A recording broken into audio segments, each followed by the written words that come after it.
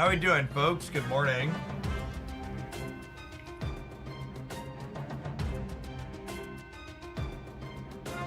For a couple of resubs to kick us off. Milla, appreciate the half a year. Good morning, good morning. Trench, thank you for the over 3 years. 37 months is a long time. Thorborg coming in hot for the 15. Howdy, howdy.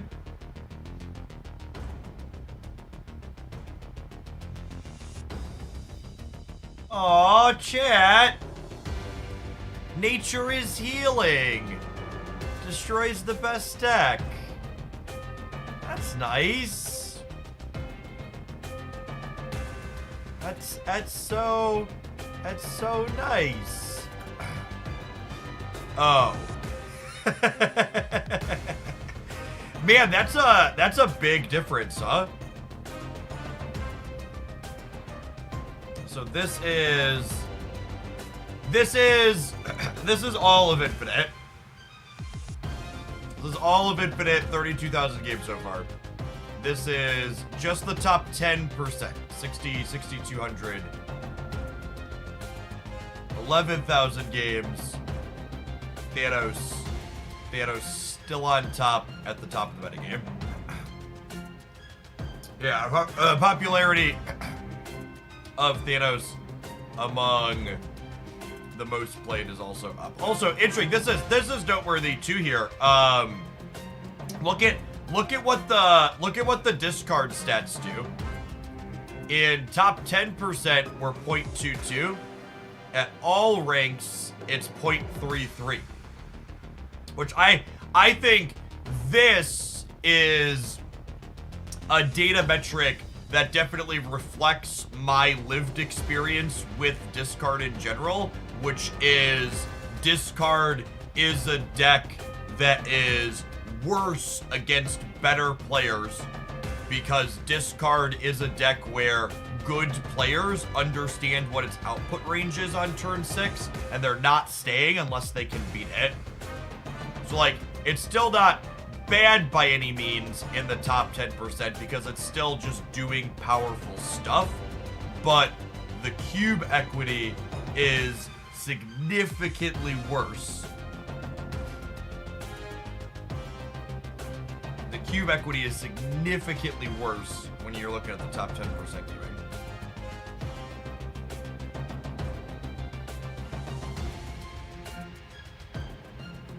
What do cannonball decks generically look like?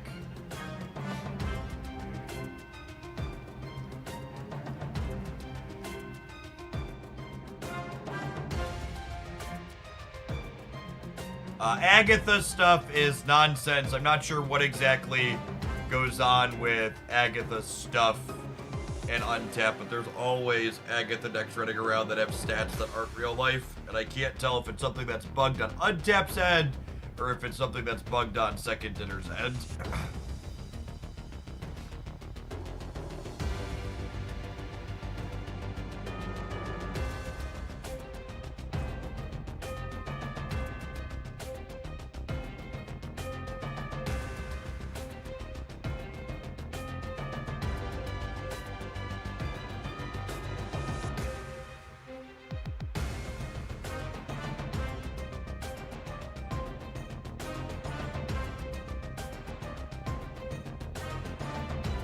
We don't talk about Agatha Fight Club, yeah. Loki with the negative cube, right? Yep. What happens if I look at top 50%? Thanos is right towards the middle. Discard still towards the top.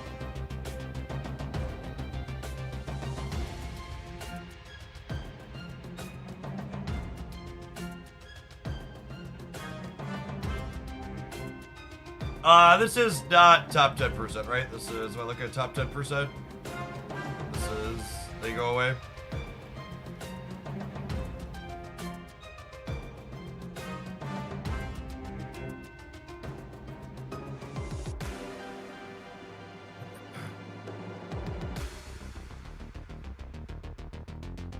I feel like I have a hard time envisioning Cannonball being better than Shang in a deck like this.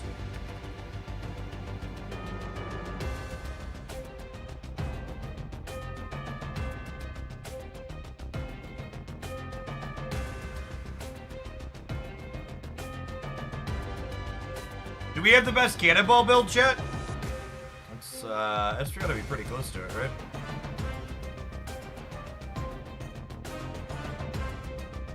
Small sample size so far, but this is what I intend to do. This was my cannonball deck highlight Wednesday. This is the pile of cards we built. Not a huge sample size there, but it's felt playable. I think these stats will assuredly go down as it gets played more, but that seems fine. Phoenix Force doing numbers. The more popular Thanos deck's giving up Professor X? No, they're still playing it. I guess this Phoenix Force build is playing Living Tribunal, which can help you against Professor X a little bit. But the Nimrod and Multiple Man plan both really struggle with Professor X.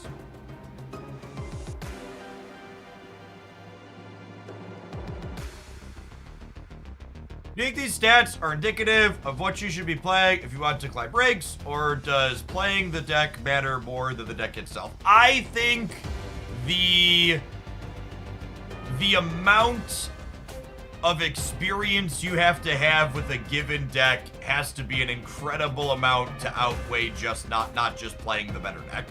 I think especially with a deck like Discard or Thanos, where the best play patterns are like pretty straightforward, I think almost assuredly it's looking like you should probably just be playing one of these things.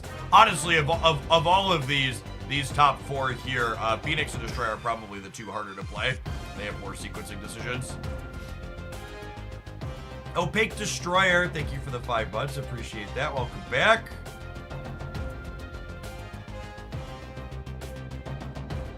The highest Hope Summers deck. Thanos is the highest Hope Summers deck.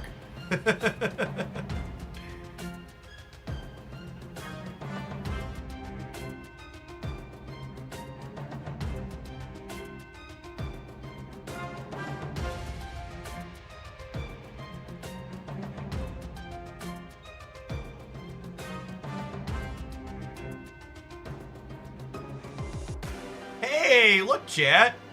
The Moon Mocking deck that we posted a highlight with the other day.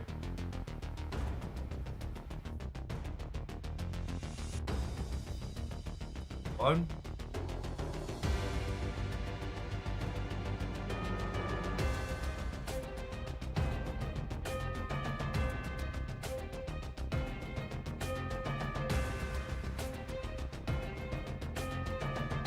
This deck's gotta want Shauna, yeah?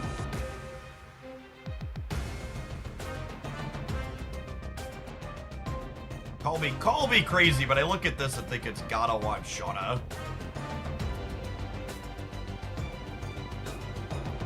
Hey, thanks for the 31 months, Double Pope. Welcome back.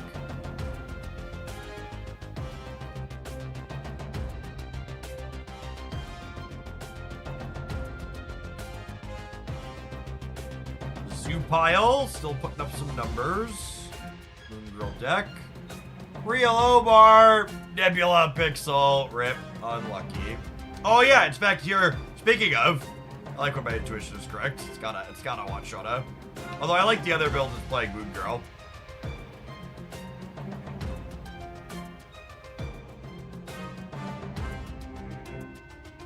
I kinda wanna shove Hood into here too. But I do have an unhealthy love for Hood as a card. Import something like that. We'll just screw around with it. Or a Death Wave is the most toxic thing to be doing. It's really hard. It's really hard to overstate how much more I enjoy Marvel Snap as a game in a it's really hard to overstate how much more I enjoy Marvel Snap as a game in a post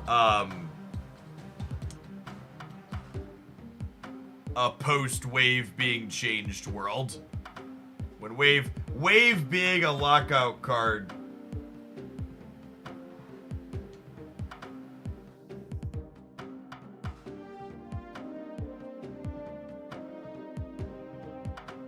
Wave being a lockout card is not an experience I remotely miss. Let's grab this one. Hey, tips or decks you give a free-to-play player to get to infinite. Well, I mean, so one of the things that I think is funny / amusing is that pointing out that you're free-to-play in Marvel Snap is very different than free-to-play in other card games, right? Like, if you tell me you're free-to-play in Magic Arena or Hearthstone, I would recommend decks that have, like, less rares and less mythics in them, right? In Marvel Snap, the only difference between free-to-play and not free-to-play is, the only difference between free-to-play and not free-to-play is your access to the latest season pass card, right? So, like, basically, if you're a free-to-play player looking for a good deck, you should go check out a best decks roundup and just find a deck that doesn't have hope in it, right?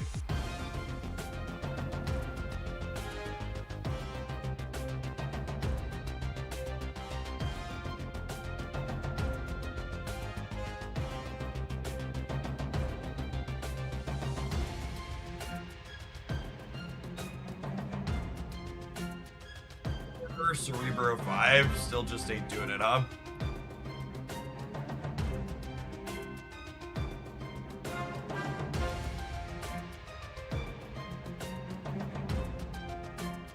This build doesn't look good, to be fair, though. Yeah, Black Swan build's doing well.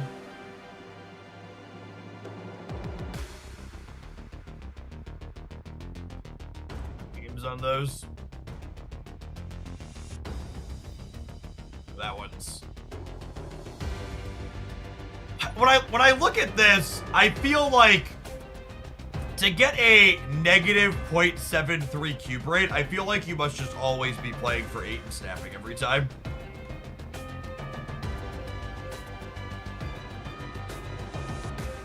War Machine also allow you to move your cards anywhere or just play anywhere. No, there's nothing about the text that says anything about moving. Only play.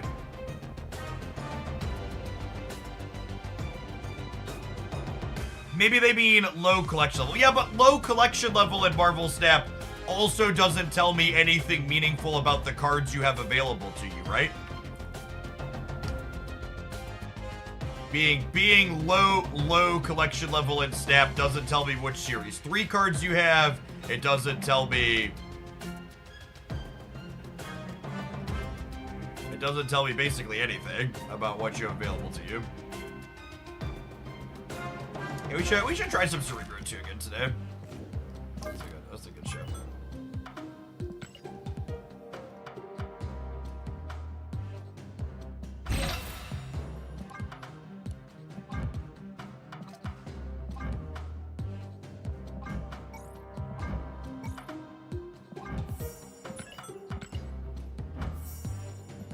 It also doesn't tell you like which series 4 and 5 cards they have either, right? Everybody has different textured collections. Yes, this is the stock Cerebro 2 list at the moment. Alright, let's do one more pass. Let's just sort this by average cubes. This is the way I like to go sleuthing for new decks. See if there's anything popping up. We just like cut all the usual suspects. So we'll trim Goliath, we'll trim Thanos, we'll trim MODOK. Scroll a little bit. Null as well.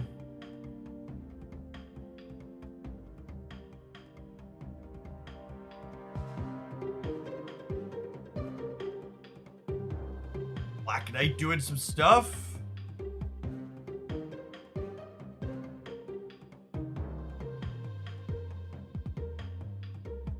Hey, Cigar Pete. Thanks for the tier 1. Appreciate the support. That's a neat pile of cards. The curve on it's real chunky, though.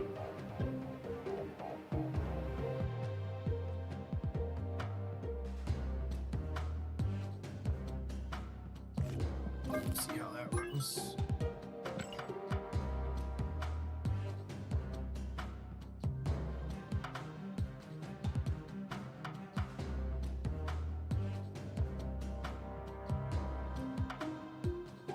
The Hella list above it starts at 3. Yeah, but Hella's a different style of deck than a deck like this.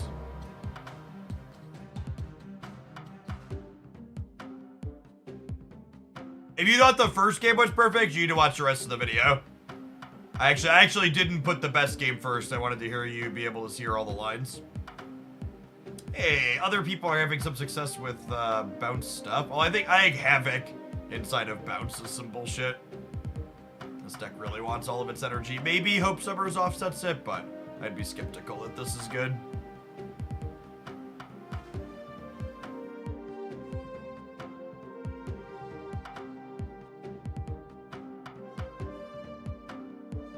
Do we know what the total is for the new Step Up bundle on the web shop? Anybody know?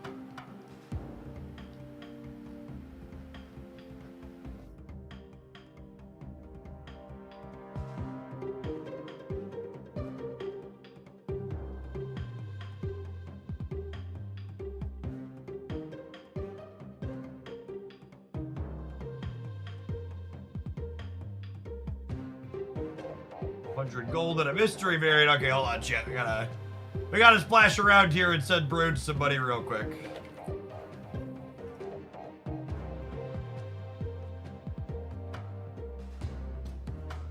Maybe we'll find out live on stream how much this costs and what's in it. We're definitely buying 1,300 gold for $10 though. All right. It looks like it's almost time for our first stream ad roll anyways. We spent so long talking about deck lists, so I'm gonna tap the ads button while I buy some stuff here. And then we'll be in a second. Thanks for hanging out. Don't go anywhere.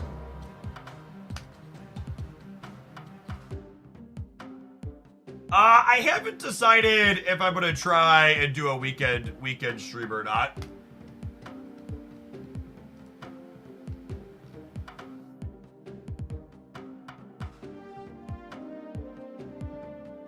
Can someone better than me total this?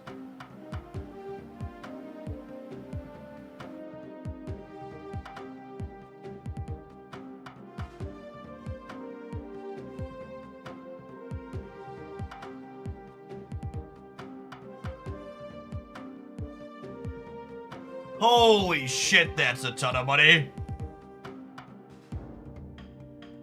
That is a huge, bro. This is... I will be shocked if they see any return. If that's a good return for that. You end up spending, it comes out to $229. Holy fuck, second dinner.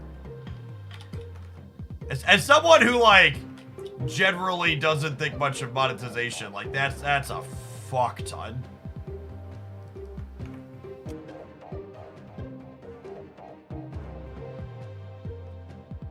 I guess they put a bunch of tokens in it, and they're trying... This is the first time they've had a bunch of tokens in it, right?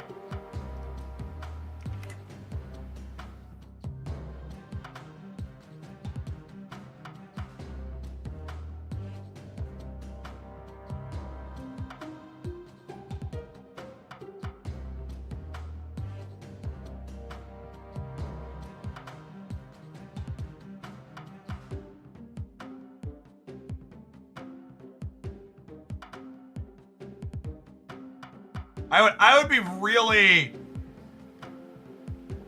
Eskimo Brody, thank you for the 2 months. Cigar Pete, thank you for the brand new tier 1. Yeah, I'm really surprised. Okay, let me pull a step up bundle up here on Chop. So for the record, if you're a small spender / minnow, and if you periodically buy stuff more than the pass, like this first one, 1,500 gold and a mystery variant. 1,500 gold for a mystery variant is, or sorry, 1,500 gold and a mystery variant for $10 is, that's great. That's really solid. That's like an easy pickup for anybody who spends money on Snap. 2,500 credits for $15. I guess it's like an extra 1,000 credits.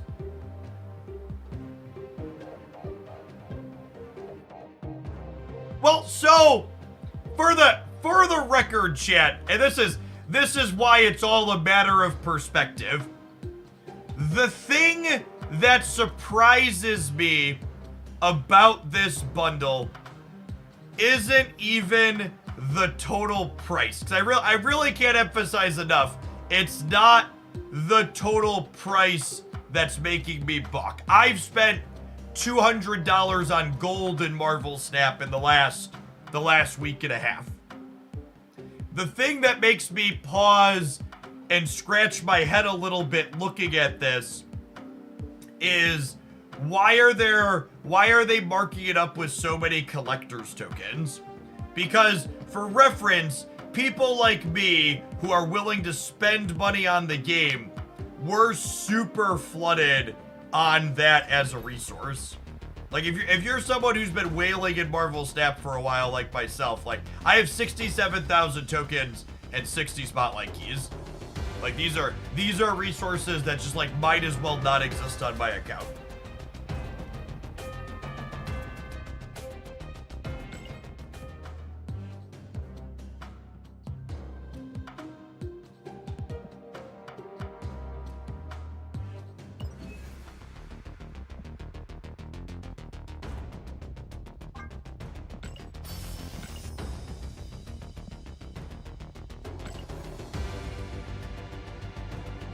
It's an entry point for 2 bills. Yeah, maybe. They're still trying to figure that out. Every time they give me a bundle with collector's tokens, then I'm like, you're missing my money.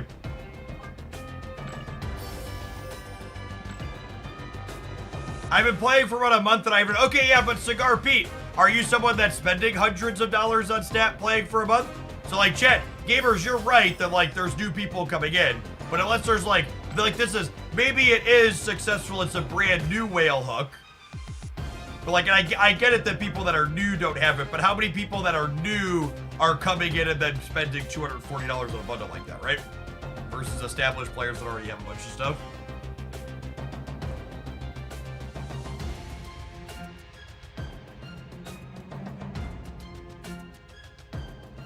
Like this is solid.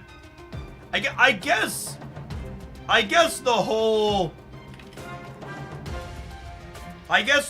bit here, one way to think, God, am I gonna fucking mental gymnastics myself into spending too much money here? So there's 16,000 credits here. There's 16,000 credits here on top of 10,000 gold. We're gonna pull out the calculator. Chat, the math is convoluted by design. So it's $220 for the rest of it. Maybe like, here's the thing, chat. Like I literally spent $100 on gold last night because I was out of gold again. Like I just topped up again buying at the base rate. So like, I'm pretty sure this is better than the base rate. So even if I get rid of the collector's tokens and don't think about it, yeah, I could even just skip the last 50 if I don't care about tokens. That's a good line too. So if it's minus 50, it's 180 for this giant pile here.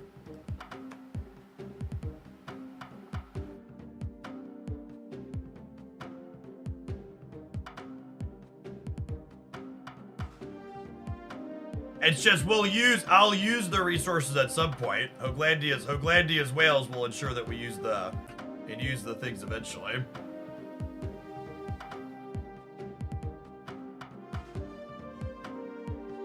It's not 1,500 gold in the first offer. So again, if you click view breakdown, oh, that's not what it is. So on the shop, it's not 1,500 in one go. It's you buy 1,200, and then after you buy 1,200, there's a 100 and a 200 immediately following that are free. Yeah, I think I've talked myself into buying it out through here, actually, because the math on it would be 9,000 gold. There's 1,000 credits and 1,000 gold in the last one, so it would effectively cost me $180 for 9,400 gold and 14,000, roughly 15,000 credits. And 15,000 credits is...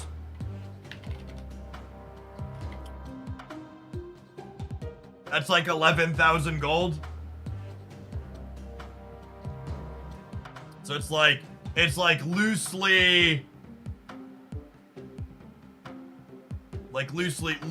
speaking, it's 20,000 gold for 200-ish, and the base rate is 16,000 gold for 200-ish.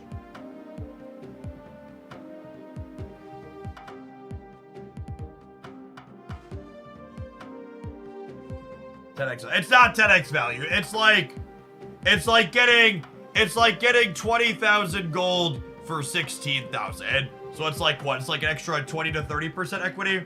That's probably not. It's close. How long is this up for? I have 2 days. I'll just do on it. We'll wait and see.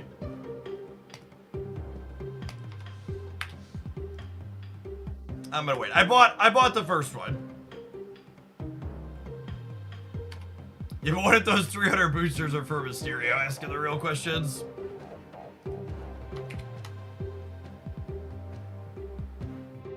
You might get Hellfire Birds. Actually, the premium mystery. This is actually another point in here to think about. This is just like how different this is for me as a whale versus you all at home. Just to highlight this, these premium mystery variants are actually worth less to me than regular mystery variants because I'm 700 gold variant complete. So the average premium mystery variant to me is just a shit avatar, whereas mystery variants currently turn into 200 gold.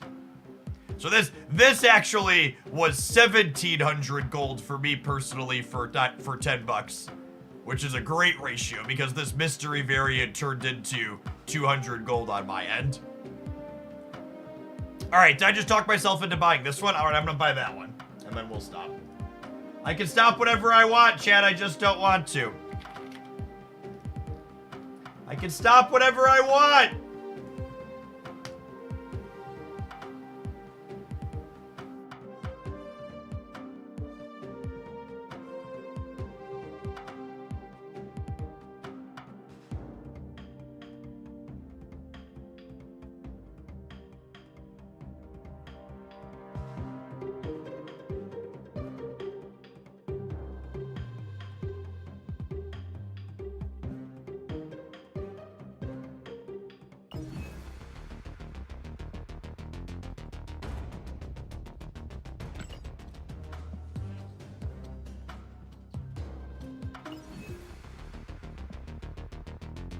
Haven't my purchases showed up yet, bro?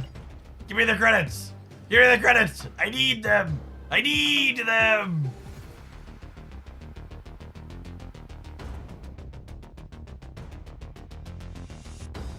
Monson, as a heads up, you can always type sub in chat with an exclamation point, and that link will let you resub on mobile. That's okay. They'll get here eventually. Bro's gotta send them via carrier pigeon, I think.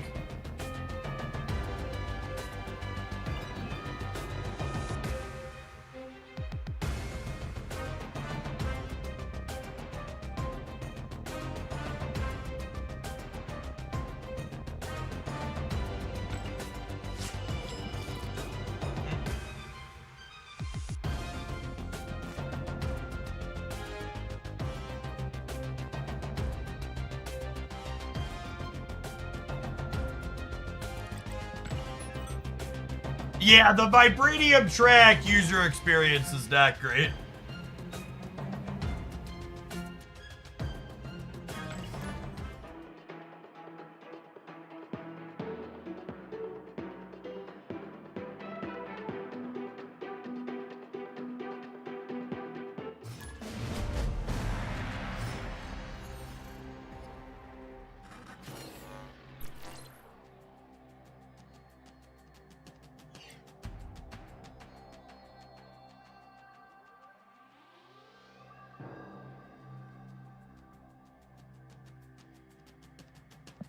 Mavudu, thank you for the primer. Appreciate the support.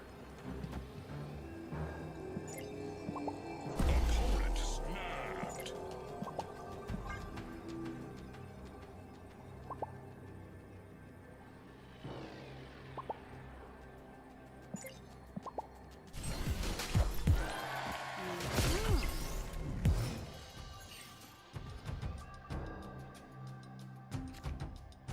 I feel like Second Dinner has been releasing less gold bundles, making gold feel less valuable to me. The key word there is your feels. And in the nicest way possible, I would just like to say fuck your feelings. I would like to substitute reality. So here's some reality about gold bundles for you. Check this link out if you think they've been releasing less gold bundles. Your feels are not reals. When you are presented with something like that, you should look to reality and not just rely on your memory, which is biased and bad.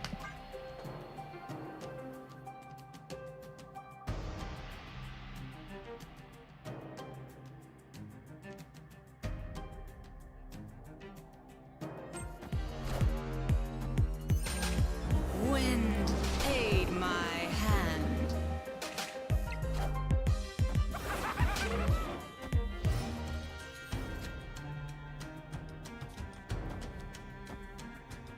Just getting Galactus.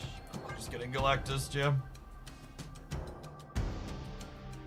Need to draw Goose next turn to not die to G-Man in the middle. Or Cosmo. Goose or Cosmo both do it.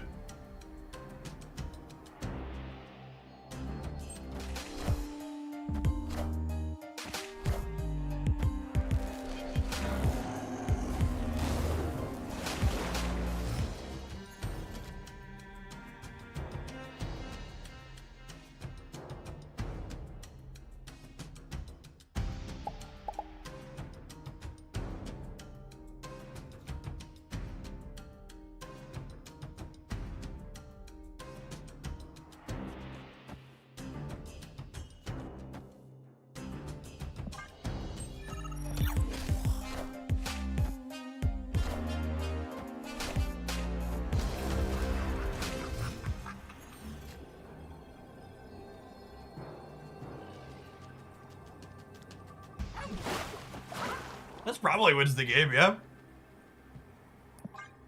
Jeff, do you have an hour about a playtime for Snap? That number is muddy because, like, Snap stays open on my PC a lot even when I'm not strictly playing it. And I also have hours on mobile that aren't counted.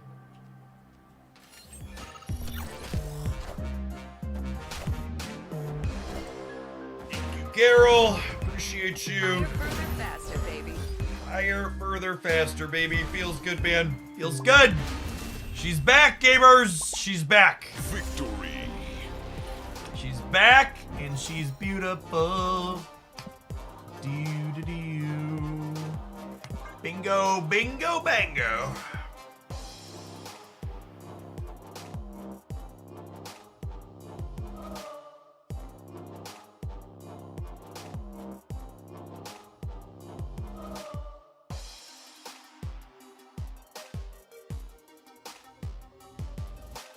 Hot Tub Tony.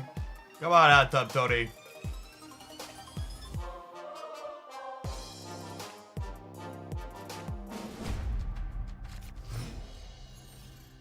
Oh, snap. Hot Tub Tony misclicked. I understand, Tony. We've been there. Now that Carol is back, is there any chance the old Magneto controller? I was looking at that the other day, and maybe I was looking at that last night. Maybe we'll try it, but it's probably just a bad lockout deck, yeah.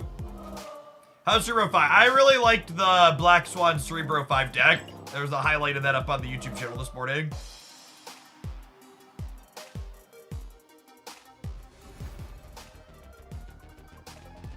Missed us. You missed us, Cerebro 5 gaming. Don't miss the highlight on Hoaglandia Step today. We'll maybe get to more of that later today. I want to try. I've got like, I loaded up like 7 or 8 new / updated old deck ideas that I wanted to try after the changes. So we're going to work through new things this morning to start, and then we'll go from there.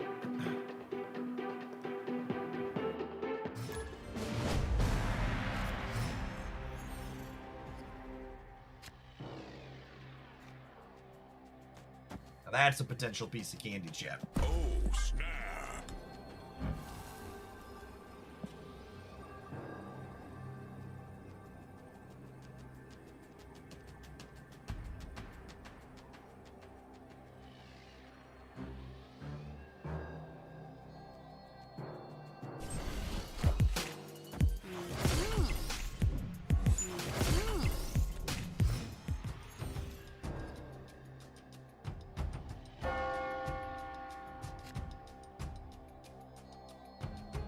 Big fish.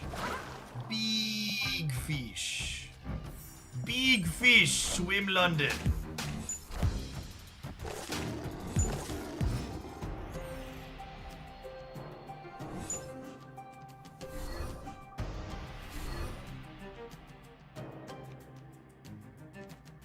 Okay, so Zabu, Bin, Iron Man. This matchup should be alright for us. We've got Mobius for their cost reduction, and we're playing Echo, Goose, and Storm. Victory. This should be a matchup that, if it's polarized, is in our favor.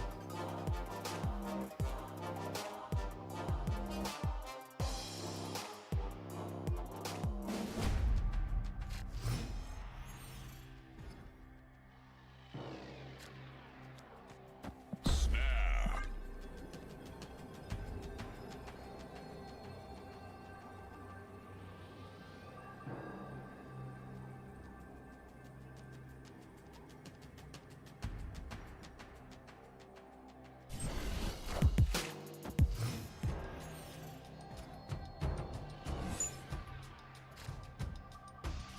And, well then, hello there.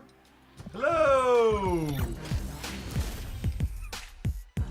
Opponent is not having a good time so far this morning. Haven't none of it. Oh, snap. Opponent snapped. But is that enough of our bullshit? I assume they're snapping because the Navalier is good for their Iron Man deck. I'm just snapping because it's turn 1.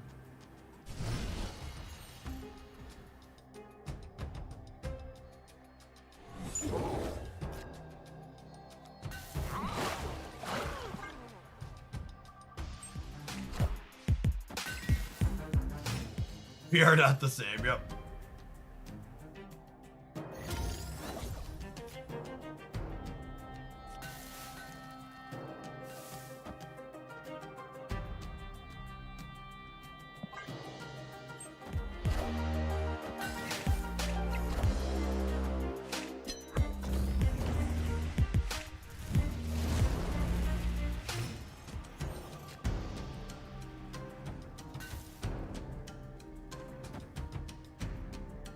So I'm gonna wait till turn 5 to put this into the Navalier is my plan.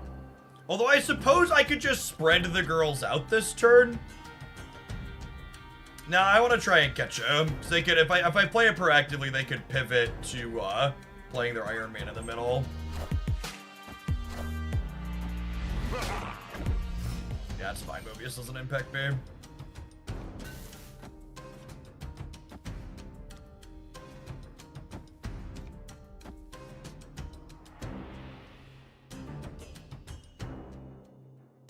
I guess this means I can't miss Marvel, but I really just, oh, Super Scroll will copy it. Oh, it totally will, won't it? That's hilarious. I didn't think about that. And I'll just miss Marvel over here, yeah? Ready to ruin someone's day, chat? Let's do a Super Scroll, bud.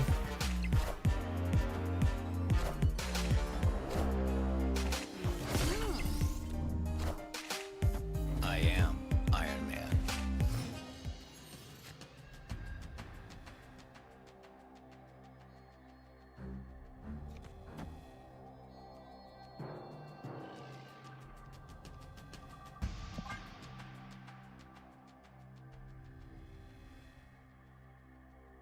And the run pull. Yeah, I think this is like a nightmare matchup for the opponent.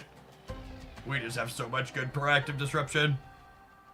Do you feel good about what you've just done? Yes. I do, in fact. Their deck is like the big number bully in the format, and we beat them with a motley crew of like 2 and 3 power things. Beating the deck that literally makes the biggest numbers in the format when you leave it alone with a motley crew of 2 and 3 power things is incredibly satisfying. Wind, aid my hand.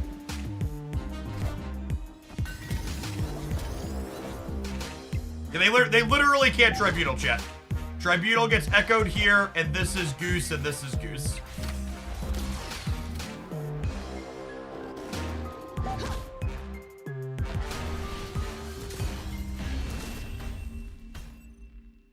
Victory. Cubes.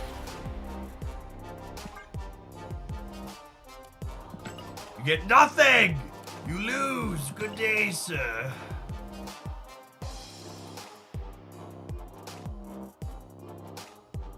I know what some of you are thinking out there. Jeff only put Chavez in this deck because he misses playing with his S tier gold Kirby Crackle gold split. And I'm not saying you're wrong, but I'm also saying you can't prove it in a court of law.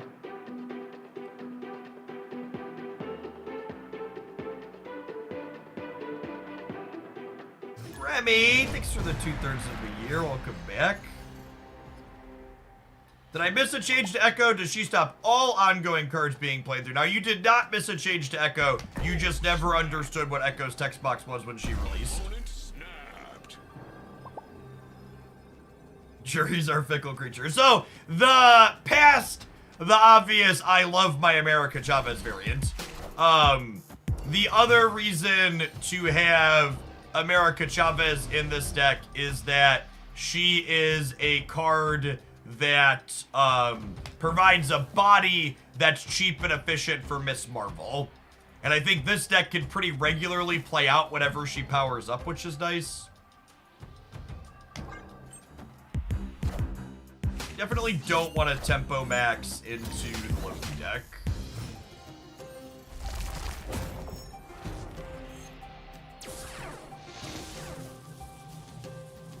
Ooh, that's lovely.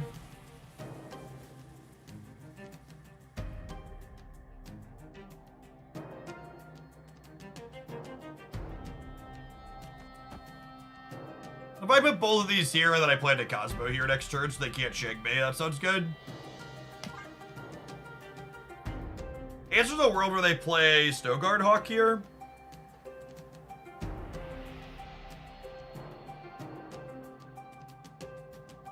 I don't know, it's not like Goose has a ton of value in this matchup anyways, but I want to play Chavez out.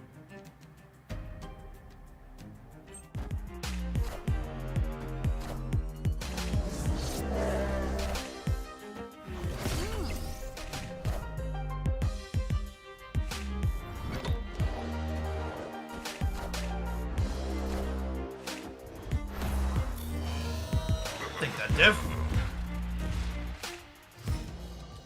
They do have priority here. Is noteworthy. So if they Shang proactively, they could get us.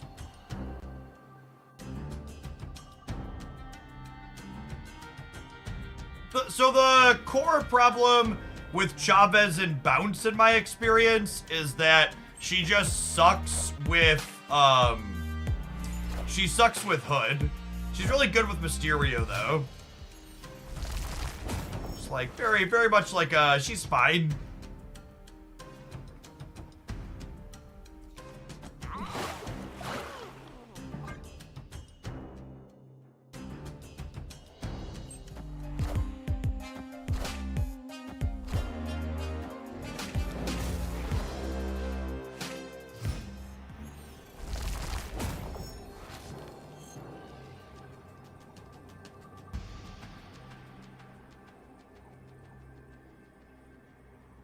Loki for 6 with Quinjet.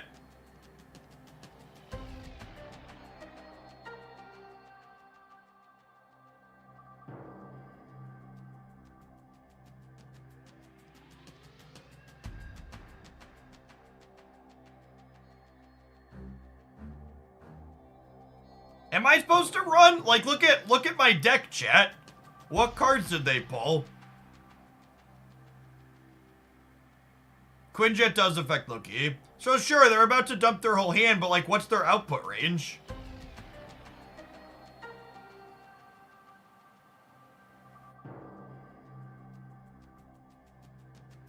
There aren't a lot of big slammers. They've got 2 1s and 2 6s, so they can't miss Marvel. Yeah, like maybe they need Max. They could miss Marvel left. That's a good shout.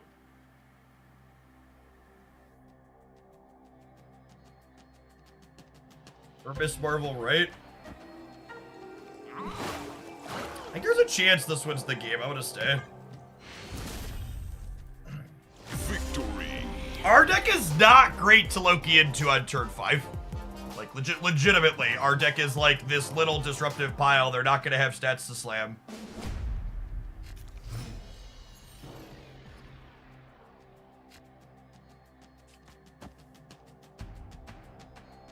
Snap. Opponent snapped.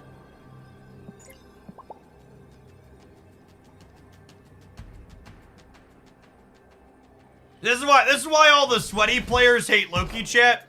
They're too busy playing good decks. You gotta play more shit decks, and then Loki doesn't bother you.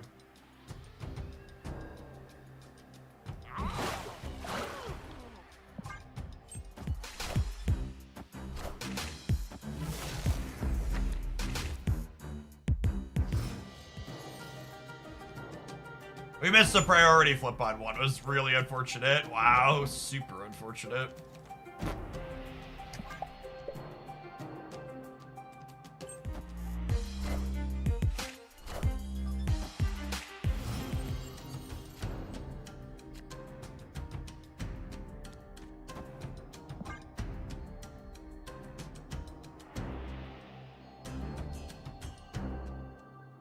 And playing the Loki Mockingbird deck for your best decks video, the absolute hardest part about piloting is figuring out when to Loki into people. Yeah, I mean, I've talked about that a lot, right? Like, a lot of the good Loki decks are only good because of the other cards that aren't Loki.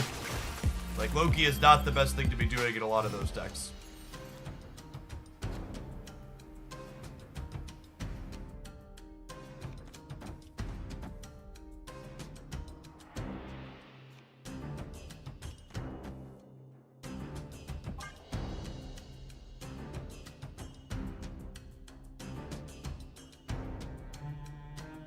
Interesting to see a Captain Marvel Elsa Bloodstone deck. 3 mana Elsa Bloodstone is just so clunky with the cards that move. She's so expensive.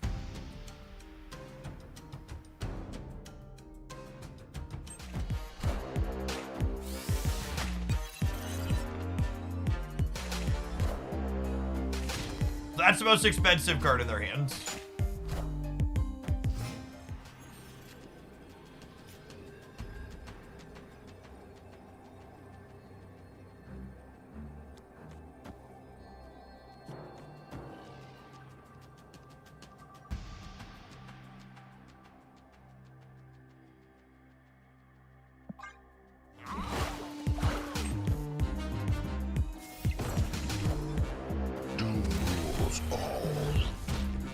I think they got us, yeah.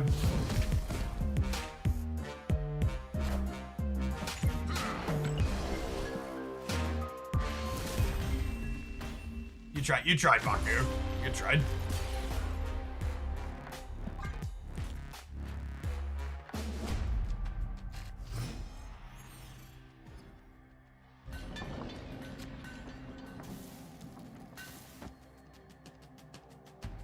That's funny. We'd have probably won that game if we'd have had priority on the first turn and Echo caught their Quinjet. Opponent snapped.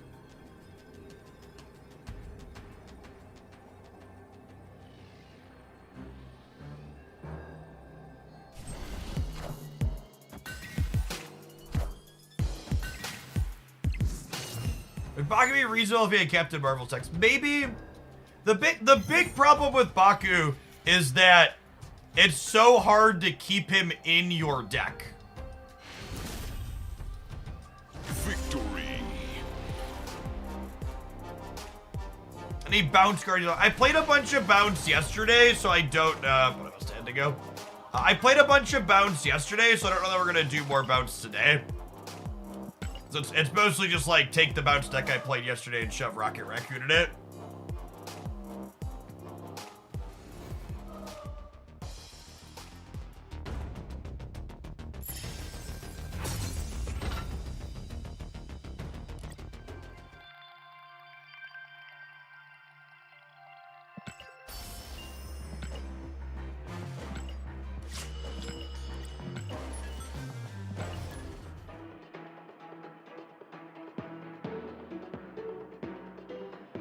Unfortunately, I think the most interesting thing you could maybe do with Guardians is like, and I use the most interesting very liberally here.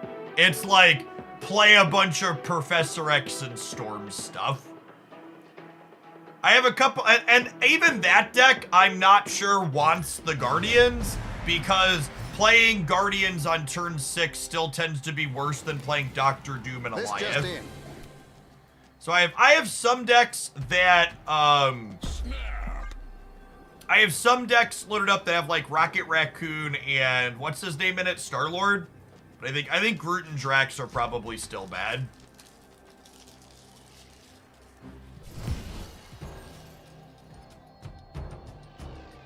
Opponent snapped.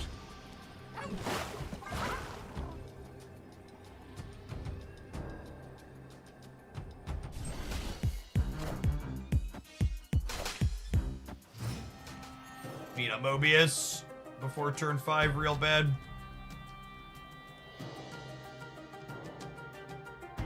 Oh, you know what we actually get to do now, though? Now I get to Storm here and then Goose here, yeah?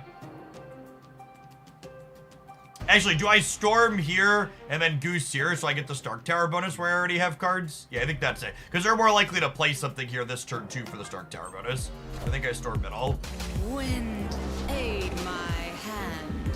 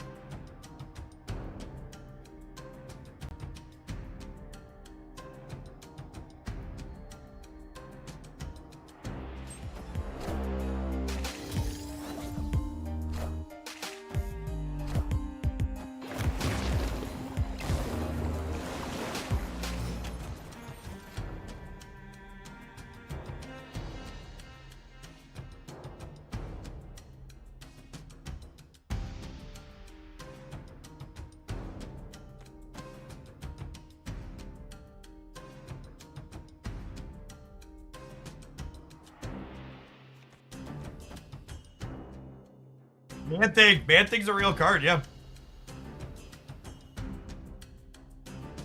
That's a tough one. For reference, Hazmat Sarah is likely what the opponent's playing, and it's a deck that's been going around.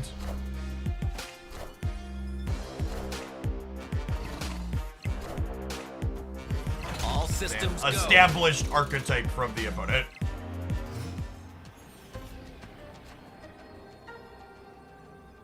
Before anybody suggests that I play Miss Marvel to win the center, there is Goose on the left and Goose on the right.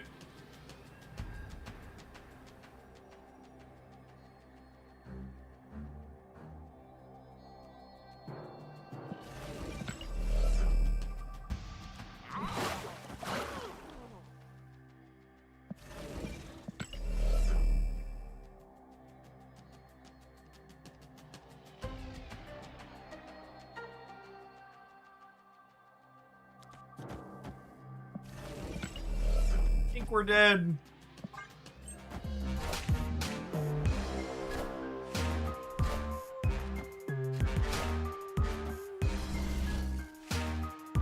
Scam. They needed Man-Thing on 4. That was a big swing. I had assumed that Jeff would be able to cover whatever they put into the center. I wasn't expecting an effectively 11 power Man-Thing. A lot of stats.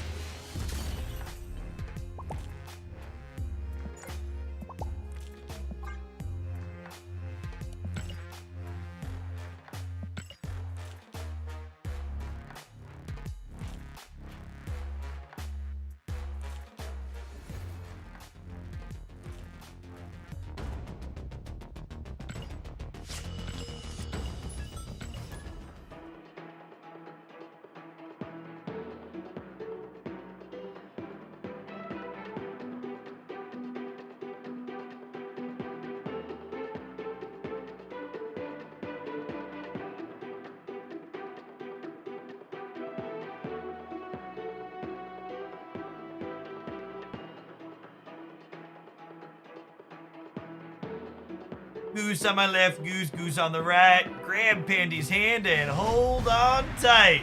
We are also a Gabby's dollhouse house. Oh, Gabby. Opponent snap.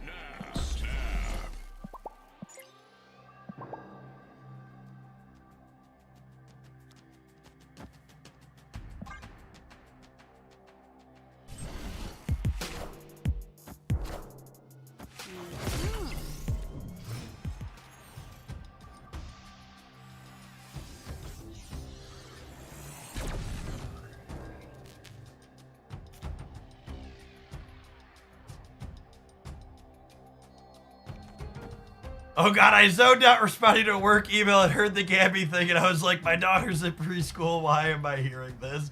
Please, dear God, make it stop.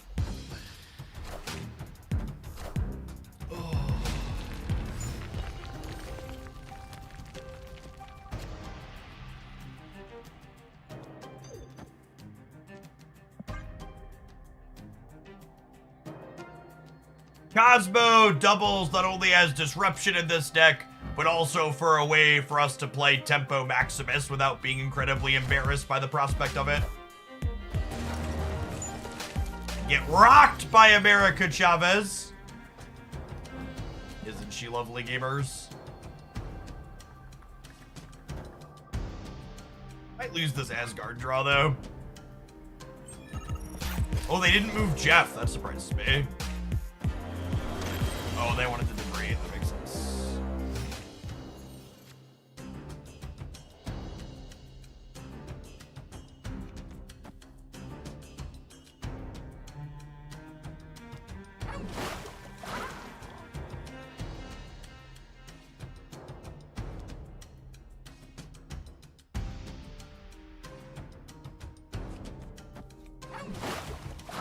What do you think of this?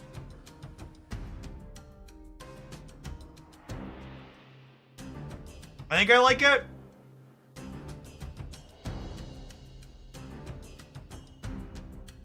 I'm putting them on Annihilus.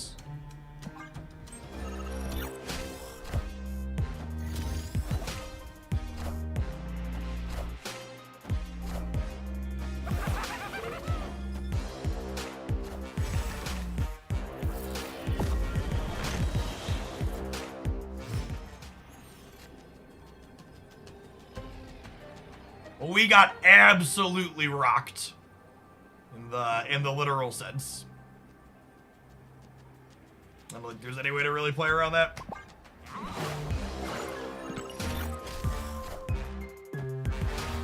Higher, further, faster, baby. Captain Marvel can't even move a rock.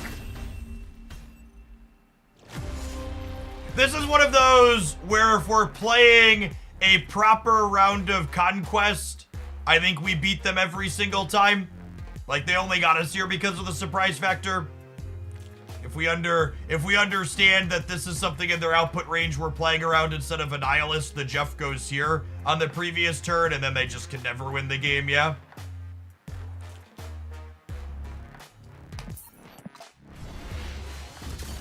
You know who else is never winning the game, chat? The non-subs. At least not for the next 2 minutes while they watch these adverts. We'll see you in 120 seconds. We're going to play some more of this Tiny Texas deck for one more set when we get back. Thanks for hanging out. Don't go anywhere.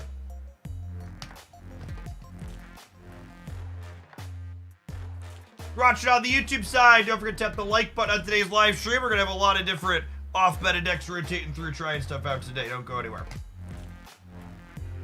I'm going to run to the restroom really quick, subs.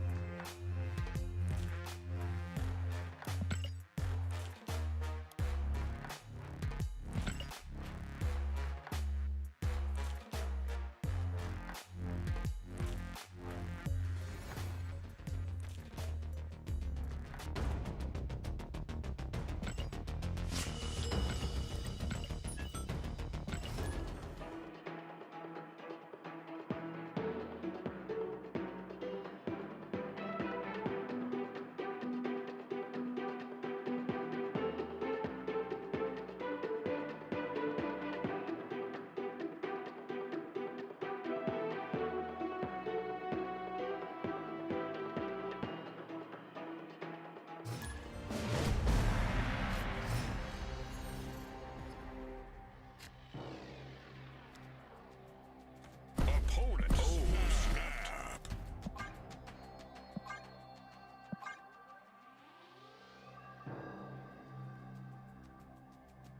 So, I have a, and this could just be what I was expecting, so it feels weird. Does it feel weird to anybody else that the undo end turn is tied specifically to the end turn button and not related at all to the undo all actions button? And it could just be that I memed about this is where I would put my undo all action buttons for a long time. But like, it's weird to me that I can't go into here and tap this and have it undo the end turn and pull everything back to my hand. Like, I feel like those two things should be connected to each other. Yeah, maybe it's just because people don't realize this is here. But like, I think they could have both, yeah? Like, they could have it so you can click here to undo it, but I think they should be able to click here and have it undo having ended the turn and pull all my cards back in one fell swoop. Victory. Like, I don't know if they need to get rid of it from the button, but I think they should have it be both. It's basically like my team. This is my TED Talk. They should have it be both. They should, cause right now it's often 3 clicks, right?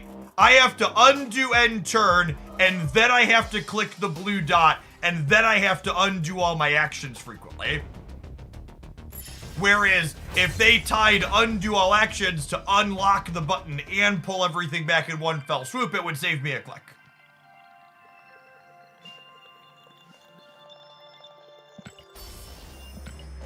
Okay, so I'm glad that's not just me.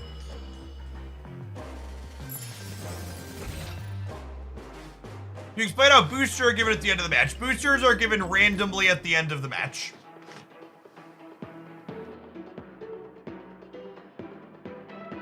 If you have a card that is missing boosters towards its next upgrade, it is slightly more likely to get boosters. Very, very slightly. Oh, snap.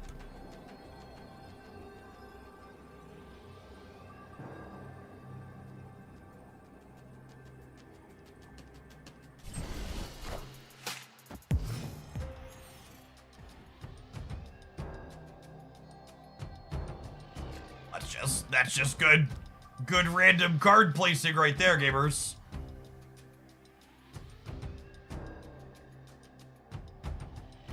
You get a number of boosters equal to the number of turns that you played. Or rounds, technically, yeah, Snap calls them. And in Conquest, it's the same. If you play a 6-round game and a 3-round game, you'll get 9 boosters for a card at random at the end. I am reborn.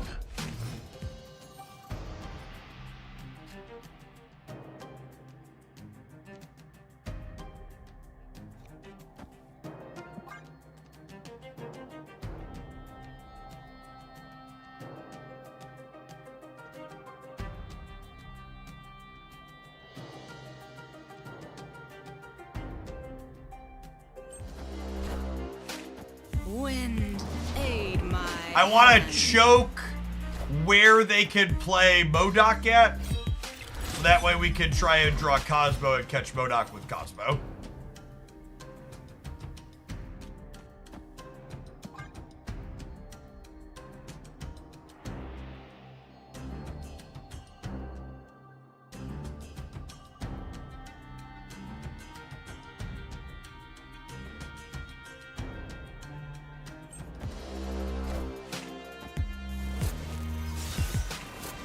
They're a Professor X discard gamer.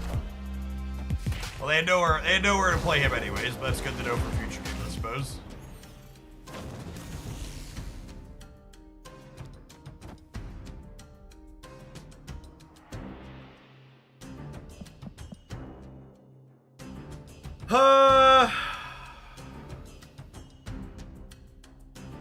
think I want a tempo max here. I think it's just Cosmo, and then next turn we go Max plus Captain Marvel in the middle, yeah?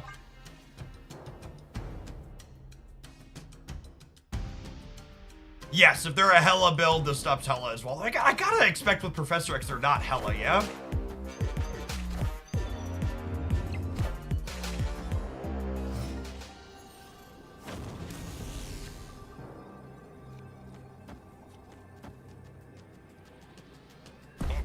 So this is 16, 21 on the left, and 14 in the middle.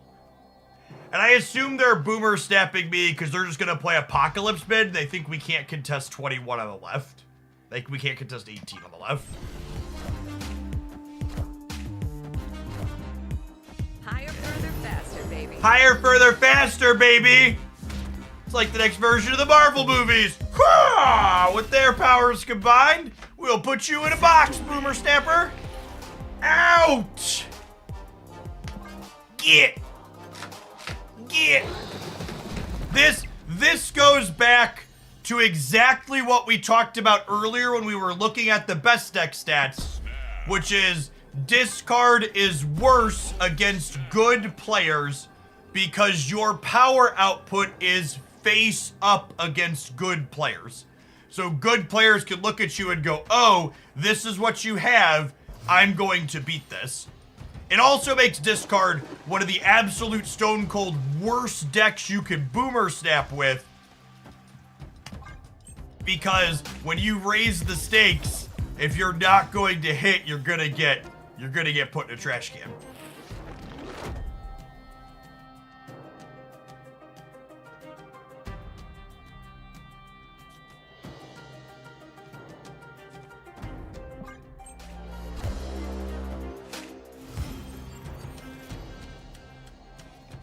Goose is a lovely draw because it lets me cut them off of playing MODOK next turn.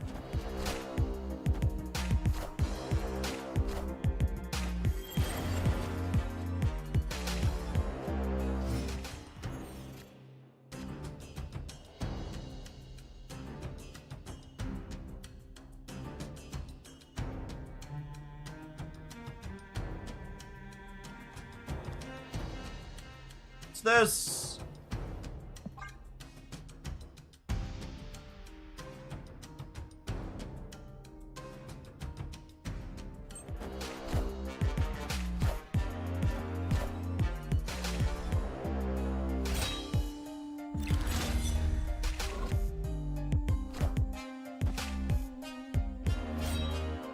I am reborn.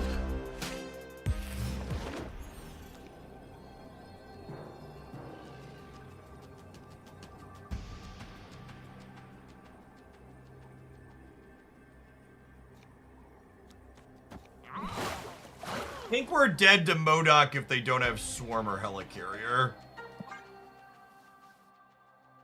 Shakes out.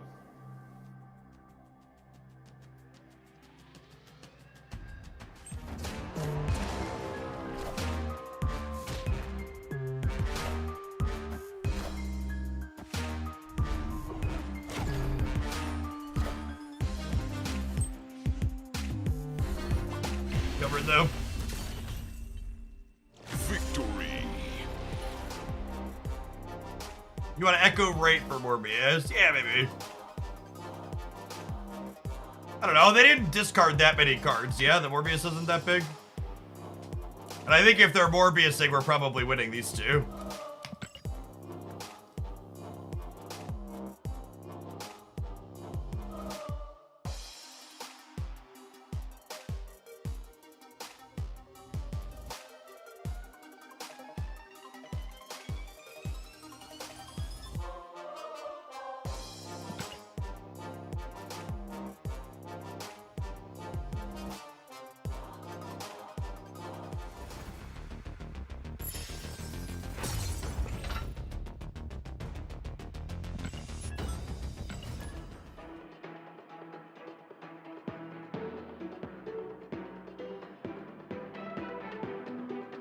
Turbo Snake Ape, thank you for the 42 months, by the way. I think I missed that one.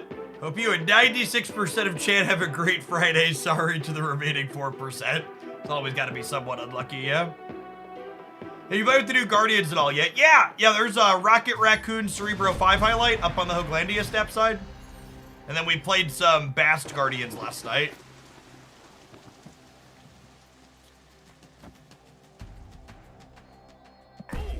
Play Nebula off the island to create a little bit of tension on where they feel incentivized to play. And then we can start stacking up the island ourselves next turn. How are you feeling about the Apocalypse change? The Apocalypse change is one of those changes that I would describe as being completely free. And what do I mean by that? I mean the Apocalypse change is one where they take a card that's really good and they make it a bit worse, but still plenty playable where it was really good before. Got him! Who's a pretty kitty? Yes, you are. Yes, you are.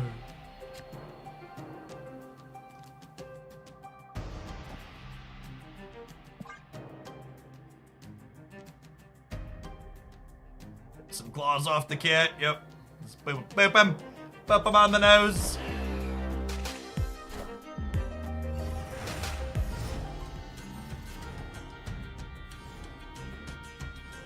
Hey, look, chat. It's the Mobius I wanted for Christmas.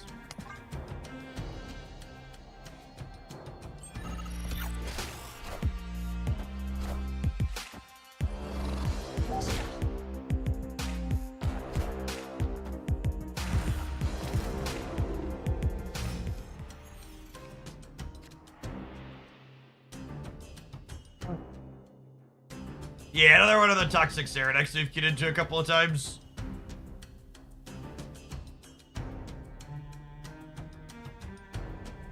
Feels like I've lost the left, unfortunately, because I can't miss Marvel into there because I put 2 1-drops down, which I think was fine at the time.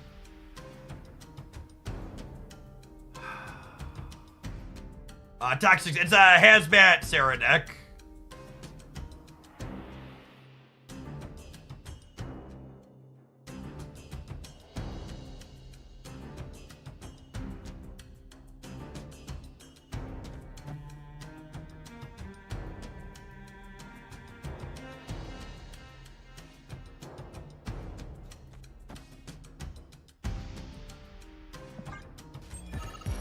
Thing in the middle, we die.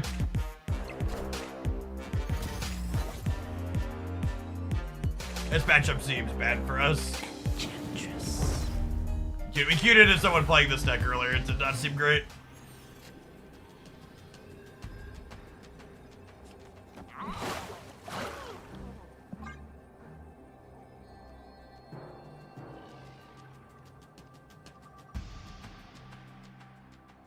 No, they're usually not a Wong deck. They're playing like good tech cards and other good Sarah cards like Maximus.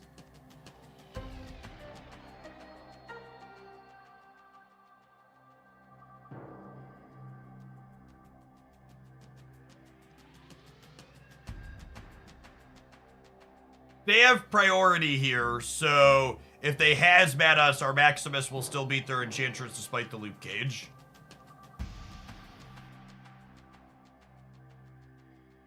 Yes, Hazmat is basically a stat stick in their deck rather than a combo piece. Is a great way to put it.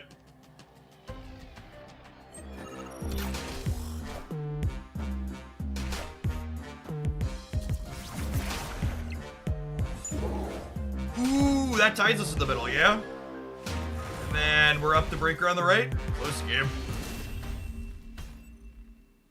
Yeah, so other cards out of the 5 that are missing in their deck so far, I would assume are Sarah, Shang-Chi, and Hazmat as 3 of the face-down ones.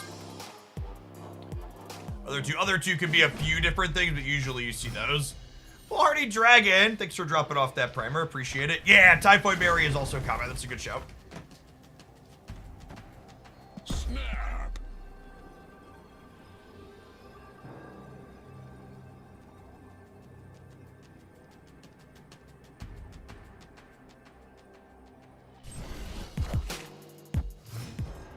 Man Thing. Yep.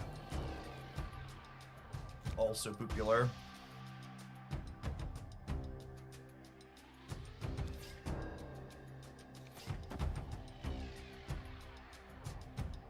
I don't want to echo here because I might miss Marvel the Space Throne.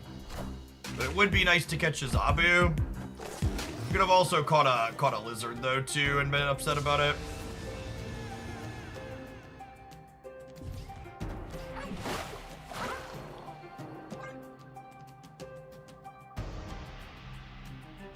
Ghost. Ghost is a card that's common in their deck too. I think the inclusion of Gladiator typically means they don't have Ghost. I believe those usually occupy the same slot.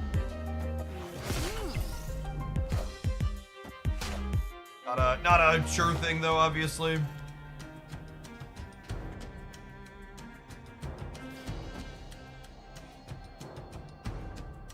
Are we in gold? This is a silver conquest.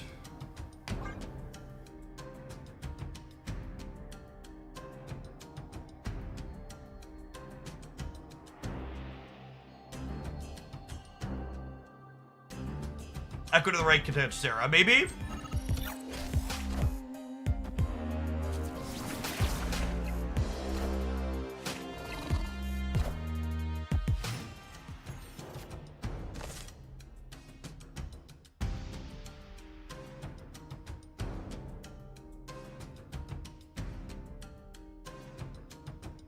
Grab priority because of the Monster Island. Rip.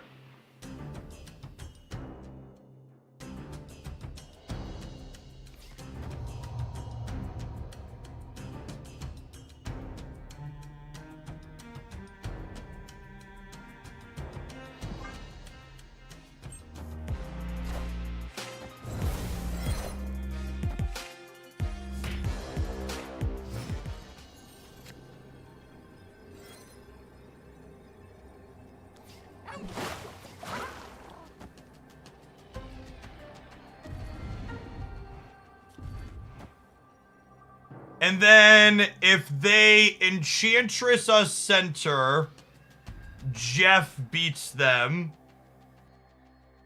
And then Captain Marvel jumps left and takes the Monster Metropolis bonus. So I think there's some question if I want to storm here or here.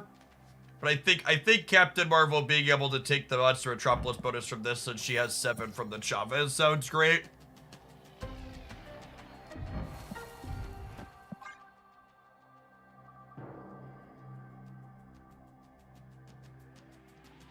We storm Echo left, we kill the lizard. There's a good chance they're putting Luke Cage into play here.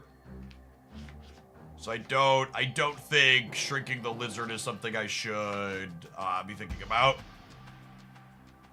RJBH, thank you for the 14 months. Welcome back.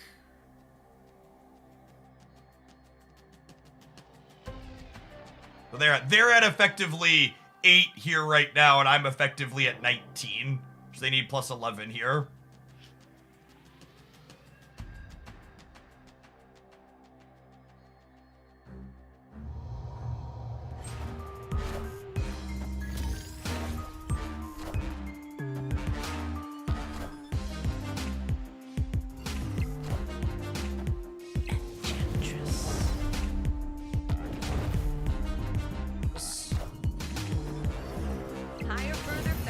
Oh, man. Fucking cost reducers, chat. Where is my Mobius at?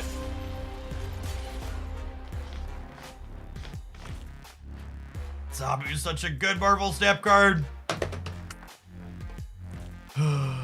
Shoulda just played the Echo here on 2. Unlucky.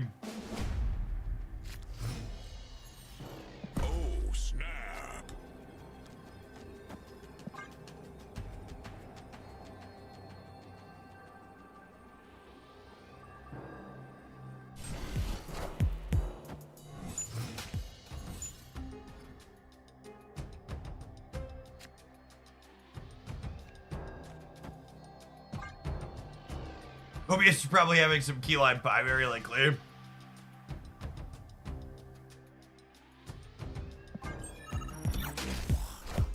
Wonder if I'm supposed to tempo Maximus.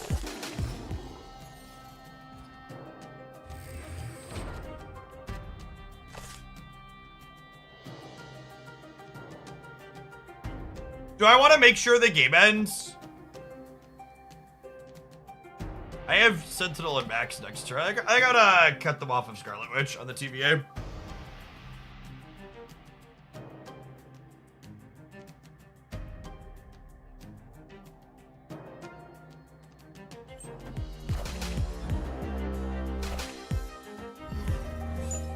Time's up.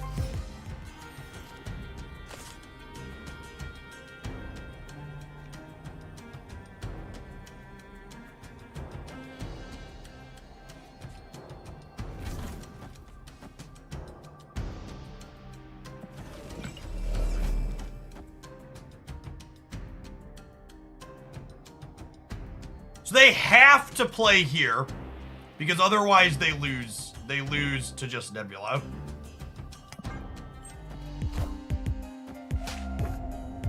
Maybe because they have to play here, I'm supposed to assume they leave the tie here, and then put the Sentinel here and the Maximus here.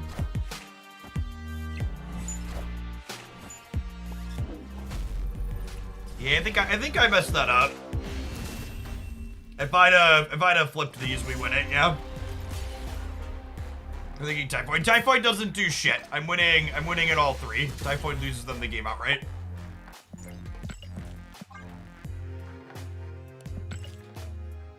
Yeah, incredibly bad play to stay and make.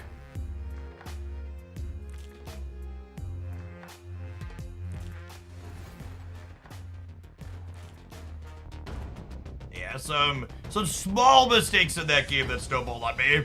The second game not playing the Echo on the right, and then that game, I came to the wrong conclusion on Echo or Sentinel and Maximus there on the last turn.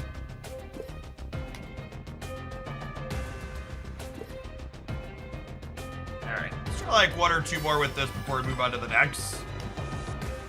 This has been fine. It's like a typical... This is like a textbook example of this type of deck that I usually really enjoy playing, but it's like definitely not super powerful. Like you're living and dying by those small decisions, like where should I put Echo and where on the second turn.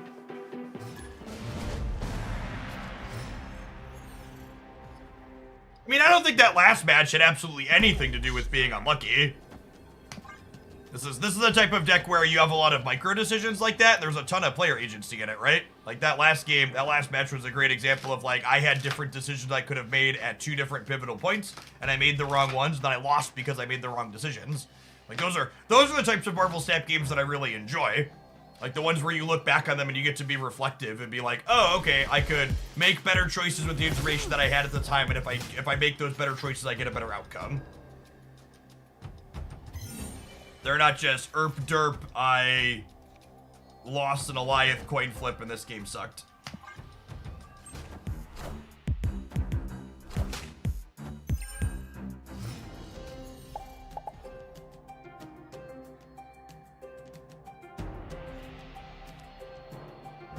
He's super annoying.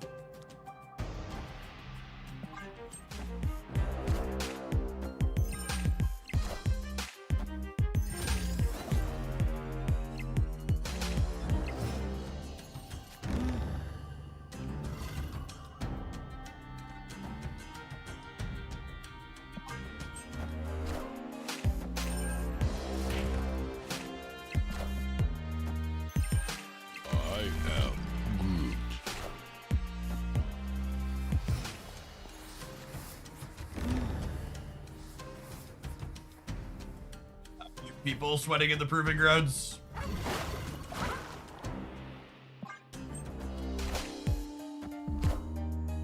Pedestrian Wolf, thank you for the primer, appreciate it.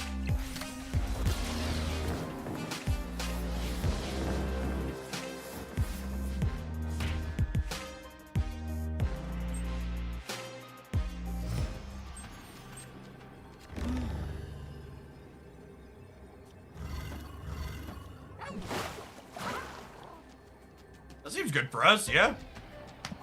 Captain Marvel's really solid into Gene.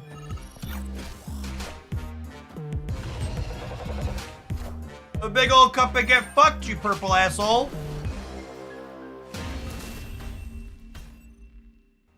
And this is people have been asking, are we gonna play more Guardians of the Galaxy? And I've got some like little small ball brews like this that are playing Rocket and Star-Lord. But like the reality is most of the stuff people are doing with the Guardians is they're just taking the Alioth lockout decks and making them like 2 to 3 cards worse. Like I was doing some drops late last night and had Dexter on, and he was just like, he kept having Guardians in his hand and just kept Aliothing people instead of playing the Guardians, because Aliothing people instead was just significantly better. Snap.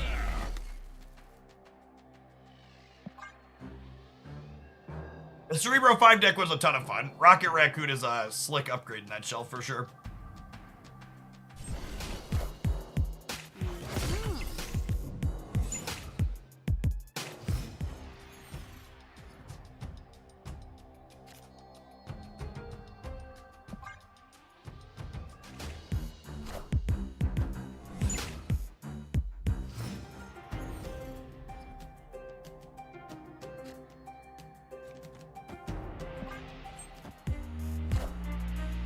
Wind, aid my hand. Werewolf. I'm not even sure that original Werewolf by Night would be playable right now. Which is like super sad because it's a really sweet card. But genuinely uncertain if that card released in its original fully powered state, if it'd even be good enough.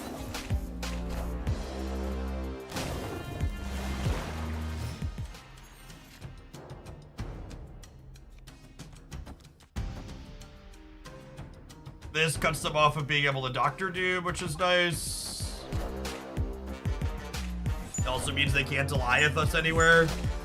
Turns their Guardians off. Yep. Shh, be very quiet. We're hunting Alioth players. Very quiet.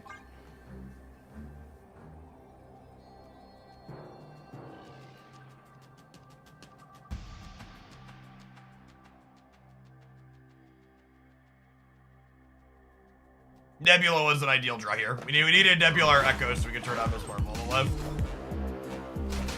Although, it looks like they have Rocket Raccoons, so probably dead. Drax's buff winning up the game here. We'd have won the breaker without Drax's buff.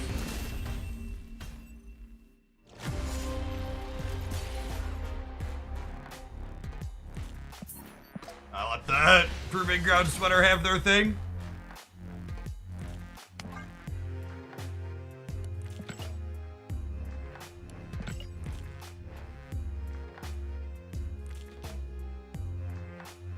Alright, gamers. Looks like it's about that time. We're gonna go ahead and tap the adverts. We're gonna play a different deck when we get back. This one was fun, even if it wasn't eminently powerful. We're gonna try another pile of cards when we get back. Thanks for hanging out. Don't go anywhere.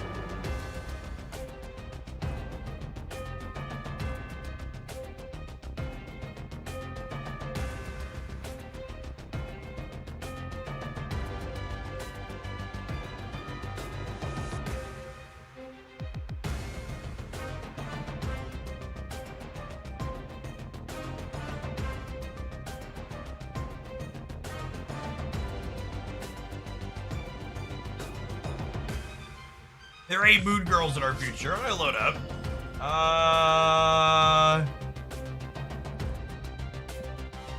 No, I did not load up any Moon Girl decks.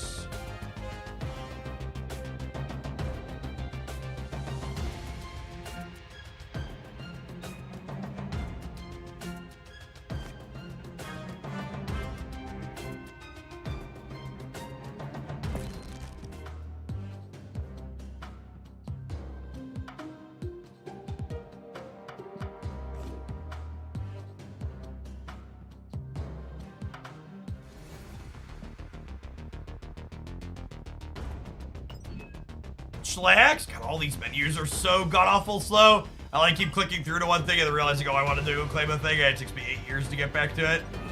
It's for the 5 months bunch.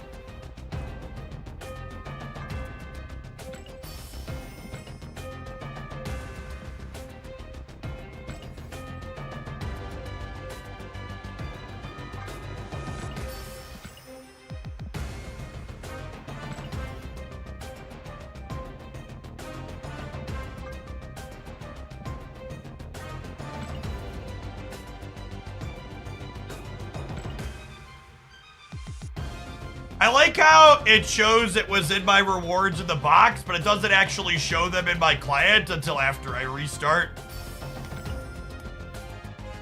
Start real quick here so our resources pop up. That's such a, the track is such an awful user experience.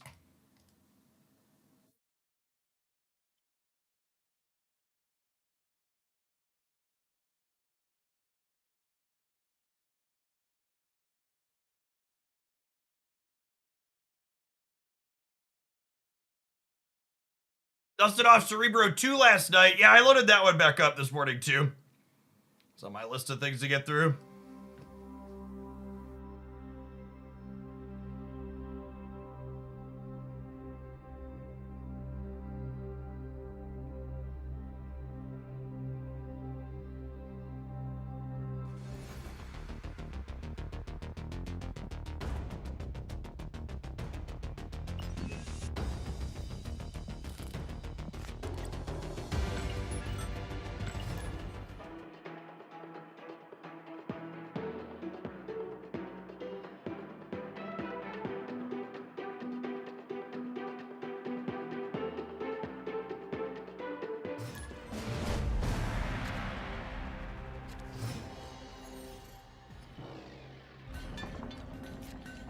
Oh, snap. Opponent snapped.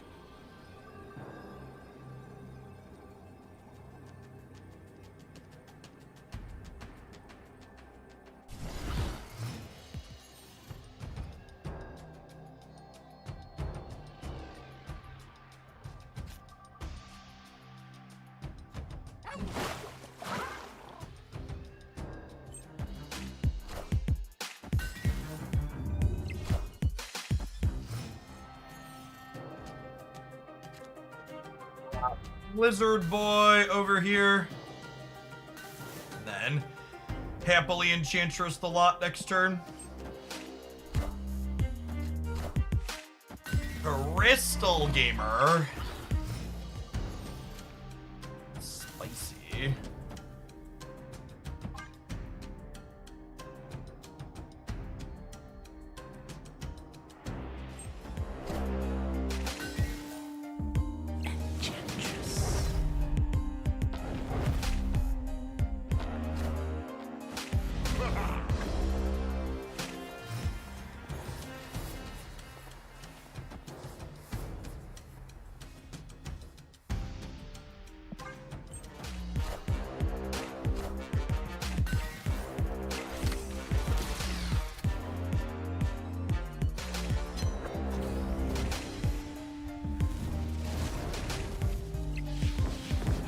Like hella stuff.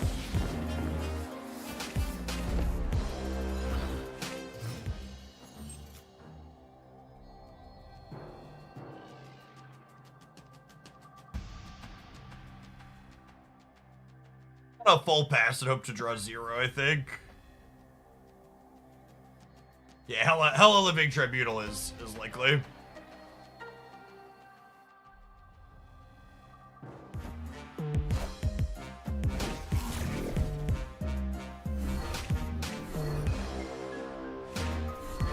My god, they didn't have hell on their first 10 cards. Yikes. Yikes. And it wasn't the 11th card either, gamers. Hope you all appreciate how skillfully I outplayed the opponent there. Let's really put him in a box in the ground. It's funny, so if they had hit the hella here, I think we were actually supposed to Typhoid without Luke, so that way their Iron Man path all got a bunch of -1s. It's more detrimental for them than us, I think is the way it works out.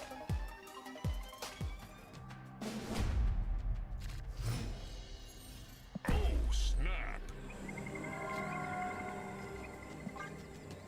Opponent snapped.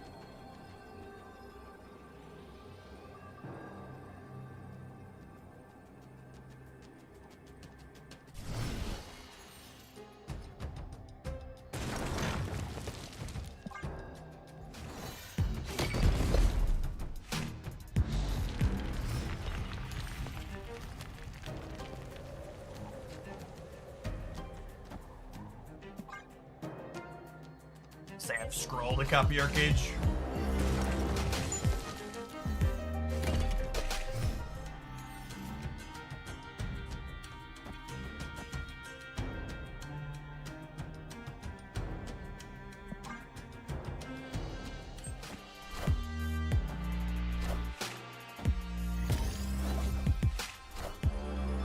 Grief, thank you for the 48 months. Oh no!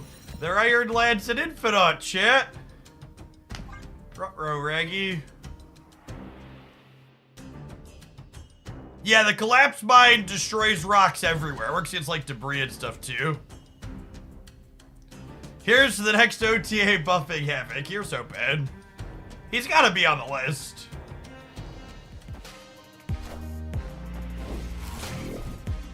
They're really good at not having Hela in their opening cards.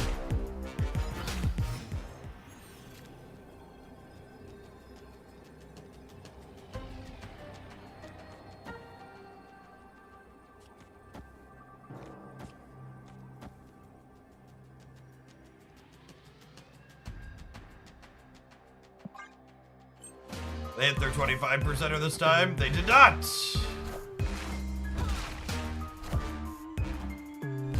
Just decided they were done.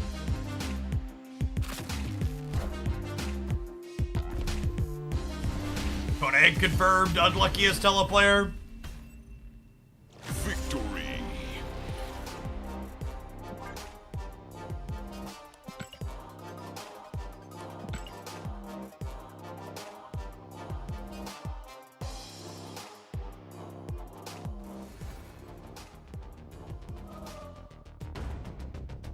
Road felt bad for yesterday morning's RNG, mood.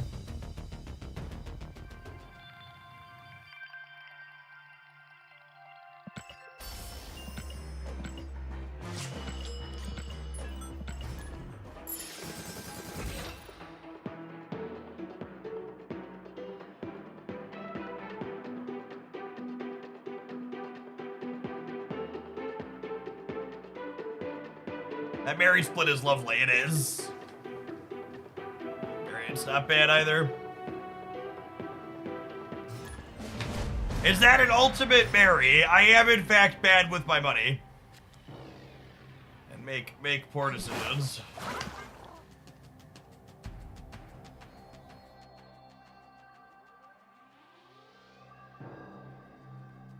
No judgment. No, you should have a lot of judgment, chat. Please judge me.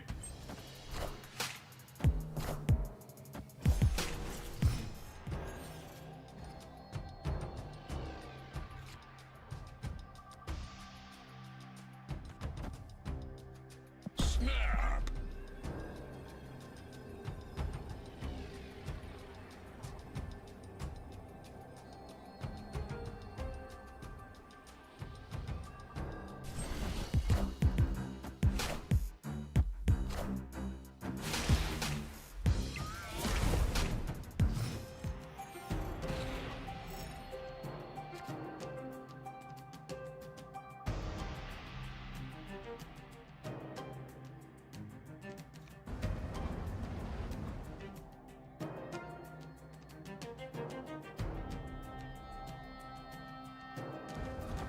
Is this a little too risky, or is it just right? Could get got by a space stone.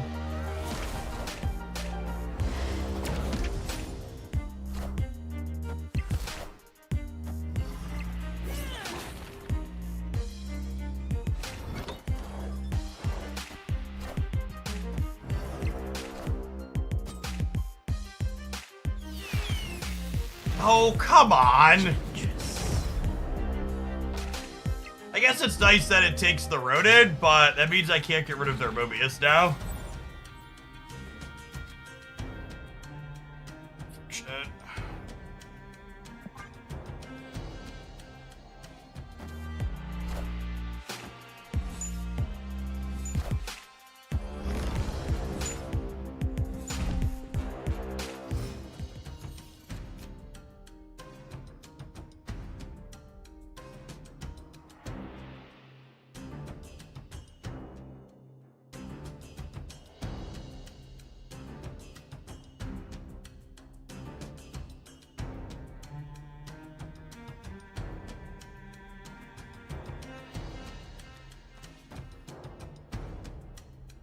I need to do this so I have priority, yeah?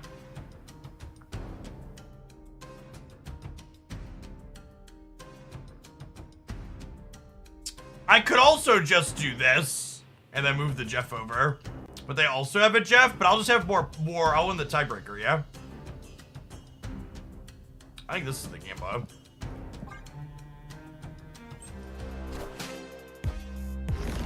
The card nerd.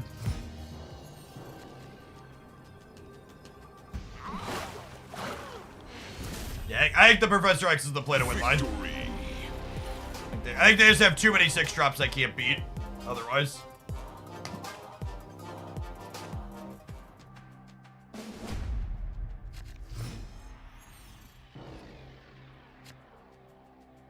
Snap.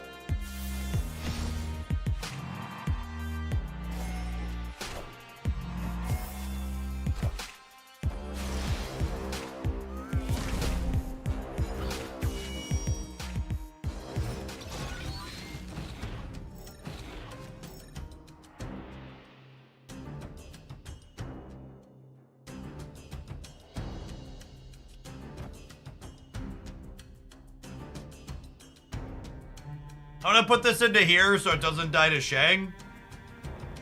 I think is the plan. And then we'll just soak 2.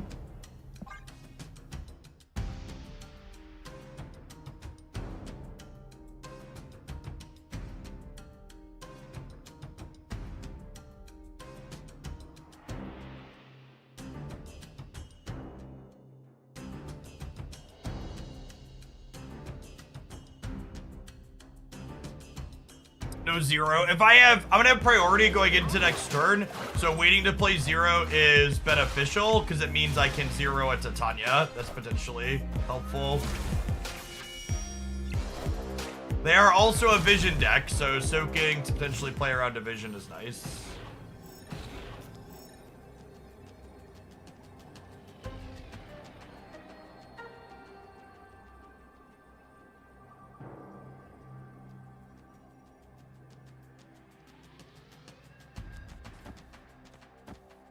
This ties vision on the right and gives me a total of 13, 24, 33 power.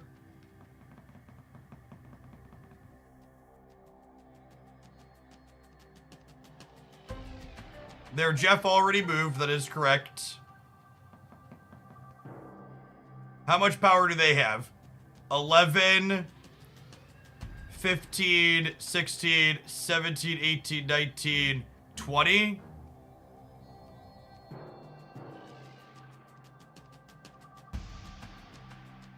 Lose the breaker to a blob if I full soak, if I don't soak extra.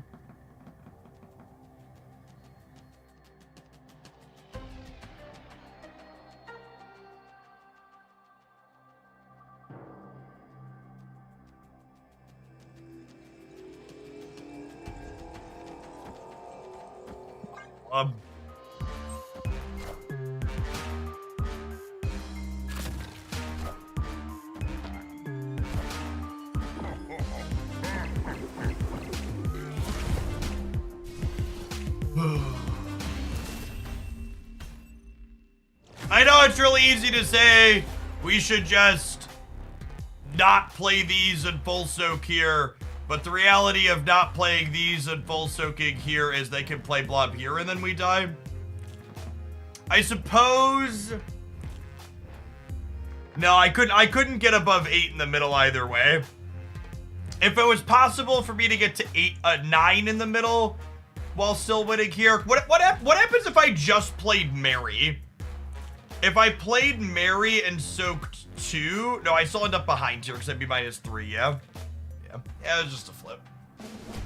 It was a flip of playing center to beat blob. No, we were dead to blob. We were dead to blob left every time, right? They actually just fucked up. Oh, snap.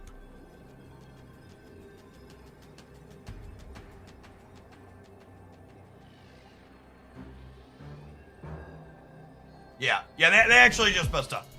I was dead to blob left every time.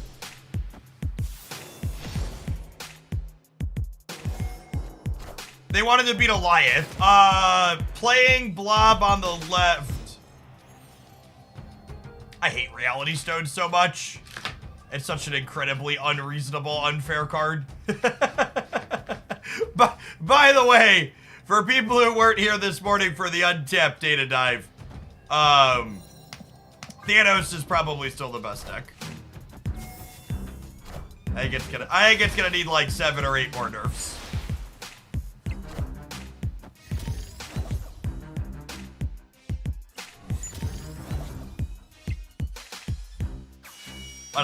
Unironically, I think it's gonna need like 3 to 4 at a minimum.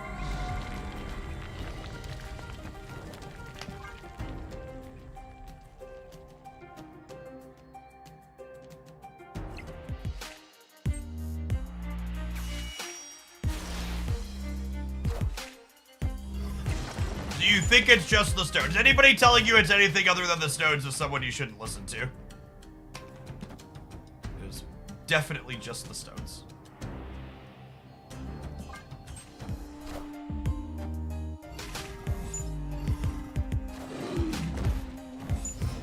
We would have beat a 5-7 Vision last game. That's true. I definitely would not mind Vision getting reworked. It's an accurate statement. I'm a little surprised this card still has the stats that it has. If I'm being honest.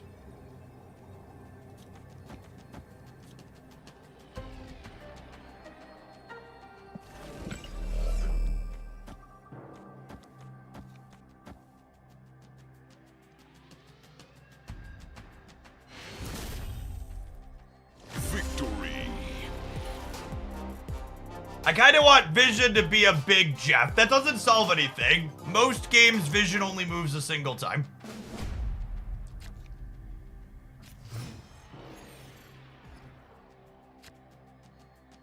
It could also be that Vision's fine, because I'm not sure there are other Vision decks outside of Thanos that are really putting up strong numbers.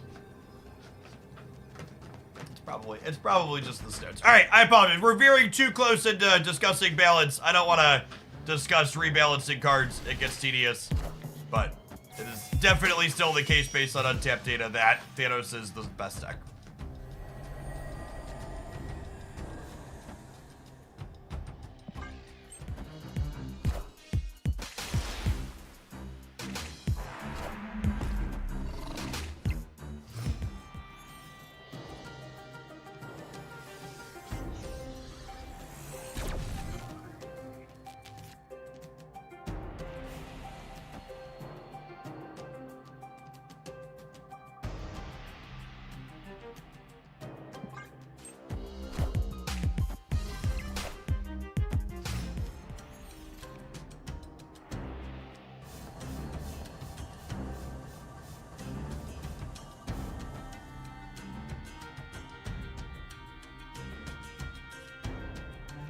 Have Mobius into Vormir.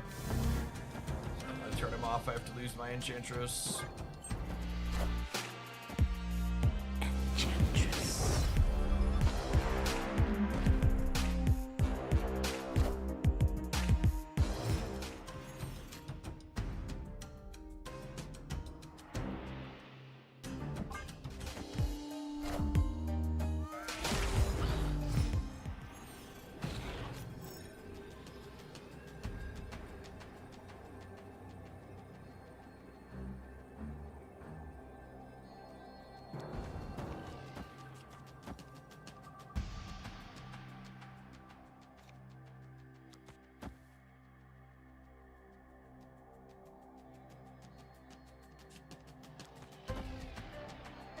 I'm gonna beat Vision in both of these spots, I think.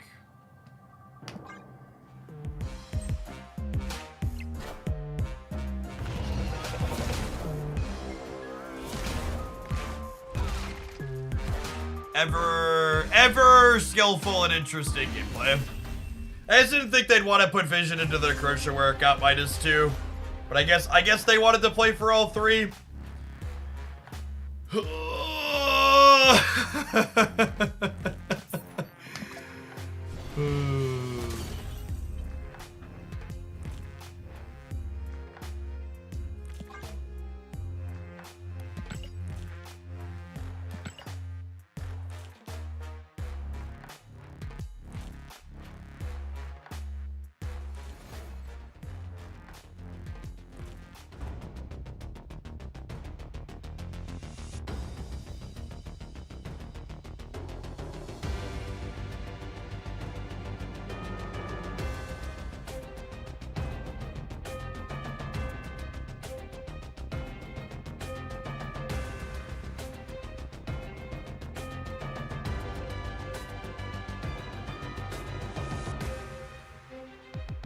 Thanos is probably still the best deck by a solid margin, and IMO will remain that way for 3 to 4 paper cuts or more with how small the hits are they keep making to it.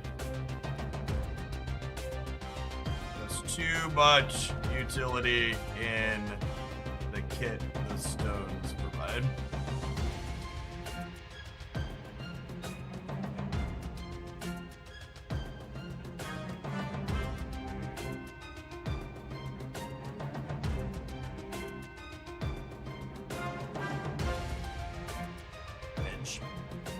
Edge.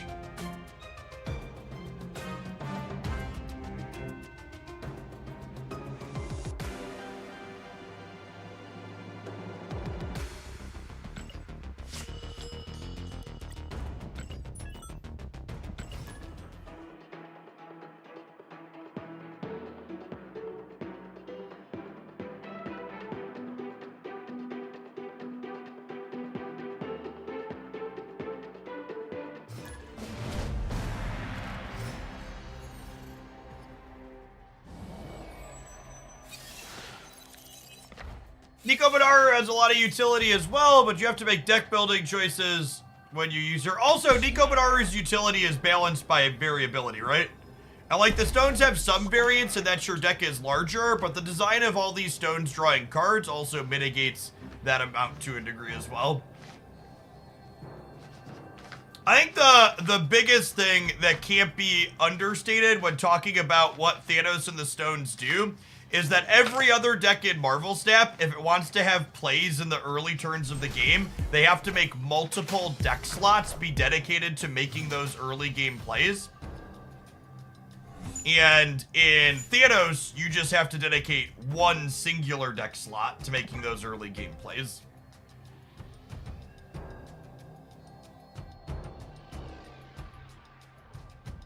One of the reasons why the Thanos deck gets to play so many of those powerful late game cards, right? Because they don't have to dedicate nearly as many slots to the early game as everybody else.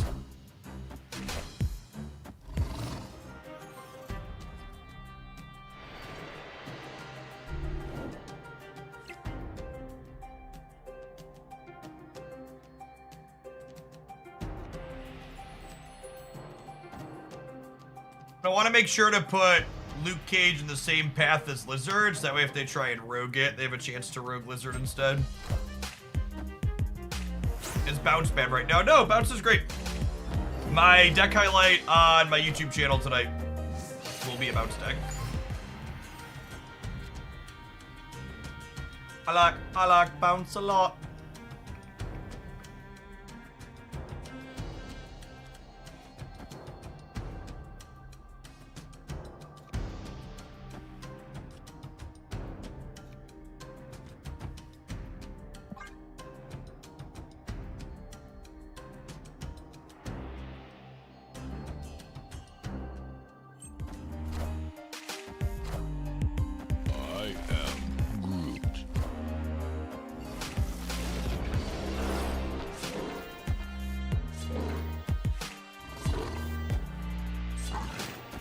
Jeff with his read on Groot. That was about as much of a read as you could get a read on Alliance, chat. I flipped a coin with my Groot and I happened to win the coin flip. I am skillful. Ooh, much skill, such wow. Ooh. All right, I'm gonna armor up my Craven so he can't get Shang-Chi'd. We'll soak 3, so that way if we draw She-Hulk, she costs 3. And then next turn we can like Swordmaster Titania and She-Hulk.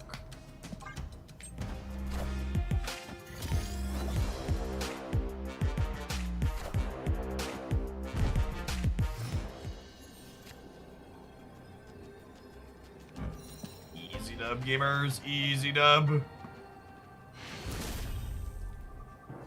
Stellinator, thank you for the prime. I appreciate it.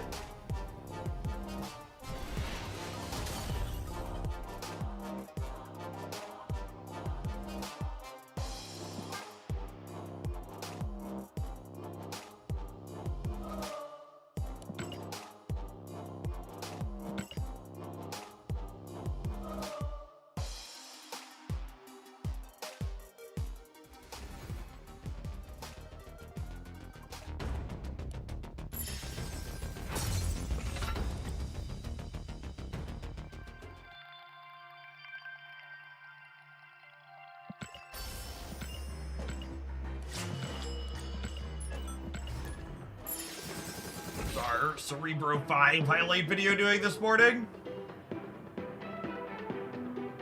Performing on the high end of average. That's lovely.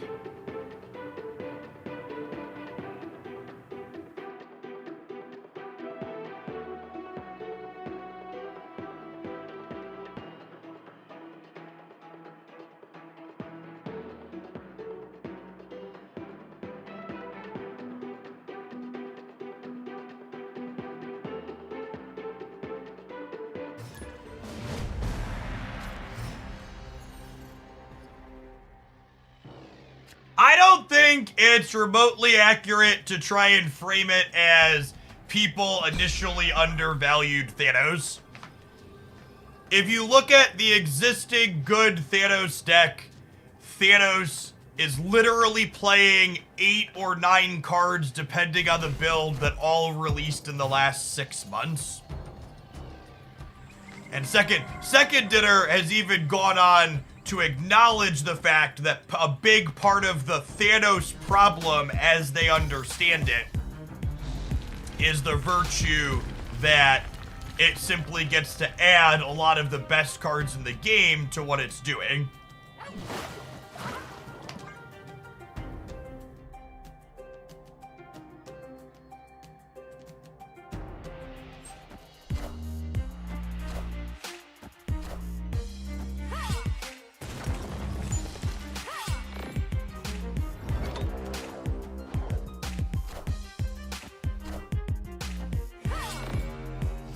Expansion, thank you.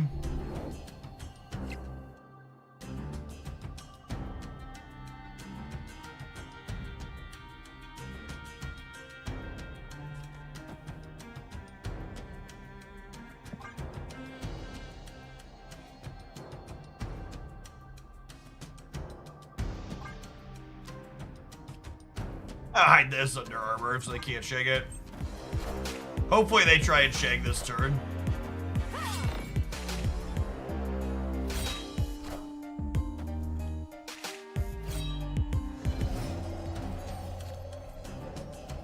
God, we're a master, chat.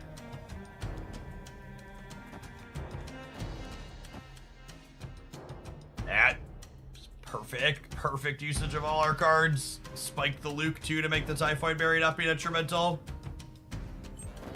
Kyria discard. Kyria in Black Knight discard was a thing for a little bit for sure.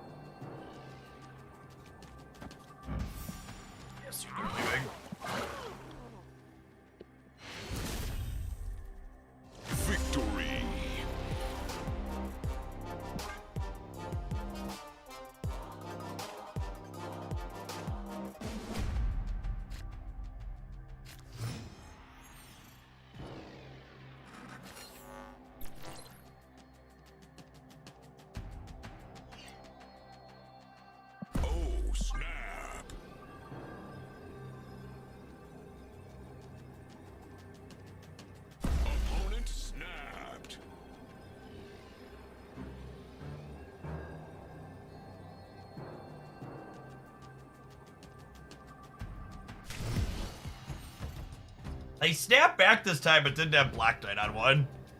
It's an interesting development.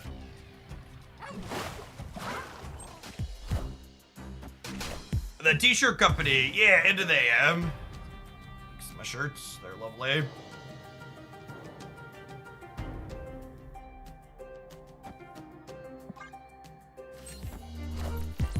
When was the last time you played Magic in person? Magic the Gathering is not the same game I used to enjoy playing. I don't play Magic anymore because it's not fun for me personally.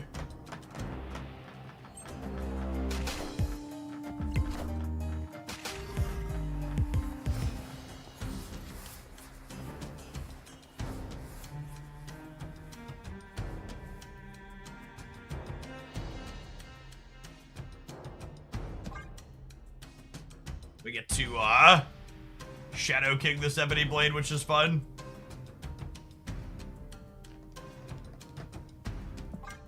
There's some debate if I want to play the Titania this turn.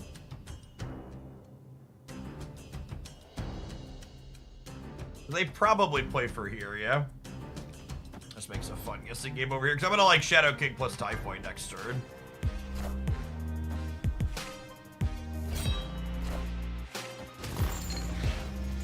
Suppose we die to Hela, huh?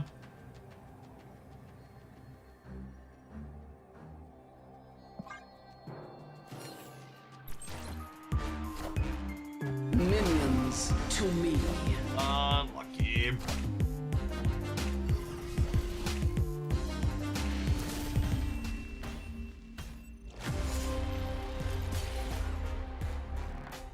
Alright, I think it's time for some adverts. I think it's time to move on to another deck. This one doesn't feel particularly good. We'll see you in 120 seconds, gamers, to throw another noodle at the wall. Thanks for hanging out. Don't go anywhere. Alright, time to sweat for 2 minutes. And we'll get off the bike and stretch the legs.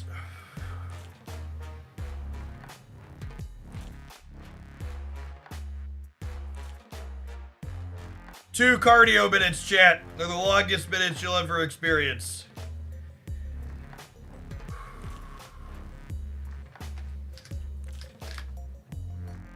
If the noodle sticks, are we done? No, we write it down for YouTube and we move on to the next dish.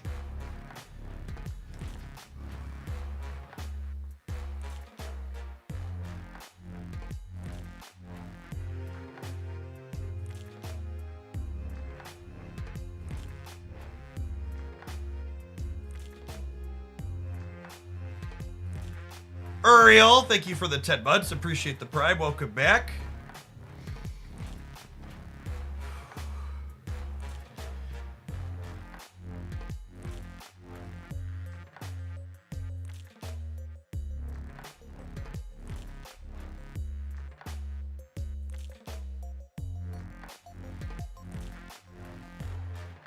$60 more seconds.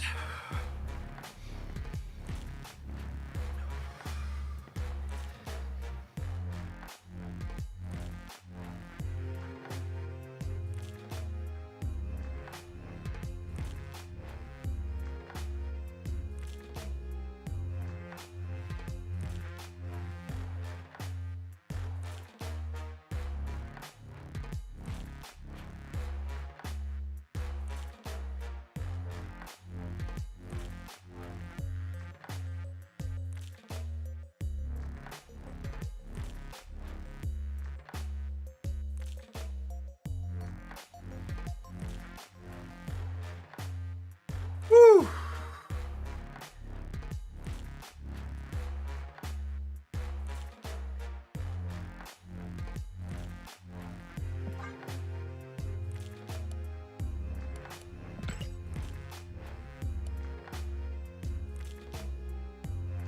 Yes, when your Prime sub runs out, there will be a continue sub button, and there will be an extra drop-down menu that you expand to check resub with Prime.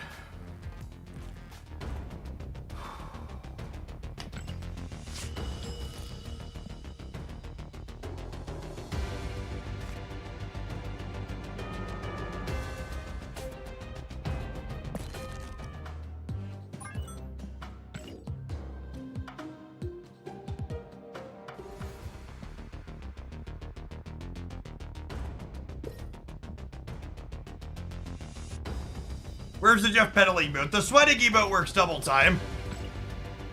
For sweaty opponents and sweaty me.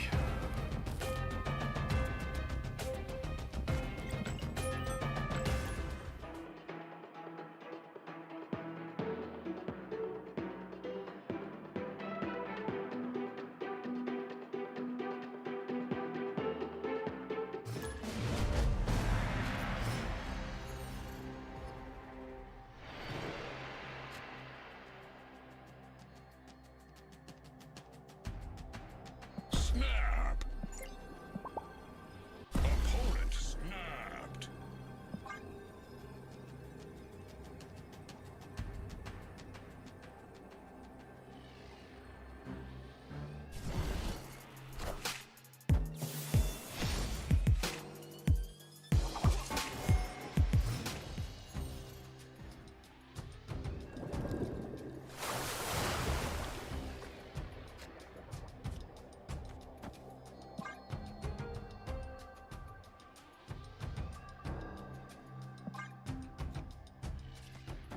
An armor to start.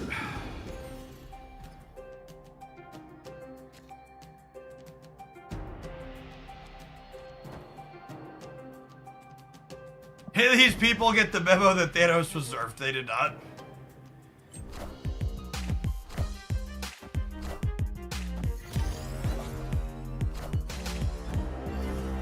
$3.9 is pretty good, gamers. Pretty good.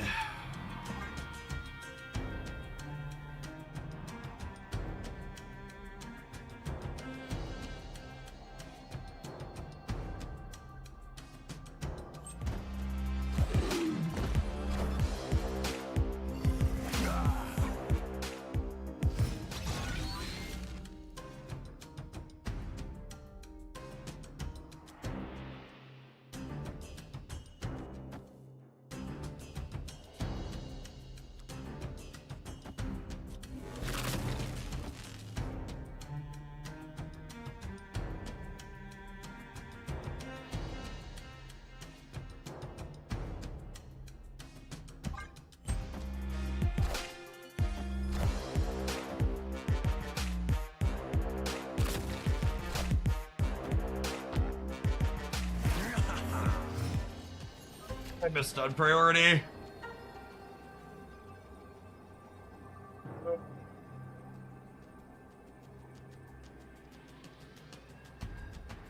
If they shang me here, they're at 12. This would put me also at 12. And then they would be 20. This ties Shang-Chi.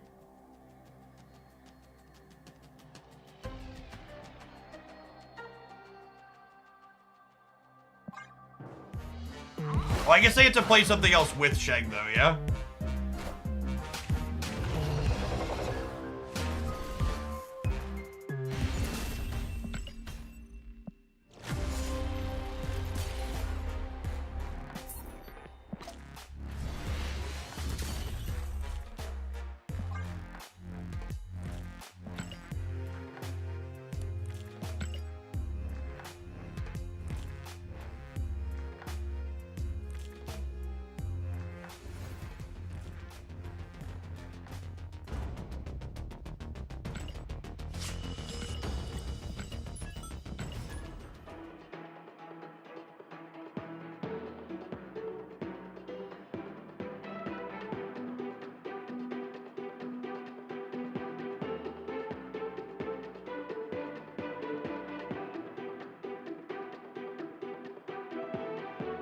The quiet bits are just because I feel like if I were to talk, I would do nothing but complain, which would be unpleasant. So I'll just choose to be quiet instead, because I want to ideally stream for a while today.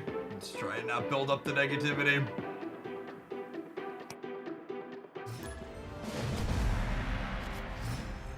Snap. Opponent snapped.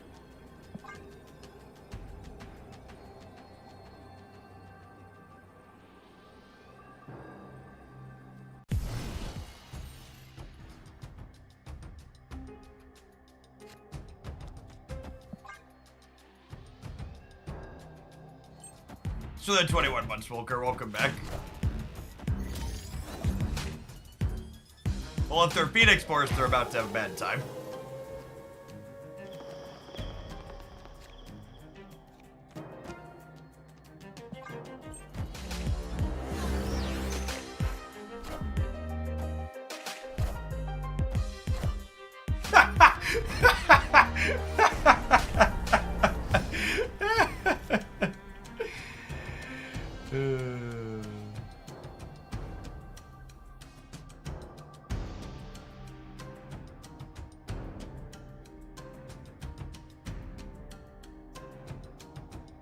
How do you nerf a card like Goliath? You leave it to people whose imaginations are significantly better than someone who has to ask the question, how do you nerf a card when you can do literally anything to it?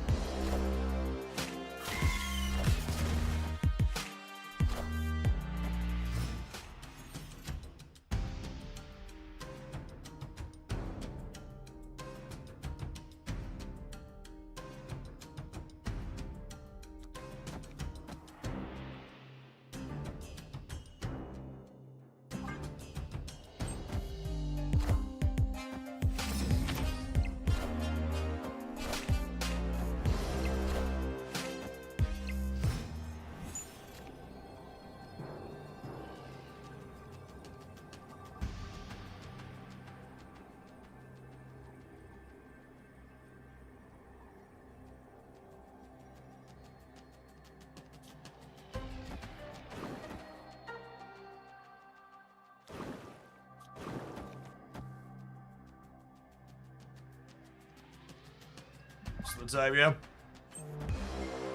Such is my judgment.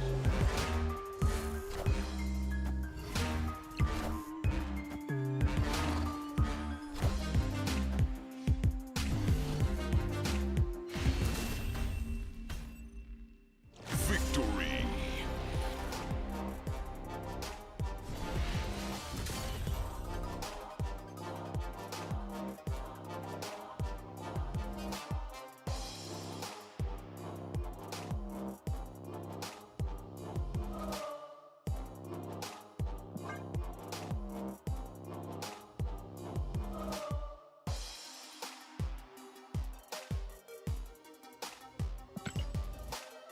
I think it's incredibly silly to say Blob had an obvious change. As someone who had to listen to Twitch chat send me Blob change ideas against my will 6 to 8 hours a day for a literal month before they finally adjusted the card, not a single member of the Marvel Snap community had an idea that was remotely close to the change they ended up actually implementing to Blob. In fact, the blob change and how eloquent the blob change, elegant, I make so soon, Rob, how elegant the blob change is a phenomenal example of why listening to chat talk about suggestions for how they would change cards is silly. Because chat's basically always going to be worse at it than Second Dinner is.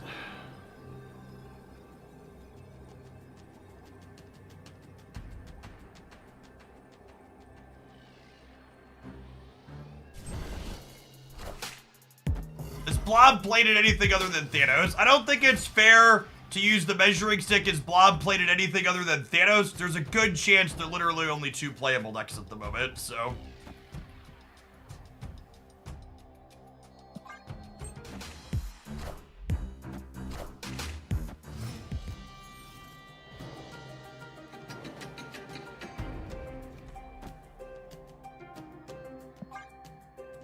Blob's in 50% of the decks. Thanos and Cerebro 5, yeah, exactly. Figured it out. Nailed it.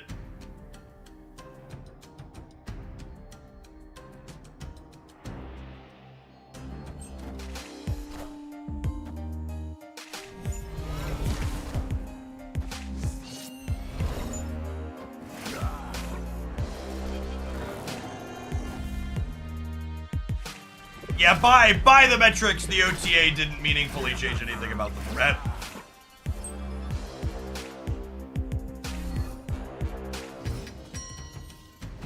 Alright, if we could dodge a Shang this turn, and we can dodge Grand Central pulling armor, we can armor up the symbiote on the left next turn.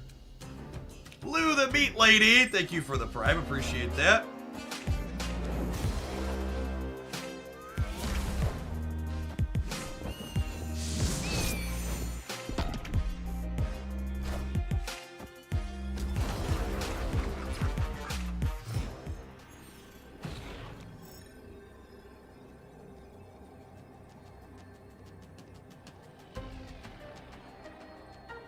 Opponent snapped.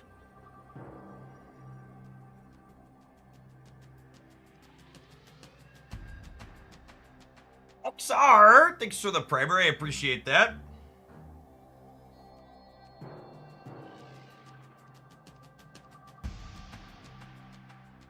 I have to do this to win the right.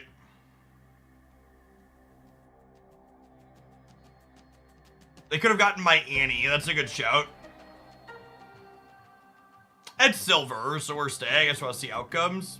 But yeah, our Annie's a good read, so we shouldn't play from the middle.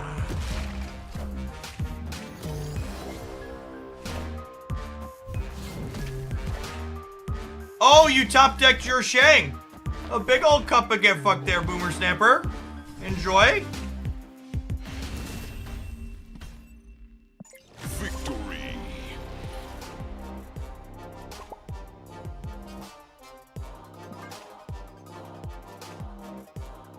Love to see it. As always, the powerful thing about Loki continues to not be them taking my cards, and is always there.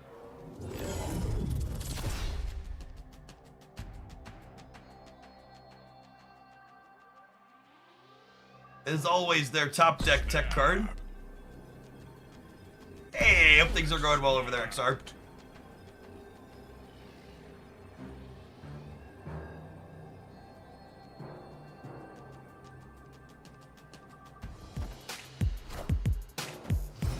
Loki was Sarah control all along. To be fair, it isn't just the tech cards that come off the top. A lot of my losses to Loki involve, a lot of the losses I end up with to Loki involve them having a banger copy of, oh, what's his name, chat? Agent Coulson. Gets me a lot of the time.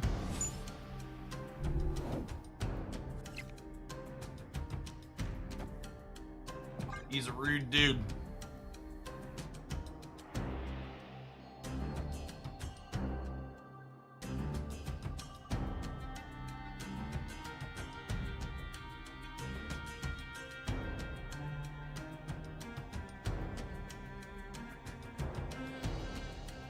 You should never feel the need to apologize, especially to me, about playing the good decks.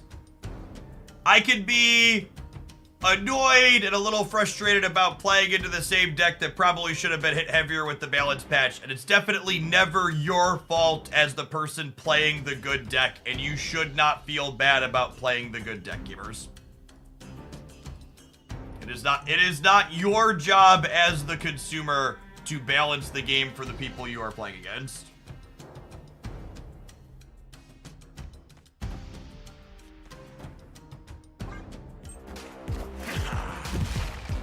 Double Archbench is awkward. Yeah, but it's awkward for them too.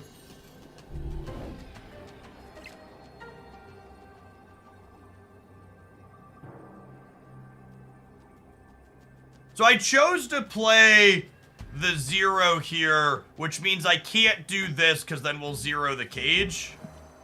I think we still have a good shot to win this. I'll cage here and then we'll lizard here and ship it. Their deck doesn't have any big stat lines.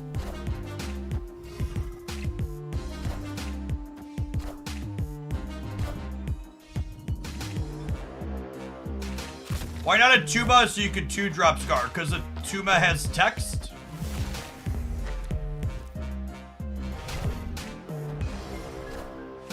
Those darn words.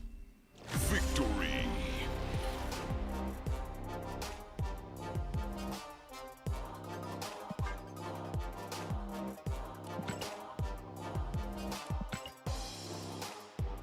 Yeah, Dark Dementia is definitely worse for them than us. Especially with us getting set up on the Nexus with Cosmos, they couldn't interface with us.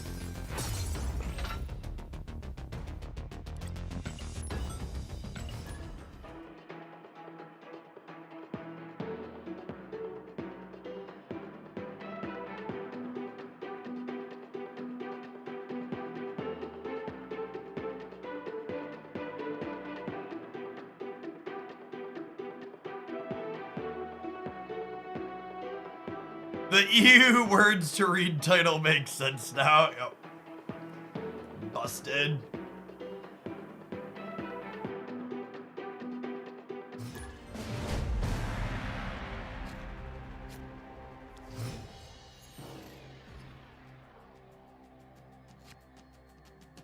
Snap. Pretty solid for us on average. We'd love for Typhoid Mary to come down. Opponent snapped.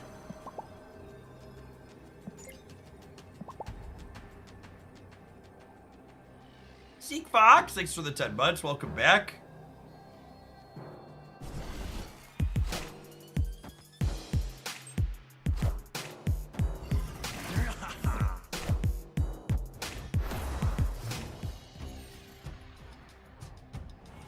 Yes, Dark Dimension lets the Tuma live. Same thing with Invisible Woman. Lets the Tuma live.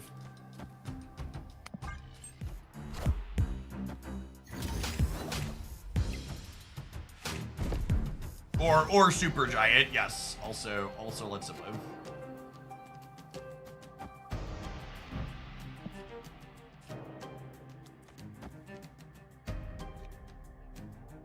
Do I want my Hulk to grow? I don't know that I do.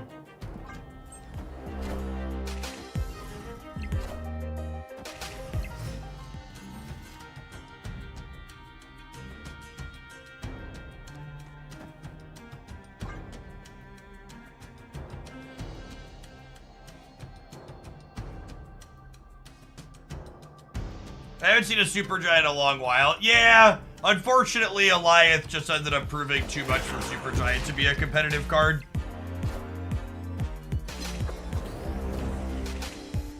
Got punished for not limboing.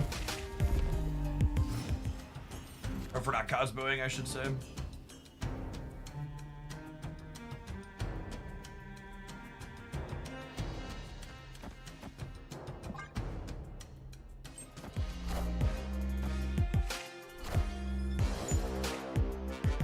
It's clobbering time.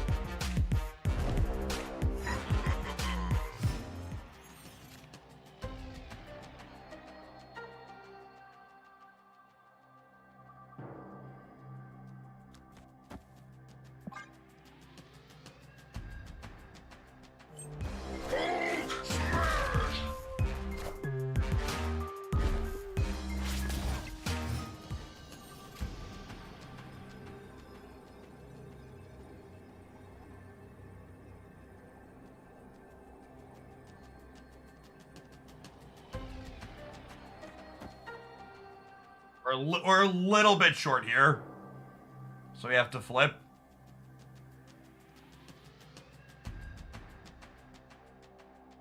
The surefire way to win in a spot like this is to be able to beat She-Hulk in every path. We're a little bit shy of being able to do that. Have to hope for the best. Leave it, they don't have it. Victory.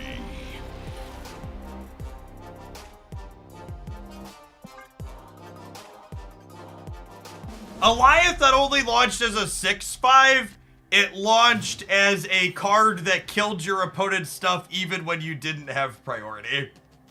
Oh, snap. Like it was magnitudes better than it is now. You could go second, it was a 6/5, and it would still delete your opponent's plays where it was played out.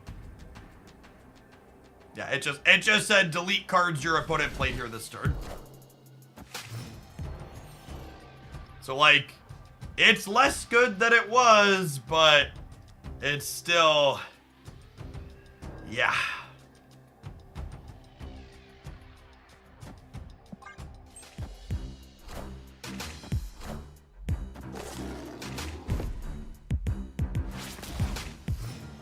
Loki season was the worst season of releases in the game's history, not close. Yeah, I think that's probably accurate. I think I'd be inclined to agree with that.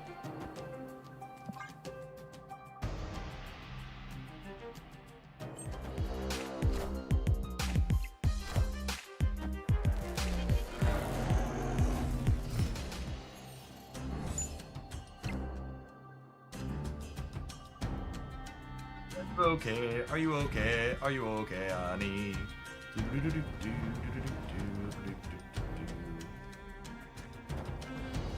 Assuredly, I'm going to draw Luke Cage, chat, but just in case we don't.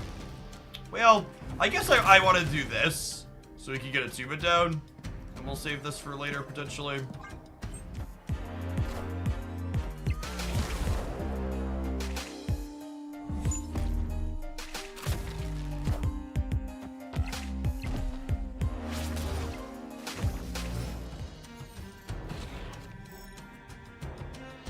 Mobius is fine. I think Mobius is fine is actually something of a hot take. I think Mobius is fine. I would constitute that as a Marvel Snap hot take.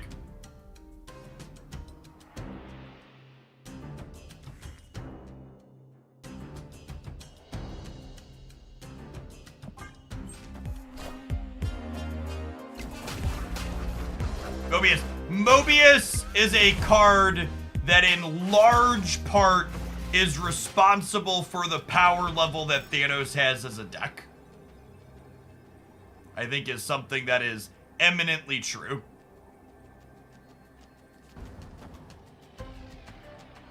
This gets me +7 up to 12, and then they shrink me. Think we lose to Hulk.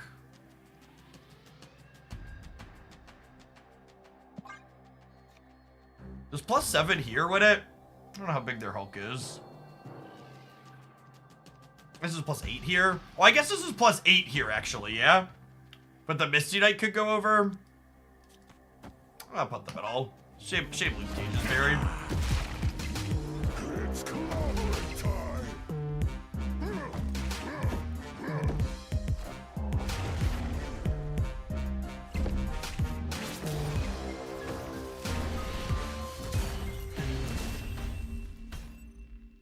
Victory. I prefer Thanos to Zabu Sarah's stuff. So, I think from a pure play patterns perspective, I prefer the play patterns that the Thanos deck generates to the ones Zabu Sarah generates. However, I don't think Zabu Sarah has ever been at a power level above the rest of the format that Thanos is currently above the rest of the format, if that makes sense. So, I agree with your premise if all other things were equal, but I don't think all other things are equal at the moment. I think the power level delta between the good Thanos deck and, like, the third best deck under discard is wider than what we've seen in metagames where Sarah was at the top.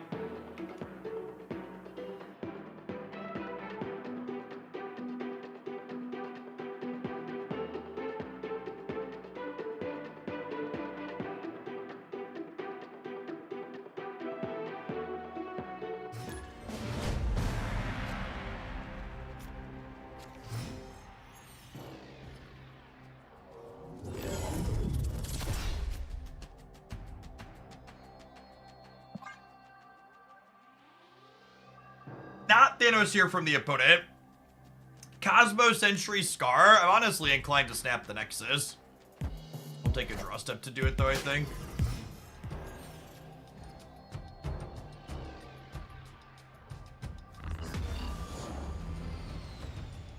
Personally, I miss when people thought Carnage Tyrant should be banned, Moon.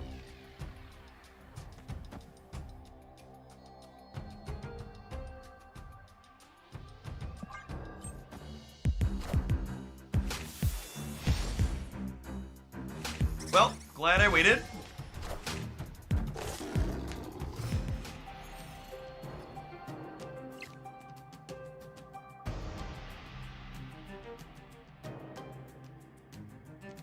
Oh, snap.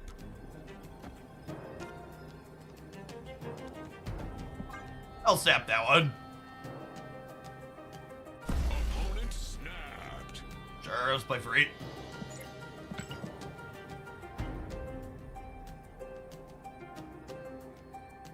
I guess there are Thanos, or there are Loki, so they could get our Luke Cage.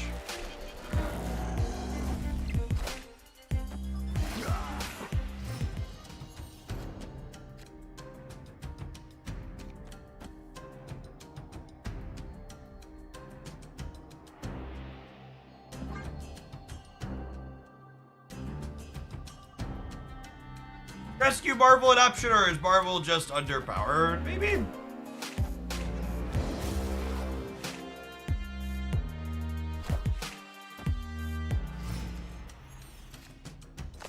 I was looking fondly at some of those decks, wondering that myself.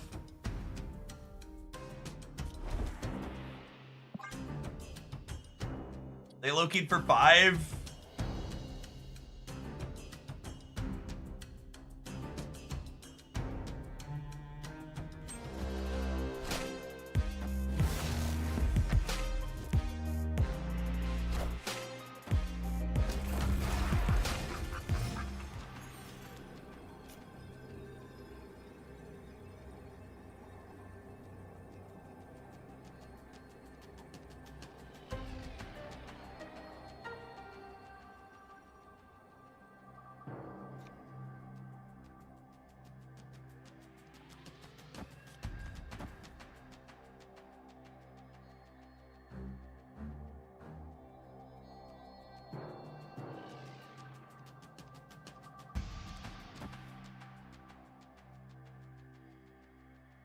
This gives me 7, which means I'm beating them anteing my stuff back.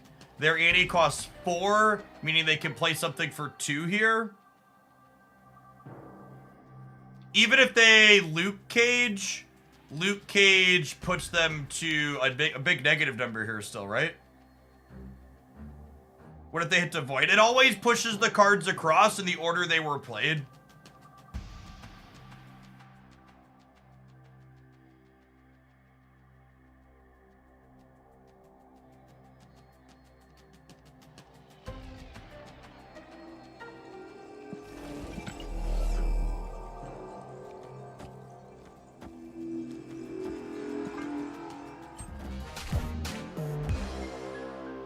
Oh, I guess Zero Middle still loses to Annie, though, huh?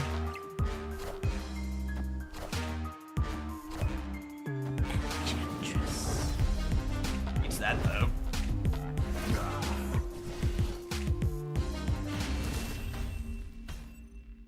Victory.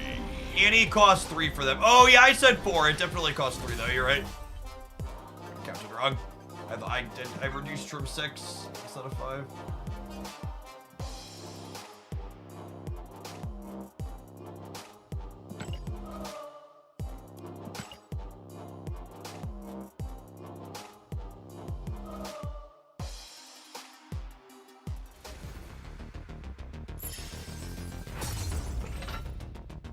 If they had Cage and Annie after Lokiing 5 cards from our deck, you are right that we lost. You should not play around them having 2 specific cards when Lokiing for 5.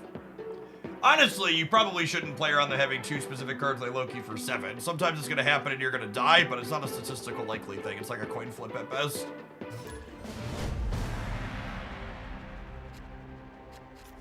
One of those, even if you get beat by that, you're right to stay type things.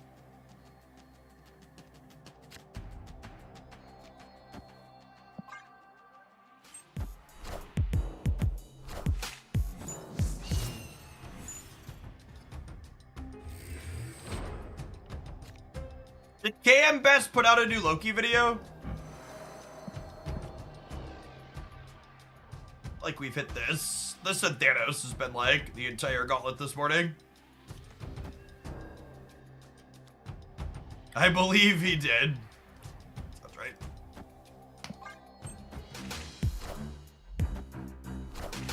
He does once a week at this point. Yep. Although Goose might be something else. Goose might be one of the little decks that I enjoy.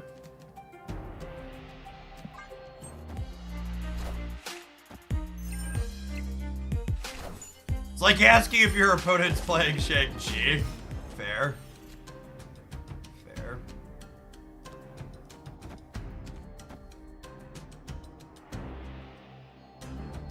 Snap.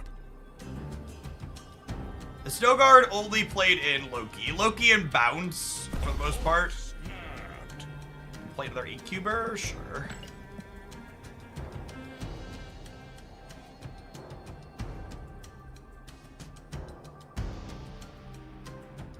Surfer sometimes plays Snow Guard. That's pretty rare. Surfer also isn't, like, really an established deck outside of, like, the imbalance events that have happened.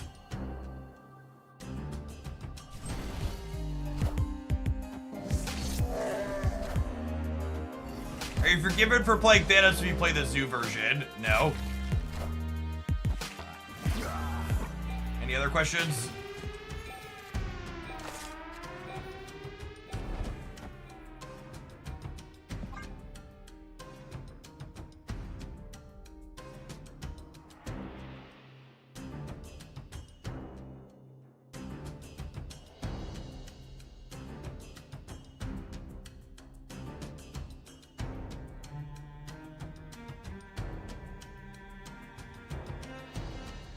I was playing a Gene Guardians deck that uses Craven and Iron Fist to trigger the bonus and move the card. That's cute. Sounds like a lot of moving pieces, though, in both the literal and metaphorical sense.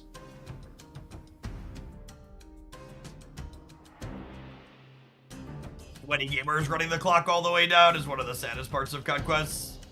Please, please let me play the game. Please, gamer, I'm begging you.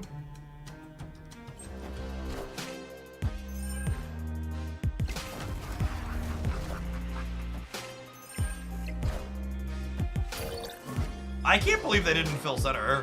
Must have been what they were debating. You had to know I wasn't a nihilist deck, yeah?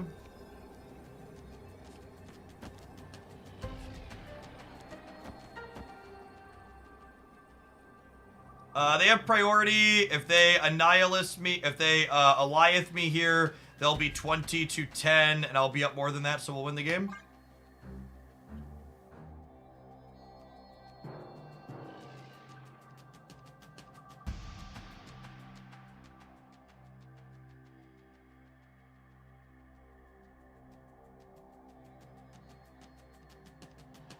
Can they do Hawk shenanigans? I forget how Hawk interacts with Rickety Bridge. I feel like they have a hard time getting above 5 points here while also beating me going to 22 here, though. I don't think Hawk beats Rickety Bridge. I don't remember, though. Might be about to find out. I'll trade some cubes for a refresh on that knowledge. It's certainly something that's happened to me at some point, but... Hawk stops Rickety, sure. I think we still stay knowing that, though, right? They need a 5-power thing here, which seems unlikely. Yeah, none of their cards they could have played here beat us.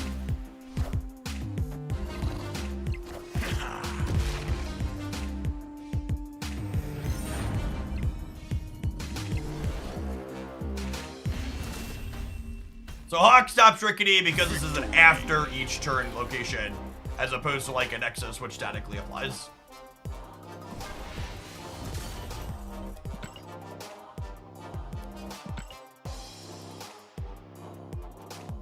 That makes sense, consistently and logically, I think. You know what else just makes sense, chat?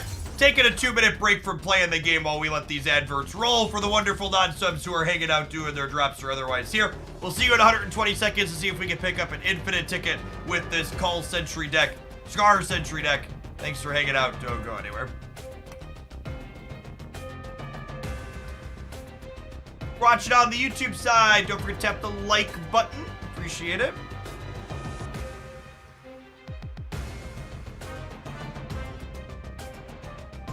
Which version of Cerebro 2 or 5 is more viable at the moment? We don't know the answer to that question, I don't think, after the buffs yesterday. Cerebro 2 is definitely fine as far as little disruptive decks go, but the Cerebro 5 build I posted a highlight with this morning felt good.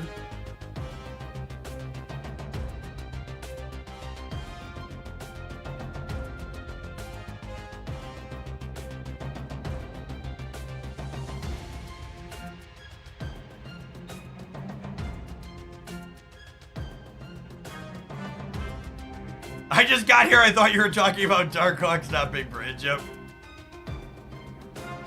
Negative. Do you like this version more than the Cull one? I honestly haven't played the Cull version in recent enough memory to like have a good baseline between the two Hulk. I explicitly wanted to try a build without Cull, so that way people who don't have that card can have a chance to play it. Are we doing viewer decks today? No, with the OTA, I need to build back up my backlog of deck highlights for the YouTube channel, and taking viewer decks just results in not having good decks to highlight because most viewer decks are bad. So, we're gonna play Mind Brews today. We'll probably, if today goes reasonably, we'll play viewer decks on Monday.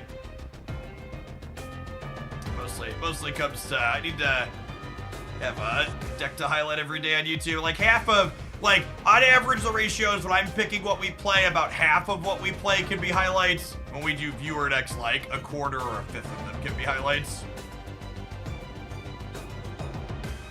I think the Cerebro 5 deck you posted this morning is the first really compelling reason to play Black Swan. I agree with that, Doug Doolittle. That is the first deck I've played where Black Swan feels like she's best in slot.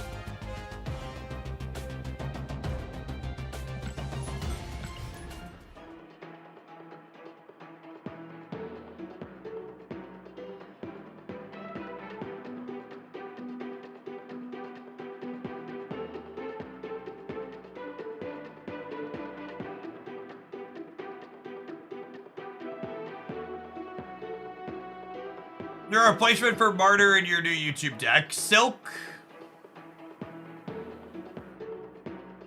And if you also don't have Silk, I would recommend stealing someone's credit card.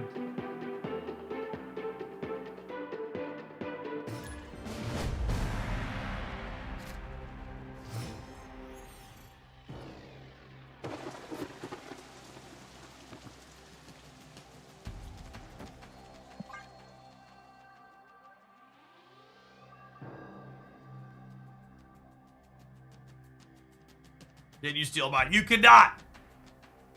You know one of the reasons why you can't steal my credit card, chat? Because I have an RFID blocking wallet courtesy of Exter. It's lovely and it helps keep my information safe when I'm out and about in the big scary world.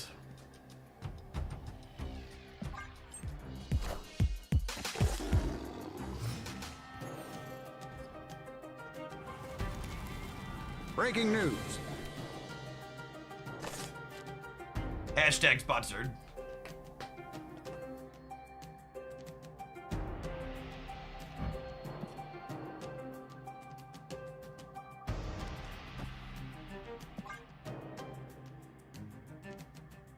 Are they also in a Nihilist deck?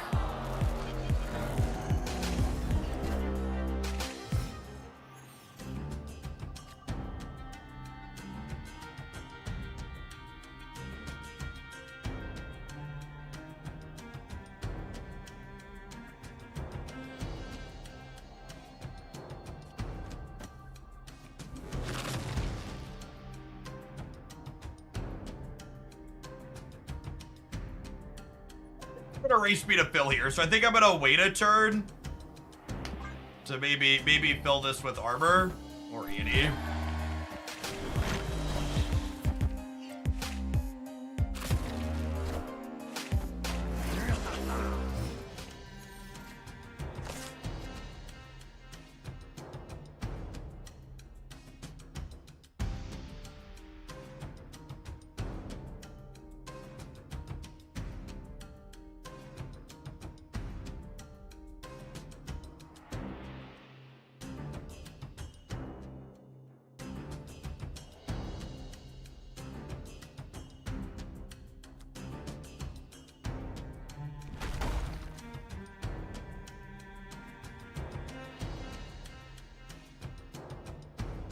So the 14 months, Joshua. It's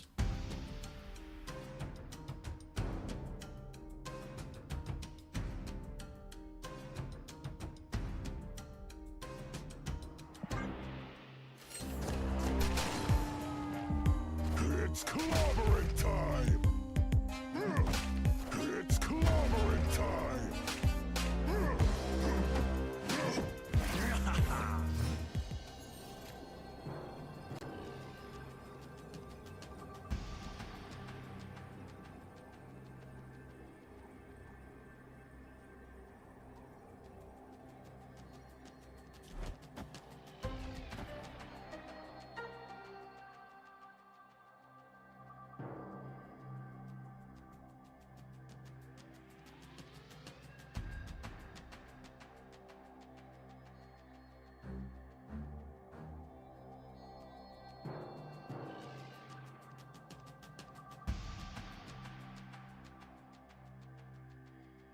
Yeah, Annie kills the rock is the problem.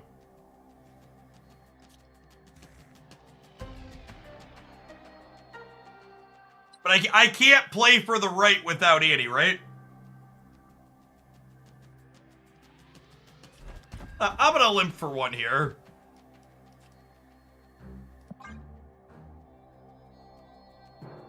He says before getting boomer stabbed after his opponent hears him say that. Yeah, Annie kills the Mojo Rock because of Thing.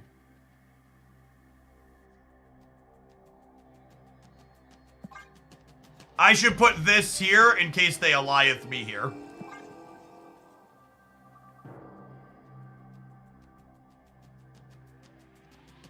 Can we armor mid to protect the rock? No, I don't have enough energy to do that.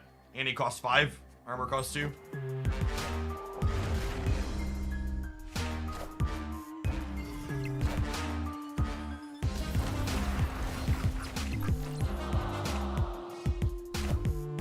Behold my mighty hand. Oh, my mighty hand.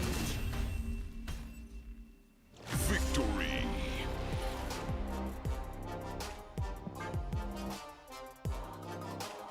That felt like we're both staying because we're limping here.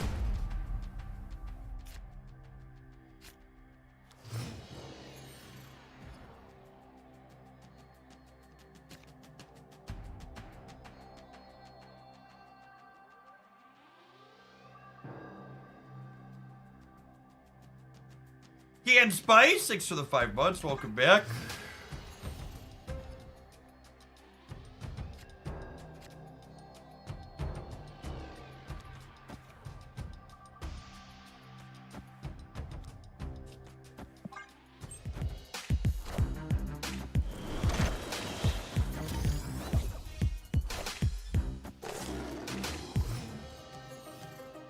How many bits for ASMR microphone? If you have to ask, you can't afford it.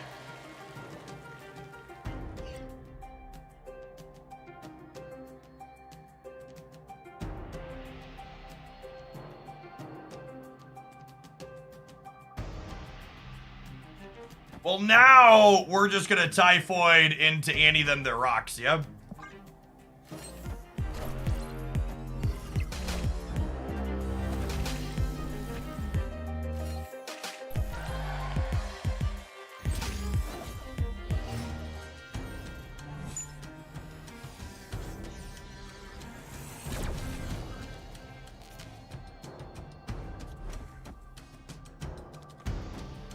Snap.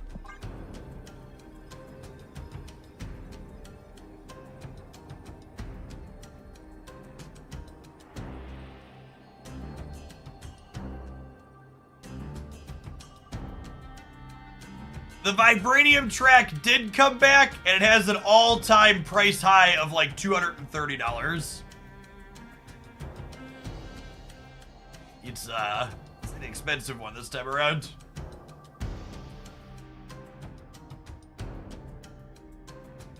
The very first buy on it is solid though. The first buy is 10 bucks for 1,500 gold. So I picked that up. But I'm probably not going to max it because it's got a lot of collector's tokens in it. I just don't need collector's tokens. They're definitely trying to figure out what the limit is.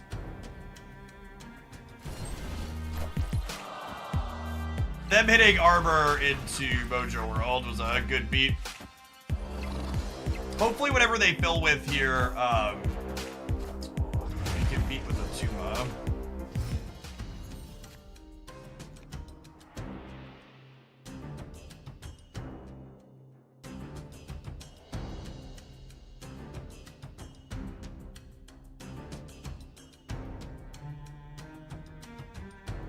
Scar beats them on the right, yeah?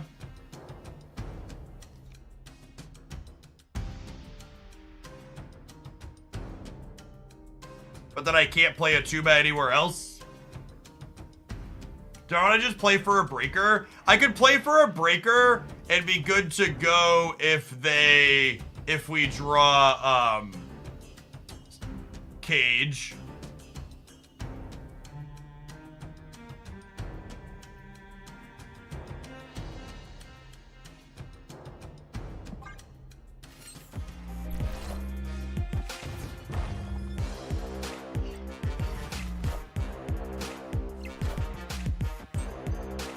Oh, I miscounted. How did I miscount that? My brain is bad. Oh, because I have Typhoid Berry. I forgot my Typhoid Berry was active.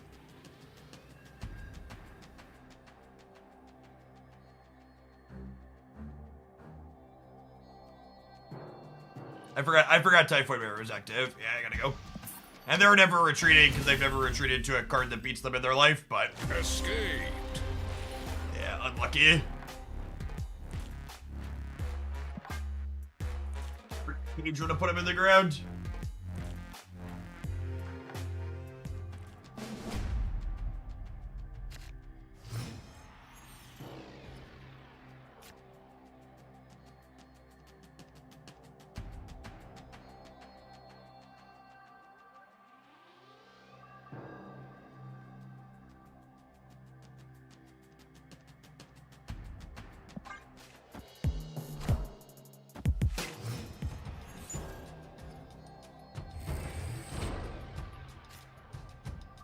What is this retreat you speak of?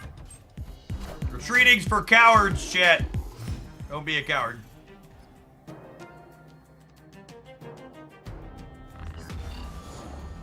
Any comment from Second Dinner on why they dumped the whale track? Yeah, they dumped the whale track because they're trying to figure out if stringing people along with the vibranium track stuff generates more revenue for them. And that's not speculation, that's a direct quote. The stringing people along part isn't, but the testing other monetization options is accurate.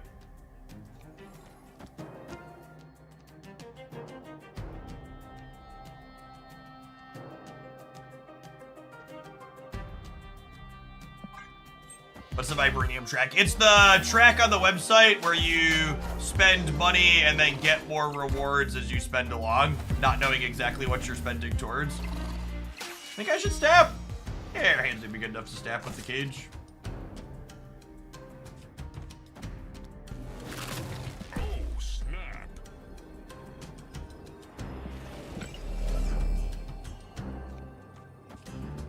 Stay out of the sewer system for now to avoid making their abomination cheaper.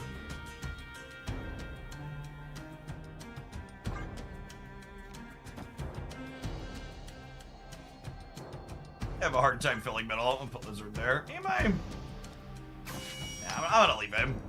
So we have Cage.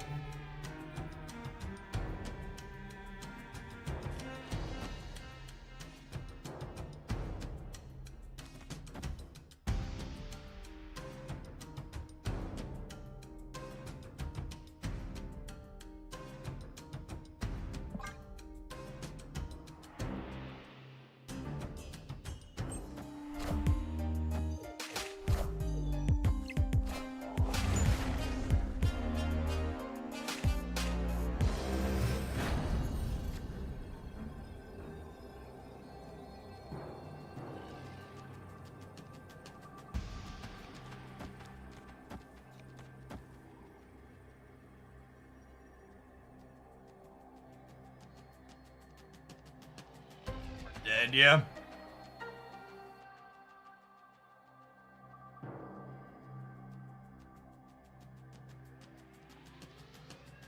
Yeah, no matter what I do, I lose to their Annihilus.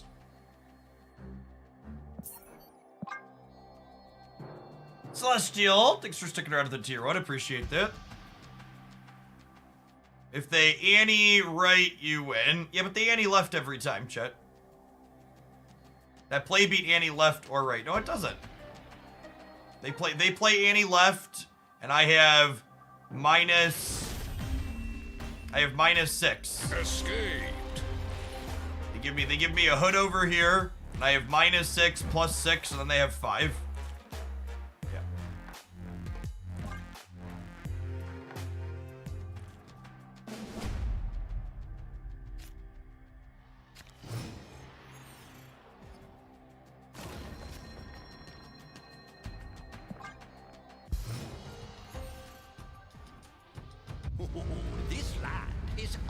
is changing.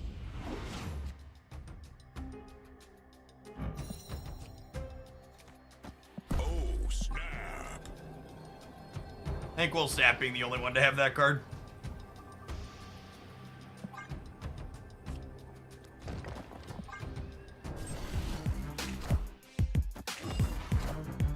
Almost missed the line.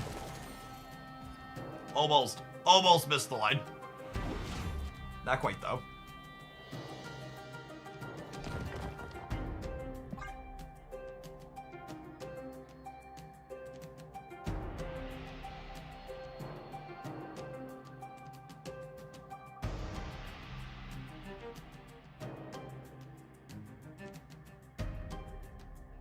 They get to learn we have gauge. That doesn't matter. They're not playing around anything anyways.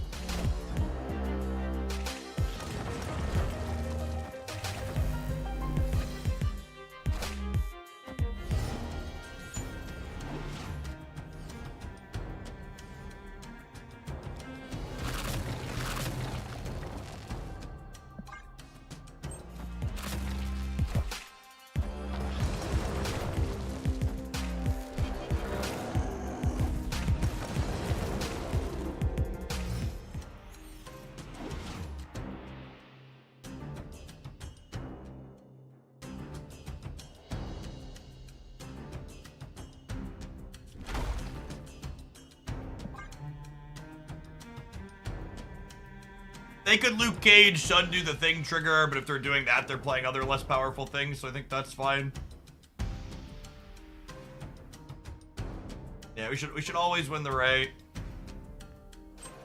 It's clobbering time.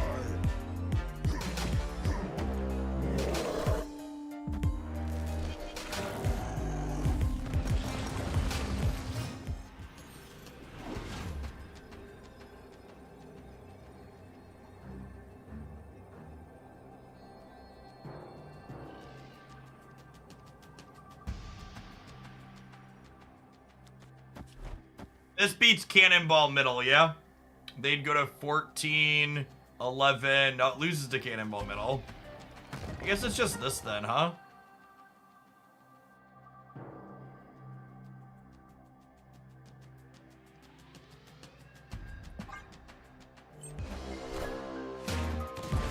Oh my god, do they have something like Carnage?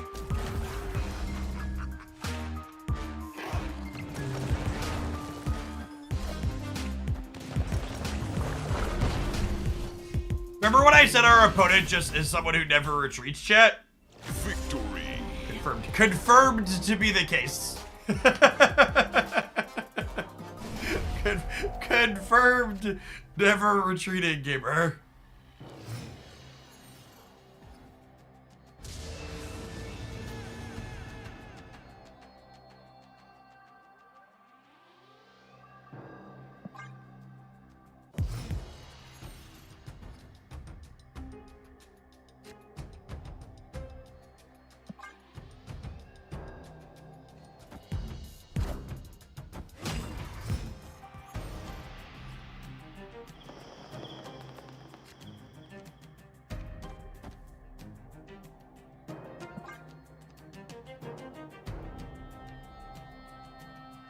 Any guesses for their last card?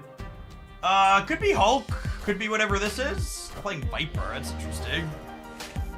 I'd like to give a small round of applause to everybody in the chat who counted better than I did in the last game. This is me officially acknowledging you and giving you the cookie that you are desperately seeking. Don't eat it all at once. Save some for later.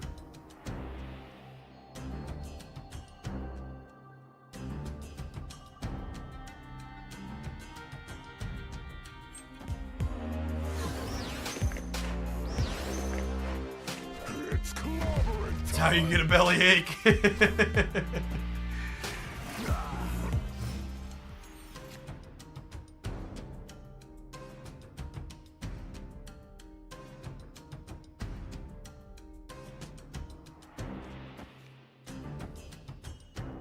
think I do this because this gives me the flexibility to play Sentry left plus Scar anywhere next turn.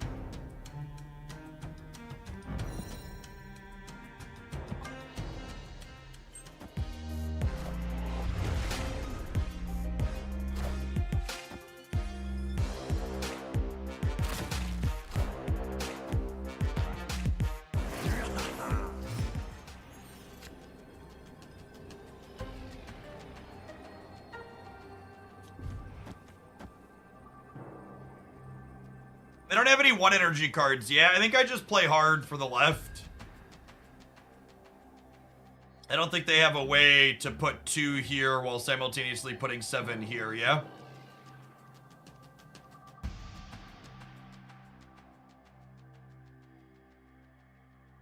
They could Hood plus Annie. Yeah, but that would only get them to 17 to 17 here, and then I'd win the breaker.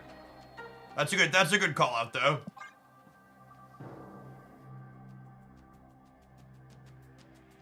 You can avoid. No, there's a nowhere on the left. Got a free Cosno. Good clean value. That's why we zeroed the Atuma last turn instead of playing the Sentry.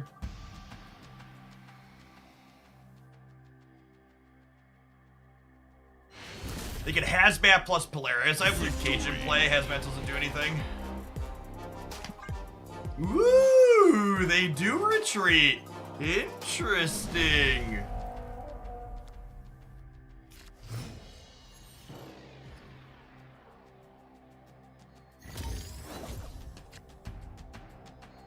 Alright, we got 3 shots to take their last 2 cubes and rack up an infinite ticket with our pile of cards. This felt pretty reasonable, all things considered.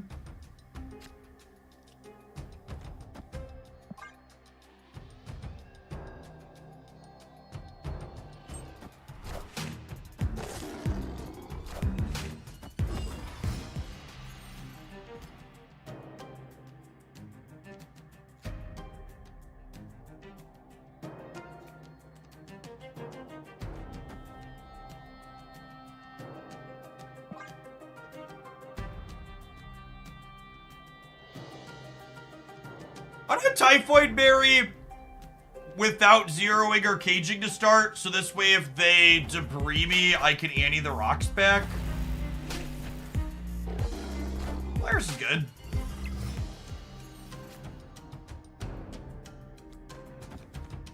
And now I'll play this turn just to play on curve. And putting the Hood in the middle kind of puts them on a clock and says, okay, you need to fill next turn, which is before they want to. I guess this makes our Abomination cheaper is the downside.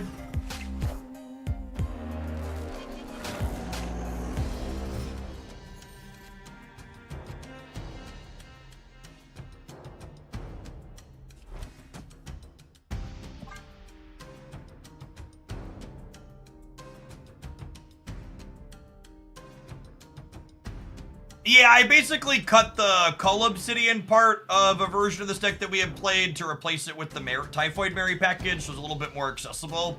Because I figure most people that have Cull Obsidian are playing Thanos, so... wanted to give Annihilus enjoyers something to chew on.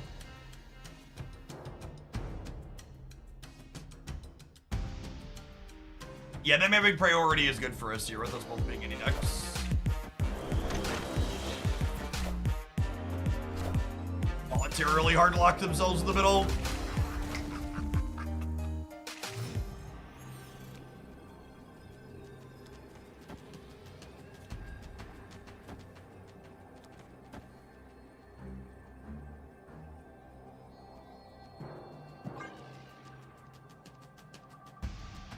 Get more boosters for winning a match. No, your boosters are equal to the number of total rounds played. And in Conquest, it sums up all the rounds across all your games that you played. Looks like an infinite ticket in the bank, gamers.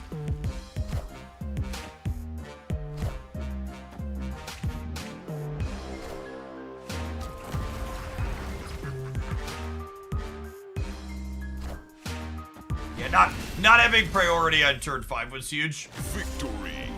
Is Sentry playable without Annihilus? Not really. Sentry was one of my pet cards for a long time.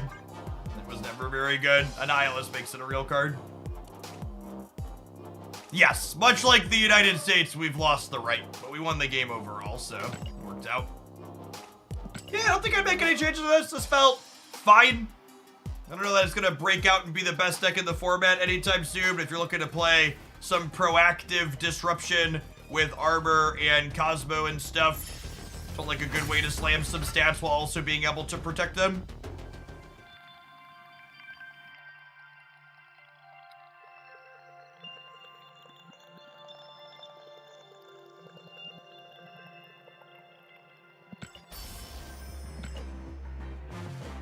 Ticket number 13. Racking them up. Do you like this version better than the Cull version? I genuinely don't know. I haven't played the Cull version in recent enough memory to have a strong opinion on that.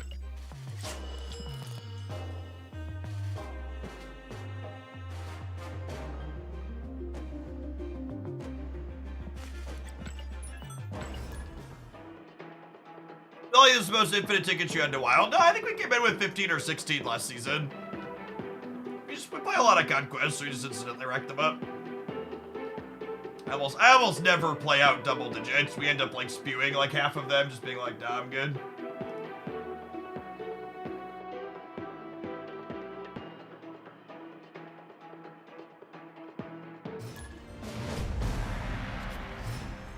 You have over a week till Infinite opens. So it opens in 4 days. So it's a 4-week season.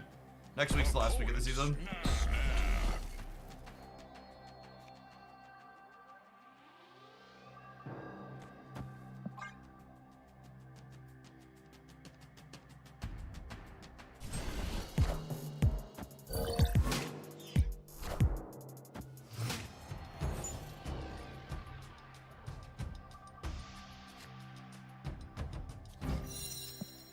Terrible set of locations for us.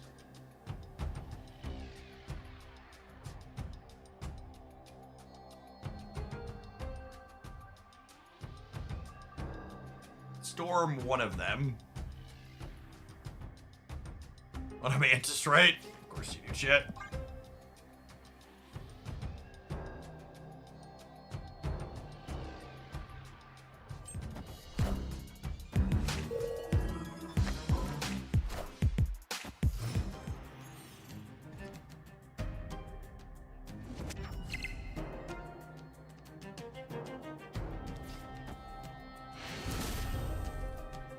Victory. Had it with these locations as much as I have. Feel you. Feel you. Yep. Accurate. Accurate, reasonable response. Oh, you know what, chat? I felt like sitting down, but it's also almost lunchtime. I should really pedal, shouldn't I? I don't wanna, but I should. 'Cause I'm not going to after I eat.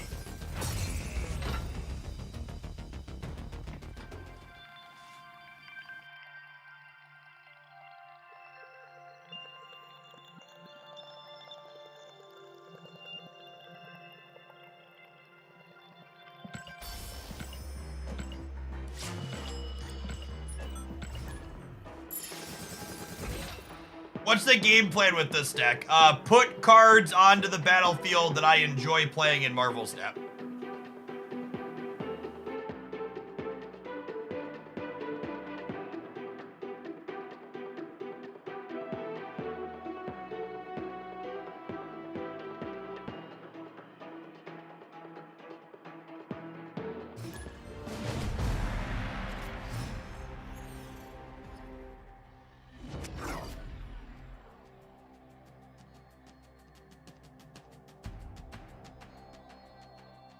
Snap. In addition to Marvel Snap cards I like playing, I also have Carnage, so I can crack eating Maria Hill and Nico Minaru jokes.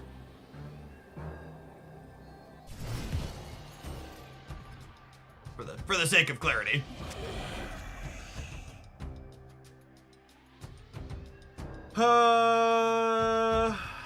Nico into turn leftmost Mysterio into a demon sounds good. Whenever you use the draw mode or demon mode on Nico and then play Mysterio, it always hits the leftmost one.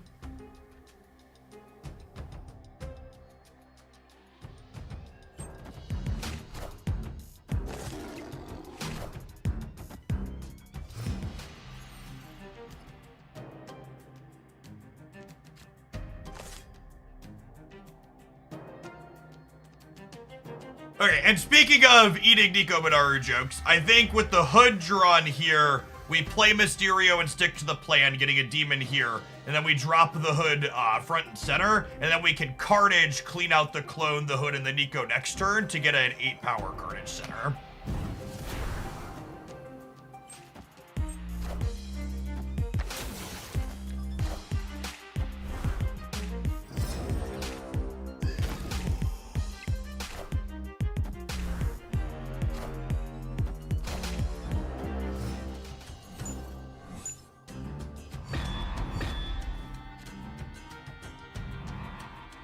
I mean, like, I don't know that I could have asked for a better demonstration of what this deck is interested in doing. Really. Holy.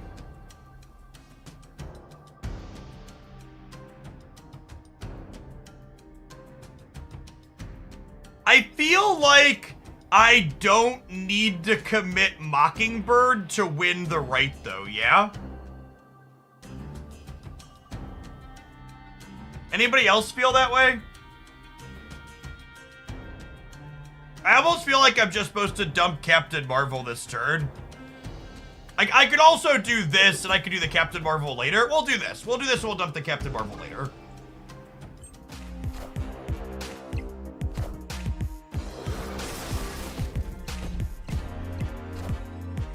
Okay, and they do have a copy of Magic, noted. Hopefully we just peel a copy of Storm here. This Twitch stream is pre-recorded in front of a live studio audience. I really appreciate everybody that makes this possible. Cue the laugh track, please.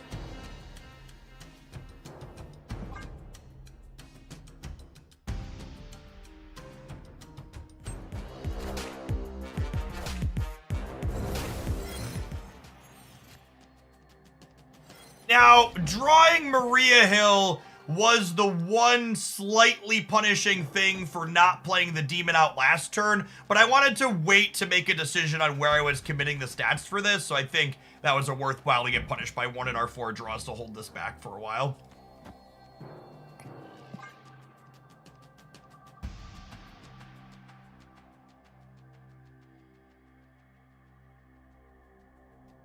This is why Redditors think streamers have rigged the game. I mean, chat, I'd be pretty stupid to not have the game rigged in my favor with all the money I pay second dinner. Come on now.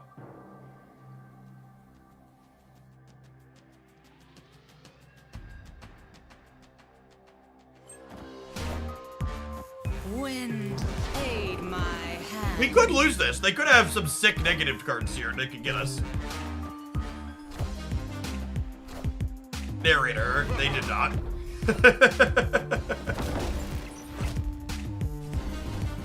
Thing that is relevant about this deck, if you're going to know. Mysterio and Captain Marvel, both endgame effects. Captain Marvel will know where the real Mysterio is if you play Mysterio first. However, if you end up in a spot where Marvel is in play and then you play Mysterio after, Captain Marvel is not going to consider the 4 stats of the real Mysterio for if and when she should move around. I will say though, golly was that game. I couldn't have asked for a more picture perfect first game of what are the synergies in this deck that we're looking to try and do. Because that was just like the cleanest I could have ever asked for.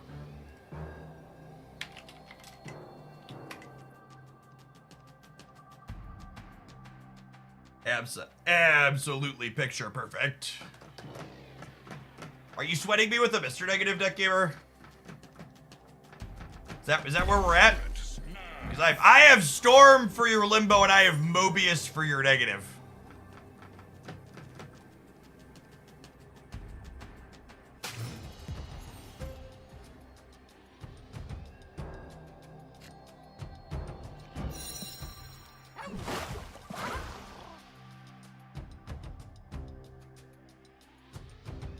Previous games at YouTube highlight. Yeah, if we get a full... If this deck is reasonable over the course of an hour, that'll definitely be one to kick one off.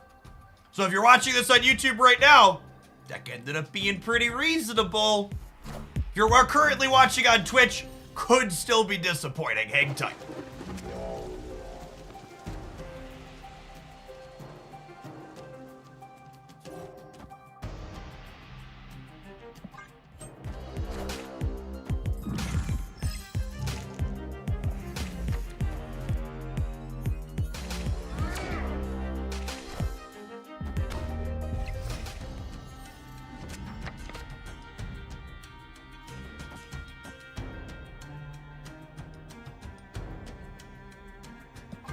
And this even sets up Nico Manaru, so I get to clone my free raft card here.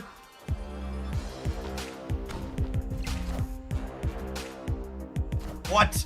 What sick value.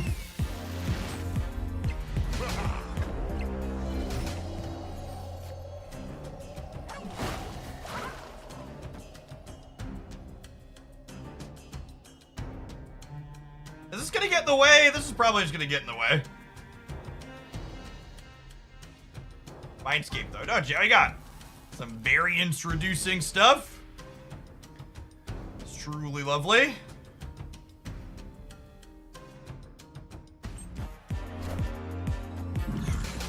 Doom rules all. Doom rules all. Wind, aid my hand.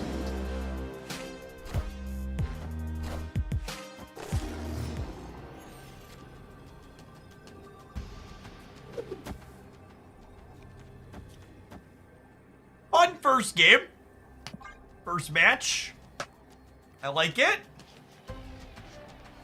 Yeah, the Doom makes Mockingbird cheaper 2x3.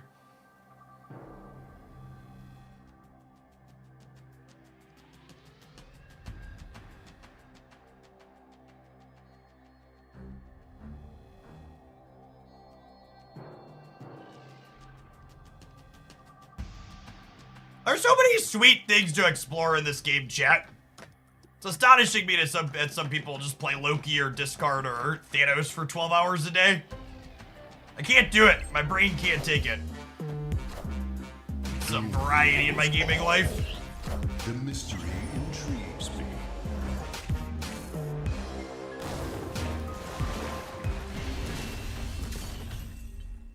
Victory.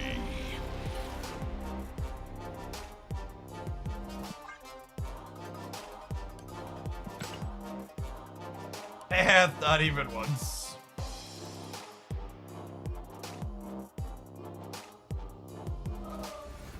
The mystery intrigues me. Dies. Shouldn't have opened the box.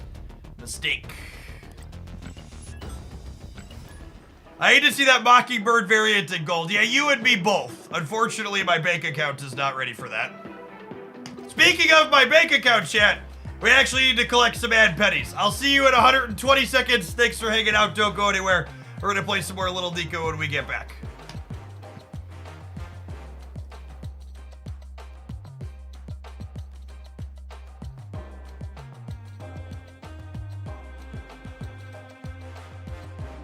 Paging all whales. It's so expensive to whale brand new card to potential gold, because you have to pay for boosters for 4 splits. It's like 120 bucks just to get your first 10% shot.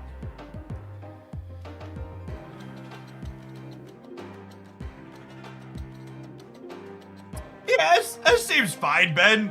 I think in the games where you manage to draw, the problem with this type of deck is what does your gameplay look like in the games where you don't draw Craven and Jean?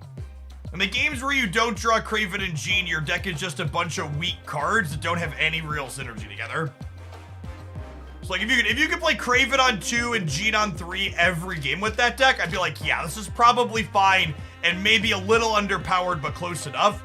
But in the games where you're probably underpowered even when everything goes according to plan, and you're nowhere near good enough in the games where everything doesn't go according to plan.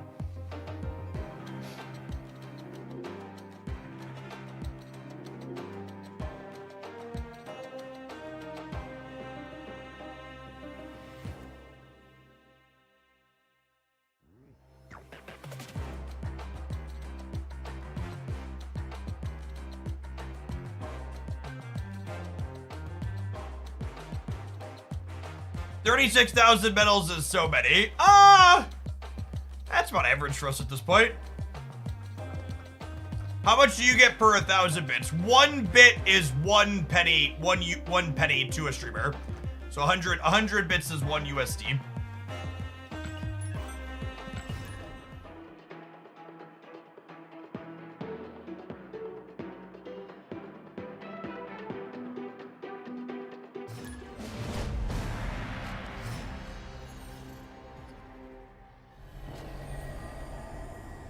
Oh, snap.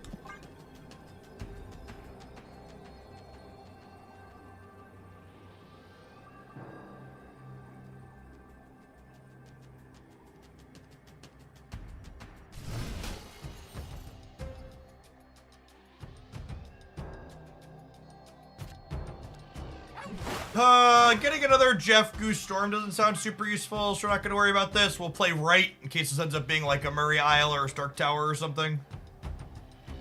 When neither of the first two locations are beneficial for Jeff, playing him into the unknown on the right is typically correct, because there's a lot of ones that can buff him up.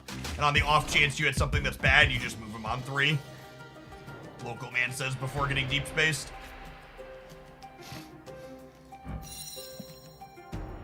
Hey, Cosmonaut, thanks for the 5 months. Welcome back. Let's play with fire a little bit here. I have Jeff that can get into the flooded after everybody moves out. And I also have Captain Marvel that can get in there too, potentially.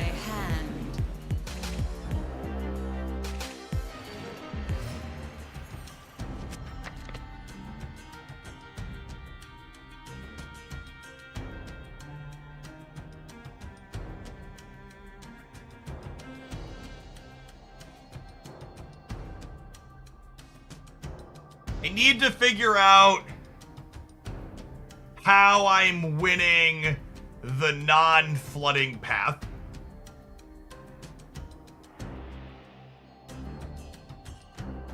I think it starts with Mobius, and maybe it involves Goose.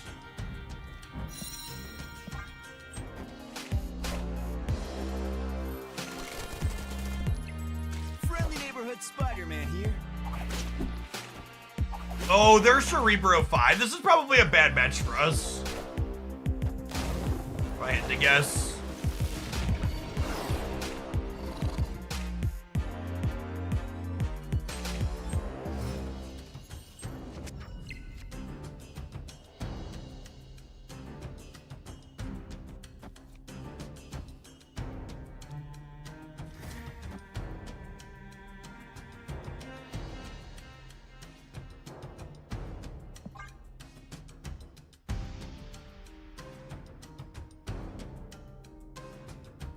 This will give us an extra Jeff, which might be useful here.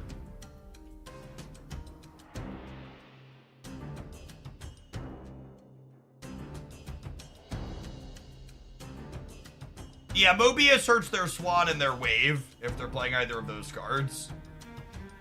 There's a lot of versions of the opponent's archetype right now, though. This is actually perfect the way this works out, because now their Captain Marvel can jump this way, thinking that she can win the game, and then mine will go after.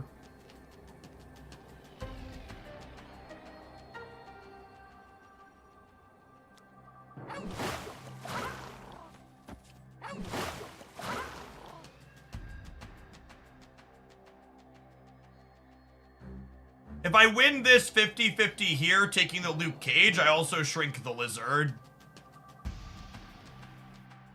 which I think lets us win. If they Doctor Doom, it's the same thing. It's the same thing where, it's gonna come down to this rogue coin flip. Unlucky. Higher, further, faster, baby.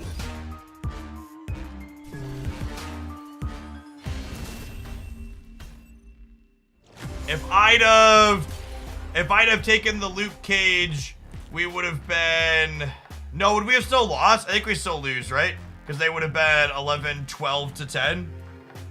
Yeah, we're actually just dead. Destiny Cloud, thank you for the 12 months. Welcome back. Use your sword to go with that shield. I would assume this match is probably going to be terrible for us.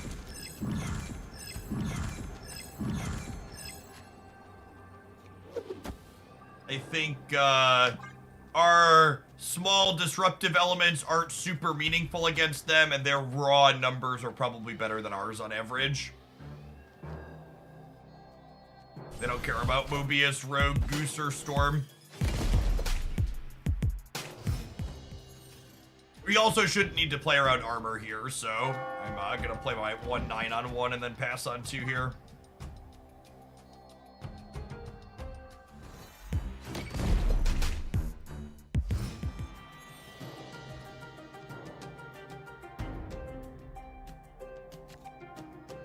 I'm gonna go ahead and storm Carmartage here because I don't want them to get double do bots. Wind, aid my hand.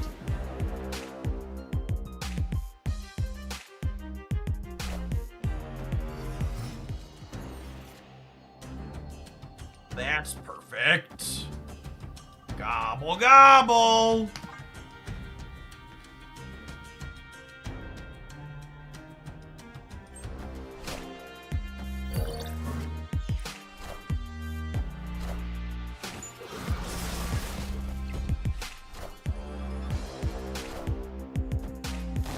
Get fucked, Buttercup.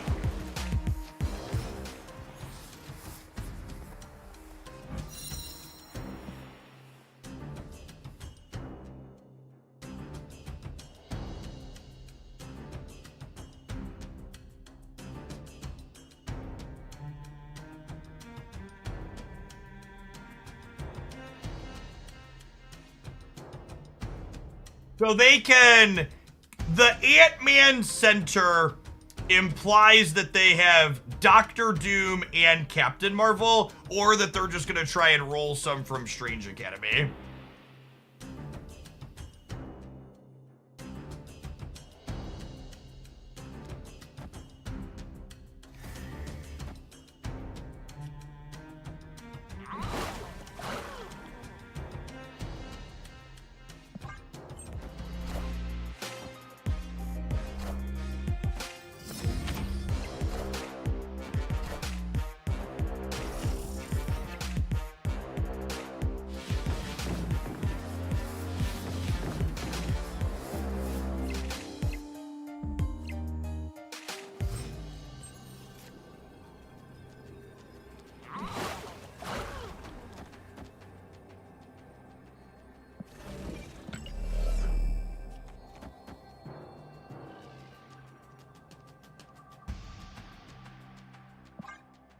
Retreating.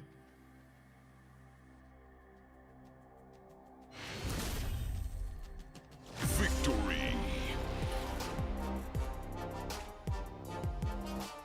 We should always Jeff middle so we have a chance to option to put Marvel into there. Yeah, that's true. That's a good take, yeah.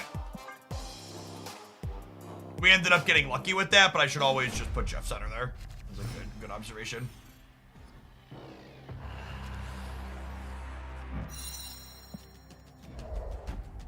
Oh, snap.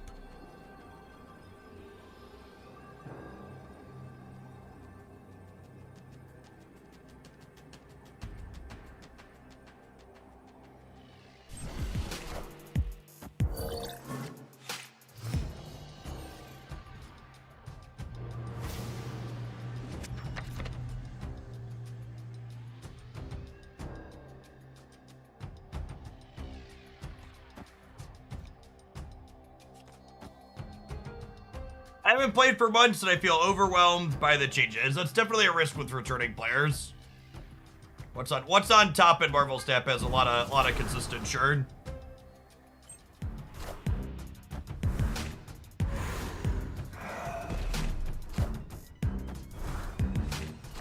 We definitely want to play the created carnage and not the actual carnage from our deck because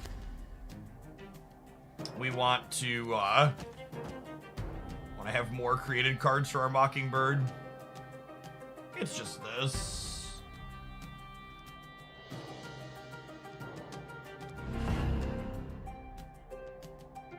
My hand's pretty good. And I think I want to save Storm for here just in case. I think it's just this.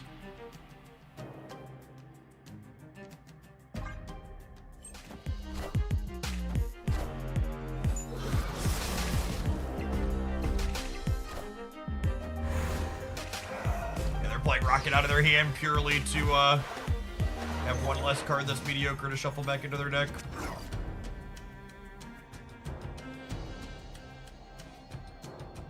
I always miss viewer deck days. Typically viewer deck days are Mondays or Wednesdays, and sometimes Thursdays. The day after balance changes, basically never viewer decks, because I need to get content recorded. Their Marvel flipping up second is bad for us. Yikes.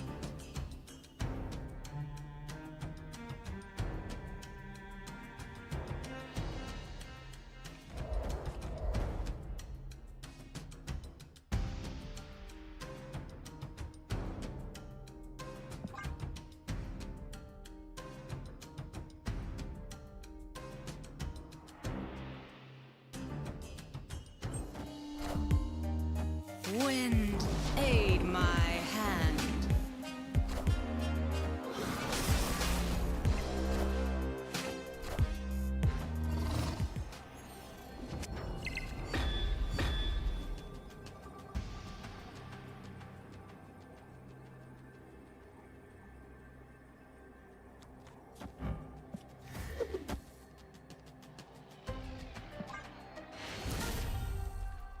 Victory. I take submissions the day of, usually. Sometimes, if I know I'm doing deck submissions the next day, I'll post the evening before in the subscriber Discord server and let people claim them in advance, but usually I don't let people claim them before the night before. During the Magic days, he had to spend time fixing mana bases in every viewer deck submission. God, people are so bad at building Magic mana bases. That's definitely not something I miss.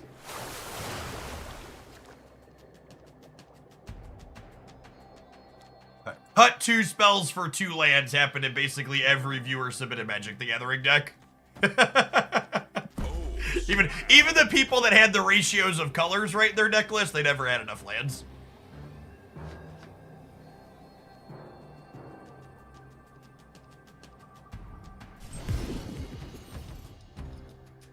Looks like I got drops for Genshin Impact from your stream yesterday. You did get drops from my stream yesterday. Genshin does Twitch drops every patch cycle. I think it's watch for 2 hours. Get some freebies. Like I said yesterday, we played Genshin on stream because it was sponsored. But I play Genshin basically every single day. Yeah, I think I can count on one hand the number of Genshin dailies I've missed in the last year or so.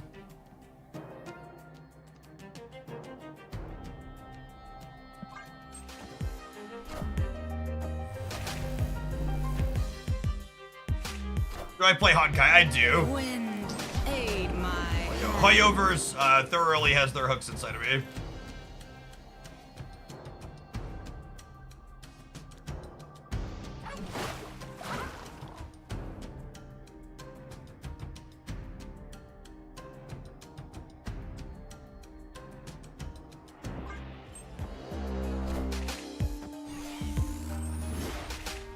Ooh, Omega Red Enjoyer.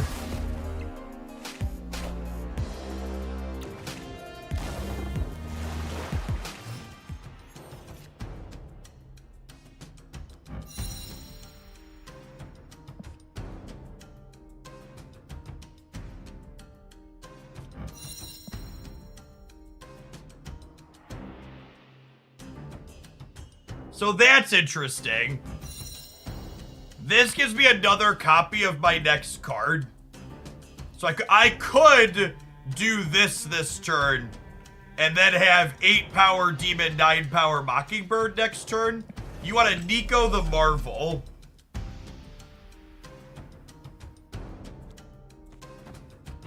I suppose that's an option. It's worth noting that multiple Marvels don't work together.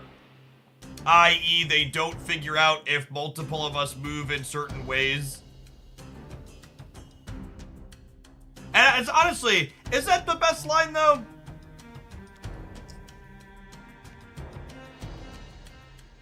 If I just do this, I can do this plus this next turn, which is probably better. That's close. It could be right to copy the demon too, like I was talking about, I'm not sure.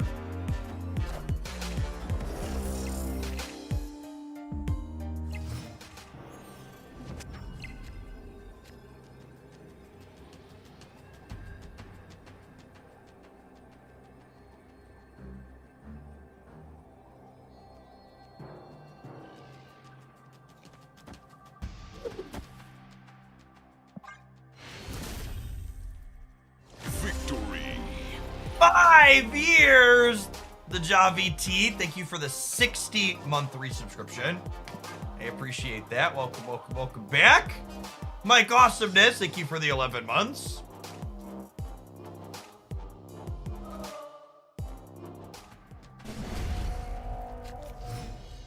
To the surprise of no one who's watched this stream a good bit, I'm enjoying playing this deck. Opponent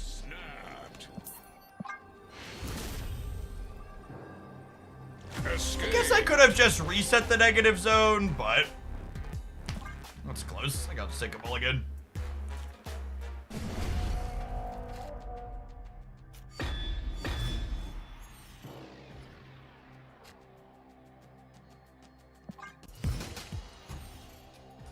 Mysterio! This land can never be fully known. Oh my god, they're playing Adam Warlock.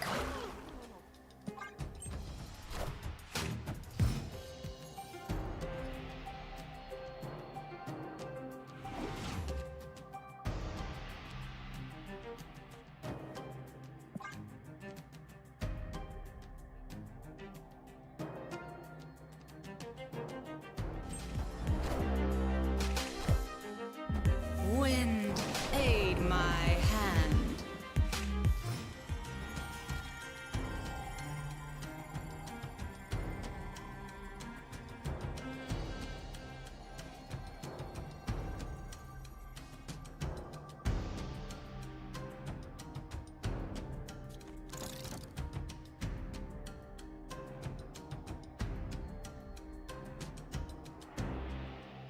Snap. I don't think I could win the center with just 7. And they could have drawn my Captain Marvel.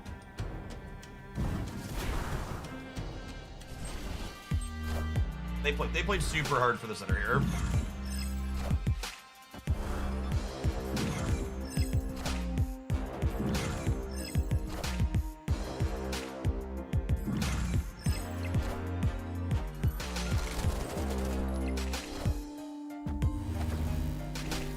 Fucking deal. Got me.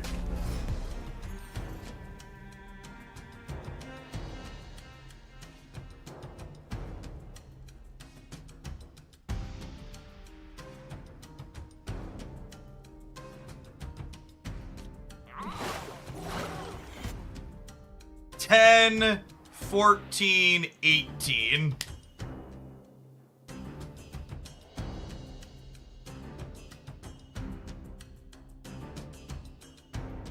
That might not be enough, gamers.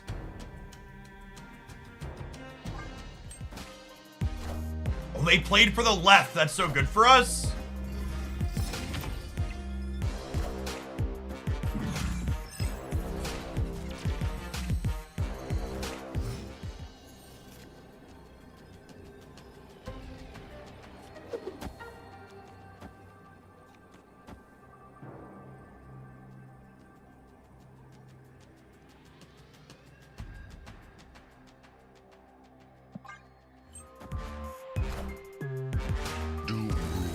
Got him!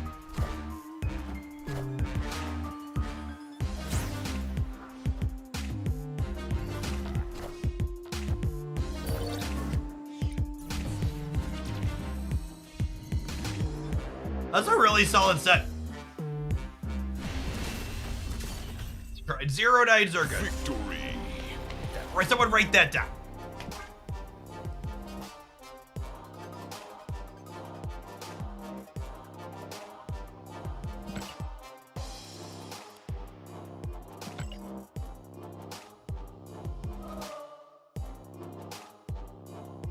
Frankie Banks, thanks for the 5 months. Appreciate the continued Prime support.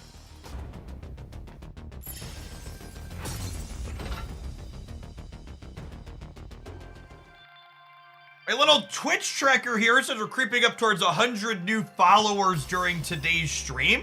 Thanks everybody for doing their drops here, and welcome to those that are stopping by my content for the first time. If you're not familiar with me, my name is Jeff Hoagland. I stream full-time here on Twitch. You'll find me here Monday through Friday during the week from about 8 or 9 a.m. Central until about 3 or 4 p.m. in the afternoons most days.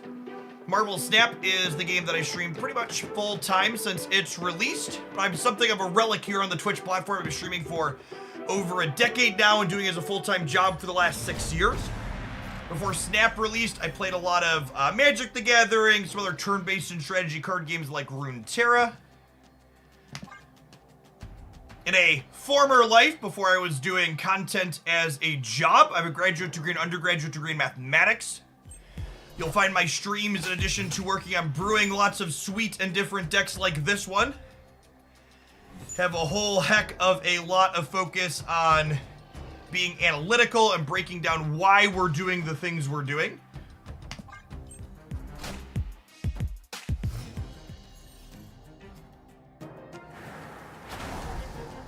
My poor kitty, Jet. Heckin' rude.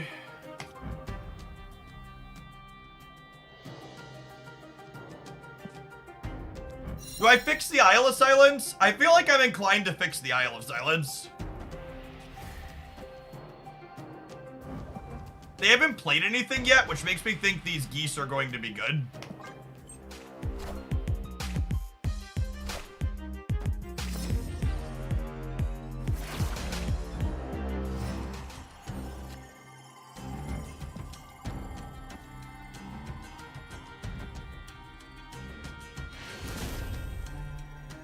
Victory.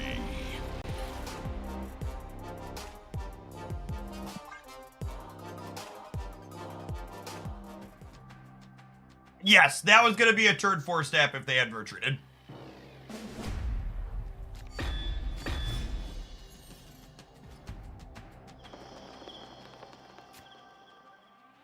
Oh, snap.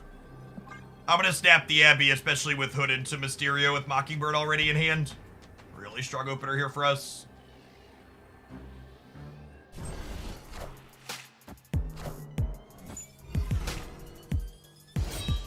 Blade, discard Rodent.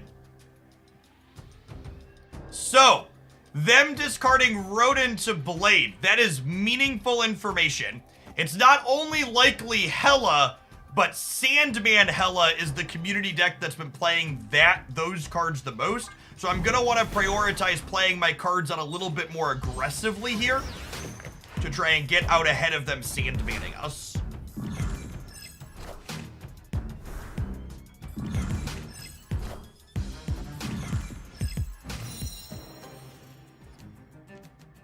Carnage. This Twitch stream is truly lovely and as always is recorded in front of a live studio audience. Thanks everybody for hanging out today.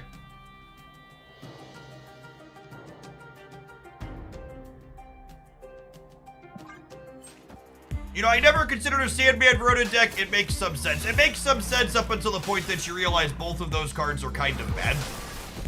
So, despite them having synergy together, the deck still isn't particularly strong because you're playing with cards that are kind of mid.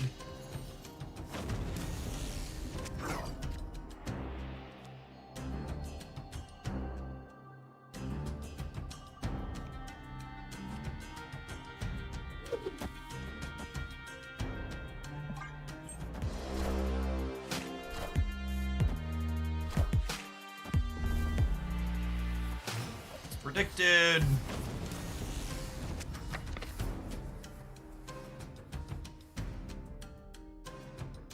We could definitely just die to a Hela here, huh?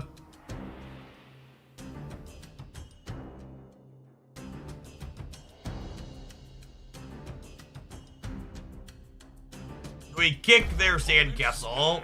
Sandman's effect is symmetrical, chat roguing. It doesn't accomplish anything. We just leave when they get set up. Escaped. Shadow Lord, thank you for the 37 months. Welcome back. This matchup's probably... I don't think our deck is capable of winning this match when our opponent's deck is functional. I think if we're going to be successful here, it's going to be on the back of our opponent's deck just being pretty wildly inconsistent. However, if our opponent snaps and retreats appropriately, which based on these first two games they seem to know how to do, I think we're in trouble.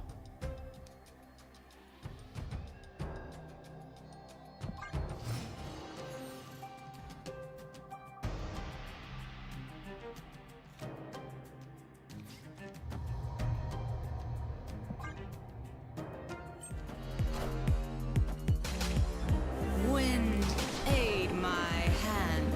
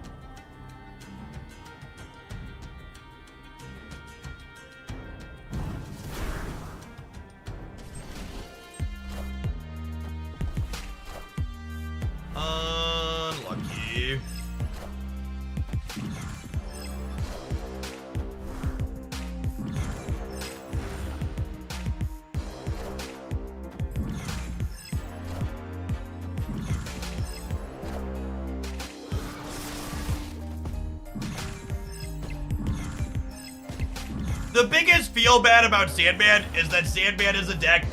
Sandman is a pub stopper. He's a card in a deck that's just like really atrocious into the decks that are actually good, but it's just so strong against decks like ours. It's just like this B- or C+ pile of synergy cards.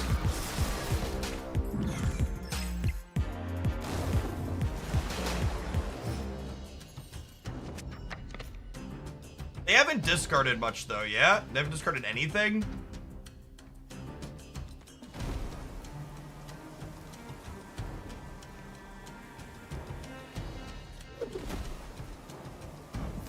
Wait a minute. I can Mockingbird here and then pull them over, yeah? Snap back? They didn't snap me, I snapped them.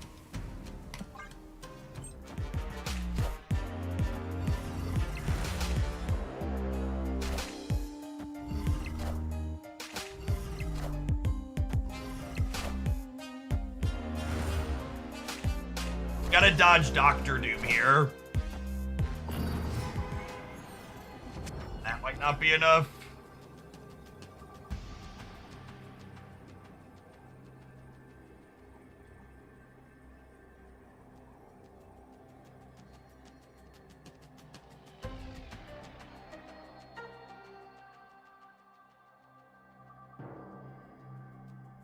I think this matchup is terrible. I'm gonna hope they make a mistake with New York and stay for 4 cubes here.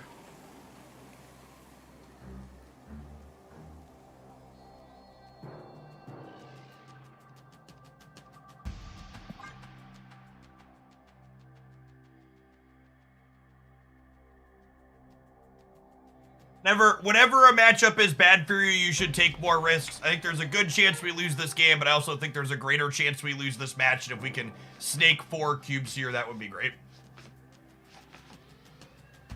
Now we move Mocking and Marvel the bar. Moving Mocking and Marveling the bar doesn't accomplish anything. Multiple Marvels don't account for other stuff. Yeah, I mean, there's other ways. For the people asking, Jeff, are there other ways you can coin flip this endgame? The answer to your question is yes.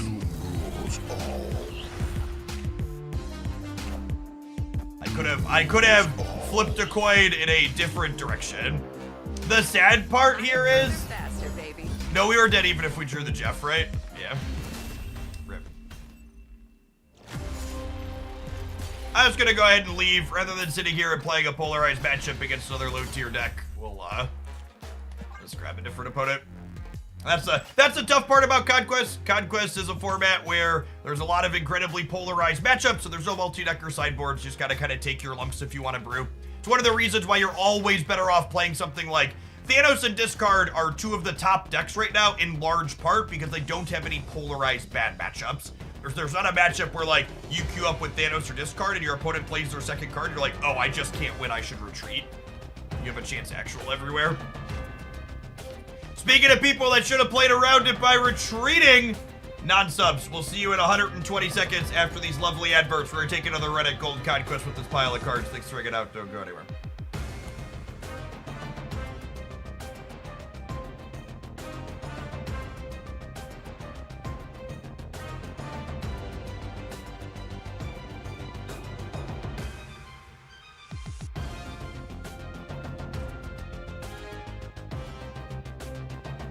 Yeah, playing Ronin into a format of people playing Discard is truly a decision.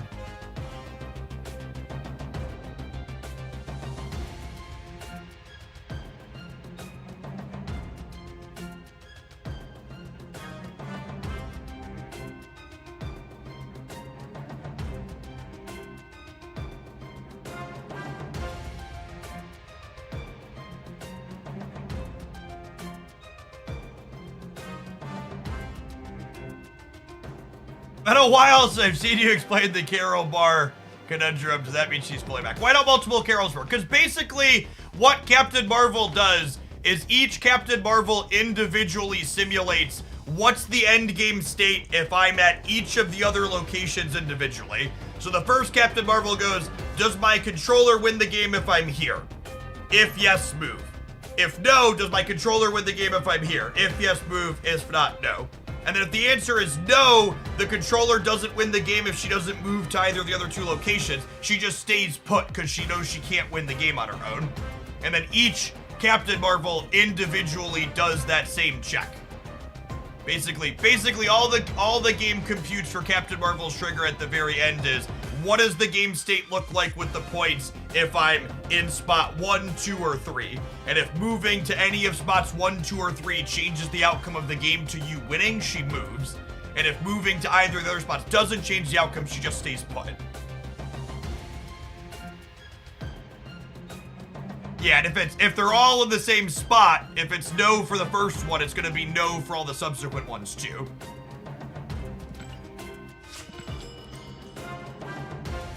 The TLDR.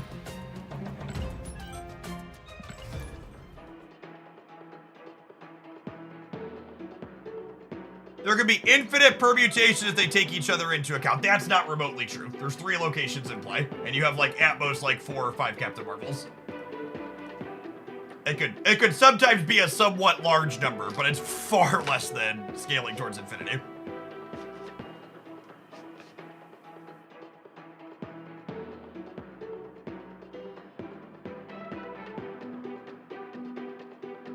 Does that mean all the captains might move and lose you the game? No. No, Mac. That's not, you must have misunderstood what I said. It's really not complicated. I don't know, maybe it's just the fact that I have a programming background. But like whenever this discussion comes up, it always feels strange to me because like it's not complicated. It's literally the computer just says what happens if I'm here, here, or here, and if any of those outcomes change the outcome of the game to you from you losing to winning, she moves. That's all it does. And then the only thing that it does with more of them is they don't add up their 5s together. They check separately. They just do that same check individually across all of them.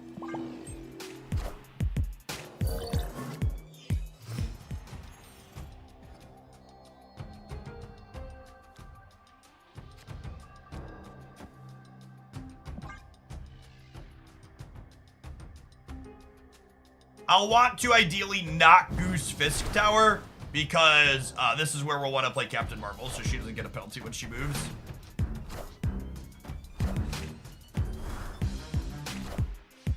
Yes, I think that's true. Non-programmers tend to have a hard time visualizing step-by-step instructions.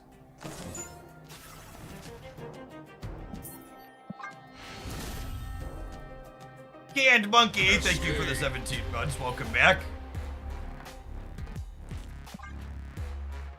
Programmers are, in fact, better at following simple instructions in an order.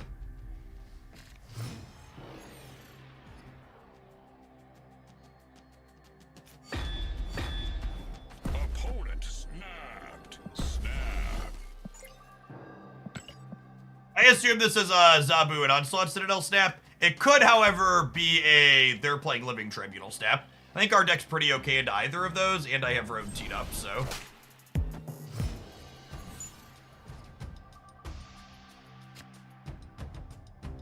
Well, that's awkward.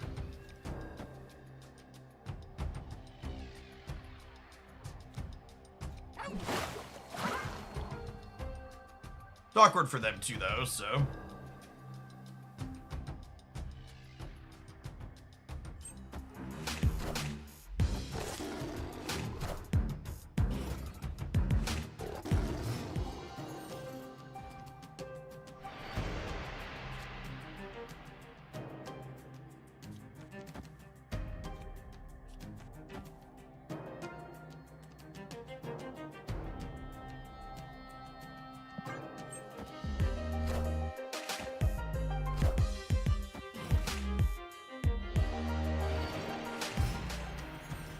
Hey, Garush, thank you for the Prime. Appreciate the support.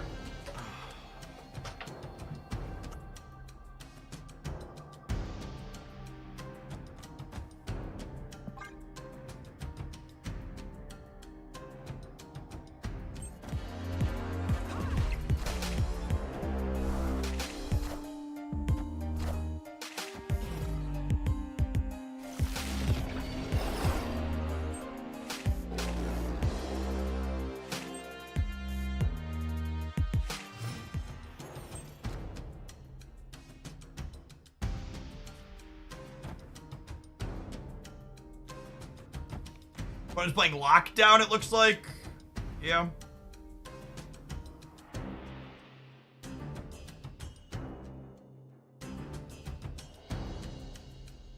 How careful you have to be about playing Mysterio before Marvel in this deck? I mean, generally more careful. I mean, generally you just play Mysterio on curve. This game, there was a great weapon of Bifrost that complicated things.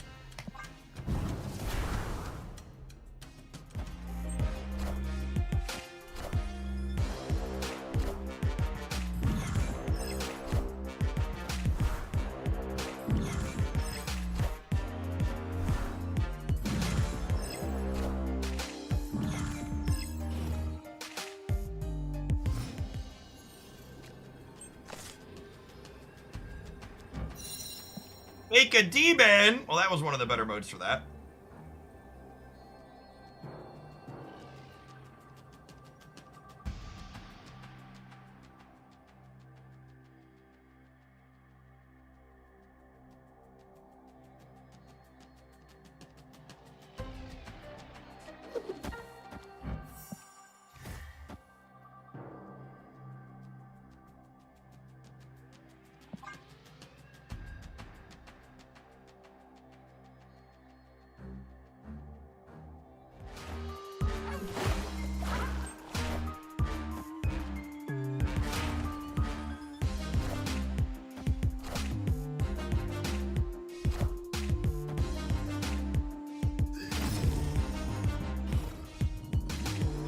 Higher, further, faster, baby.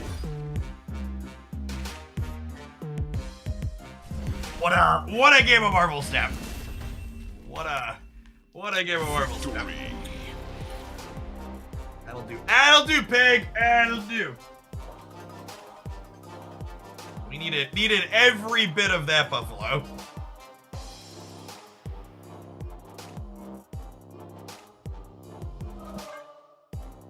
Thank you, Nico Banaru off the top. Thank you for having the correct spell.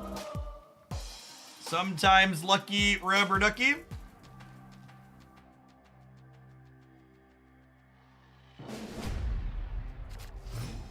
Oh, snap. 2-9. Let's go. Listen, champ, the deck's called Little Nico for a reason. Of course she's gonna show up and save us in the nick of time.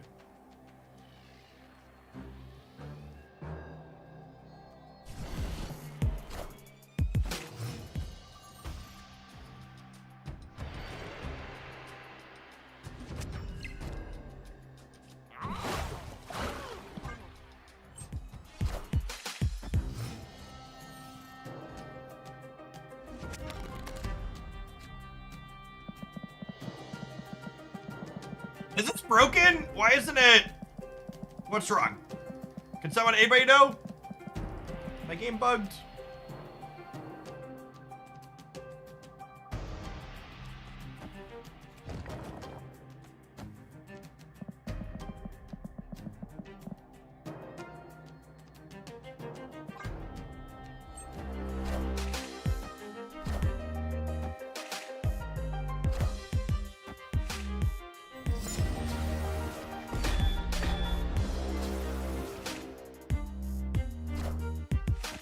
Wind, aid my hand.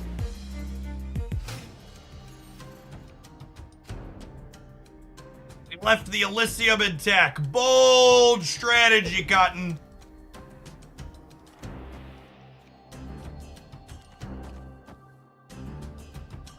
Is this overcommitting? This is probably overcommitting, yeah. I have Marvel and Carol who can jump in here after the fact.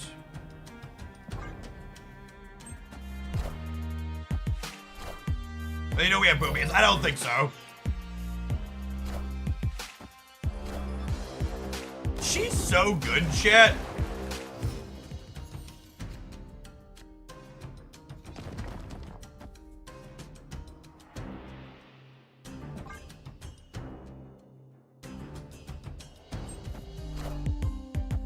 Wind, aid my hand.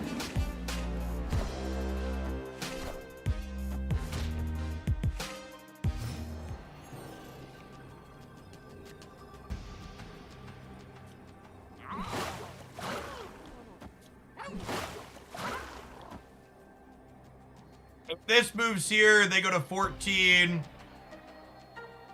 And then Doctor Doom puts them at 19. I guess I guess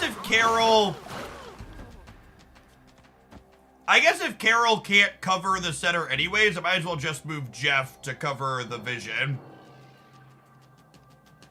And then we'll let Carol cover the left here, I think, instead of playing the goose there.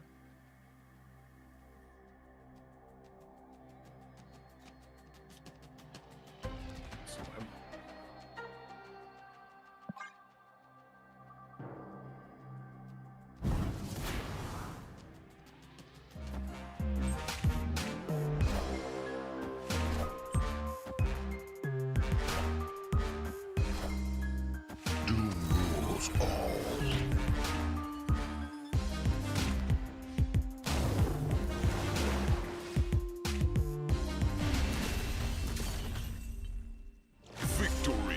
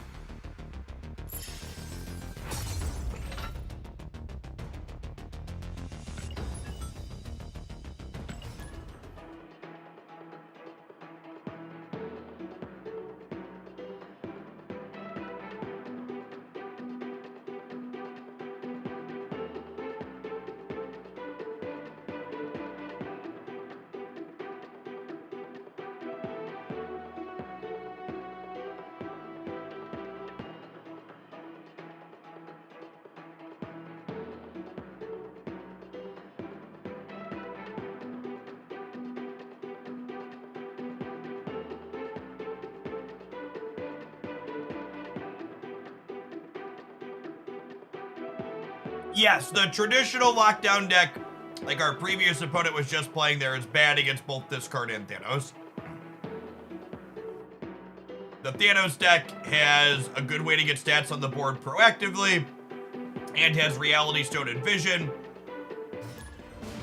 And discard just gets scaling threats down at really efficient resource rates.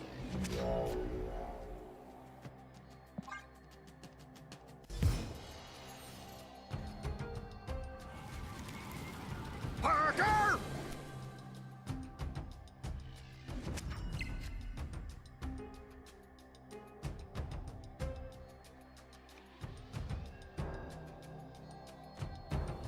Do I snap on the goose?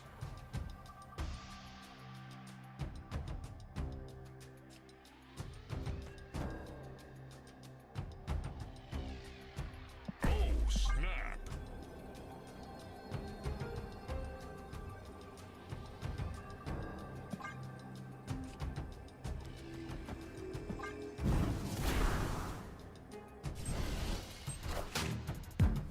I put the real Mysterio right.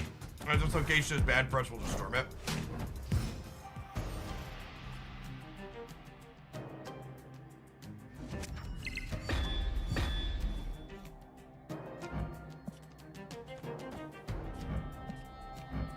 This curve feels absurd. Just Mysterio storm into Mockingbird Goose.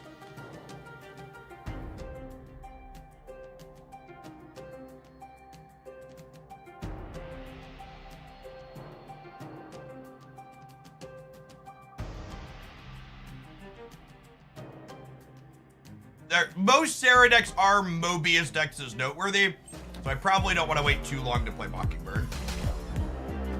Wind, aid my hand.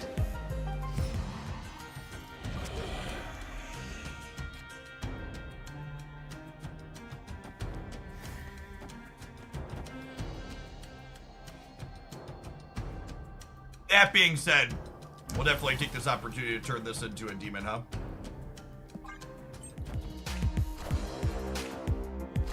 Well, there's Surfer. That's a little scary.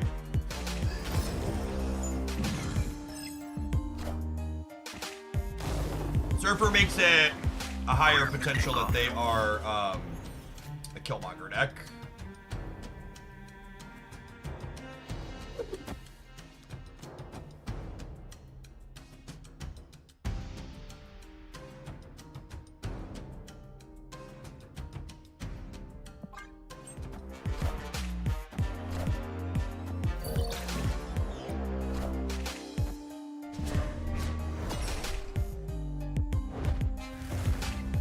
Captain Marvel or Jeff off the top.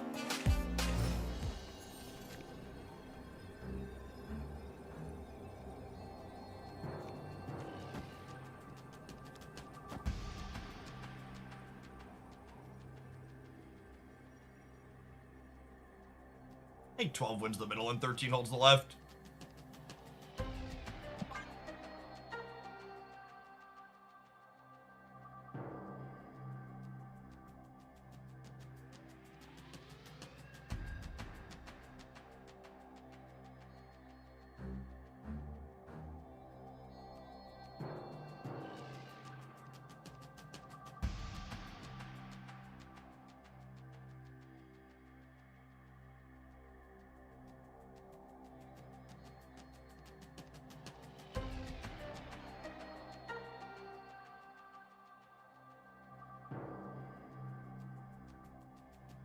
Right to play around Killmonger. Maybe.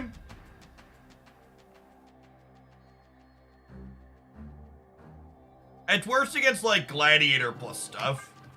I'm gonna play around Gladiator.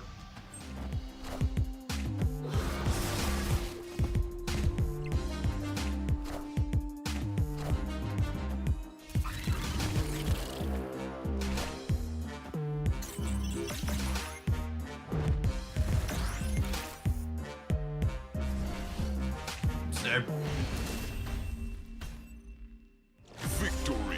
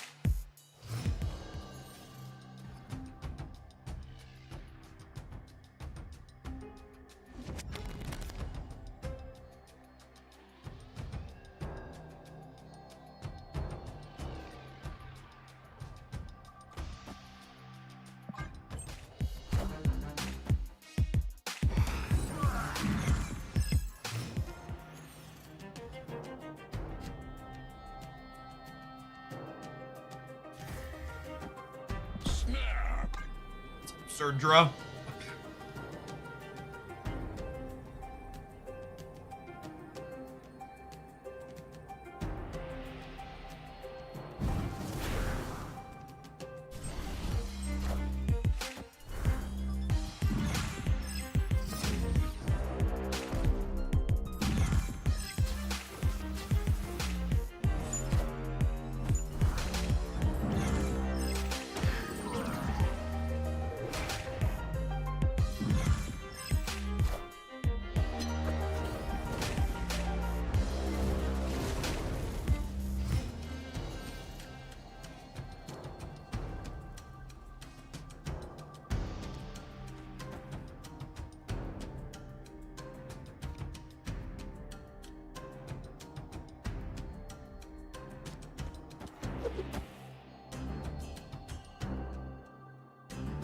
I think it's just this. We're definitely going to be storming this. I just want to try and make sure I fill up all my lanes while I do that, so that way, Martyr can't move.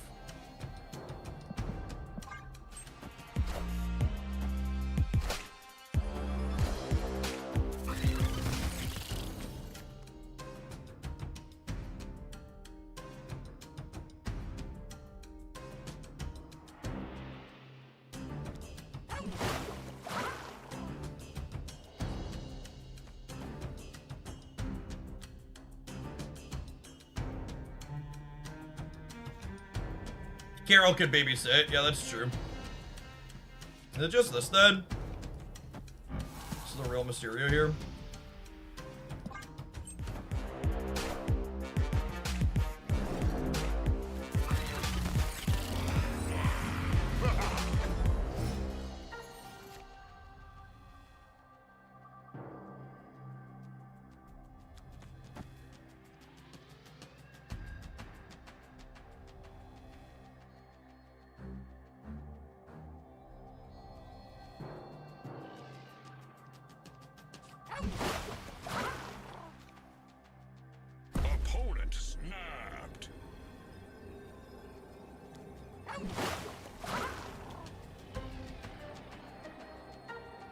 willing to play for all of it here? I think I'm willing to play for all of it.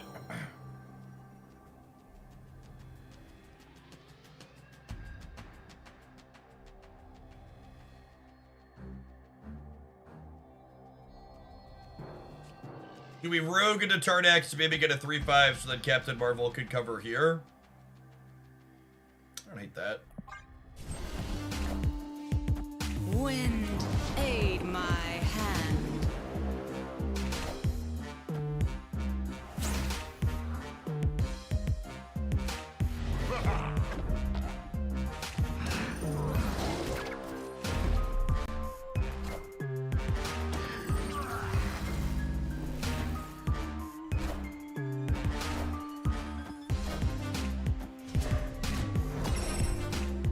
Higher, further, faster, baby. Oh, fucking chat!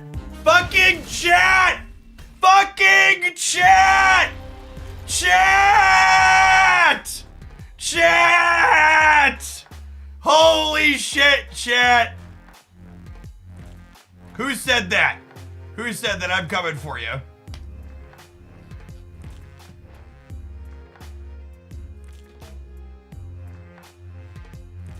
The Twitch chat advantage. For reference, if I just make my original play and put Jeff here, we win the game. Because we're 13 here, Captain Marvel can jump, Mysterio plus Jeff here beats the Surfer. Chat. Snap.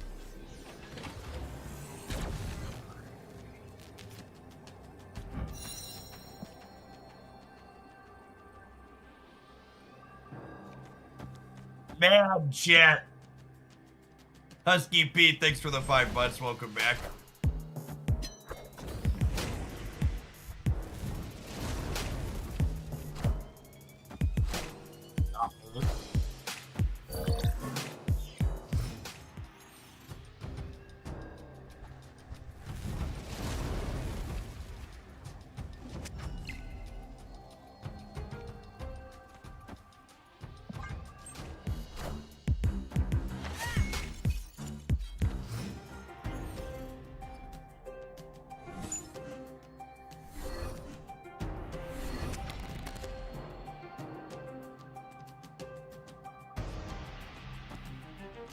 I think we're dead.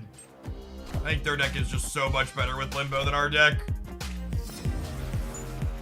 Not sure we can realistically win.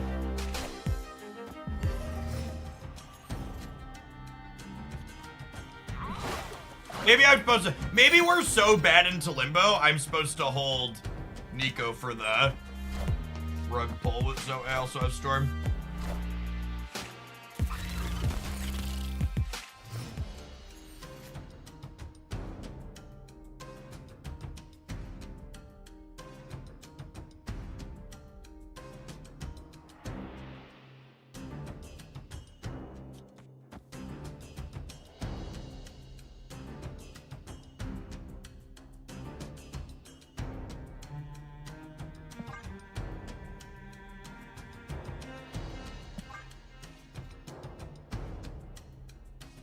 I was gonna wait a turn.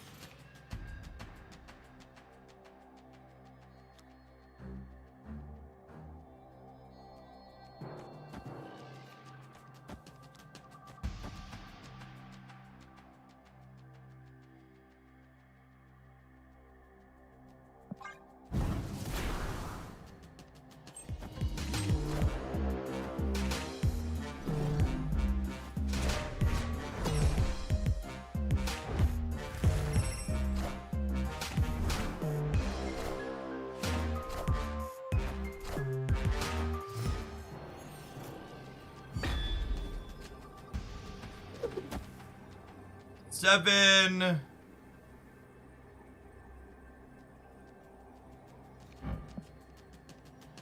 I just can't get big enough.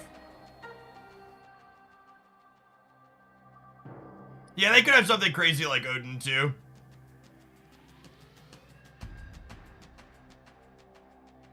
Our numbers are just too little. Yeah, well played. They probably played really well. I fucked up by listening to chat in a game that would have taken all their cubes away. I deserve that. We could have done that if we saved the demon. Yeah, but then I'm locked into a very small amount of power over here, which I didn't want to do, Steric.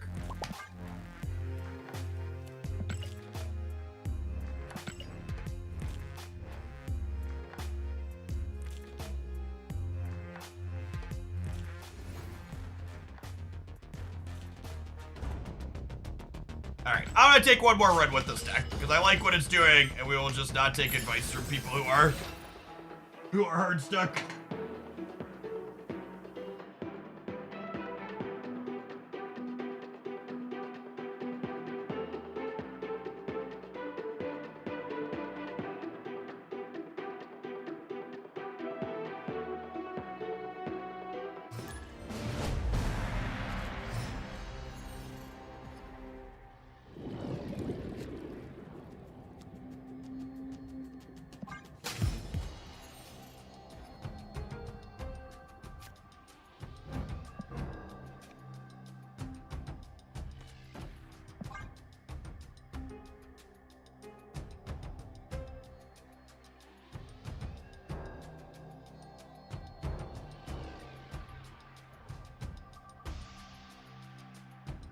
I'm looking forward to Nocturne releasing, so I can play a card in decks like this one that actually lets me reset Crimson Cosmos.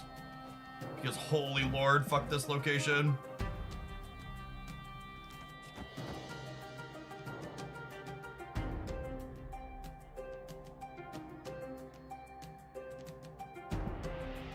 Oh, snap.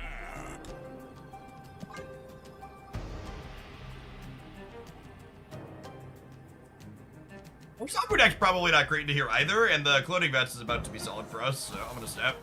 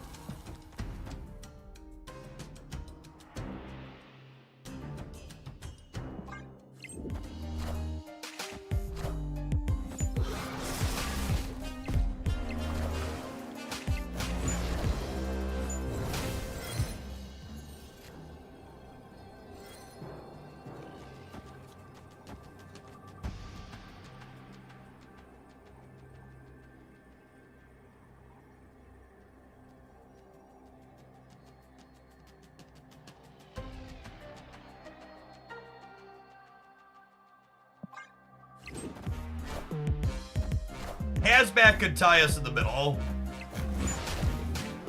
We played the demon on the left so we could play around Shang-Chi.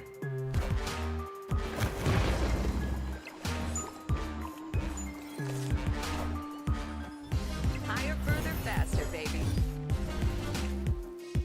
God, cost reduction is so good. It's so good.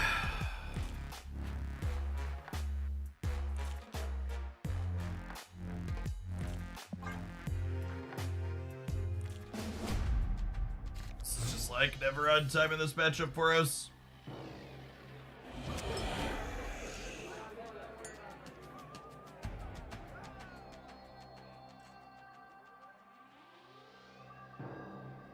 It's like, we played against this deck like 3 or 4 times today. I was like, did I miss a memo and this deck is good?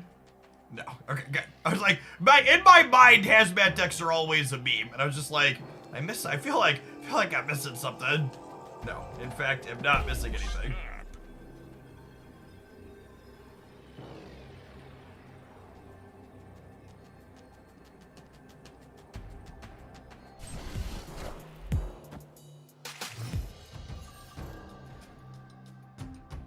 It's not good, but I guess it's kind of fun. People do find joy in stomping out the sandcastles of others. You are correct.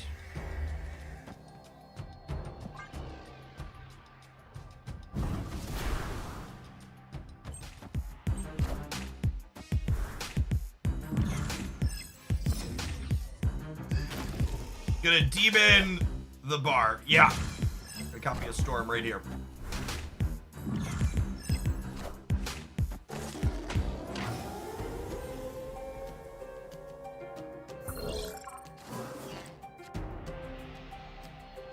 Thank goodness, because my copy of Mobius is nowhere to be found.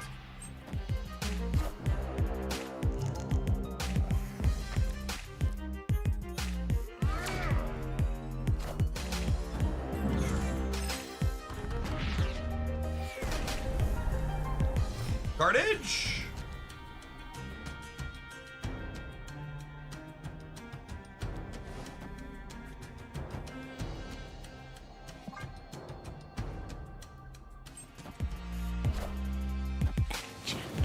Yeah, Goose actually just doesn't have text in this matchup anyways.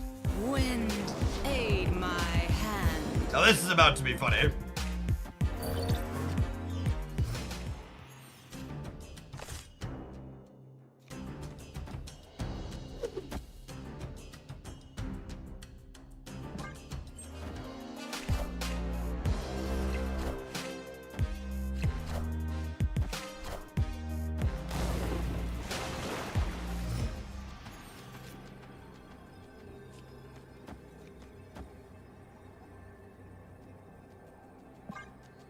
I feel pretty good about this. Excited to see what new and exciting way we lose this game. Yes, all of the cubes are fine, Polar Bear.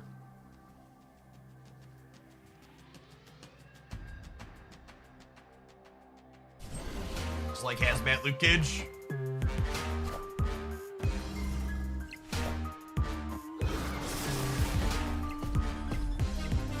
Unlucky. Higher, further, faster, baby. I got greedy and got punished. I got greedy and got punished.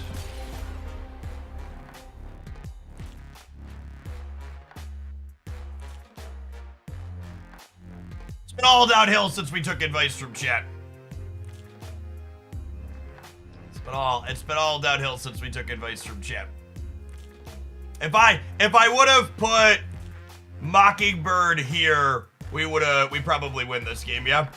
If I flip these, so we'd be -6 here, and we'd be +6 here.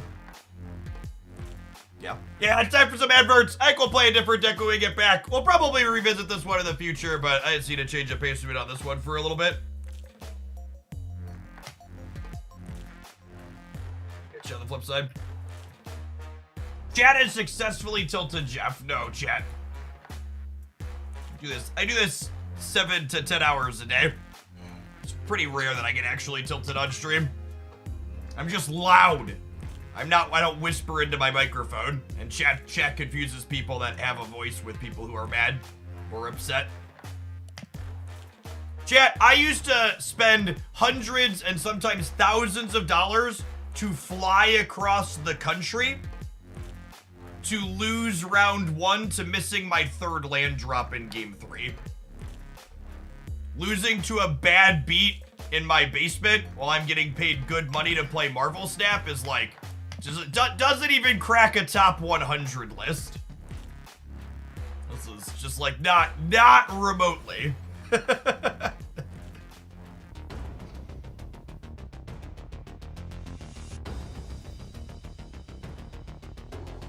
How you're feeling this week with the long hours? Chat, I have slept for 6.5 to 8 hours every single night this week. So yes, I have been streaming more than I typically stream. but I am also a very responsible adult who understands how to lead a healthy and balanced life.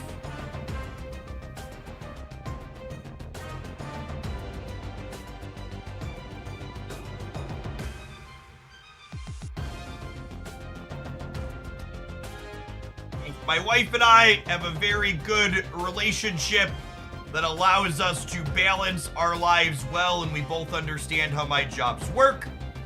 So on weeks like this, she gives a little bit more, and on normal weeks, I make sure to balance it out so we both have time to get done what we need to get done.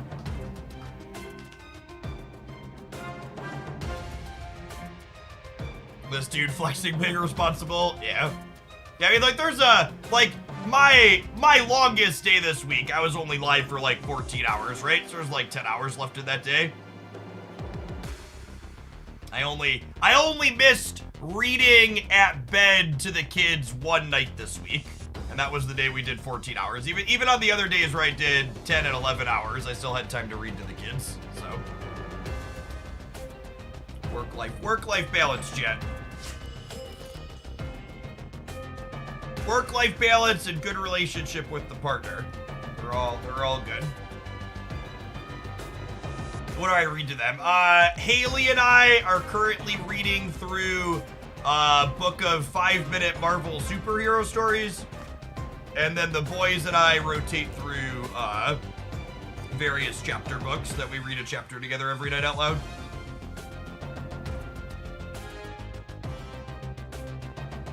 Helps when you don't have to commute. I mean, when you have a job that involves a commute, you just need to factor in your commute time in your workday, yeah?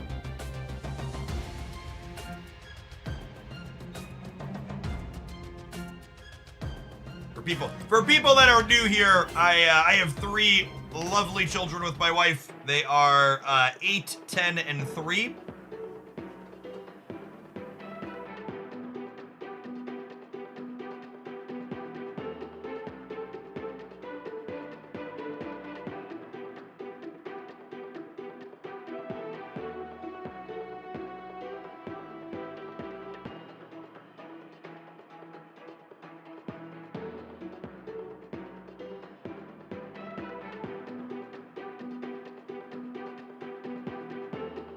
I like how I paid $2,000 for a cell phone, and I still get flipping pop-up ads from the Verizon app manager for random bullshit. I've mostly been happy with the hardware quality on my Samsung Z Fold, but I think when this thing's ready for an upgrade, I'll almost assuredly go back to owning a OnePlus device now that they have foldables. I hate all the other software bullshit these other companies let the carriers install. Radio Protector, thank you for the 17 months. And Trisilicon, thank you for the 13 months. Appreciate the baker dozen. Yes, the foldable space is real and competitive moving forward, it looks like, which is great.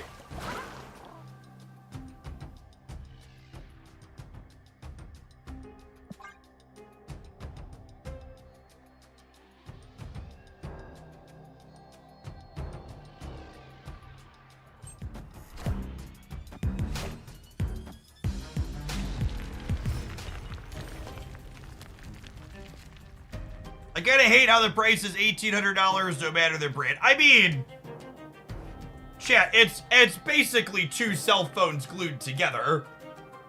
Like, a high-end smartphone is in the $700 to $900 range. This is 2 of them glued together, so yeah. Well, the price on the foldable is reasonable at scale.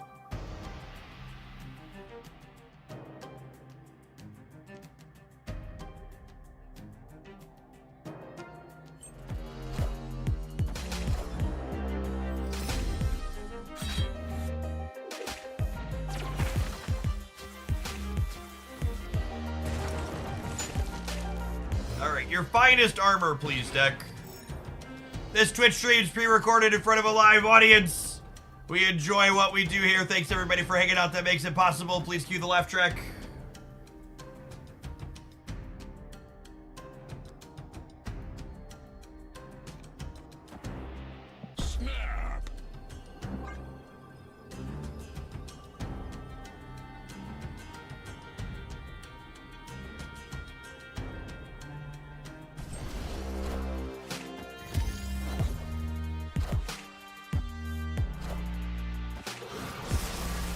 Careful, watch the teeth, Carnage. You don't want to break something.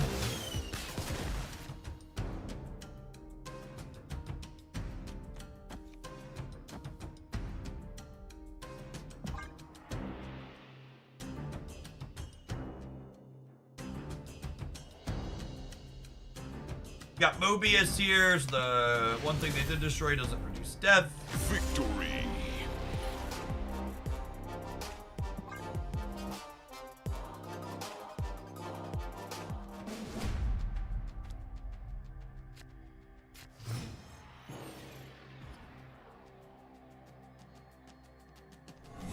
Hey, Captain Marvel could work well with the summer move combo extra power. I don't know what that refers to, Kizzy K.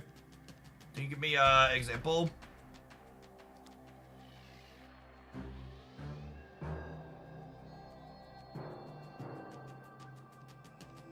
We actually don't have a VPN spot that's live at the moment. Looks like Surfshark was our last one.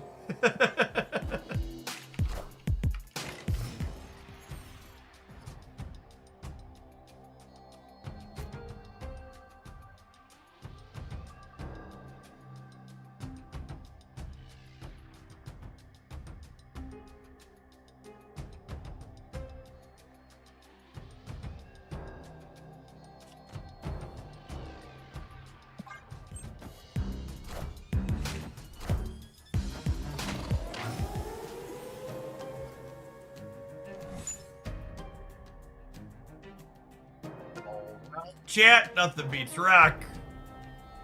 Snap.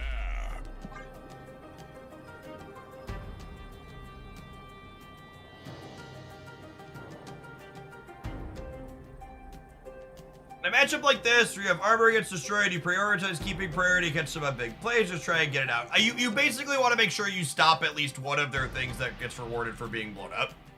So, I'm gonna armor here because we have priority and I can guarantee catch the Deadpool before something happens.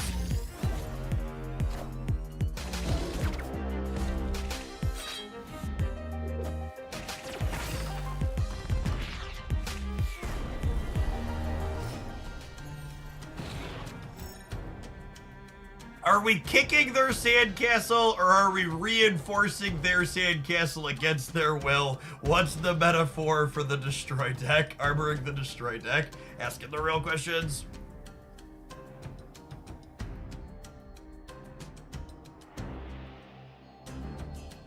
If they have Venom or Shang, they're still in this game for sure.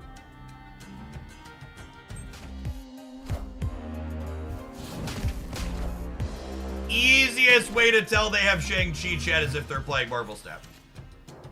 Never forget.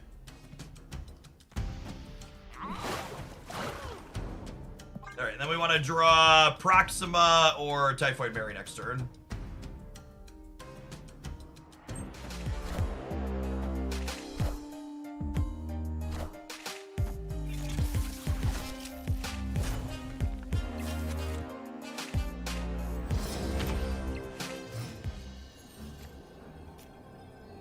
Got a rock.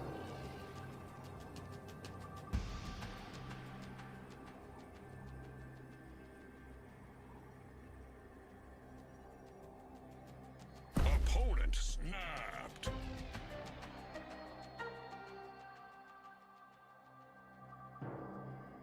So, this retreat here comes down to the classic mantra of, in a matchup where you feel you are favored, you should always take fewer risks. So, I think we have armor into their destroy deck. There's no reason to play for 8 cubes here.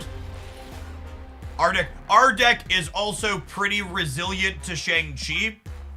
Especially once I know it's there, we just play Typhoid Mary as part of our turn 6. So there's just no reason to give them even a chance to make a big play and have like a null here. We just go to the next one and assume that our deck into theirs over a number of matches is going to end up favored.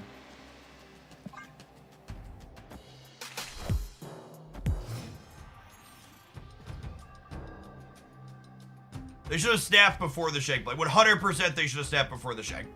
They waited too long to snap. Most definitely.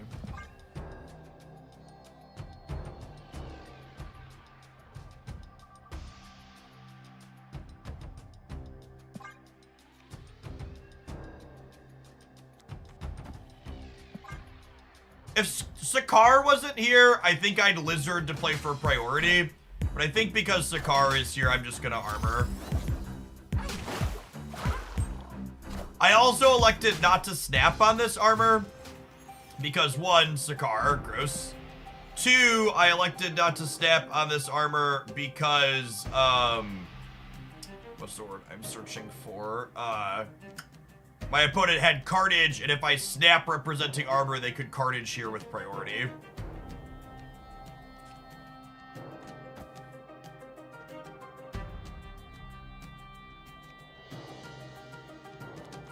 I think I'm gonna Lady Sif proactively here because I think I have to punt Sakar since they have death there.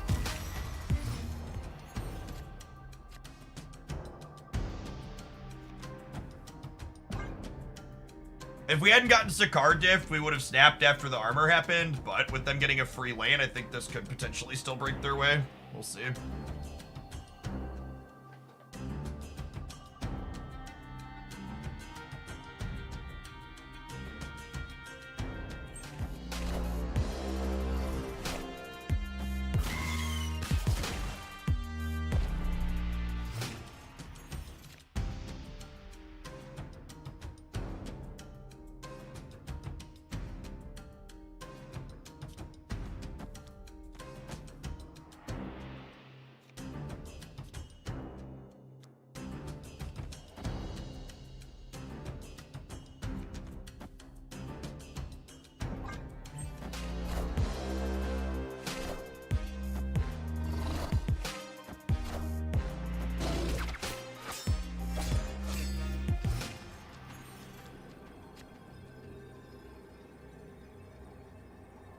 Okay. So they've blown up actual nothing, yeah? Okay. Victory. Hulkbuster. Hulkbuster they blew up. Good shout. Repower.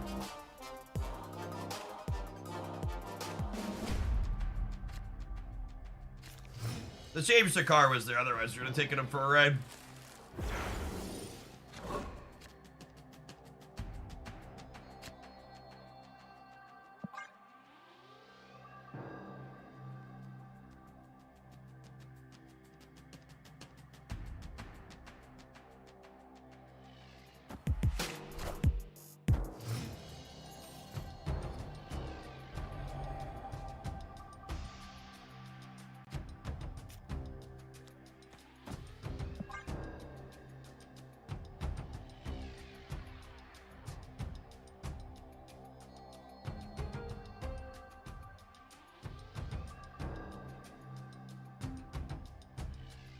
Yes, I would assume Venom's definitely one of their unknown cards. The last one's likely null, but could also be Arnim Zola.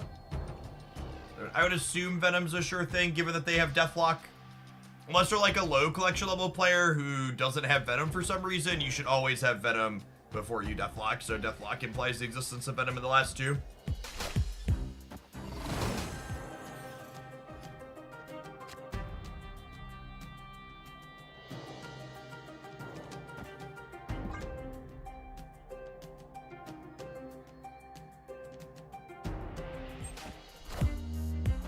Wind, aid my hand. London is significantly better for them than us. We're gonna go ahead and get rid of it. I definitely need to change my underwear.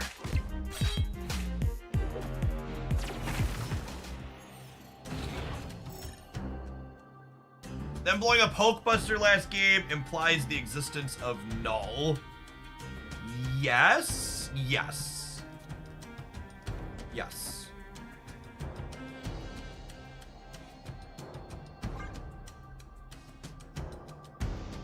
We get more points of the flooding after the fact with Proxima potentially if we need to. We're just getting rid of it. Sure. Mobius chat, he's always late. What a game!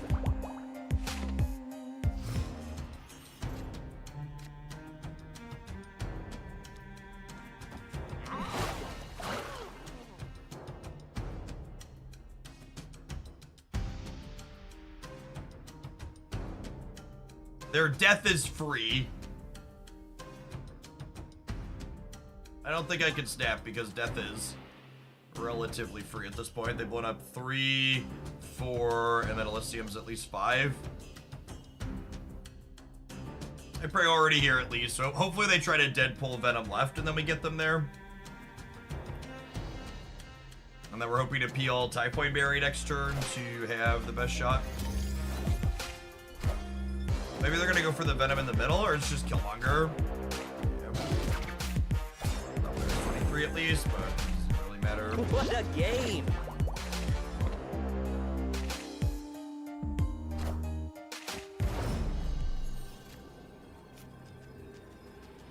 So Mary is a draw that's both a blessing and a curse because she's the draw that convinces me to continue playing this game.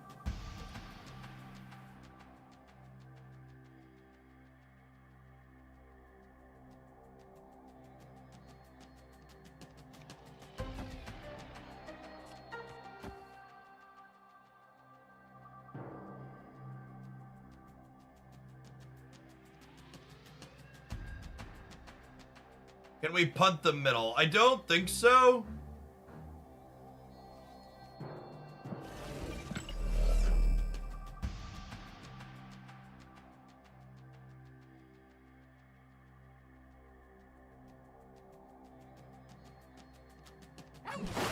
Maybe?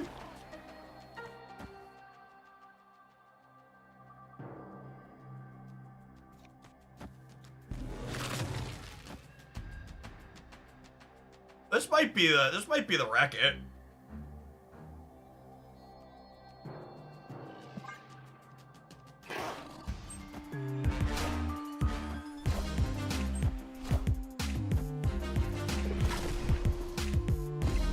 We beat this, yeah?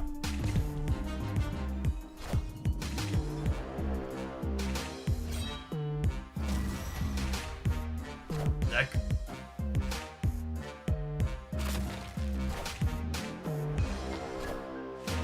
You zeroed Blade. Yeah, I had Lady Sif. Victory.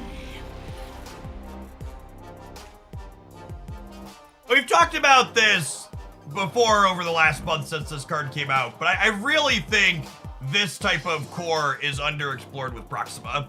She's obviously very, very good inside of the Destroy deck, but just as like part of this like value package essentially, I think she has a ton of potential.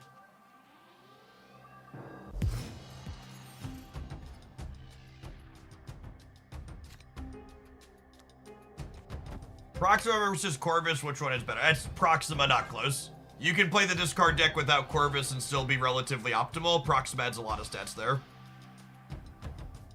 It's not a close one at all.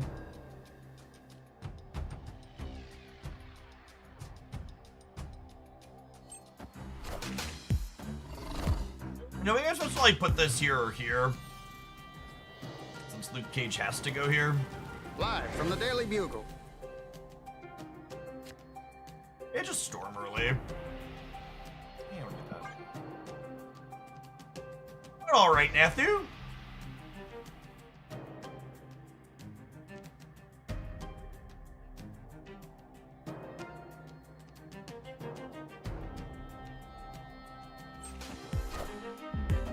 Wind, aid my hand.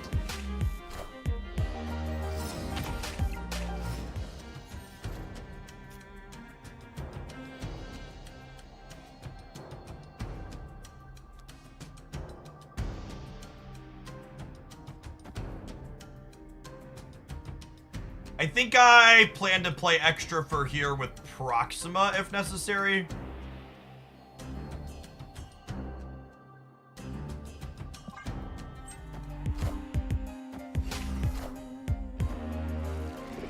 We kind of want Wolverine to end left, huh?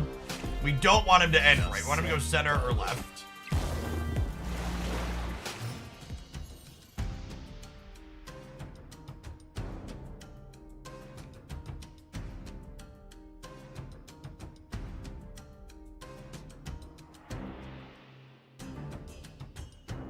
Do we think that...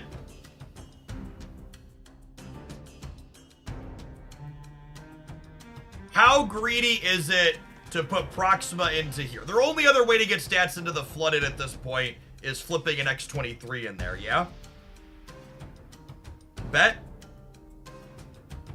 We could Goose mid just in case their last card is Zola. Yeah, that's a good take.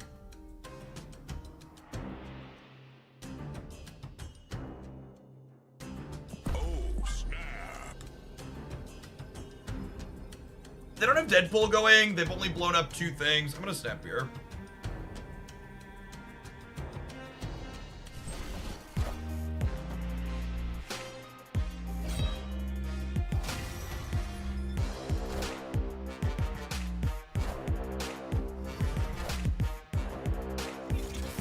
And then we're hoping to peel a copy of Typhoid here again.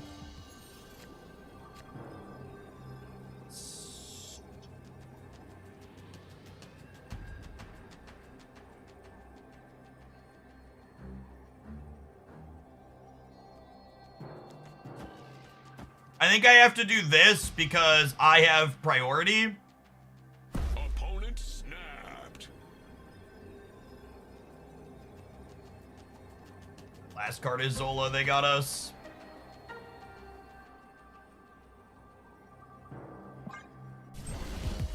Unlucky.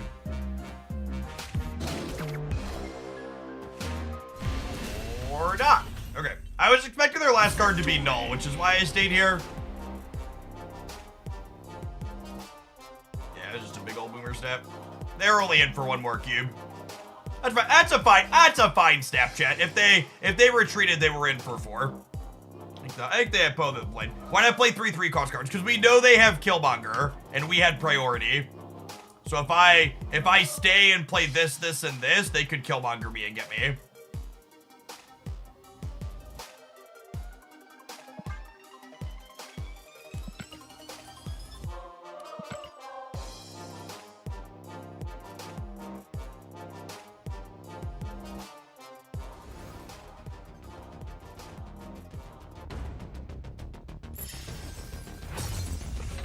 Oh, that was the Proving Grounds? We've been playing Gold Conquest for the last little bit. Well, all played for the Proving Grounds opponent. What a battle. That was intense. Opponent played well. The Sweating Grounds. We were both sweating shit. It's a little dazed and confused. Alright, God bless. Done with that, though.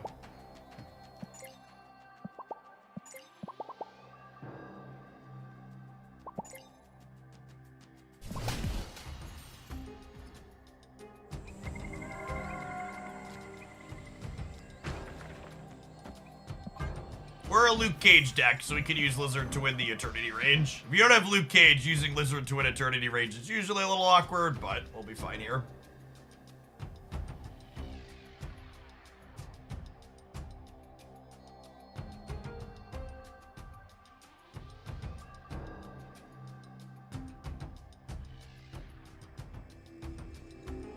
Sorry, opponent. Thought I clicked it. Got him. Got him! Yikes.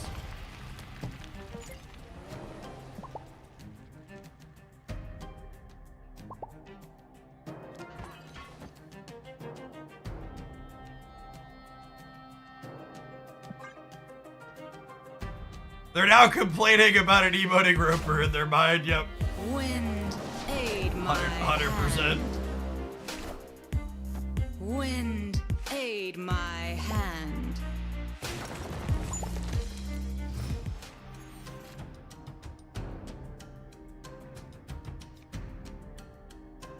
Where do you think they play their Guardian of the Galaxy, chat? I think they play it... Do they play here so they can enable Miss Marvel, or do they play here? I think they play to enable Miss Marvel. Maybe? No, they're going to play here so they're not at 0 on my side.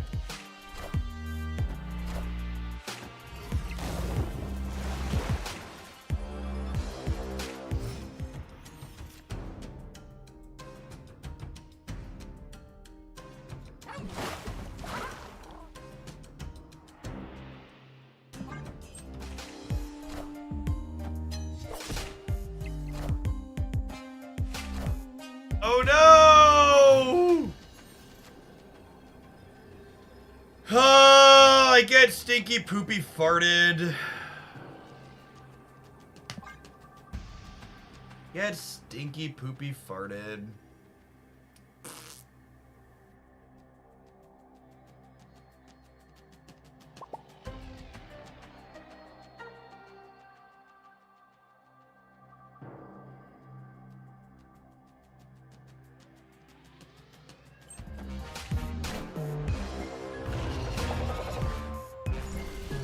I just want you to know, chat, I don't care how pleasant your emo conversation was. If you Alliance me at the end of it, I'm sending you to the Shadow Realm because it's where you belong to be with your people.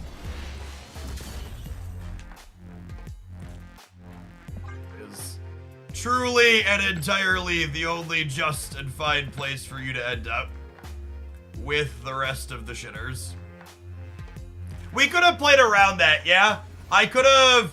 If I would have played the Lady Sif on turn 5, it would have dumped Proxima right, and then it didn't matter if the Luke Cage happened, I was winning the right. So, that was on me. We could have beaten the Alliance there. It's technically worse cube equity, but playing to not die to Gamora Alliance is correct. All of that, and for the record, that's why I haven't been playing a lot of, I haven't been playing much Guardians of the Galaxy, because literally the only remotely close to interesting Guardians of the Galaxy deck is just Storm, Professor X, Alliance bullshit. And in those decks, most of the Guardians are bad. You should just be playing other better cards. Snap. I think I've got one or two other Rocket Raccoon decks that we're gonna get to today. But by and large, the Guardians deck is, they're not, most of them aren't best in slot. Gamora might be. Gamora's pretty good. But like the Groots and the Draxes of the world are still pretty atrocious. Armor! Well, at least we drew a 2-drop, I suppose.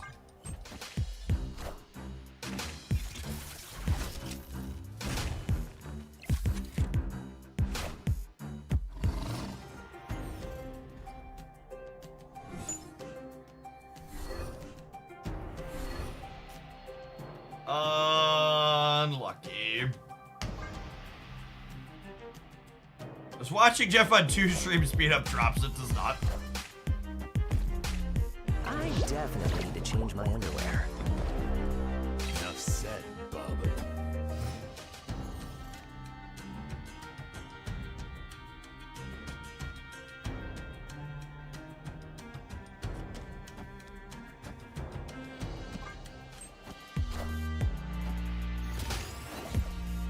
I think this is the Deadpool, yeah? If this is the Deadpool, we have a chance. Coolio. Enough said, Bob. They definitely just got cute here, and they should have just put them all in the middle.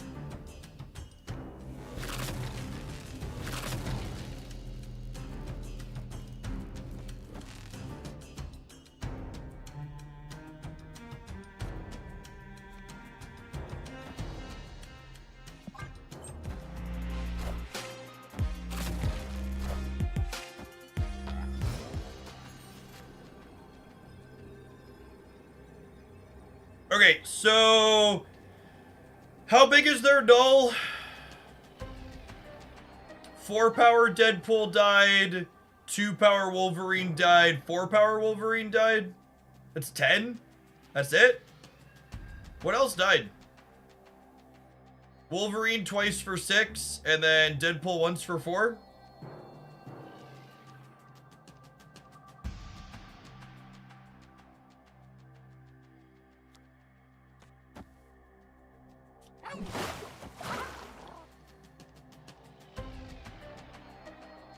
Swids.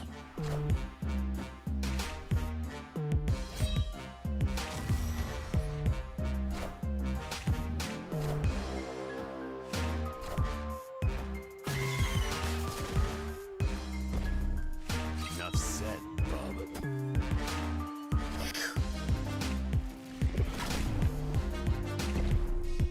you could delete one card from the game, would it be Professor X, Goliath, or something else? I think I personally, if I was allowed to delete one singular card from the game, I would delete Shang-Chi. Because I think Shang-Chi is the card that Second Dinner is least likely to change out of all of the cards I find offensive. He's not the most offensive card, but he's the one that I think is least likely to get an organic change. I think they're happy with him. Zabu. I actually think the introduction of Hope Summers to the game mellowed out Zabu's popularity and power level a bit. Zabu is no longer the only way to get extra energy in mid-rangey kind of deck, so I think Hope diversified that slot a while. Doing some game theory with your one-shot. Chat, if you're not doing game theory when you're making decisions, are you even alive?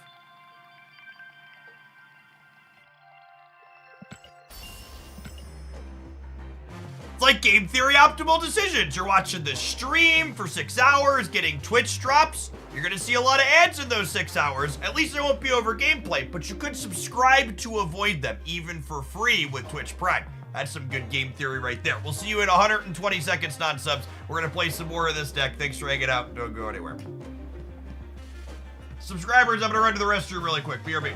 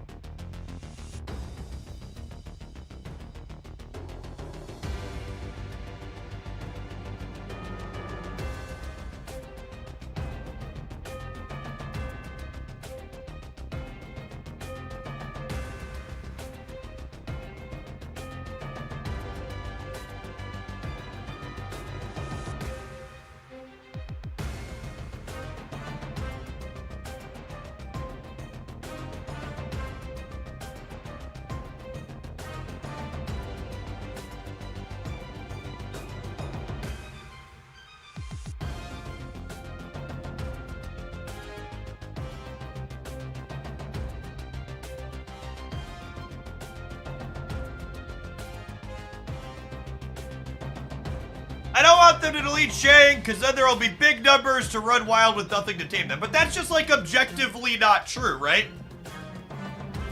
There are a number of cards in Marvel Snap that are good at dealing with big numbers. They're just less good at dealing with big numbers than Shang-Chi is. And I think that's the part of the argument that a lot of people don't get. I don't think there shouldn't be cards that don't interact with numbers. I just think cards like Valk and Shadow King and even our latest release in Cannonball. I genuinely think Cannonball is a neat and fun and awesome design. It's just so hard to justify looking for Cannonball when looking at Cannonball when you could be playing Shang-Chi. Split some cards, Jeff. Well, I mean, if you insist.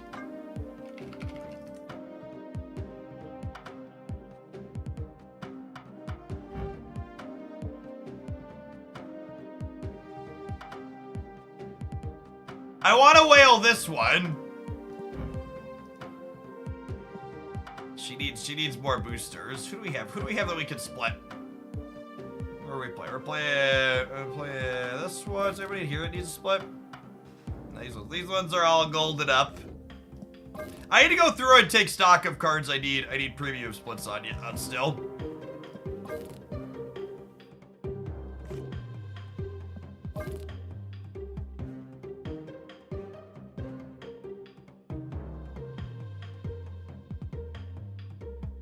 So my list was cards that needed inked or gold, and since then I've kind of moved on to wanting to split for only gold. So I kind of need to reassess the list, because there's some things like Century that like I have ink on that I haven't pushed for gold yet.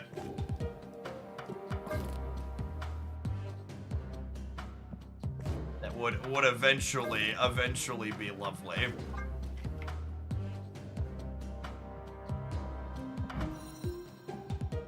I take a crack at another rocket split. I think I'd like him in gold. We're gonna play more rocket when we get around to bouncing.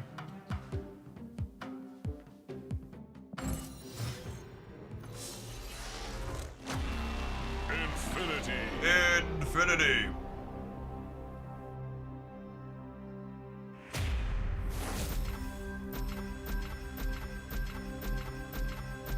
I think Rocket's a very, very reasonable, playable Marvel Snap card.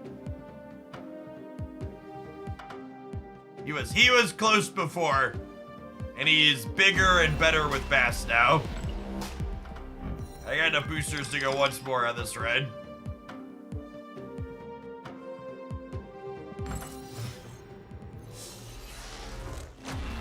Infinity.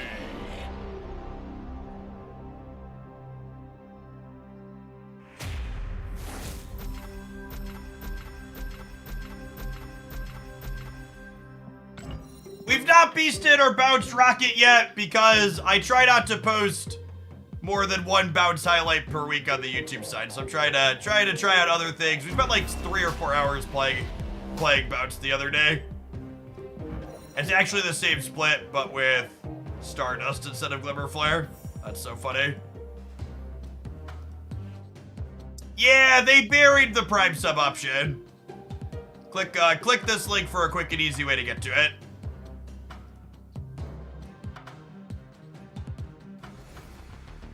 No, it's not the delay. A lot of people are having trouble finding where they buried it.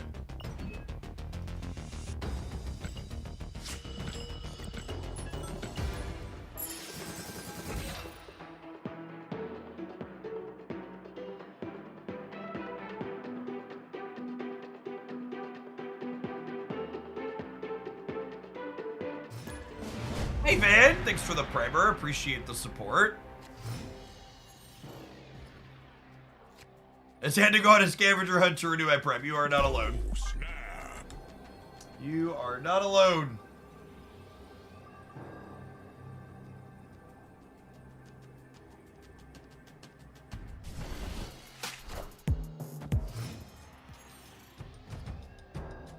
Ooh, discard matchup. We'll see how this goes. I bet this is probably not good for us, which probably means this deck is not great.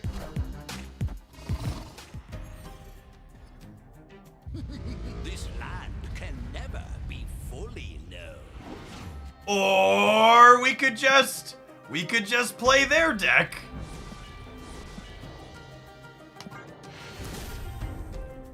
Victory. We did eventually hit gold on Mysterio. It took us 27 splits. He is the most split card in my collection.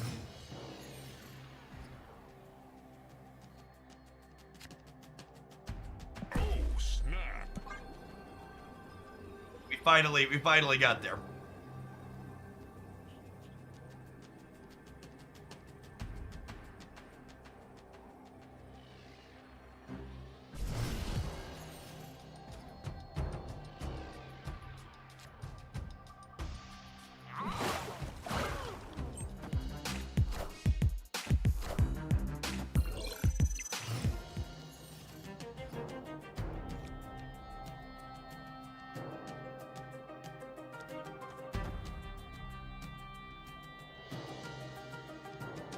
Storm Shuri's Lab and Goose Sinisterland did.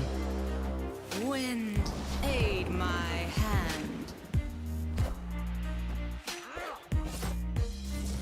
They are a Dakin gamer. That probably means we are dead.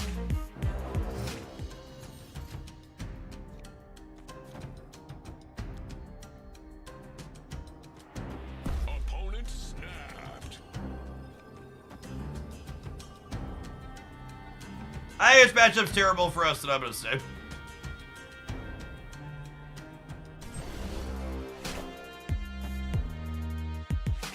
I am reborn. We need Goose to hit Fisk Tower here, so they can't play their big guys. Never won a 50-50 in my life, chat. Why would I start today? Unlucky.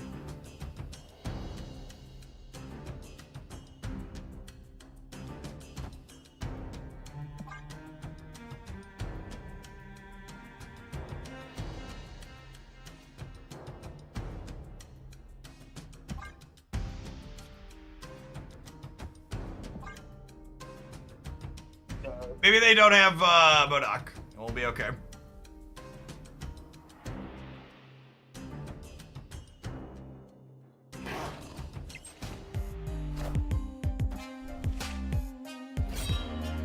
I am Apocalypse.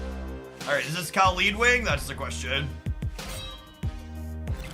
Their Nakeds will be huge. Only if they have Cal lead wing. Oh. Yeah. Escaped.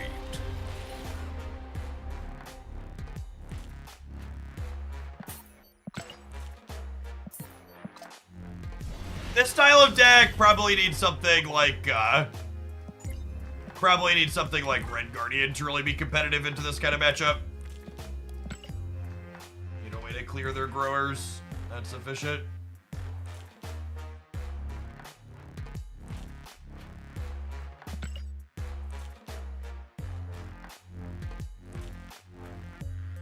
We would have lost that game even if we won the Goose Coin Flip.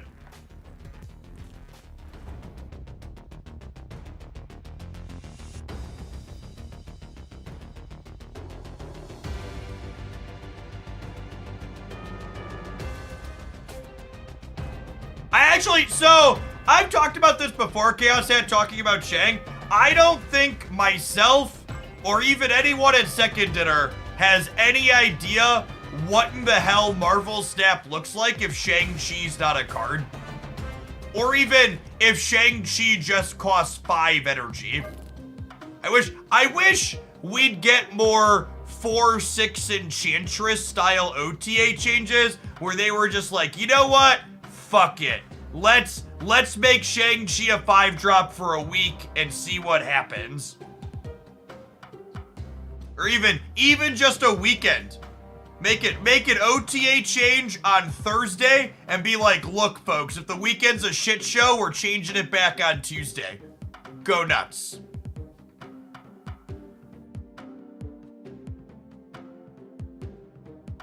No, I don't think that's true though, Chaos Hat. And the last time that was the case, the metagame looked very different. You're talking about a metagame where like Shuri had her original text box and stuff like that. Like I think it would be nice if they took bigger sweeps like that periodically. They're just like, let's take a big crack at it. And we're aware that this might miss, and we're telling you up front that it might miss, and we'll dial it back if it does. But also, like, it might improve things. Like, I think anybody saying they can tell me deterministically what the game looks like without Shang in it, I think you're very silly. I don't think anybody knows the answer to that. It might be worse, but also might be better. I think it would be neat if they'd take their regular balance passes and take a big shot like that on occasion.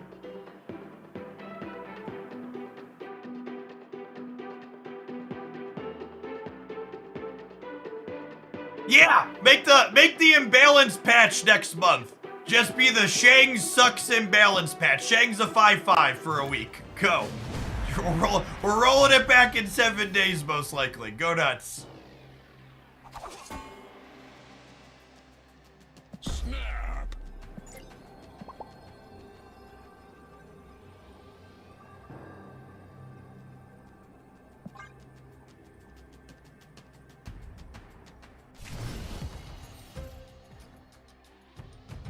You see more emoting in Ladder or Conquest? I see more emoting in Conquest because my MMR is so high on the ladder, I only queue into the same small group of people, so most of them are pre-muted at this point. Whereas Conquest has a wider matchmaking pool.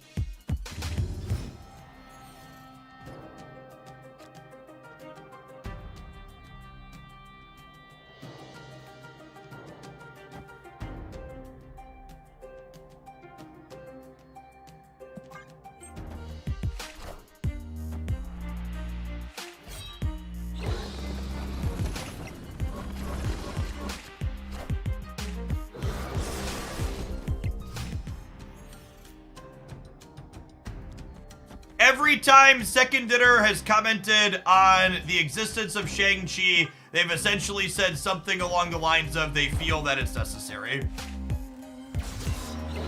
I don't think that that's as deterministic as their confidence implies. I think it would be sweet if maybe they were like, okay, maybe it's not as deterministic as we think it is. Let's try something.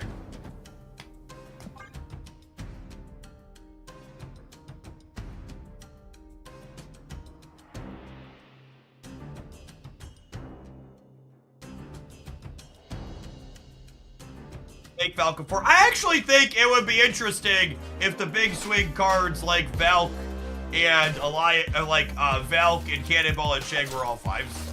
That's probably a more interesting spot for the game to be. Look at the little baby Apocalypse, chat.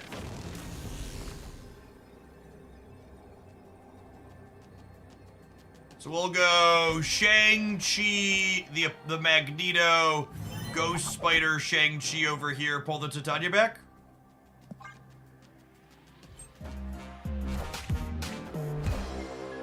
Oh. Easy game. Dr. Octopus remains one of my favorite disruptive cards. He's fun.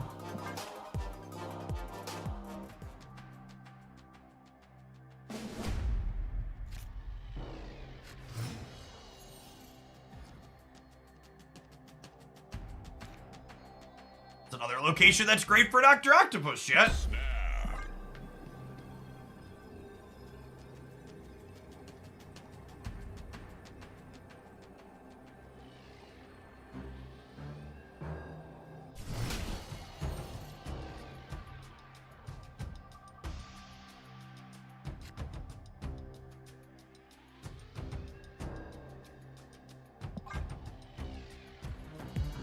Why doesn't Doc Ock have a gold background? I don't have boosters on him. I might have actually split him twice last night hunting and missed.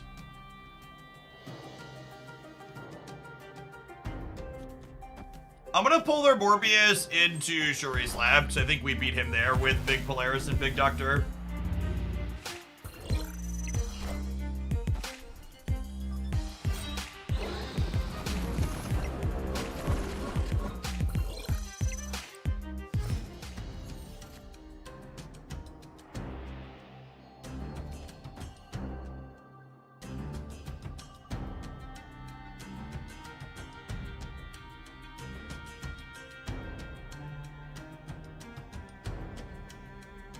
Does Doc Ock just take the sand away since he doesn't even let them build the castle? Asking the real questions. What's the sand castle metaphor like in Dr. Octopus's case? Inquiring minds need to know.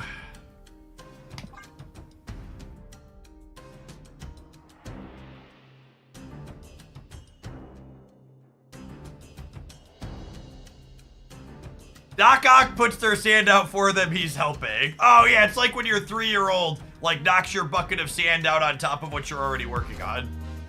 You're like, this isn't necessarily helpful, but thanks, I guess.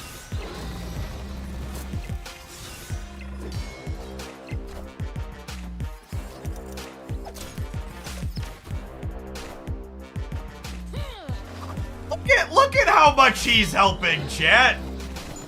What a giver. What a just glorious specimen of a Marvel snap card.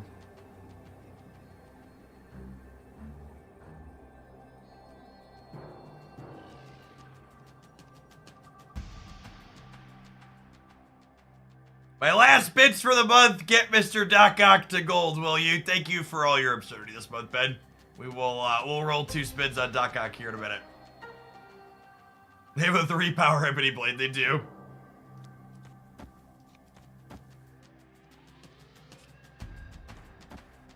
Does this win? It's a shame I can't pull Dagger to the right.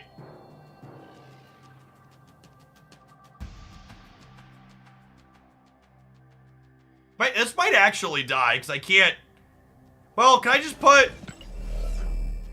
Does this work, actually? Is this the line? This is the line, yeah? This is just 10 here? Yeah, okay.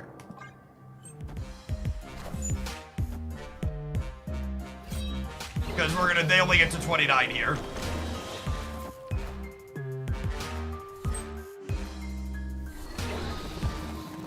Ooh, we have one with the other line as well. The other line, we would have had 14, 17 in the middle, so we were good either way here.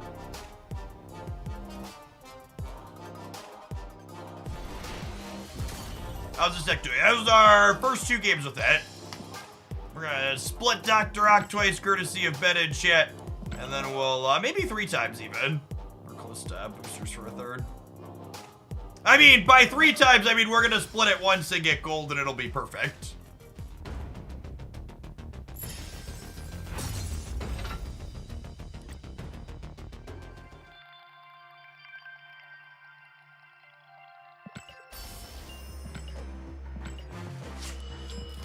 "27 splits later."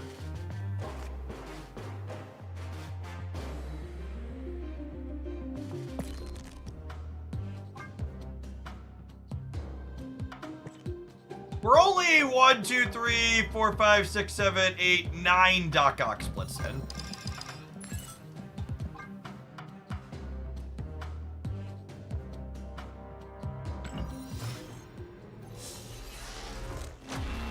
Infinity.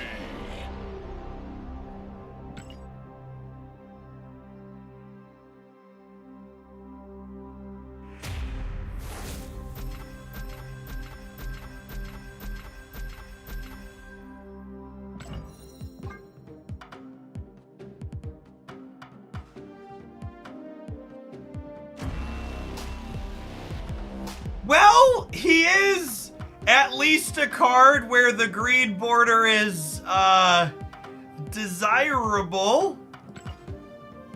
Okay, I'm out of credits. I think before we... Hold on.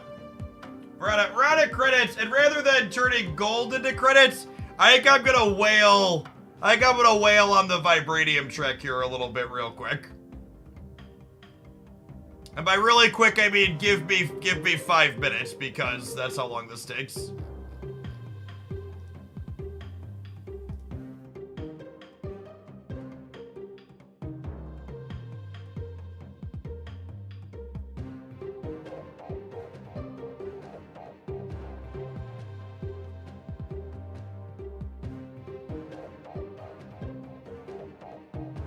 Did you buy the Adored Ones, Okoye, and Nakia bundle? Yeah, I buy all the things in the shop. For those that are wondering, the Vibranium track is a thing up on the Newverse website. If you haven't logged in yet, there's 100 free credits up there technically for you. If you haven't done that already.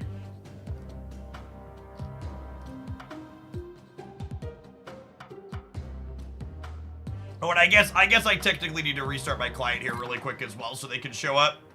Because that's how good this system is.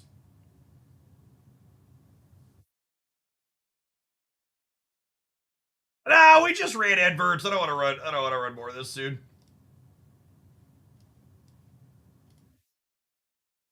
All right, let's kick it back up. Claim our stuff, split our card twice more. Mr. Octopus is lacking good ratings. I really like the Superior Spider-Man, Dr. Octopus. I think it's stellar. I like it a lot. If only we had a sponsor plug. Our sponsor is Ben and chat. Sponsor these 6 splits.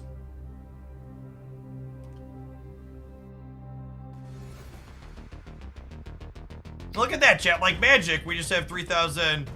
We have 3,000 credits again.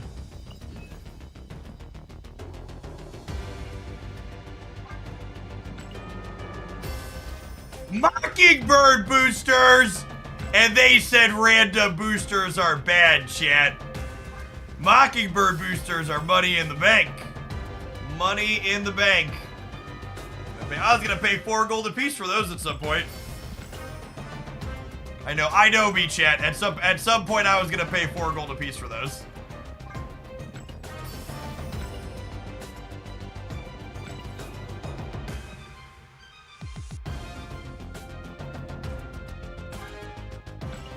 Oh, collector's tokens. It's gross that I had to buy collector's tokens to get the thing I actually wanted.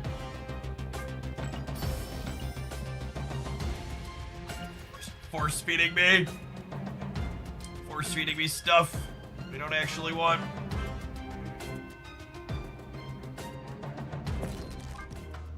Alright. We got 2 Dr. Octo splits, but we're only gonna need 1 more, chat, because assuredly this is the one that goes gold. Where do those rewards come from? My credit card. If you go to the shop page, there's a vibranium spending track where you can spend hundreds of dollars on Marvel Snap to get in-game pixels. Pixels. Lovely, colorful, sometimes even golden pixels? Maybe? And sometimes they're prism-colored pixels. Alright, Mr. Octopus, it's your last spin on the merry-go-round.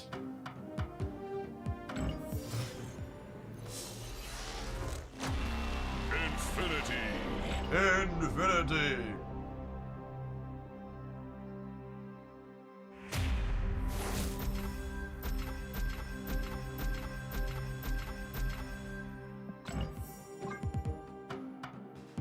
We did get an upgrade to our ink since we got an ink with a green, and he's got a green nameplate. All right. 1, 2, 3, 4, 5, 6, 7, 8, 9, 10, 11, 12. Maybe it's always Spider-Man villains, chat. Actually, I think I'm gonna leave the Rainbow Grim before I actually like that finish. It's always Spider-Man villains that don't want to split appropriately.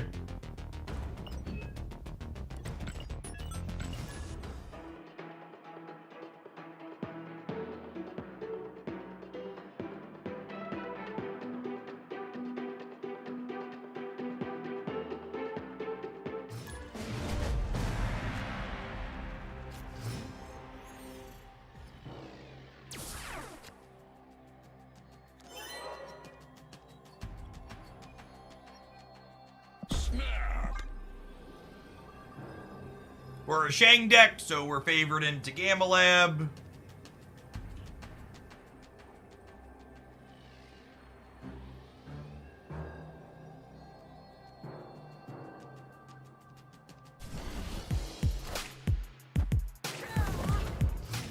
Good.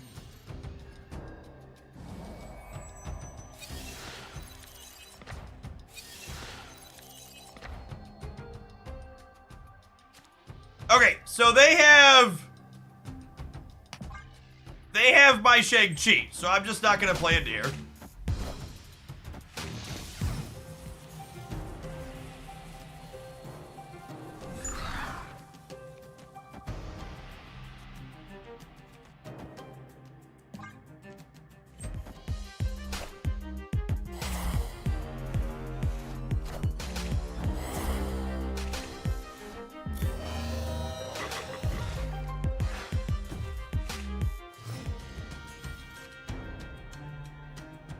I want to sponsor the Doc Ock bundle coming out on April 3rd. Sounds good, Giggity. Thank you. What's the variant of the Doc Ock bundle on April 3rd? What's that one? What's that one look like?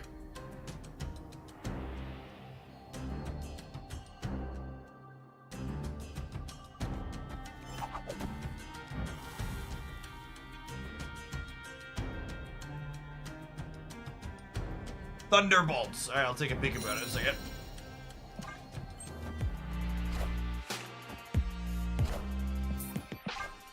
They have Cosmo in their Hobgoblin, in their Ravona Goblins deck. Gross.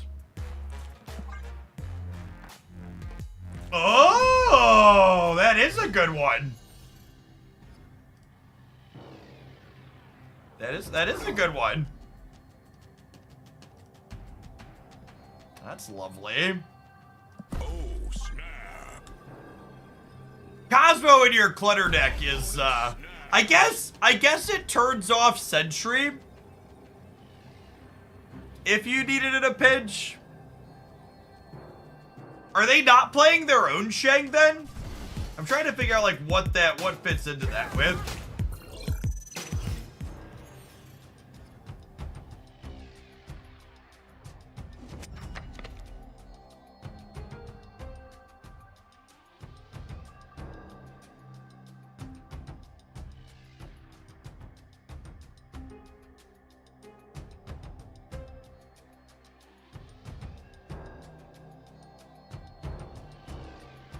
Just vibing for now.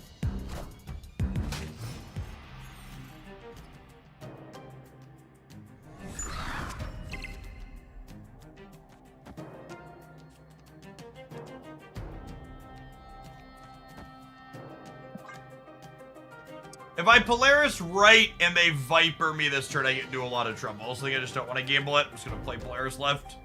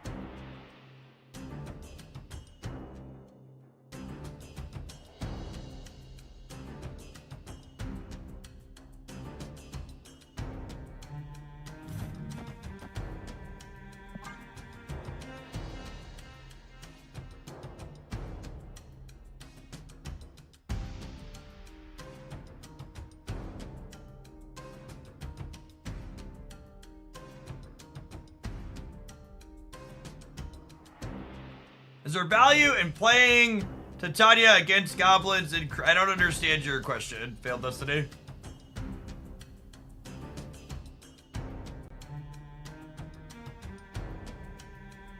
Playing Titania how? Just like playing her out and letting her jump back and forth? That's usually not a good plan. I sent Titania across on the right this past turn to hopefully lock them with a Viper or something there.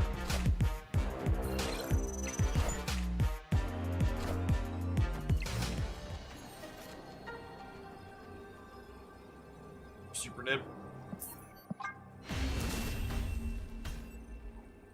Escaped.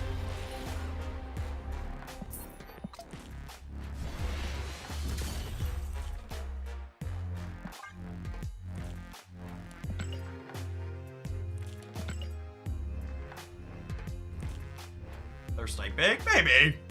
Probably not. I don't know. The likelihood of someone sniping in general is super duper low. You gotta remember, for every time someone puts up a screen blocker or complains they got sniped or whatever, like, it's pretty unlikely. Most people are just playing the game and pushing buttons, chat. There aren't any real prizes on the line other than a little bit of pride.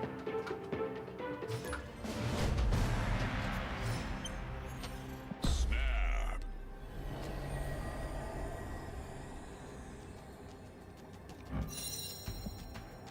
It's very silly how much some of the people just like constantly block every play.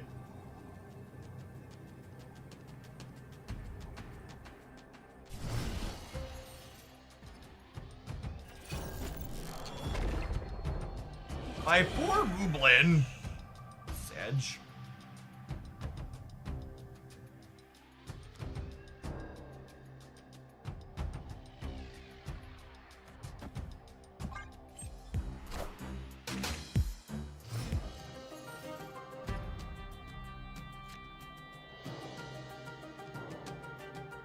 I actually think the idea that the sniping is more likely to happen when you're higher on the ladder is probably also not true. I would also go so far as to say the higher you are on the ladder and the higher caliber your opponents are, the more likely they are to make plays that feel like sniping without actually doing so, because they're just good players. It's also definitely the case that the higher you are on the ladder, the more profusely sweaty and running the clock down people get as well. Wakanda forever. And it's much easier as a content creator to just like piss and moan and be like, they beat me because they were sniping, rather than saying you got outplayed. And like, that goes for myself included, right, chat? Like, I'm not just talking about other people. I say my opponents are sniping way less frequently than the average person on Twitch, as someone who watches a lot of Twitch. And even I almost assuredly say my opponent is sniping way less frequently than they actually are. And this isn't even about one particular streamer. Like, yes, Dara has lots of viewers and he blocks his plays constantly being hyper paranoid, but it's not limited to just Dara. Basically every person who plays in the top 500 consistently blocks their screen constantly because they're paranoid.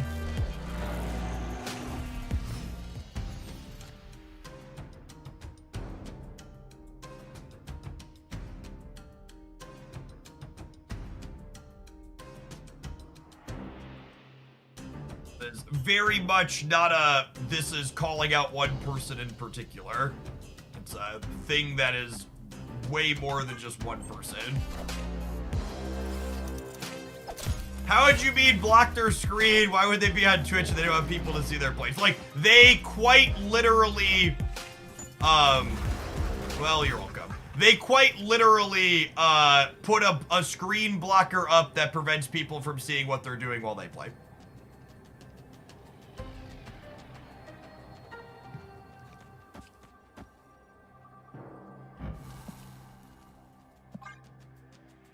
I believe we have died.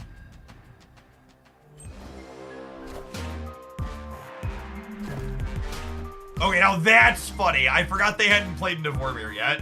Got him.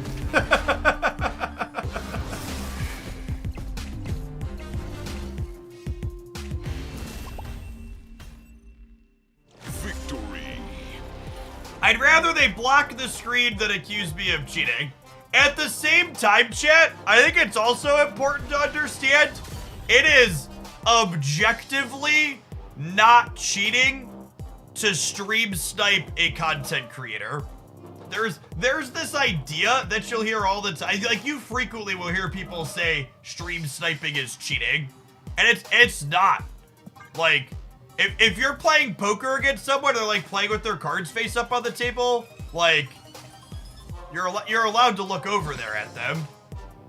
It's like, it's scummy and it's unethical, but there isn't a rule in place that says like it's against the rules.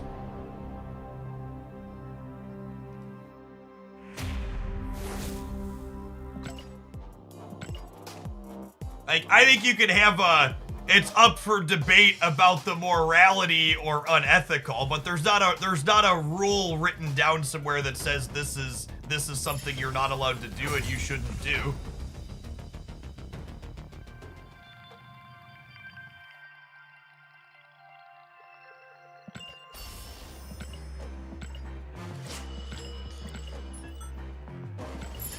I understand all the details here. Yeah, that's I think the other part of it too is like cards like Shang. How many times have all of y'all been sitting at home and you get Shanged or Alioth in a way?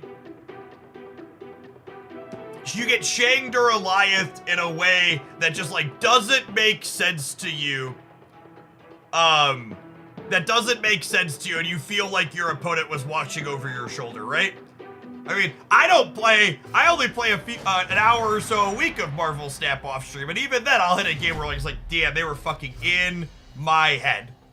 And if you think how much it happens, you think that at home, and then like you put yourself in the average complaining, and you'll realize like, oh, they're probably realistically not getting sniped.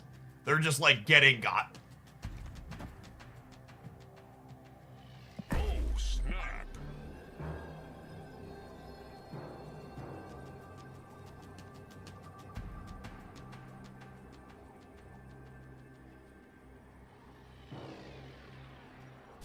Do I have the highest collection level? No, not even close. I don't even have the highest collection level among content creators. I think Dexter's pushing close to 50k at this point.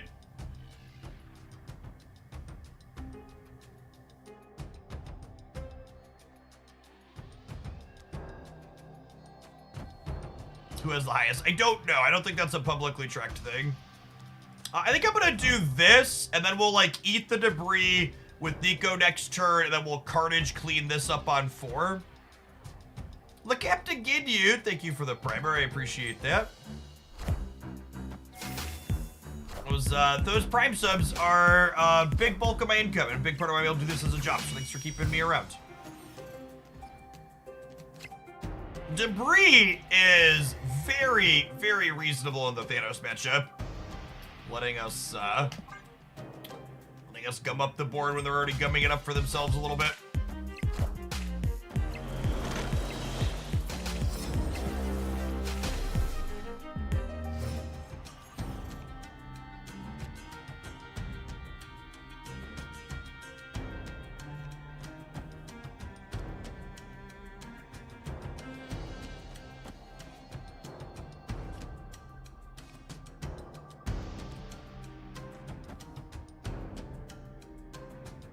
Set up the Iron Fist for Doc Ock next turn, potentially.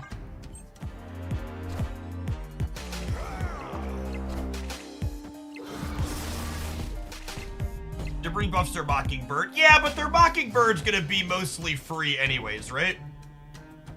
So I don't know that buffs their Mockingbird is like a real thing.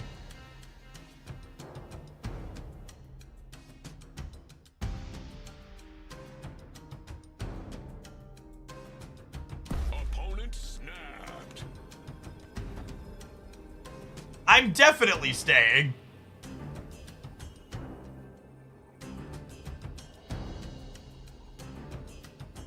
I guess I get blown out by an Goliath if I take this line. I can, like, do this, and then close with Doc Ock Titania over here.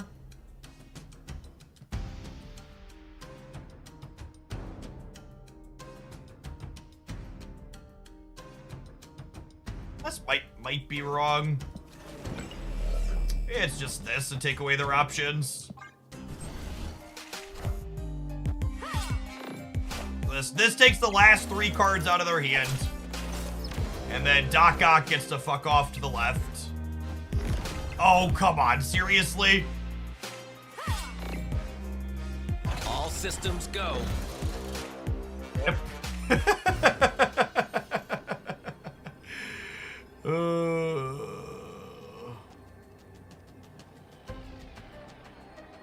Unlucky.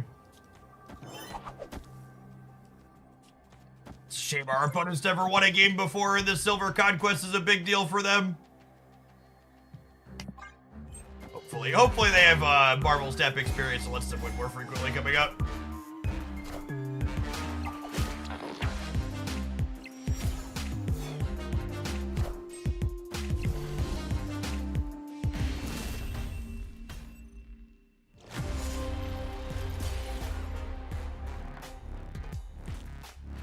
That's actually really close, all things considered.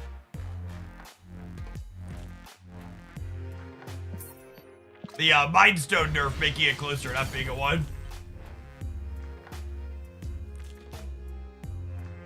I don't really have any good advice or suggestions when it comes to talking about job interviewing or applications. I haven't been in the job market for close to a decade now.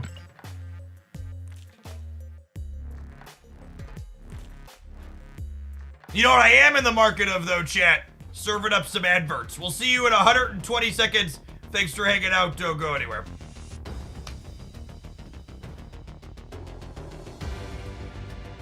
Robin on the YouTube side, consider tapping the like button. Thanks for hanging out over there.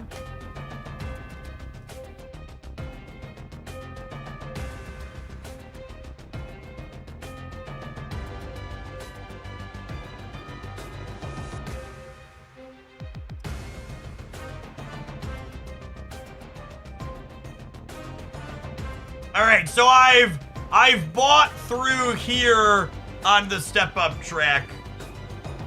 So I have to decide if I want to, or was it through here? No, I think it was through here. I bought 3,000 credits. So I could spend $60, $95 on 4,000 gold, 6,000 credits. That's actually not that good, yeah.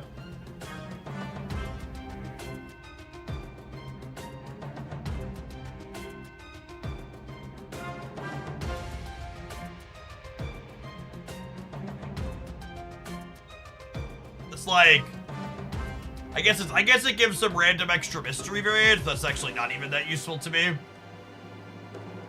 These tokens don't really matter.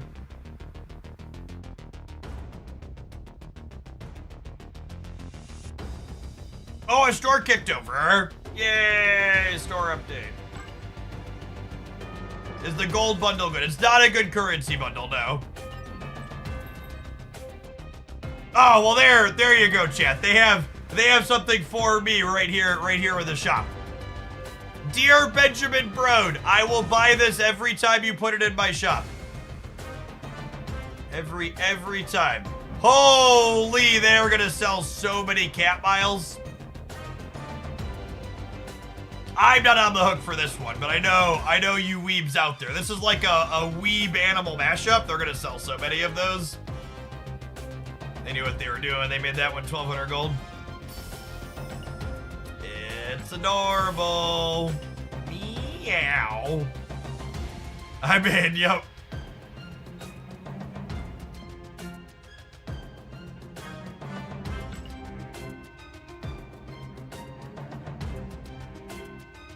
Oh, we need to play Cannonball. Okay, should we Cannonball Clutter for a little bit? Oh, I forgot to check for Hellfire variants. Let me double check. I forgot we're waiting on those.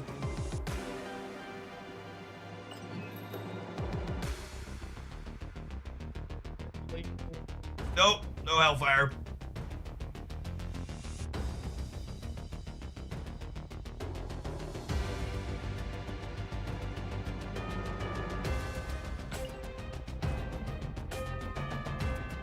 All right, let's Cannon Clutter. I hear the chance Cannon Clutter is better than this one we're playing anyways.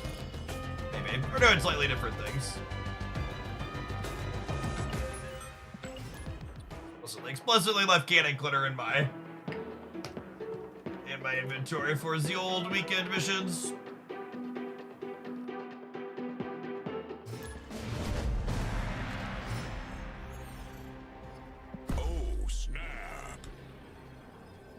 You got the rocket that I have as your Twitch drop. That's such a good one. Nice. We'll probably Magic New York, letting them shuffle around where we put our clutter is not ideal.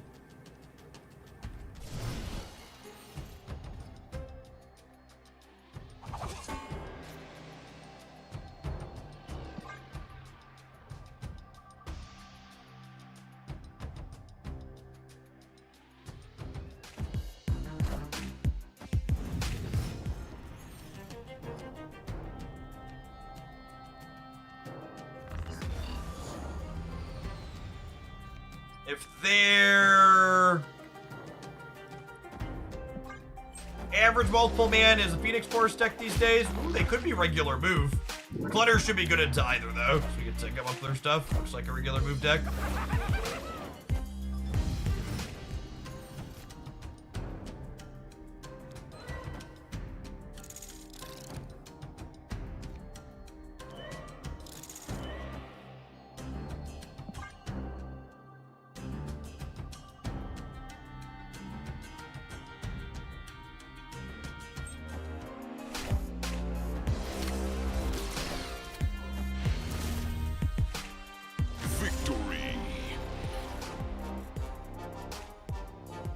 I was hoping for a higher roll there on their Iron Lad.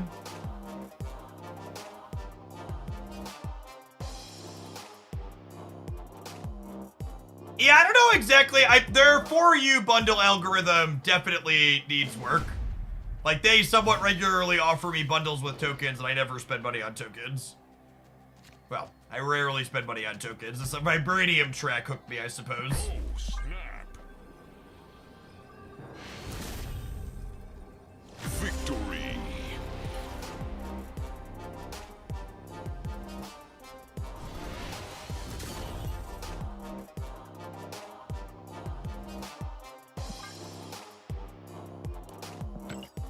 I did see the Venomized Iron Fist. I think it's one of the better Iron Fist pieces of art. I didn't like it enough to replace my current one because it's just not a super popular card. I'm fine with my current, but it's a fine piece of art. So 11 months and not a moose.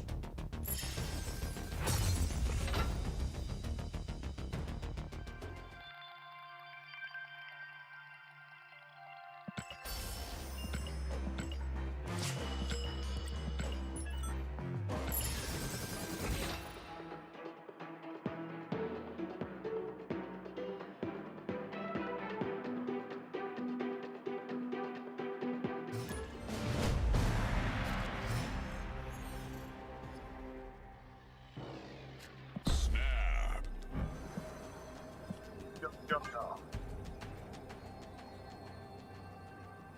For anybody who hasn't seen this deck before, this was my Cannonball highlight on the YouTube side this week after that card set out.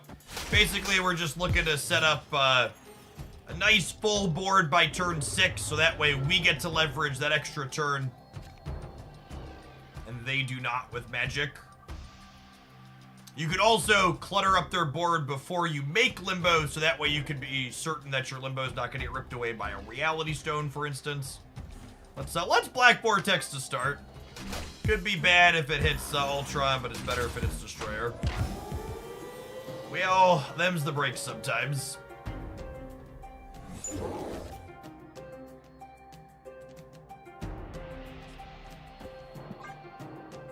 But Polaris their Soulstone into Monster Island, so they can't Shang my monster.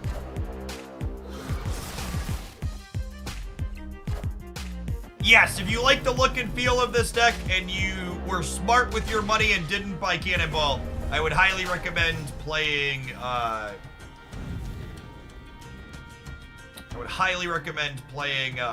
Spider-Woman in his slot. It's perfectly reasonable.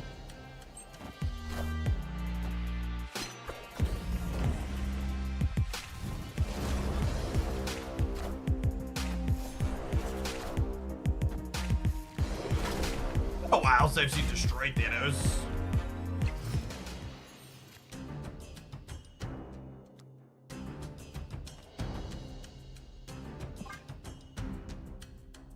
Fill up the leftover here.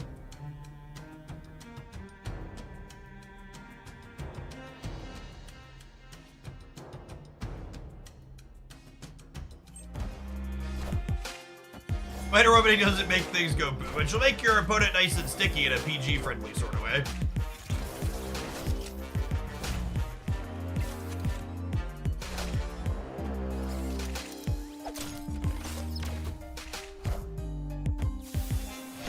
Dr. Octopus, also good at helping insulate your Limbo.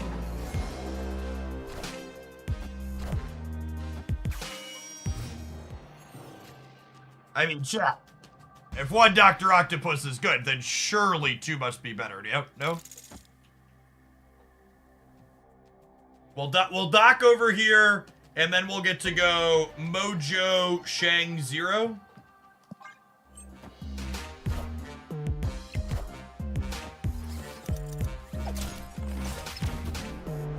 Come to Mr. Pinchy.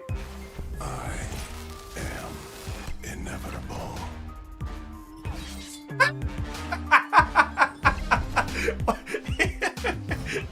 He's actually just the most fun card in Marvel Snap.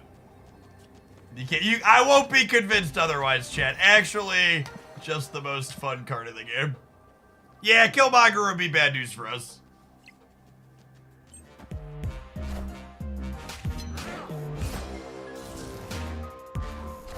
It was fitting that the Great Portal gave them Thanos and us Dr. Octopus, though. Good savor of the flavor moment. This deck felt okay into Thanos before they nerfed it a little bit. Not that Thanos isn't still the best deck.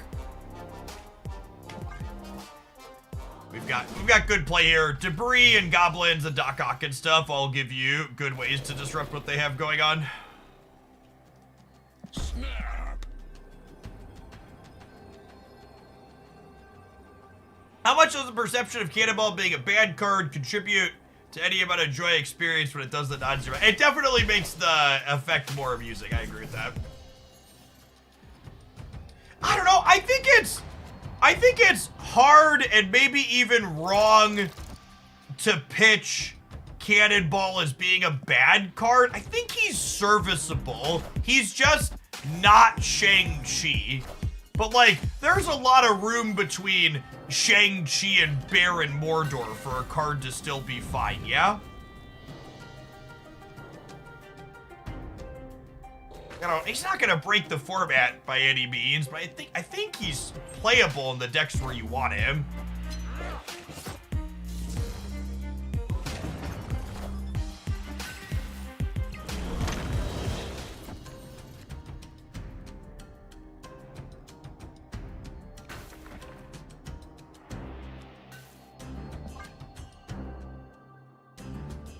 Any new favorites from this patch aside from Cerebro 5? I think Cerebro 5 is the only kind of real new deck.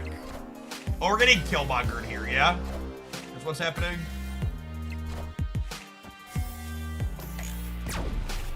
Maybe eventually we're getting Killmonger.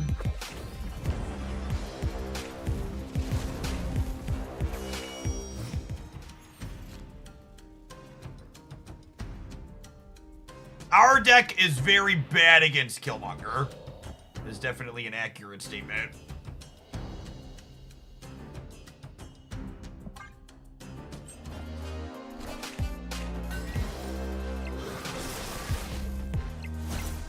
What a game! Don't go mid. Thank you.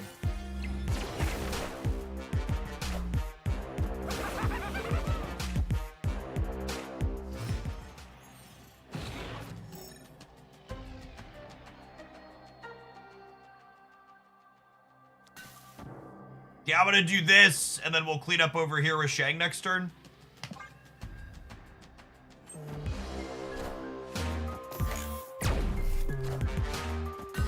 Good hit.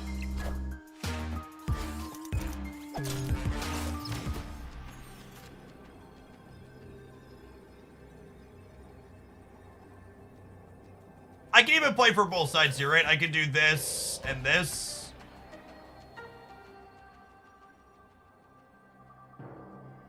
So that way, on the off chance they like Goliath me here, we can still win the game.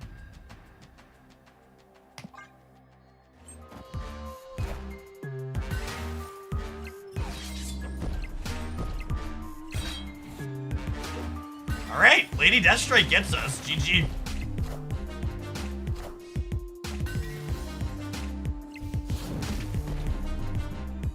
Close.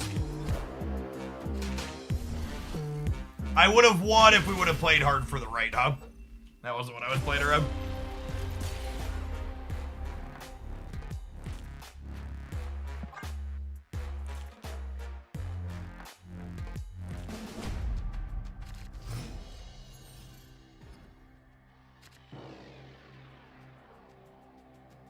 Snap.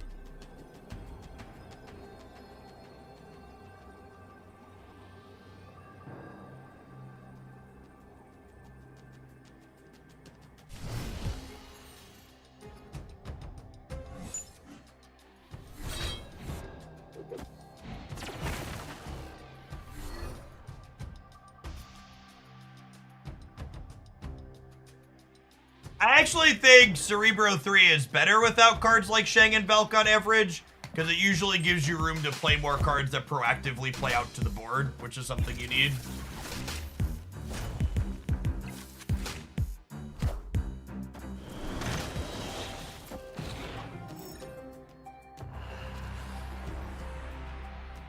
Yes, a very significant part of what makes Goliath a frustrating card to exist is that playing around Goliath, generally speaking, means you lose to literally everything else.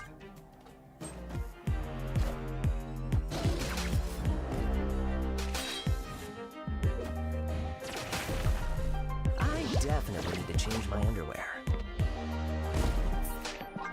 Death's Domain game where they have Killmonger early. Escaped.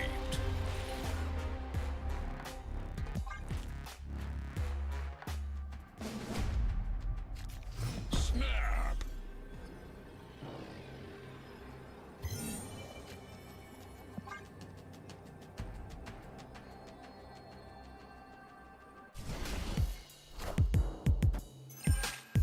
So VXF on Deadpool new-ish, week and a half ago, 2 weeks. What kind of cards are those? A silver. I auto snap on one improving grounds in silver. Because there's just you play so many of those, I don't have time to care more. And in the last week of the season, we auto snap in gold too when we have the tickets.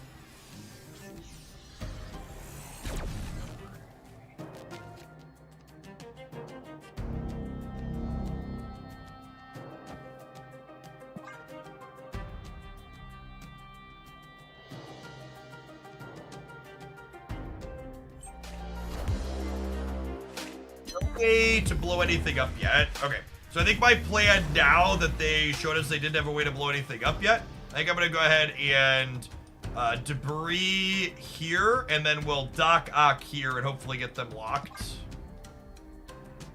Although it is a bit harder to lock their deck out fully since things I'm pulling in could be blowing other things up. Unlucky. Is this something blowing up here, or... I'll take a spot, though.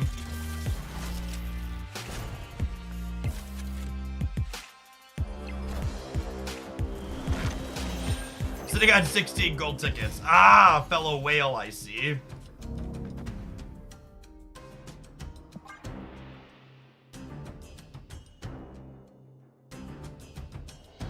You should play Spider-Woman over Cannonball if you want to give this deck a try.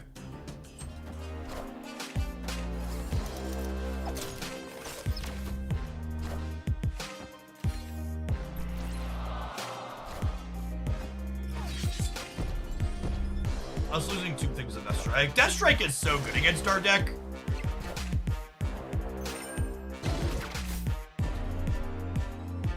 Good against what we're trying to do. Probably slide along to the next matchup. Lady Death Strike's probably been playing Snap for 6.5 hours today. It's the first time we played against that card. It'll probably be the last time.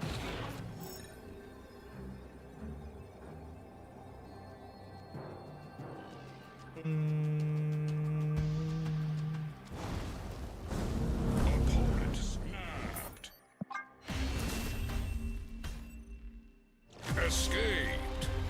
Killmonger is the bigger problem, honestly. It's the combination of all of it. Our deck relies on coming up the board. Their deck's very good at taking things out of the board.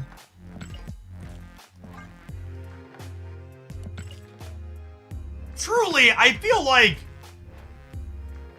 people like this must both not win a lot of games and just not pay attention at all to, like, be emoting like that at the end of a polarized matchup where I was just, like, idly snapping on one every single game.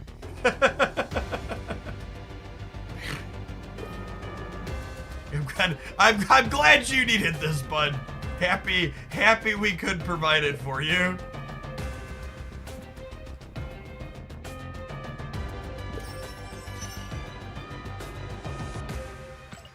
Truly a service to the community, not giving a shit.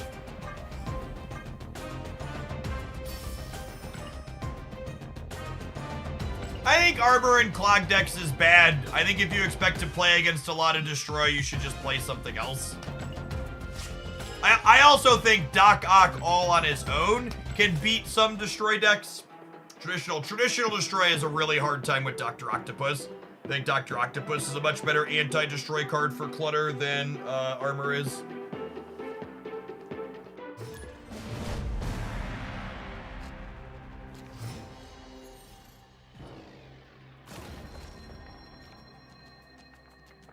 Oh, snap. Our new emote is great for suggesting people press the button in the Proving Grounds, though.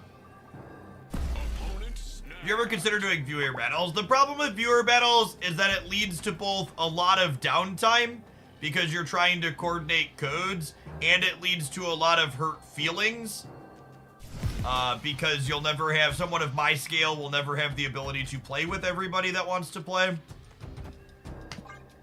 So I'd much rather just leave it to chance. If you're in my matchmaking server, just queue it up. What are the stats for Destroy decks right now? The stats for Destroy decks are a bit better with Thanos' play rate going down.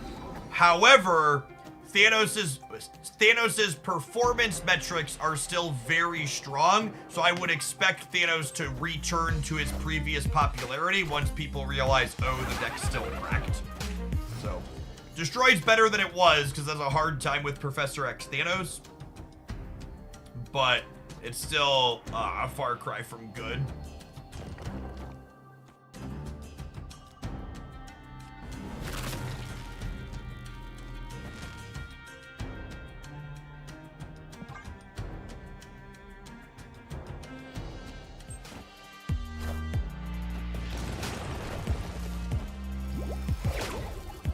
And hope.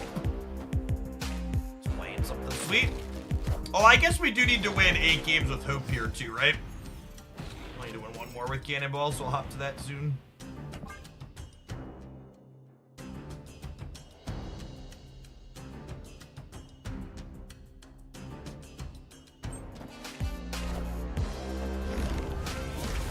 Sorry, did I say they're playing something sweet? Fuck this guy in particular. Couldn't have happened to a nicer opponent. Get.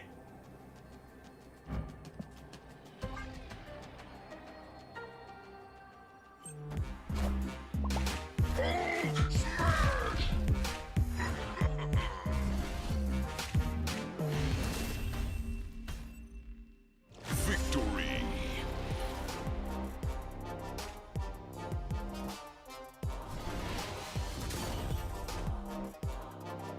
Fuck Charles and his golden rascal scooter.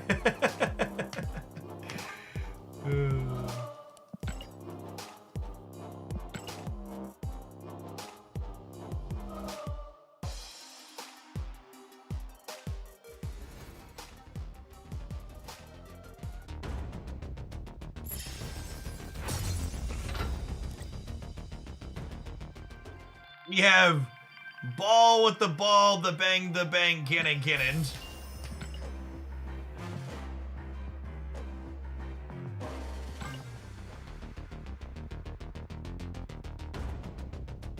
Is Pixie any good? Pixie is an all-right card that I think is probably very reasonable and playable in a format where Mobius has a lower play rate. Actually, that's like, what is Mobius's play rate after the patch? Before the patch, it was over 30%. Still up there? Well, that's actually down a lot. I guess most of the Mobius decks were Thanos decks, huh? Maybe we'll do some Pixieing here in a bit. I think I want to play some Hope to get the Hope Weekend missions done. But we could do some Pixieing. We try some of the Bass Pixie deck that I like. We need to play some of this still too, the Mockingbird Death deck.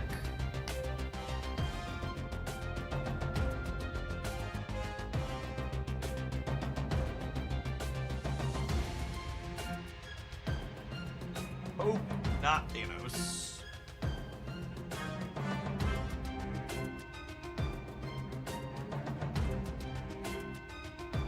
Deck we played a bit of. Oh, I wanted to give this a try. The stats are kind of mid, but it's a sweet combination of cards. I think I imported that one already.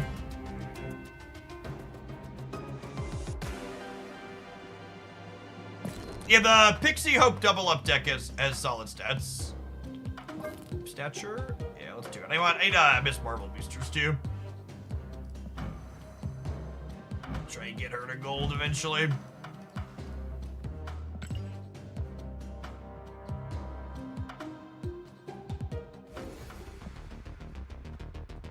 Yeah, Loki Kitty's alright. I'm a little sad that they changed Elsa to a 3 cost for that deck. I really liked her at 2 in there.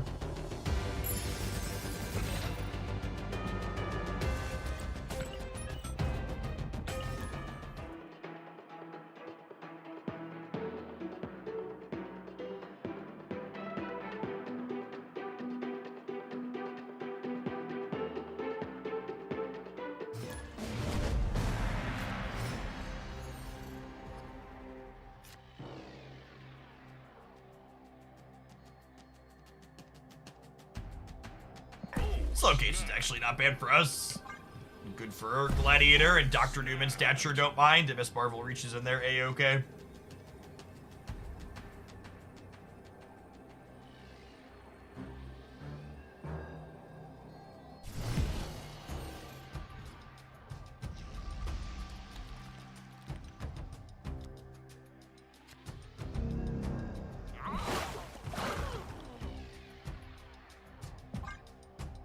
It's cute to play him into here, but it's still correct to play him into the unknown location in case it's Stark Tower or Murray or something. We may or may not make it back to Cerebro 5 today. It's gonna depend on how long we stream for.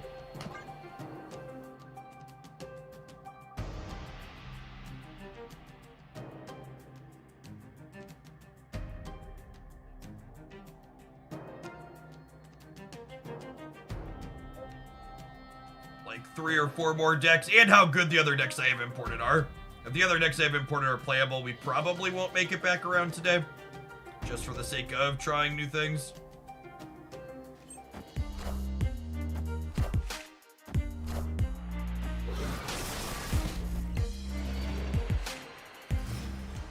The Vibranium-powered offers end up totaling up loosely $230 for 10,000 gold, 16,000 credits, like 8,000 tokens.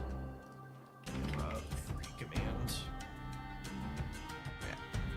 Some totals.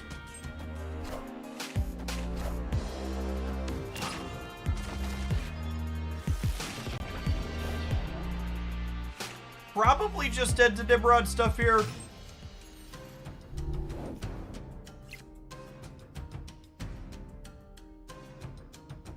Although I could do this into this now. And then we'll have priority here and we can Shadow King that and maybe have a shot.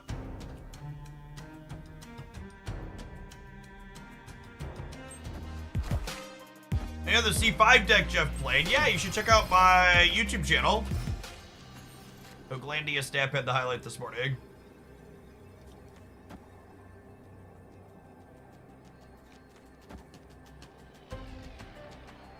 Ah, it's a shame we don't have one more.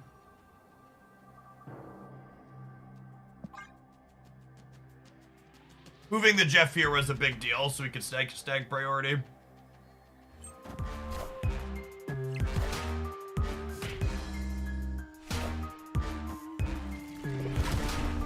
Oh, we're gonna lose by 1 though still, right? Rip. Close. Should put it.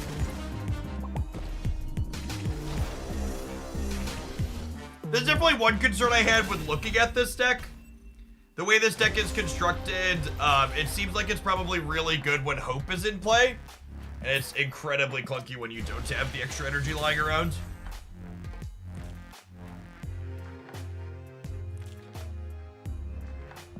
Yeah, I saw people posting, and I think it's so funny when people talk about a deck being good because someone played it to rank 1. It's like, well, did they play it to rank 1, or were they close to rank 1 and then played a handful of games with this deck that may or may not be good and hit a good run, right? It's like, you didn't play this deck from rank 70 to rank 1. You played it for probably a dozen or so games, or less than that in some cases. They were like, I was at rank 1 with it. It's pretty good. Snap. Opponent snapped.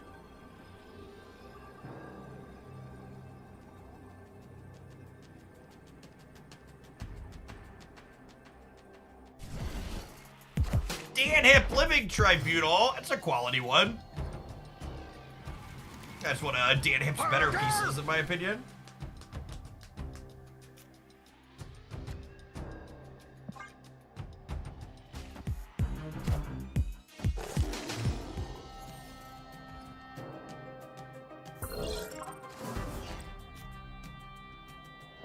I'm gonna give this like 1 or 2 more shots, but there's a chance it's heading for the trash can, and we're gonna do our Hope Summers mission with something else here based on how these first couple of games have gone.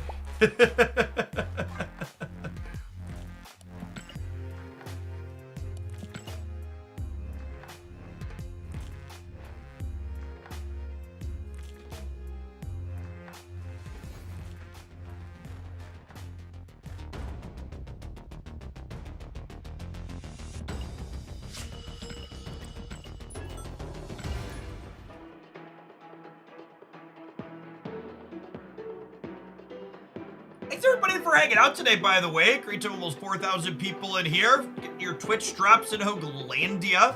My little Twitch tracker here, so we've had almost 150 new followers on the day. For anybody that's not familiar with me and what I do here, my name is Jeff Hoagland. I stream full-time here on Twitch, with Marvel Snap being my primary focus. You'll find me here Monday through Friday during the week from about 9 a.m. Central until about 3 or 4 p.m. Central during the afternoon on a typical week. We'll be going much later than that today since drops are going on and we've got a killer audience. In addition, typically, you will find me playing lots of weird, off-meta, and often potentially bad things like this. As someone who works on a lot of different deck ideas, I'm very much familiar with the fact that you gotta break a few eggs to make an omelet, and a lot of what we try is going to fail. For someone that likes to see variety and people experiment, this is a great channel for you to be following. Generally speaking, I try and change decks every 60 to 90 minutes on average. So we get a lot of variety in each and every day. Even if something's working, we still rotate through and try and figure out other things that are going on. I've been streaming here on Twitch for quite some time, a little over a decade now. Doing it as my full-time job for the last 6 years. In a former life before Marvel Snap was my game of choice, I played a lot of Magic the Gathering, some other turn-based and strategy card games like Runeterra.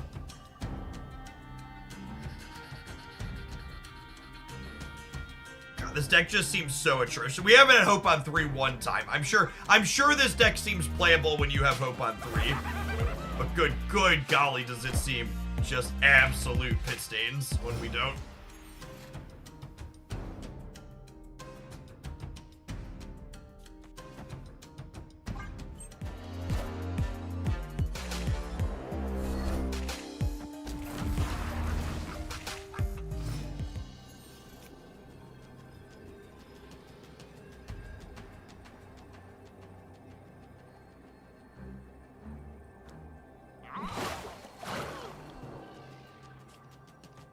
This beats Goliath, yeah? It loses to them playing stats out, though. Does it beat Goliath? It gives me +2 in the middle. No, it doesn't actually beat Goliath. Because I'm at 15 and moving this puts me to 12, so I only go to 17 and they go to 18. And I'm not high enough to win here with these penalties.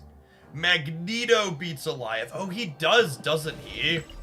That's a slick catch. And that might actually beat other things as well.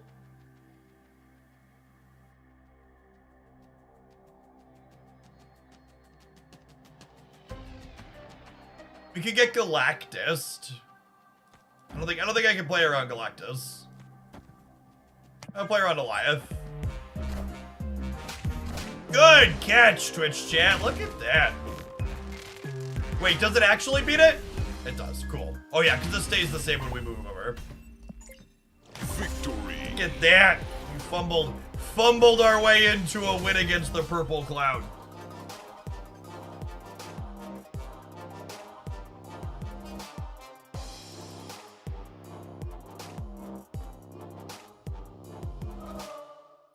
Have a gift sub, dear chatter, who pointed out Magneto beats Goliath.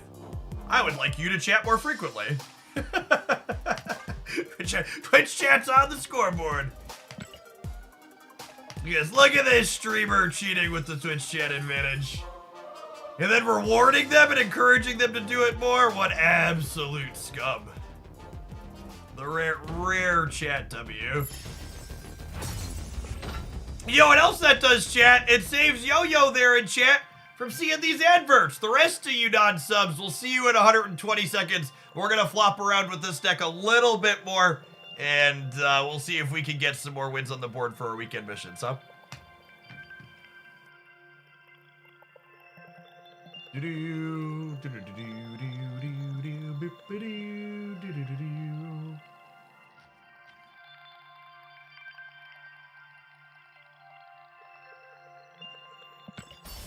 Scoreboard Destroyer, thank you for the brand new Prime support. I appreciate that.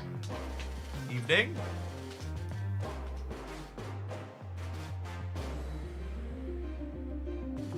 The Rogue into Tardak's recommendation earlier slinks into the corner. Yep.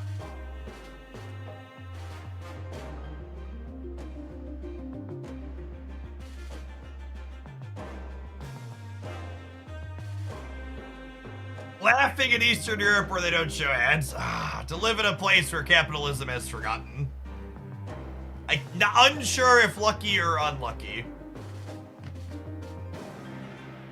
Jury's out.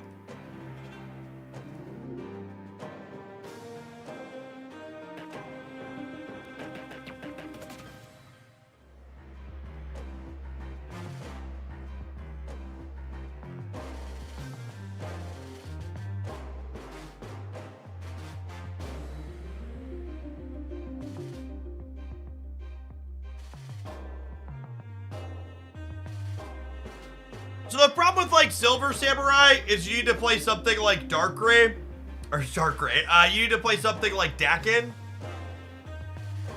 and then to do that, you either have to give up some of your top end, making your hopes worse, or give up some of your tech cards, giving you less interaction. I don't know. You can definitely strip the deck down and change it. There's a frequent chatter that has the username Dark Gray. This was on my mind.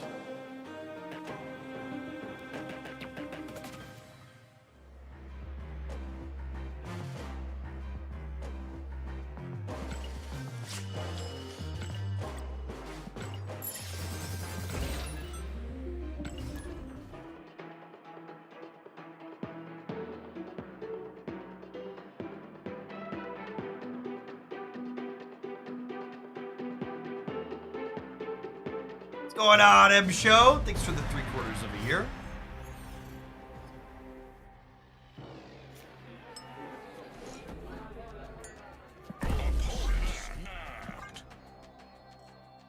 Hella needs to sewer slide. Can someone under 30 explain sewer slide to me? I feel like it is a meme I am not privy to understand.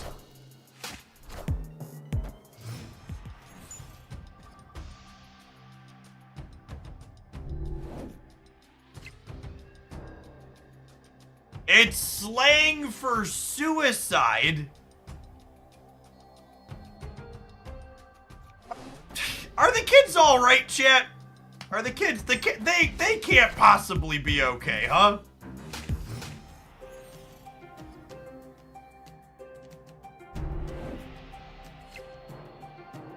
This is a good reminder, by the way. If you're someone out there that also needed that explained to you, make sure you stand up, stretch a little bit, drink some water, maybe take an Advil for your back.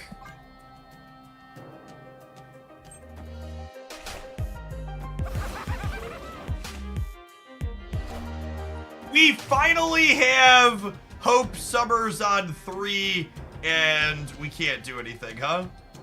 Oh, wait a minute. Wait a minute.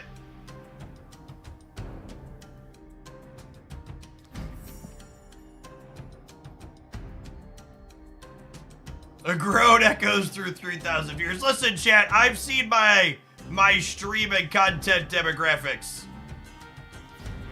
I know that a great deal of you meet the description that I just said.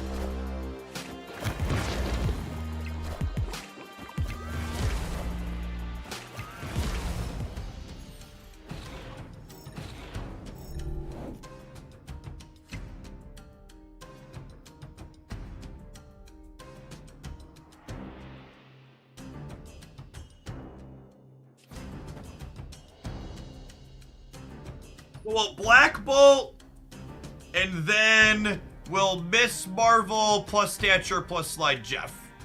It'll be beautiful.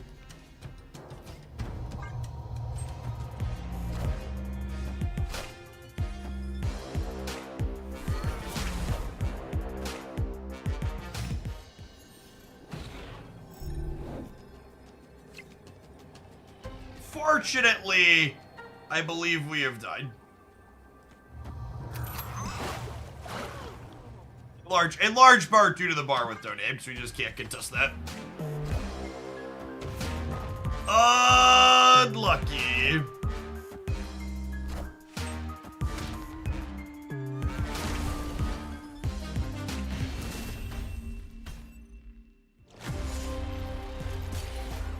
Baller. What a cannon baller.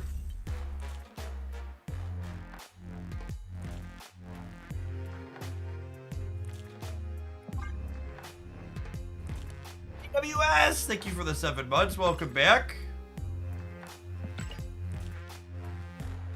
That's what Cannonball for. To be fair, Cannonball is a stellar card into the location bar with no name.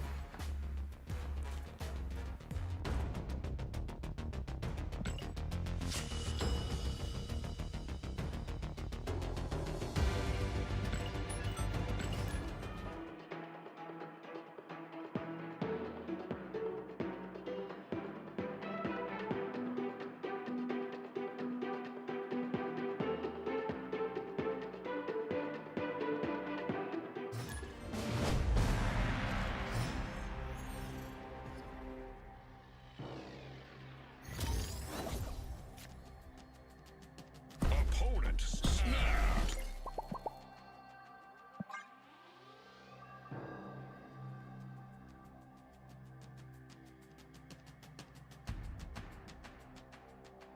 For the people that are mixing up Cannonball and hitting at random, it is fair to point out that Cannonball originally moved cards at random, and they did at least have the foresight to make him slightly less shit by changing that before releasing him. So credit to the people who have memories of what the original text box was.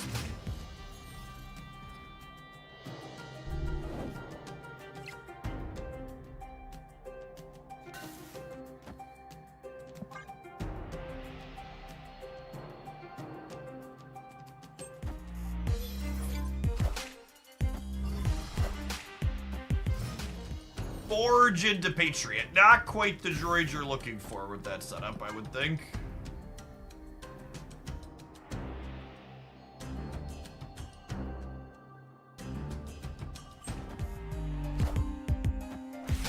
Phobia's over Hope there. I want to set up Hope in the center.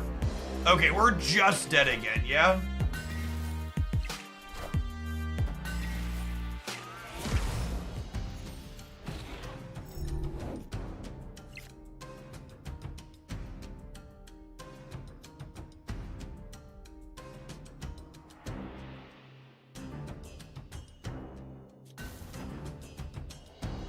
Alright, I think I've had enough of this.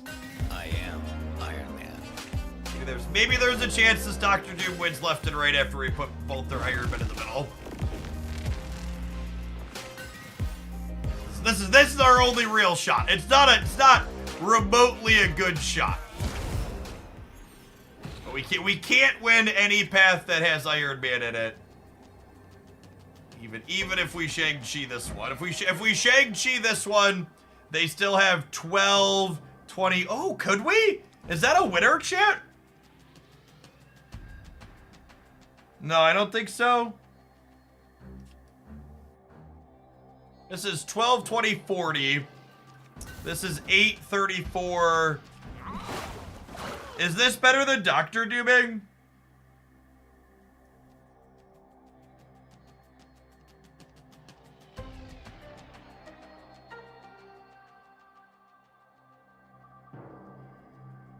I think this is better than Doctor Dooming. Unlucky.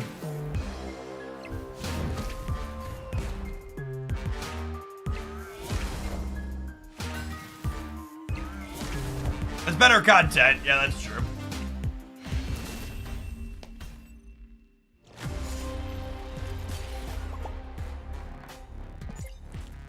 Alright, I think I'm gonna spike this one into the trash can and grab a different Hope deck. This feels real bad.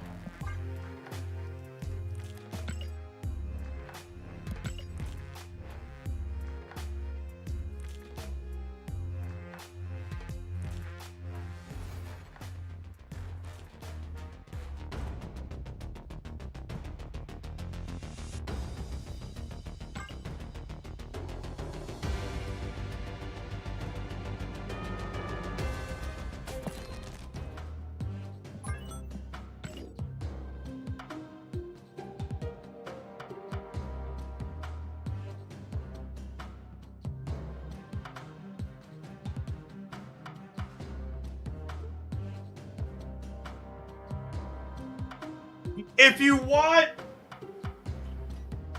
you want some reflection on how relevant the imbalance patch was, these 12 cards was one of the best performing decks in the game last week. Unironically. Because everything but Brood and Sarah and Surfer was 1 point higher.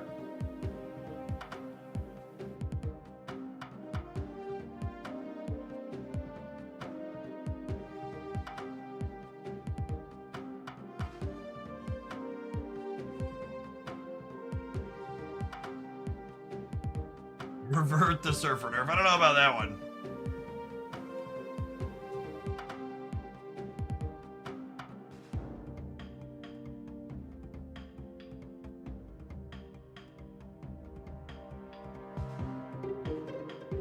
Hey, Lemur Livewire, thanks for the 15 months.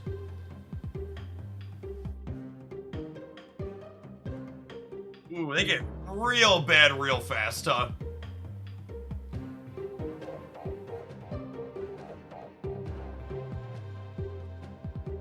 What if we go net deck for a pass, Jeff? I assume the Taxes deck has terrible metrics.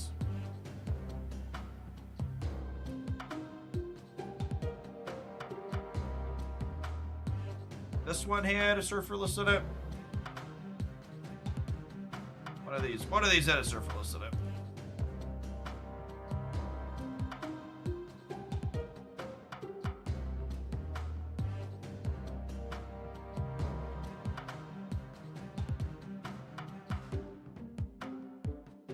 Oh, this build was cute. Because if you Black Swan, you can Nova and Dakin Shard for free on the last turn. I meant to try this so we didn't get a chance to.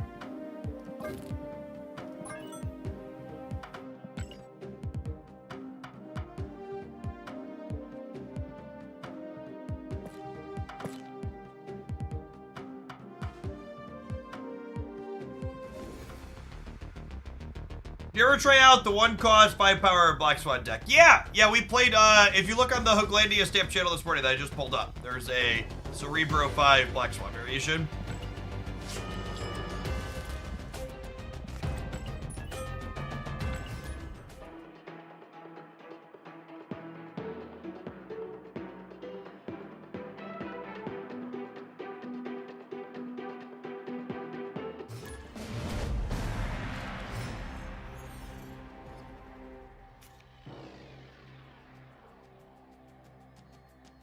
Oh, snap.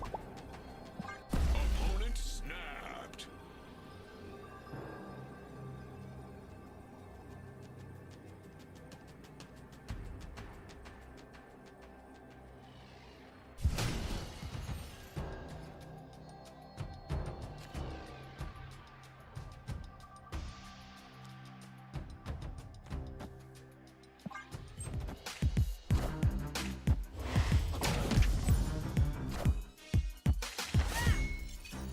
At a game where Sinister London had 2 Kingpins, and the last turn had a double Magneto and a Heimdall. There was a long pass forward. God bless. Alright, we need Kill Daddy, but if we draw Kill Daddy, we should be in a pretty good spot.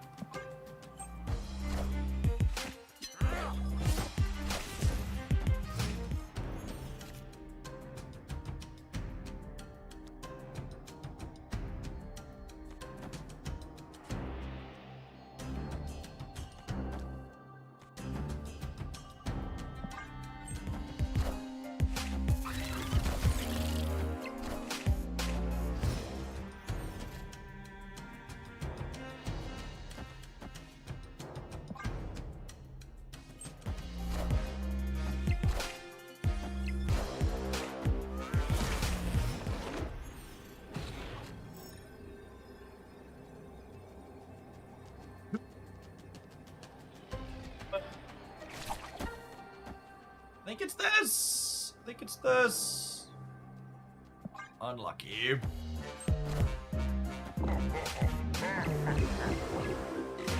We got him here, yeah? Because we're gonna win the left and we're gonna pull Vision out of the middle. Neighborhood Spider-Man here. Take a walk, Vision. Alright, well, that worked out. Clean first game. One without hope or Killmonger.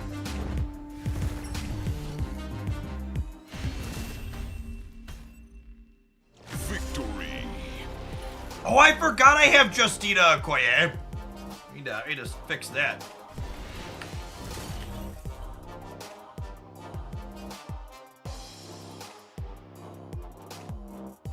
Fix that right quick. Blob Biddle there beat us. Yeah, that's fair.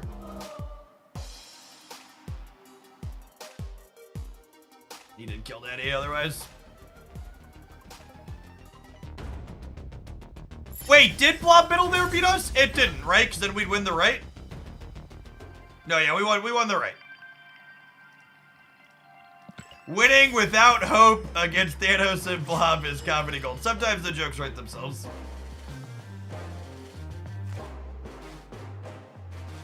Sometimes they write themselves.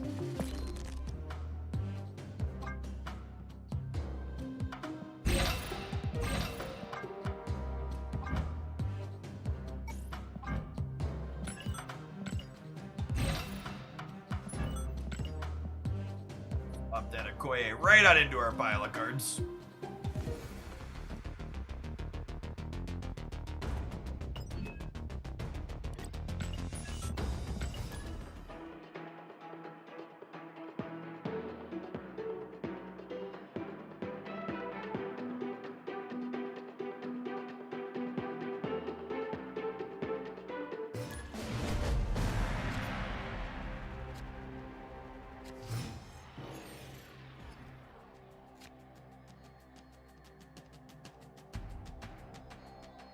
Snap. Considering how Thanos remains on top, do you think it's safe to rework him completely? I don't know. I think it's a complicated question. I think as always, there's a lot of directions they could go. And it's thankfully not my job to figure out which one they should do.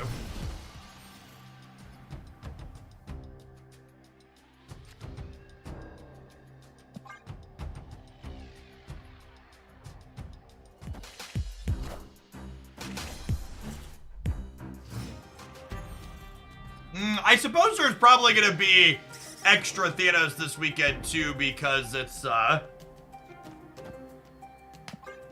the default best hope deck.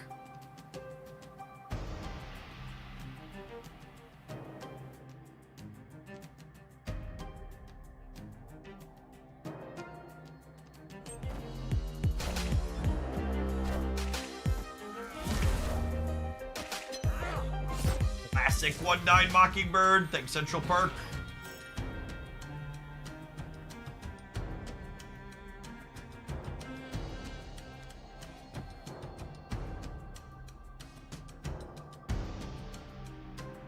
Assuredly, this is the game I draw Killmonger, yes?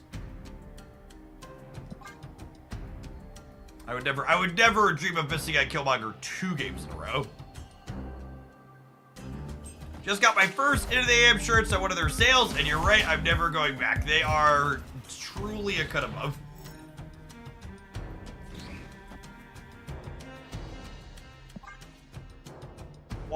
Quality stuff.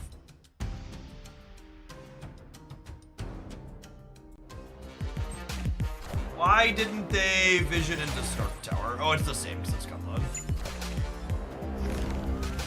All systems go.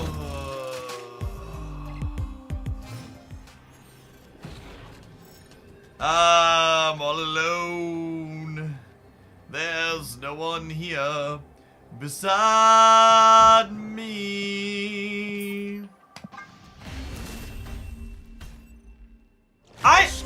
So while Mockingbird and Call Obsidian are definitely new additions, and hope to, are new additions that made the Thanos deck better, it is also very, very true that a lot of the best decks in Marvel Snap, even when Thanos hasn't been the best deck, were also just other Professor X Alliance decks. So, like, the question earlier, someone asking, do you think Thanos needs an entire rework? It's like, well, I don't even know that it's abundantly clear that it's just Thanos's kit specifically that should be considered the problem. Opponent snapped. Because it's not like it's the first deck where you're like at the top of everything and you're like, well, it's you folks. It's Shang, Professor X, Aliyah.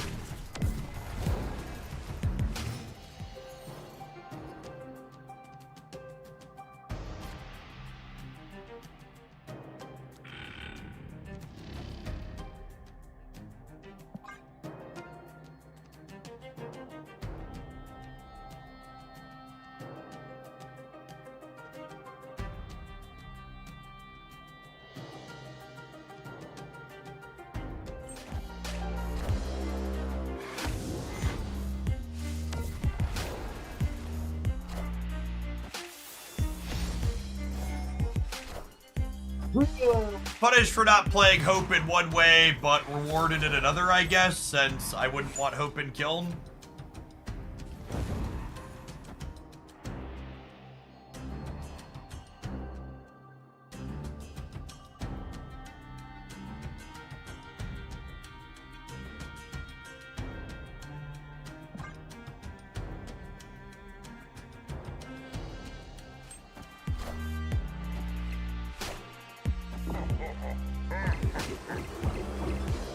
How did they...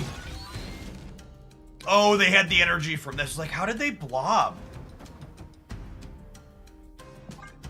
I think we're dead, and it doesn't matter. Because they got to play a 623 on top of it all.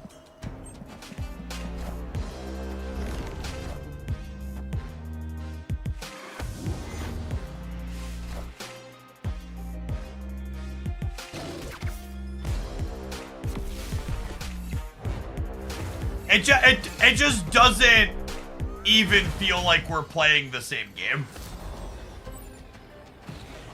Like it does, like not remotely does it feel like what my opponent and I are doing is in the same realm of reasonable.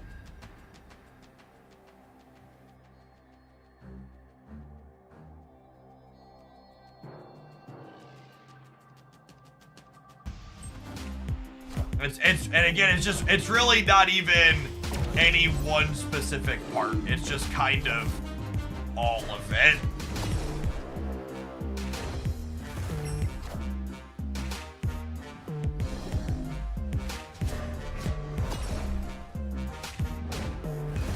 I definitely don't fault anybody taking a log off until they address things.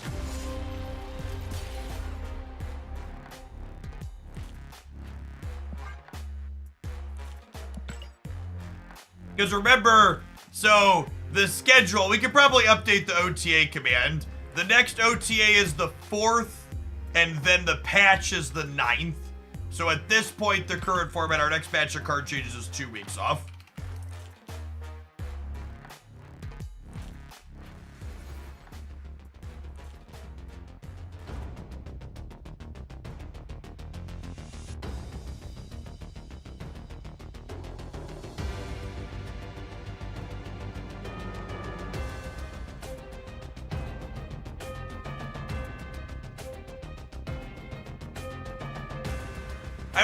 I will say, at the very least, at least this time, at the very least, at least this time when they changed Thanos, they were like, yeah, we're probably gonna have to come back at this with a hacksaw again. When they updated Time Stone, they were like, we're putting Thanos in a timeout. And that didn't remotely happen. So at least there was like a healthy dose of realism where they're like, we're OTAing these two things and we might have to come back at this again. So at least they understood. They were a little bit more grounded in the what was going on this time through. Remember when Thanos released and everyone thought he was amusing but probably not competitive? Yeah, it's almost like they've released one new card a week every week since then, and half of them have become good in Thanos. Almost. Almost.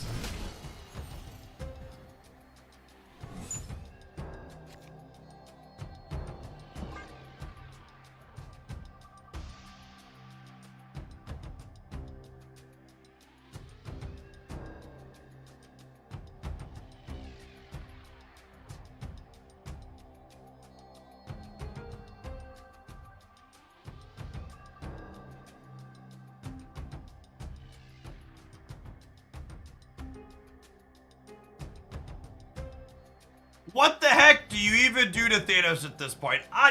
Chat, you're not the first person to ask what in the heck do you even do to Thanos at this point, but like truly entirely, you must be one of the least creative people on the planet if you couldn't think of one thing to do to a Thanos.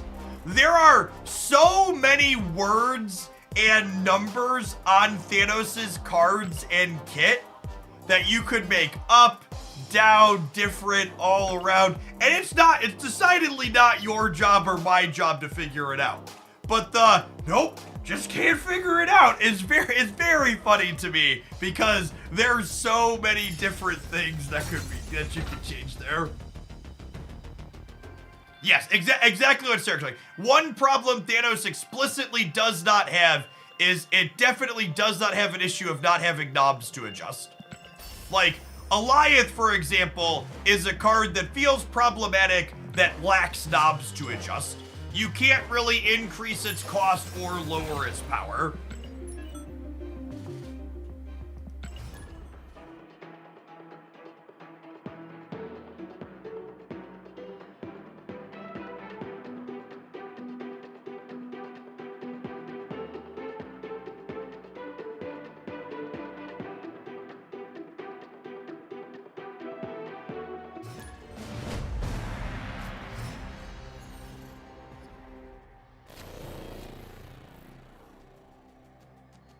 Yes, I completely agree with Twin Mold, and that's actually something Second Dinner has shown they make a good job to move towards when they redesign cards.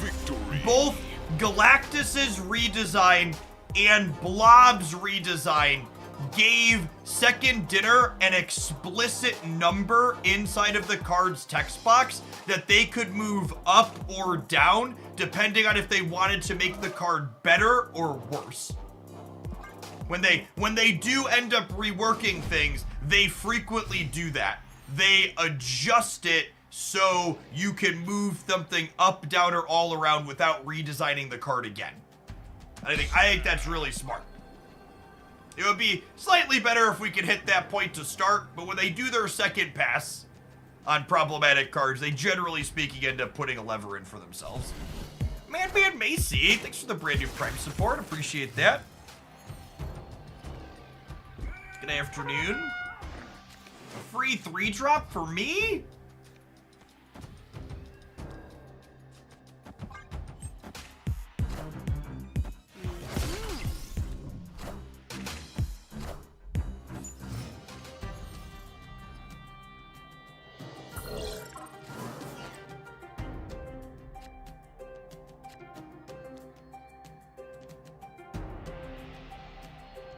Okay, so opponent is bouncing. Brood over here, because they have a harder time getting into here, so my lower power broodlings I want on the left, I think. And then we'll Absorbing Man, bigger cards, bigger stats into the middle. They're a magic bounce deck. Curiouser and curiouser.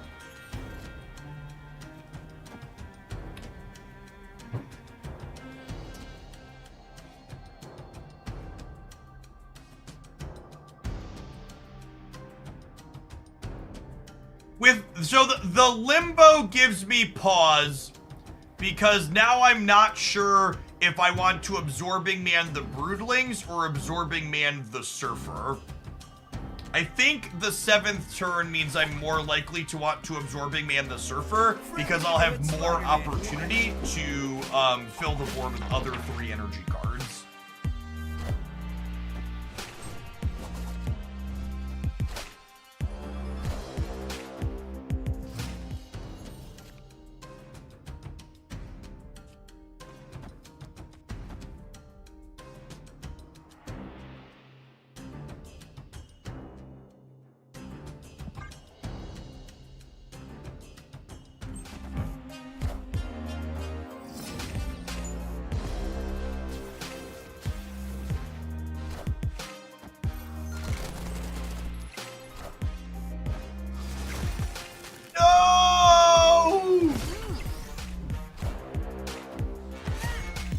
Okay, chat. I need to draw Hope Summers here. Oh no, unlucky. Is it just Killmonger this turn then, plus Surfer, so I can close on Absorbing Man next turn? Probably. There's a chance they beast the center here. I'm not gonna get to kill them, but I think I just want to put my most stats into play as possible.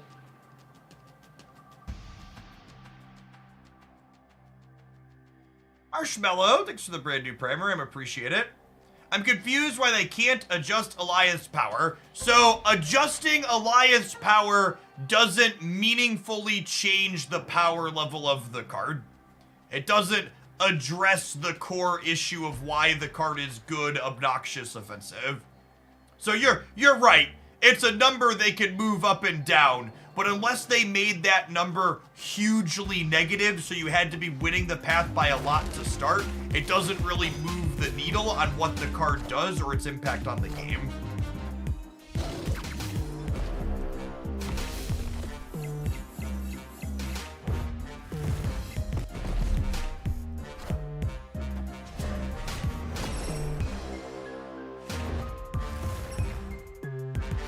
You want Rock Slide back to a 4/6? I actually think that makes the card significantly worse, no?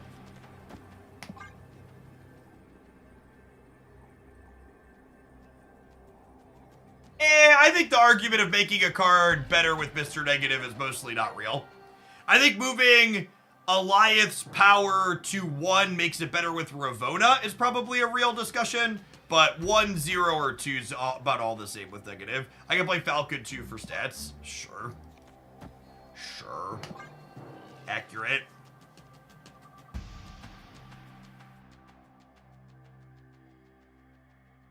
I just assume we're waiting here because our opponent's phone is currently through a wall or some other part of their living space.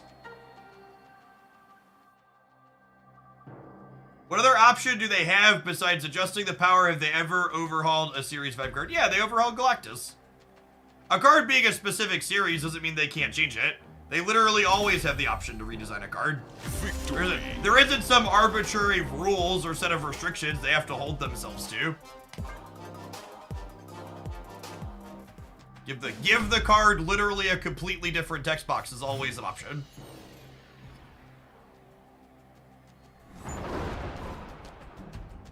Was Snowguard still S5 when it got reorged? I think it was S4, but I actually don't really remember the timeline on that, so it could go either way.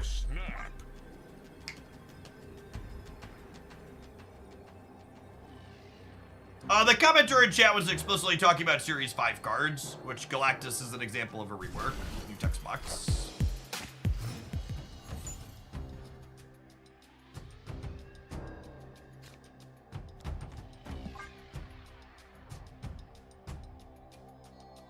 Unless you are Kang, who they birthed into a trash can and show no love to at all.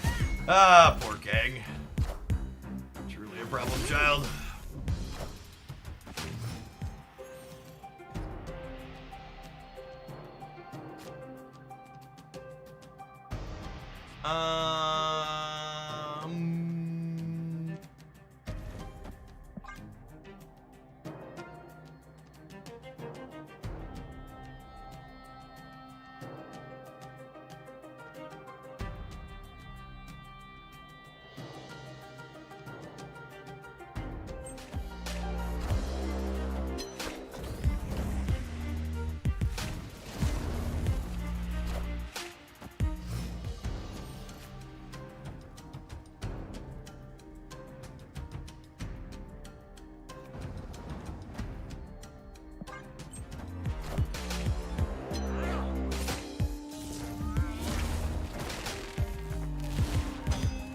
a change on Galactus. You didn't used to have to be winning Galactus's location for his effect to work. It used to just be that, it used to just be that she had to be alone. Are they a beta rebuild bounce deck? They are. Bones cooking a little bit.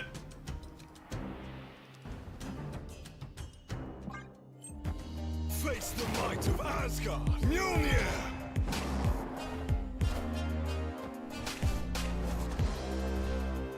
Friendly neighborhood Spider-Man here.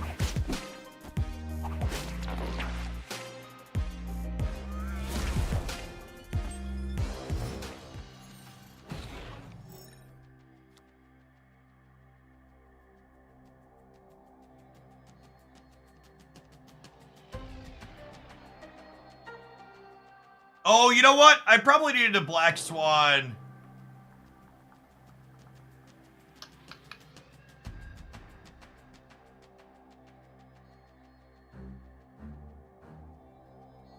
I guess I'm just doing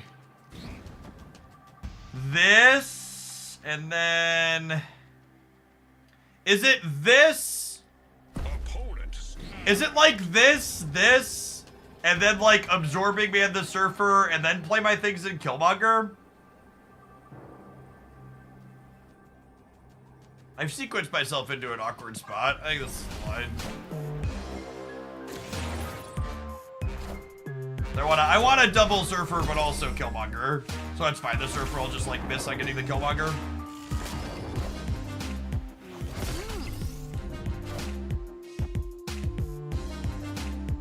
Look at that bounce in Billy's hammer. Oh wow, I'm really surprised they didn't bounce their monkey.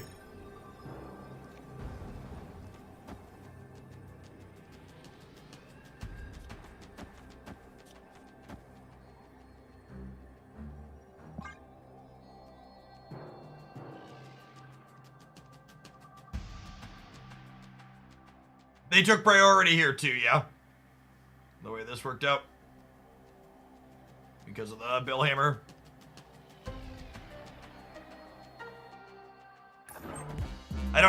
Sorry, to complete my thought, I don't miss the days of people telling me Galactus is fine because debris exists as a card. Just like the worst sort of discussion engagement or whatever you want to call that. Low-level take that was frequently spat out.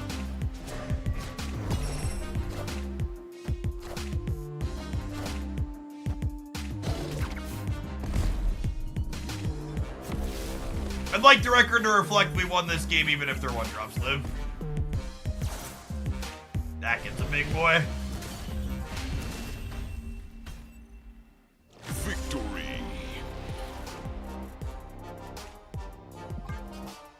Yeah, more recently, Old Blob was fine because Shang-Chi and Shadow King exist.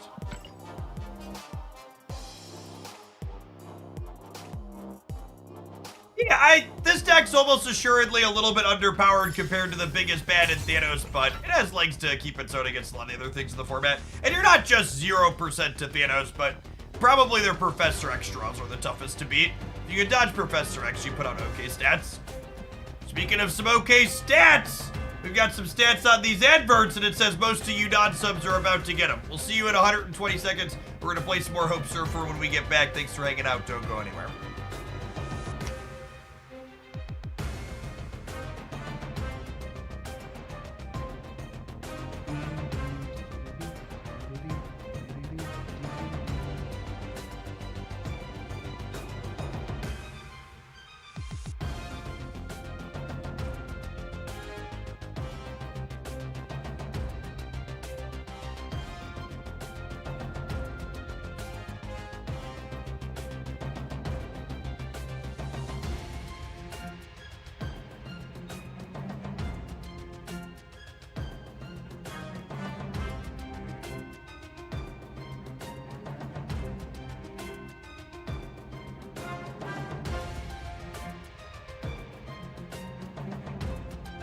Thirds of the way through our Hope missions. This one picks up a gold ticket. We'll let it run down the gold ticket, I think. Let's see how this next match goes.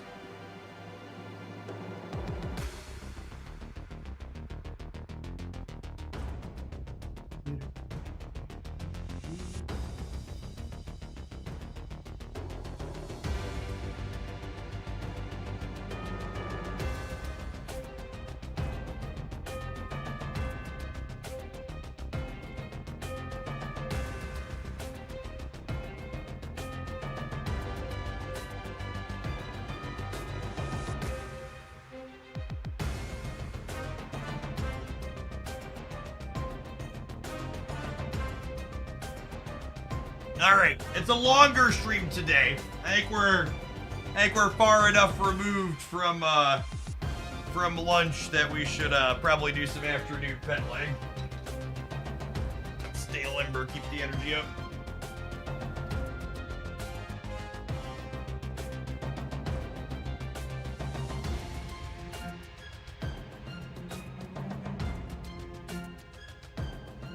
Bike to the bike.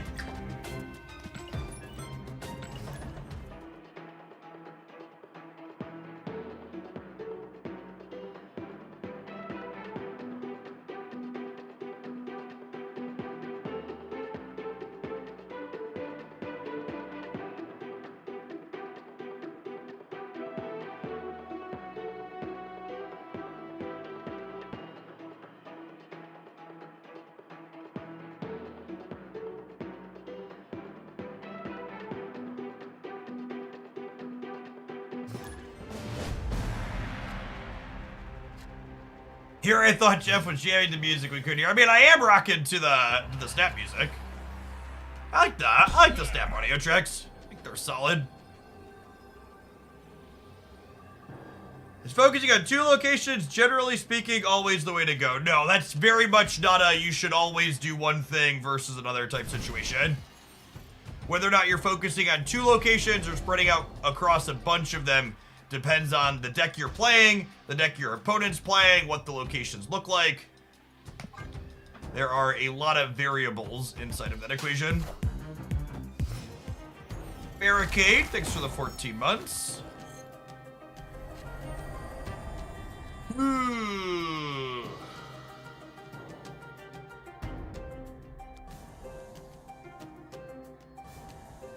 I was gonna do this on the off chance they don't blow up Bucky this turn, but I think that's likely.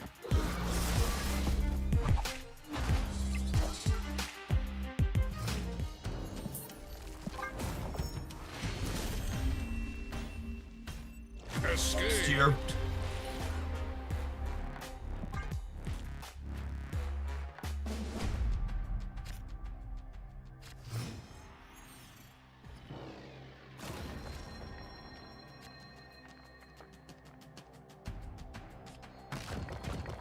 With Black Swan in hand, there's really no reason to rush to Nova.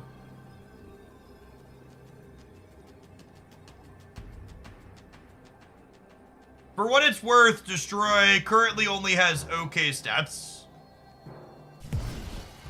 I genuinely don't know that we know much at all about what's okay or what's not outside of Thanos and Discard, just because those two decks are kinda such a cut above the other things. I think it's hard to make reasonable arguments about the power level of what else is going on.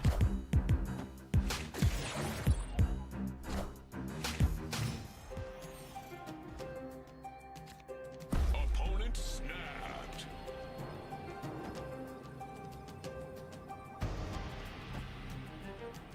I was gonna play this out, let the Great Web screw with him.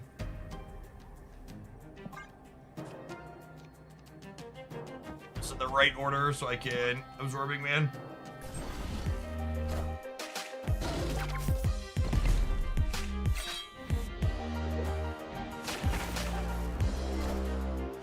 See if we could win the 50-50 and have their null go right.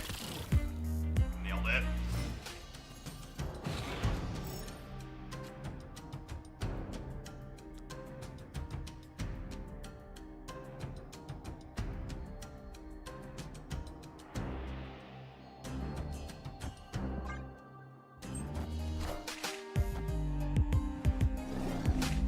The zone changes really do enough to make Thanos worse. No, by the metrics, Thanos is still the best deck in step right now.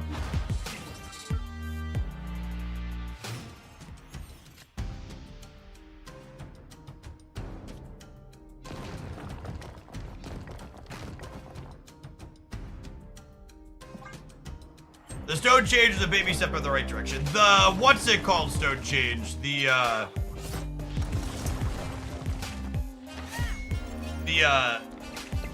When this 50-50, nope.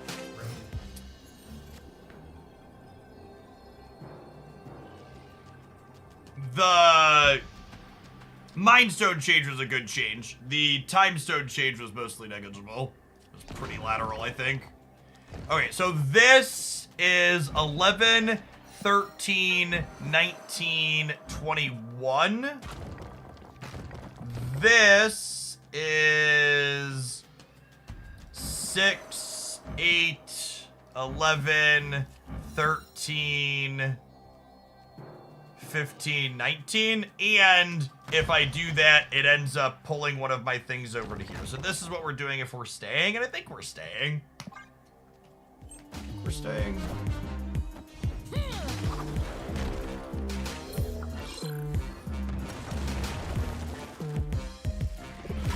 I counted 21, right? Let's see if my math is correct.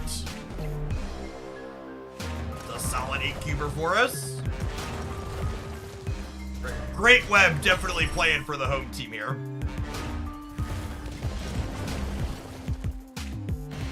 When it grabbed their null on turn 3, Victory. that was stellar for us. I'm pretty sure Time Stone ended up being a buff accidentally. So I think Time Stone, most importantly, made Thanos as an archetype easier to play when they made the change, and it made Time Stone better with Mockingbird. Because previously, the old Time Stone encouraged you to hold it and play it on turns like 3 or 4 to ramp into something bigger ahead of time. Whereas the new Time Stone design, you should just play it as early as possible to draw a card and get the information on what's going to be made cheaper. So I think they made it so you could just autopilot it more, and getting it on the board sooner also made it better with Mockingbird. There are definitely situations where the old one was situationally better, but I think as a whole, they did improve it. It makes the curve a lot better for the archetype. All right, let's see if we can run down a gold ticket, huh?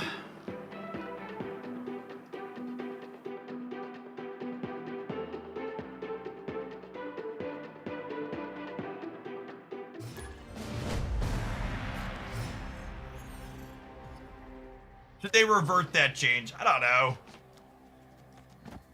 Maybe. I don't have a strong opinion on that. Yeah, I think that's true, Shredder. The new Time Stone makes turn 4 Professor X less likely, which hopefully means they understand Professor X is problematic and he's on their rework list as well. Because the change to Psylocke 2, I think, was also indicative of them understanding that Professor X is problematic in that deck. I don't think I have room for her elsewhere, so sorry, Okoye.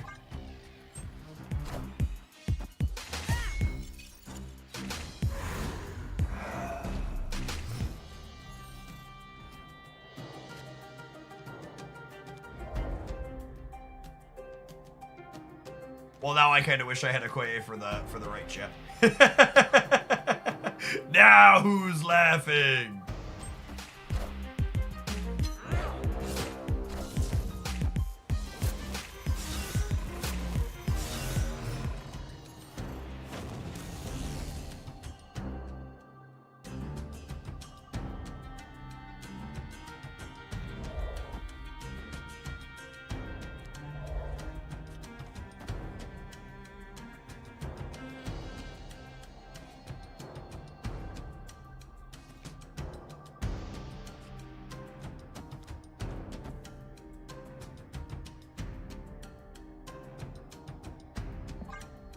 They haven't discarded anything good yet. Cowled Wig discards the cheapest card from our opponent's hand. Do they just spin Magneto?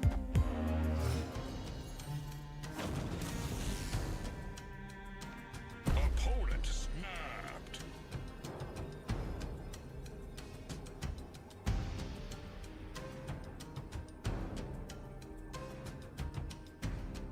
I think we just have to leave, yeah.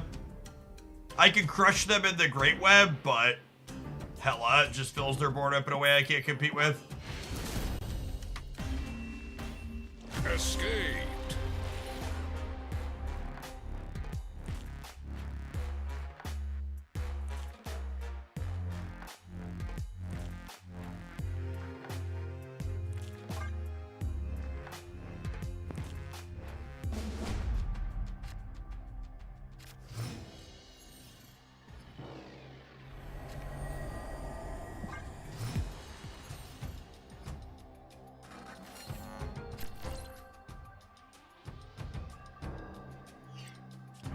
You know, we have not had Hope Summers on curve very frequently during this set.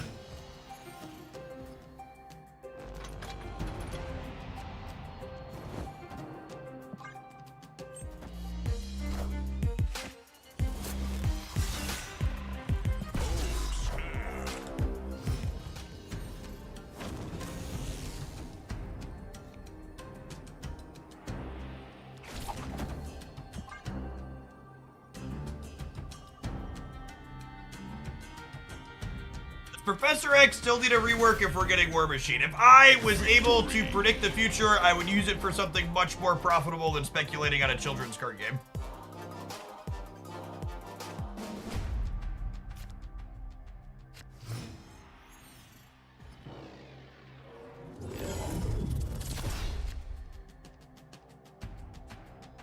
Unironically, I think there's a chance we're better into the Nexus than they are.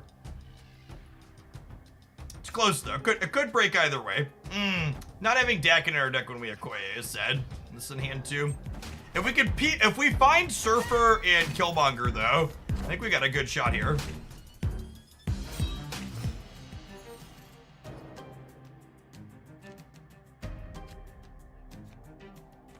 Okay.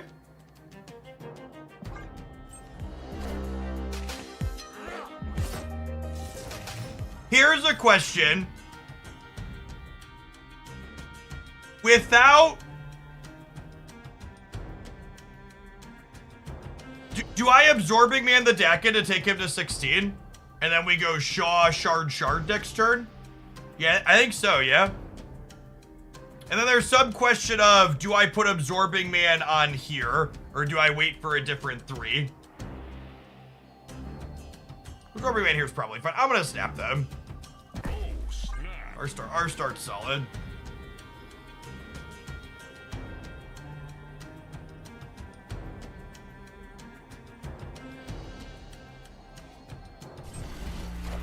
Want to fill Fist Tower. That's a good thought. They are a Magento deck.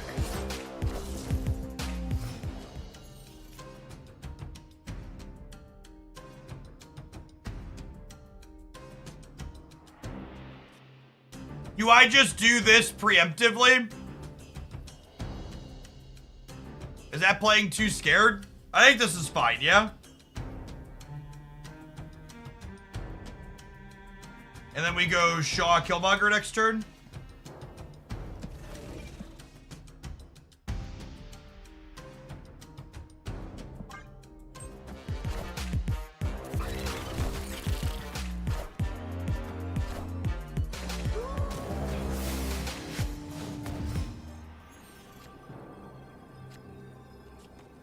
And this is bigger than Black Swan because he goes up to 7 from Nova. I guess it's the same. It's a wash.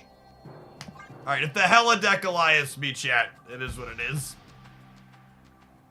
Lockjaw could get us here too, I suppose, but we're going to 20, 25, 32, 37 on the left. How late I'm staying on today depends on what the viewer count does. We're currently up above 4,000 people, for so a little while yet at least.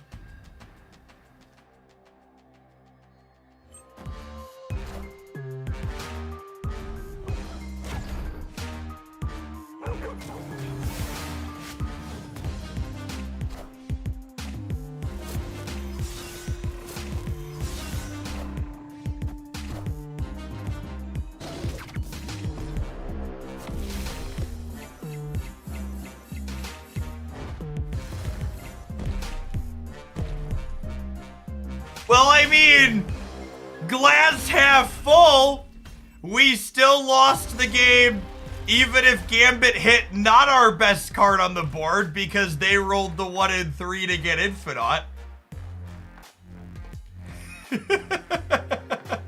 But glass half full, we were fucked regardless. Oh, man.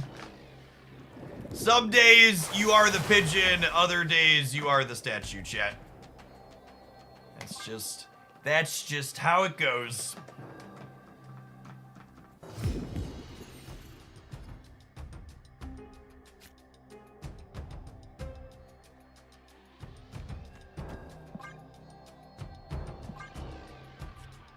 Okoye in the middle, actually, 'cause there's a good chance we punt Monster Metropolis against their deck. Javas, thank you for the entire year of support. Welcome back, appreciate it.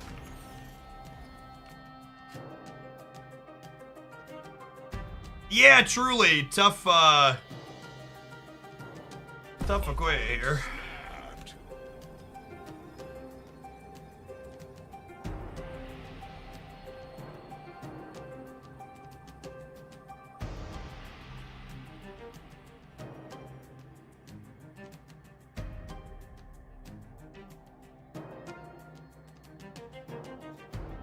Can I play this game? I think I want to play this game.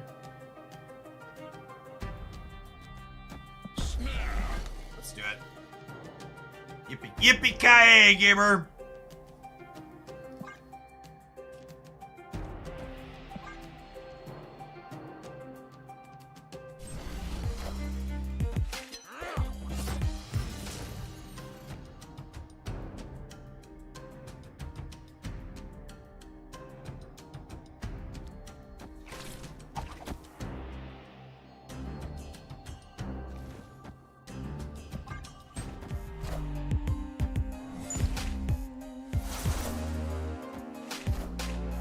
C5 proof from yesterday is very satisfying. Who knew 9 power Captain Marvel could swing so many games? There she goes!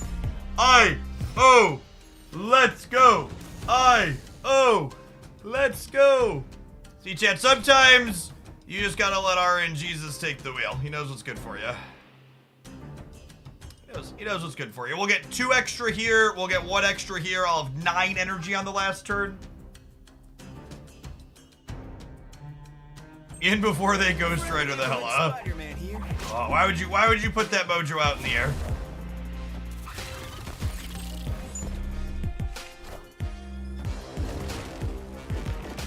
Oh no!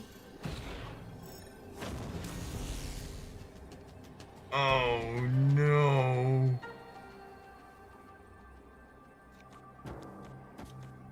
We win every time, yeah? Every time, we lose to Giganto on the left.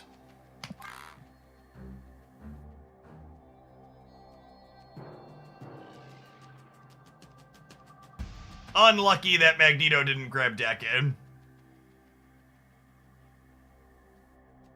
Is Killmonger better than Surfer? Excuse me? They discard Giganto this game. No. Gambit, Dracula, Hela. In for 4, we're definitely in for 5. Victory.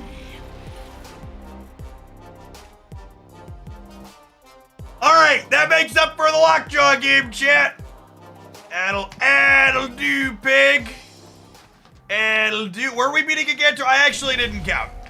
We were adding 8, 12 on the left. We're up by 1 on Giganto. Things you love to see. It.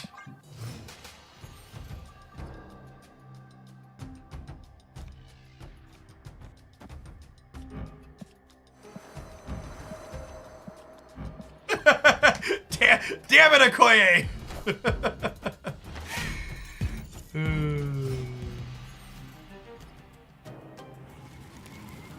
Live from the Daily Bugle.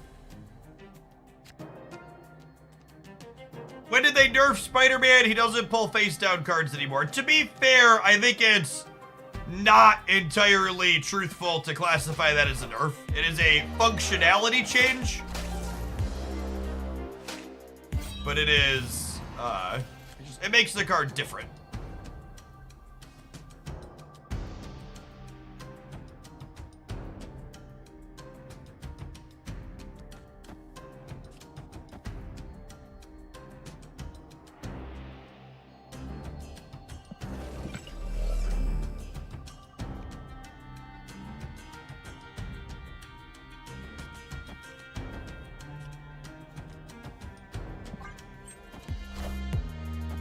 I'd be right to Cosmo the middle this turn. Clear for takeoff. Beautiful. Do we snap? I think we snap, yeah. I should not have played the Barabasa shard out last turn. That was a mistake. My deck is gonna be one smaller because of it.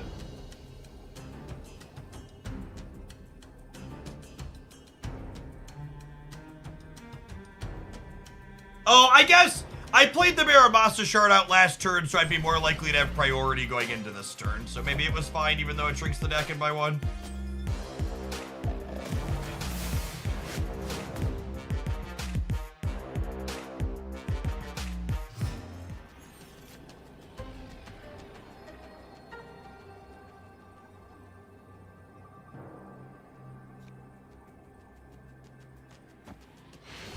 Yeah, they've only discarded Sebastian's Jaw here.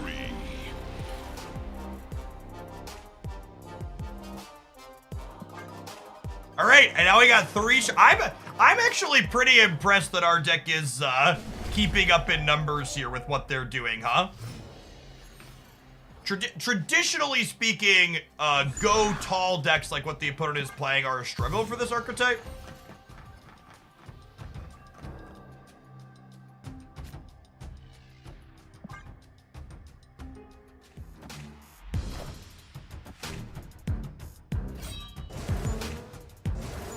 Hey, Vi, thanks for the Baker's Dozen. Welcome back.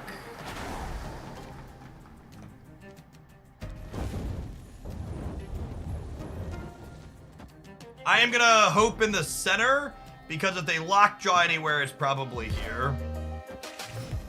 I would like to pull the dog away. Oh, we have priority though. It's edge.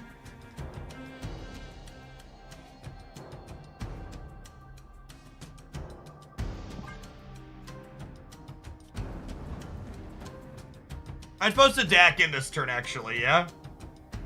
Yeah.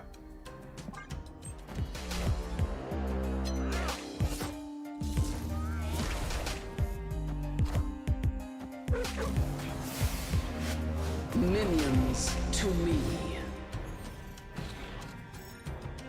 Stack.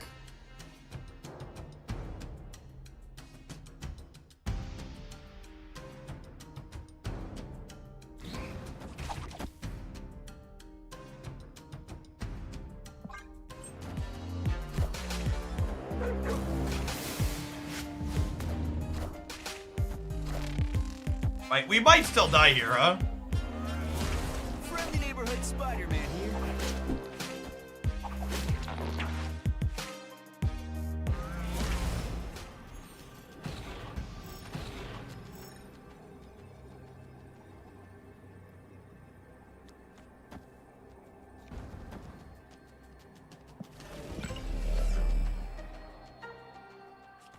Is 11-19 over here, which is only a tie.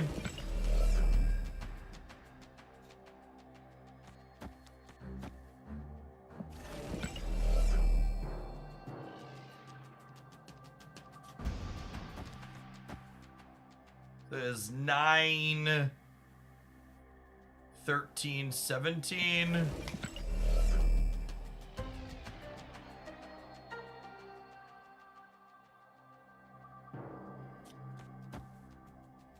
Tying here and playing for total power might actually be our best option.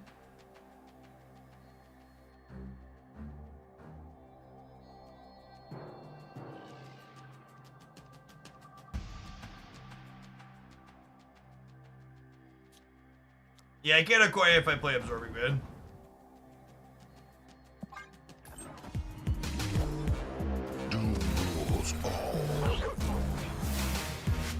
Doctor was one we hadn't seen yet. That's kind of a weird inclusion inside of Surfer.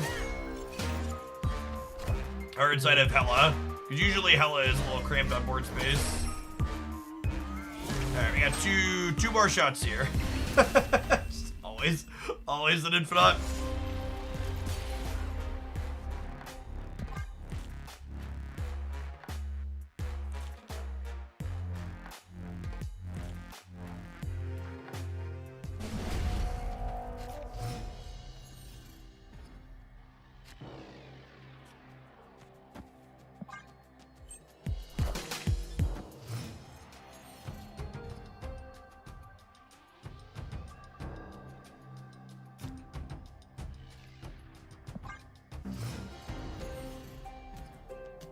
Is this silver? No, this is gold.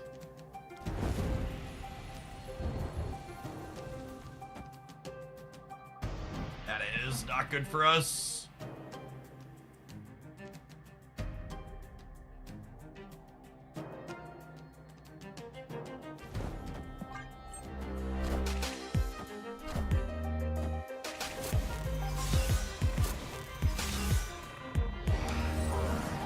Making a random on Corvix feels weird.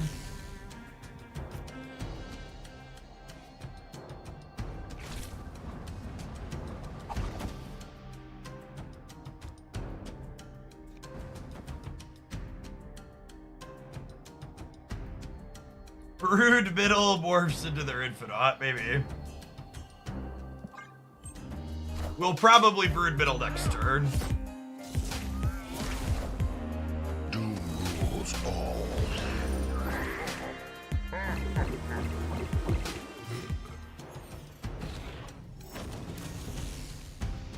Well, we can't compete with that now.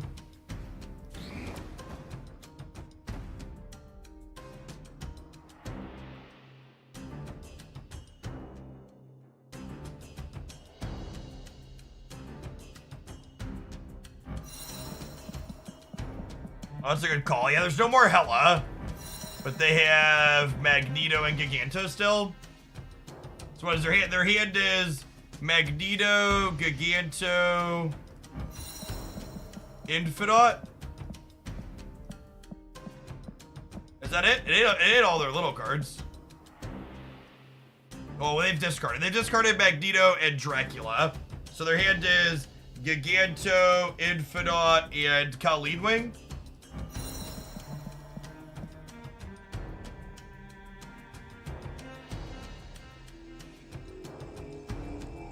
No, this was a Corvus.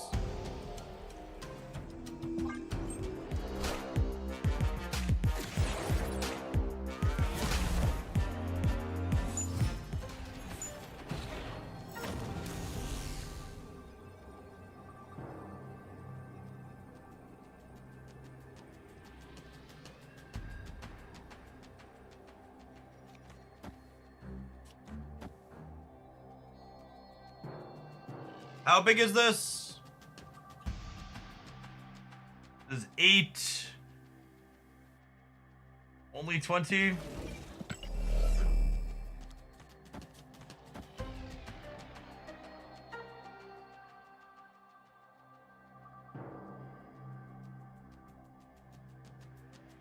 Is 12, 16, 20, no matter how I slice it.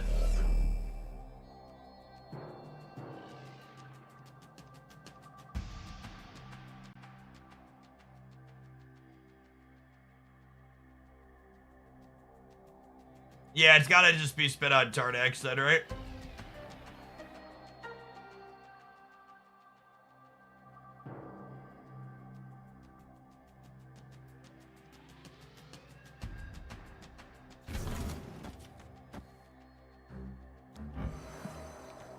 Shadow King, Shang-Chi. Random one drop. Hello, can you understand me?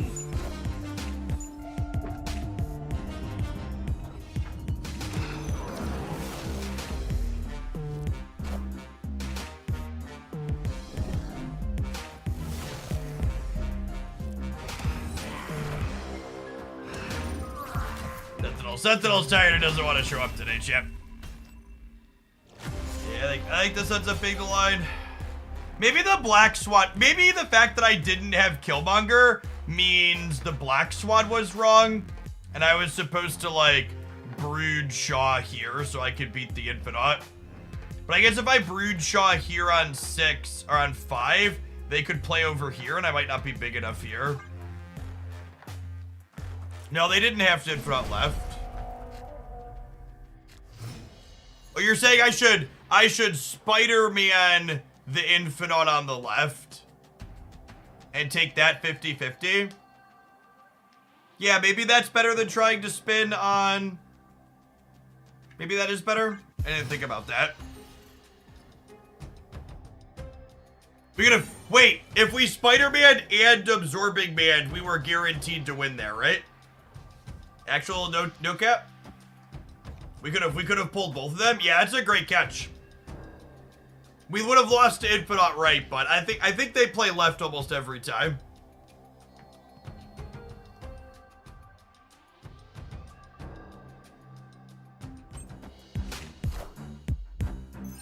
I think that was a better gamble than. I think with the Black Swan, they were afraid of the Dakin on the right.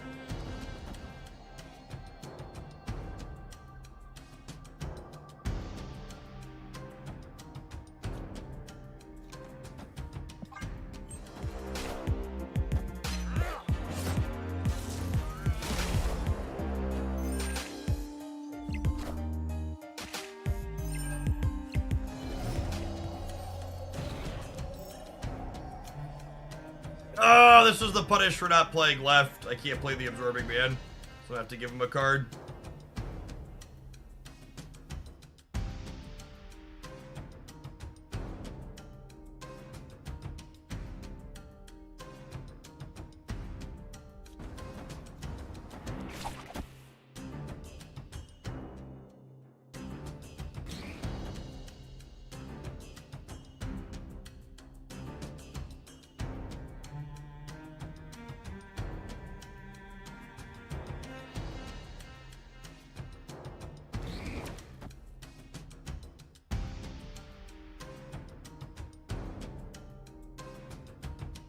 I mean, they're playing a card this turn. I think giving them the cheaper card is better. I don't think I want to give them the cheaper card. I don't know. Maybe playing the Absorbing Man bites us here, but I think I just don't want to give them the cheaper card. Friendly neighborhood Spider-Man here. Oh, Jubilee punishes us with Absorbing Man. Yeah, that's a good call. They could top deck her. Yeah, it's a great call out. I should, yeah. Okay. No harm, no foul. I have plenty of energy.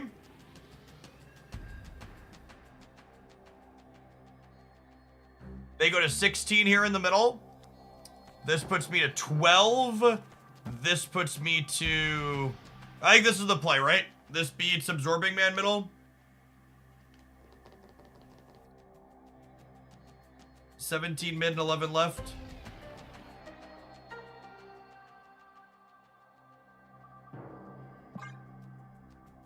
What an intense set. Really close back and forth.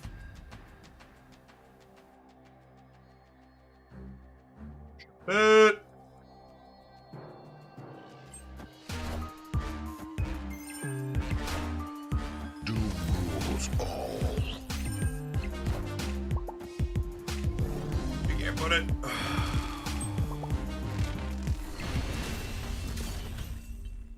Victory. Woo! After that incredible sweat inside of Gold Chat, I think I'm gonna sweat in my pedal chair here for a minute. And we got 2 minutes, in fact, for these adverts. We'll see you in 120 seconds. We're gonna see if this surfer deck can take us all the way down to an infinite ticket. Thanks for hanging out today. Don't go anywhere.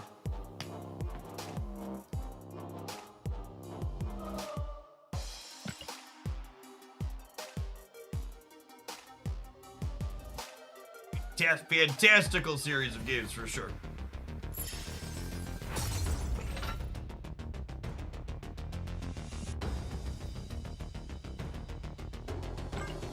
Our weekend missions are done with Hope, but it seems like it would be unfair to not let this deck run that all the way down as far as it can after that production. Is there a difference between this surfer deck and the one in your best decks video? This is the one from I forget if it's the most recent or the best deck video for that. I went and grabbed it from one of my videos before we started.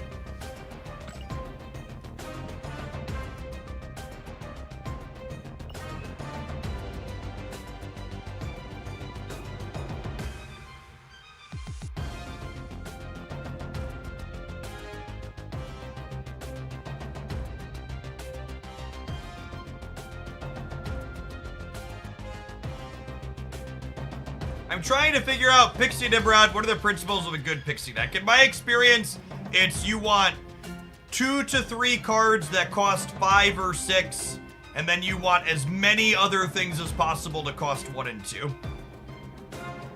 can have a handful of 3s in there. My general rule of thumb is 2 to 3 5s and 6s, then everything else as cheap as possible.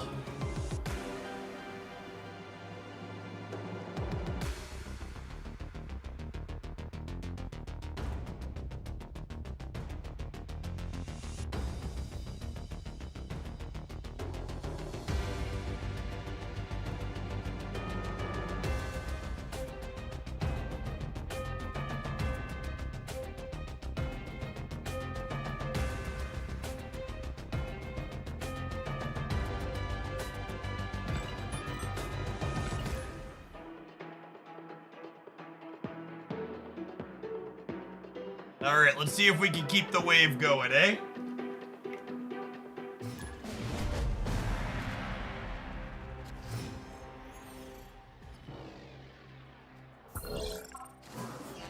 By walking as I'm sitting there. I have a chair with bike pedals in it. Adorable toddler and overweight white dude not included.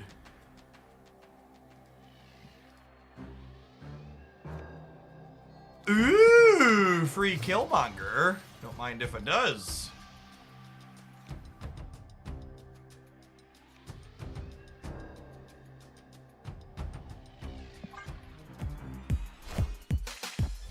Super Freak, thanks for the 1.5 years. Welcome back.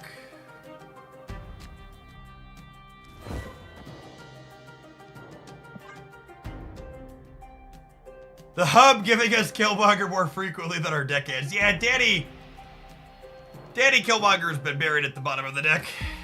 Slacking.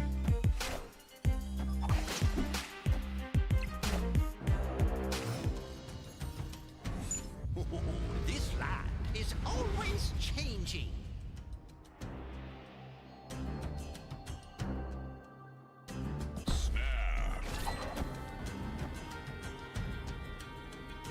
We're in a good spot.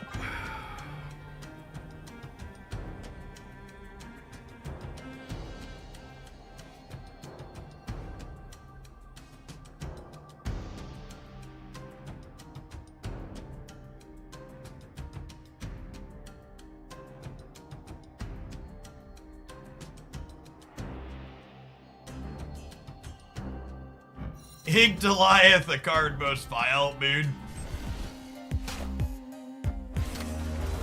Friendly neighborhood Spider-Man here.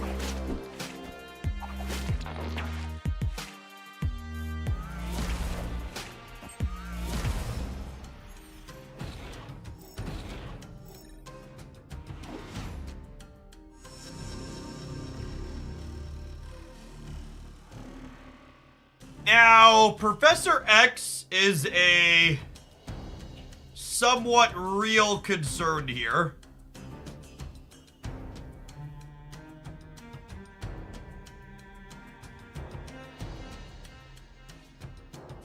If I do this, and they Professor X here, I will go to 6, 11, 13, and that beats them there. And allows them to Professor X here. But if they Professor X here, I could probably win here and here, yeah? And I have their Goliath. I think this is the play. Or is it better to get a 3 drop down? This is actually more points long run than this is. Because this will end up at 7 and this will end up at 8 when I double Surfer, yeah? This could trick them into Professor Xing here. which I kind of like.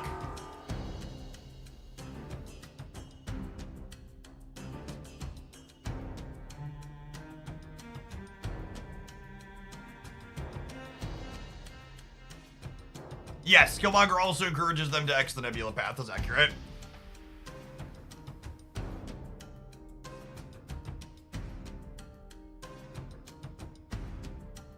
I suppose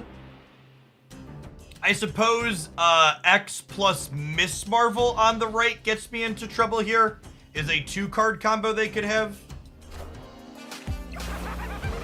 That is a Hub Green Goblin. Hub punch-in above its weight class for both of us. Did they just Okoye the deck I'm drawing from? Or they just Eliath you on a 50-50? Chat, this is a Weird World game and this is their Eliath.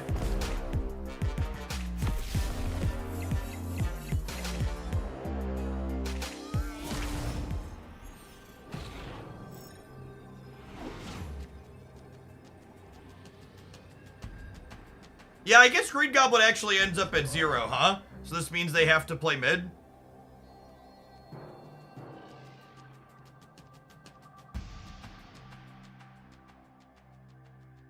Hey, Palooka, thanks for the primer, appreciate it.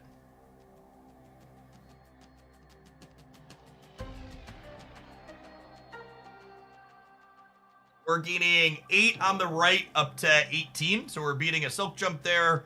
We're gaining 12 on the left up to 21, and then we'll close out at 2 in the middle.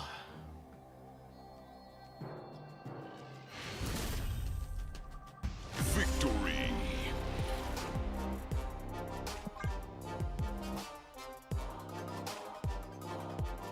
How is Goblin only -4? It got +1 from a Nova. I blew up on the previous turn. Thoughtless Casual Gaming, thanks for the primer. Those direct support subscriptions like that are the biggest portion of my income here, and a big part of what makes this possible doing my job, so thanks for the support. Wouldn't be here without folks like you. If you're someone who's ever been curious about what exactly goes into a streamer's income and where those revenue sources come from and how they break down, I made a video when Marvel Snap turned 1 year old talking about not only the future of the game, but also my first year making content in the game. And where all my revenue making that content came from. Fun video to look back on.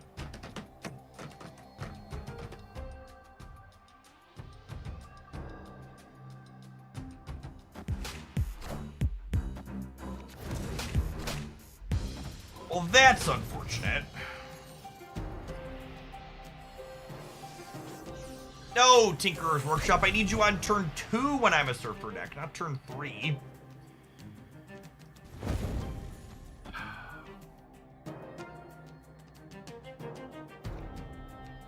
So, we lost our Killmonger and our Black Swan, so I actually can't crack this. So I don't think there's any reason to play it, because having a 5th energy next turn isn't relevant, says Local Man about to draw Okoye.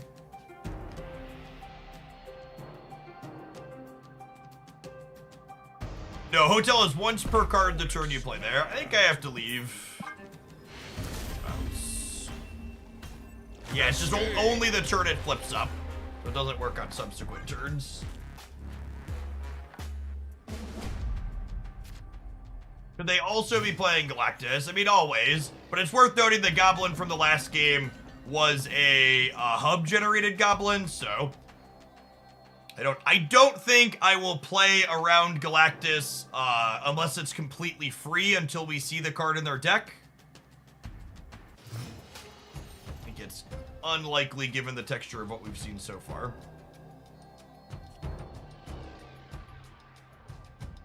The animation on this card is so good coming off the spear.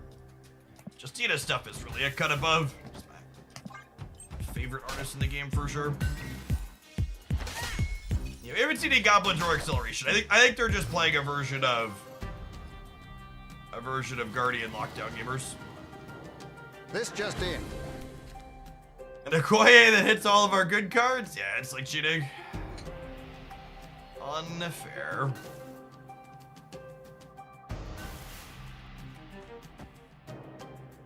Oh, snap.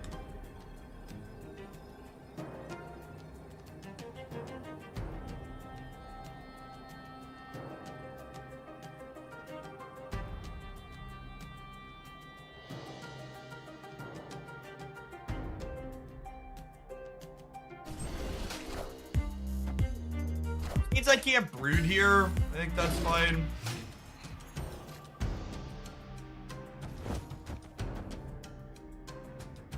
That's a great pull.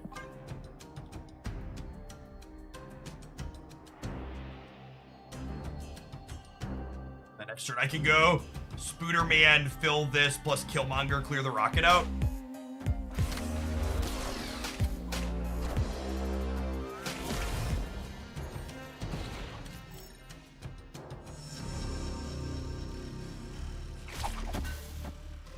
And if they want a Professor X on the right, like, be my guest, we should win these two.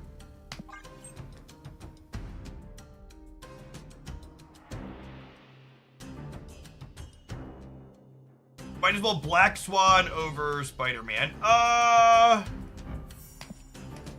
I think I want...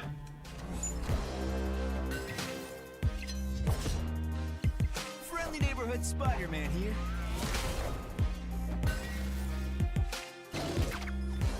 I guess Gamorreing lets them play for priority here.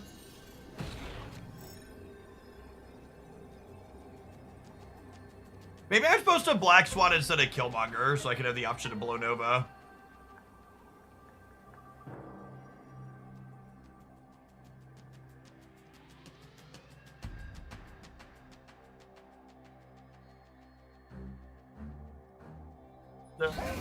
This puts me to 26 over here. And then I can do this.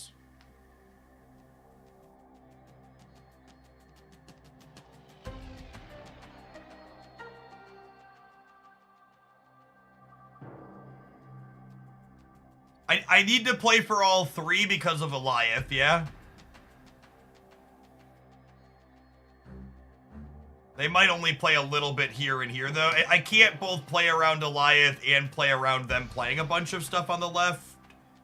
Well, I guess they'd have to play, like, 2 things here and something over here still, right? I'm gonna end up at 9 over here. They need like a combination of all these cheap cards in their hand. They need to not have had him in the early game. I guess we know one of their cards is Daredevil. Oh, fuck me. Hopefully this is Daredevil. Oh, god damn it.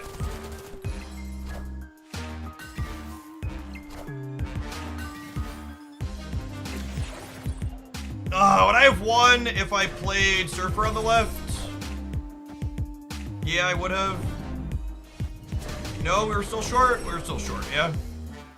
I would have won if I would have played Black Swan on the right, but that just would have died too. Yeah, I suppose we also ate shit to Doctor Doom's a good call.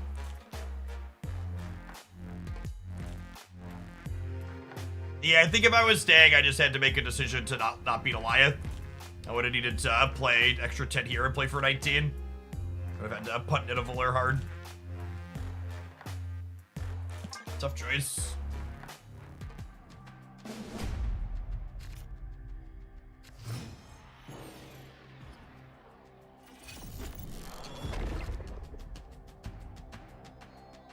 Yes. Typical, very typical Eliath was involved gameplay, chose to try and play around it, lost everything else.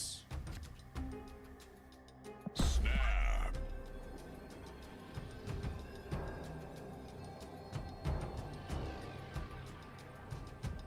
Seems very good. I am from Central Illinois, about 2 hours south of Chicago. Good old Midwest.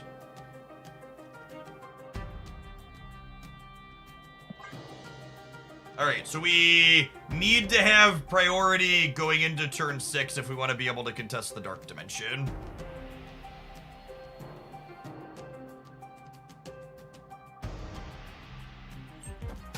I guess that's not strictly true. I could potentially Spider-Man into the Dark Dimension.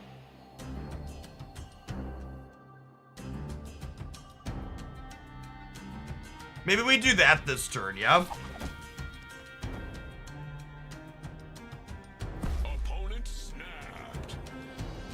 I think I'm going all in. I wasn't snapping if we weren't all in. I think I'm doing this.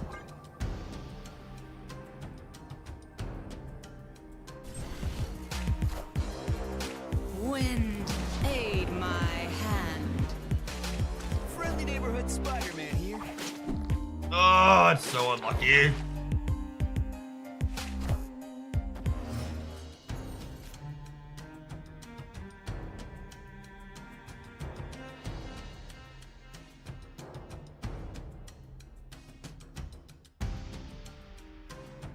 I played the shard last turn because I wanted to be able to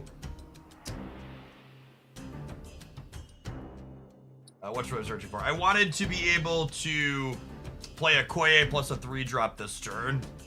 I think for the sake of having priority, I need to do this though, yeah?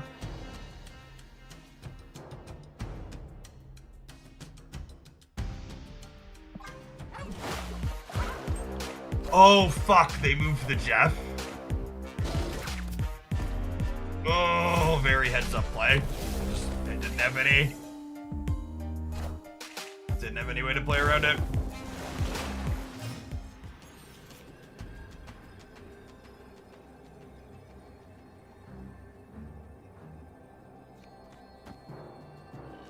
Yeah, I actually just said to Eliath, yeah.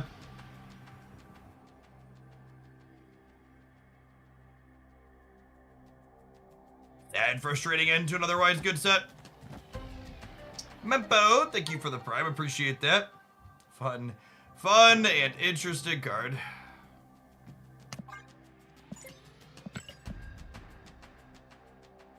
Only 75% damage. Yeah, I mean we're all in, so we'll make them show it to us. But is what it is. We also lose to like Drax plus Rocket here. Yep.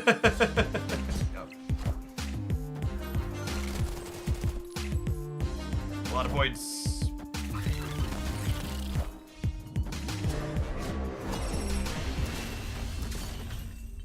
Right. Well, we got our up missions good. We had some good sets in there. It's time to move along to our next pile of cards.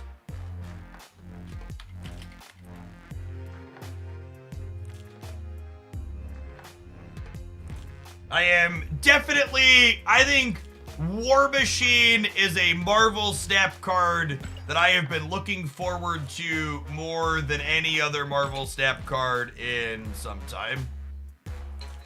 It's not that Eliath is hard to play around. It's that Eliath is a pure coin flip variance card. There's nothing difficult about it. It's just basically purely random. There's some moments where you could jockey for priority. That opponent's deck was a bad Eliath deck in that it wasn't playing Shang-Chi, but a lot of the time jockeying for priority isn't even an option against Eliath. Like, part of the reason why the Thanos deck is so good is because it gets to play Eliath and Shang-Chi, so you don't even have the option to jockey for priority against them. You just die in most cases.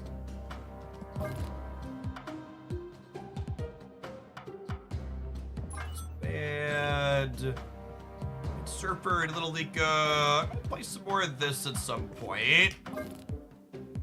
I wanted to give this a try. This had good stats on Untapped, which looked funny.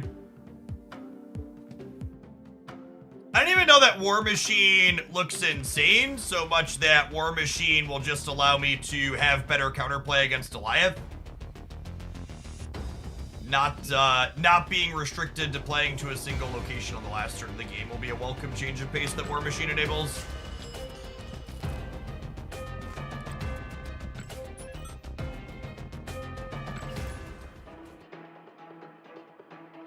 I assume at this point they're not going to give us more deck slots until they have time to rework that entire interface. Is Moon Girl too greedy in this deck? I don't know. I will say that I just copy and pasted a deck list directly off the internet, so I'm going to play some games with it to try and get a feel for it before I elect to make any changes. Oh, snap. Opponent snapped.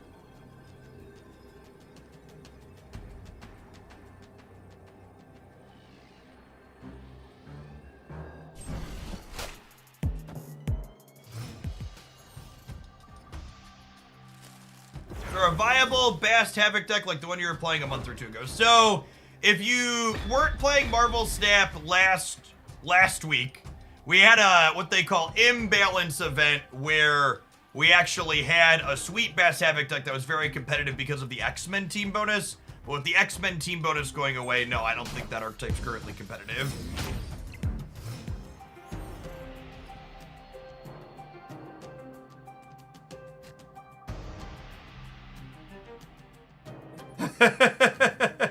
Well, I was going to Shauna right and then Venom middle, but I guess that's not an option.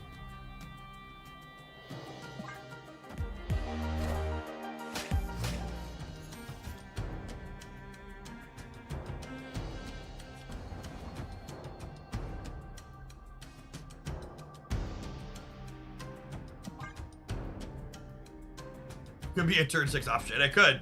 You're right.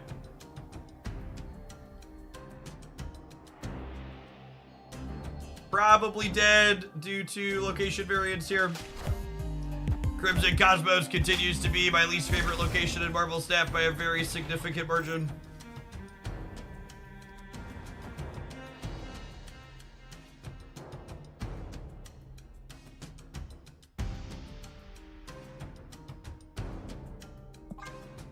I saw that deck list going around with Bast and Havoc inside of the Bounce Shell, and I think that's likely a very good example of a deck winning in spite of having Havoc and not because of it.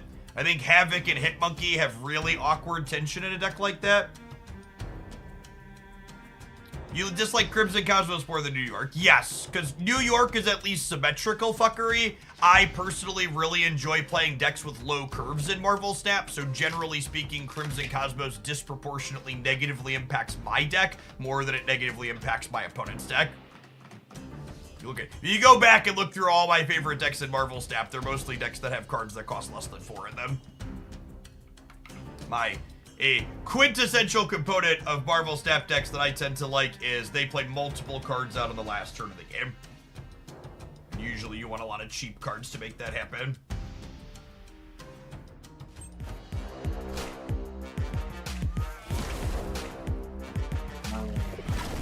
That's fine, we're gonna get fun policed anyways.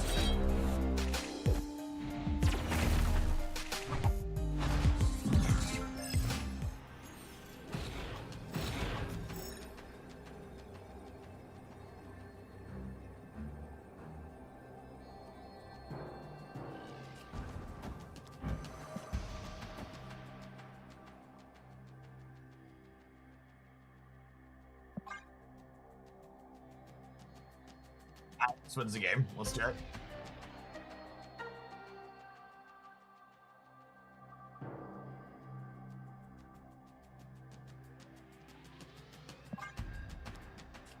You know, it's probably better. This is probably better. If they Surfer here, I guess we're dead.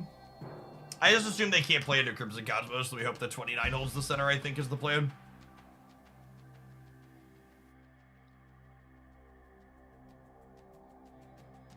Looks like a Surfer, smells like a Surfer. Probably a Surfer. Opponent deep in the tank. So, could mean they don't have their best card, but could just mean they like to run the rope out before they play their best possible card.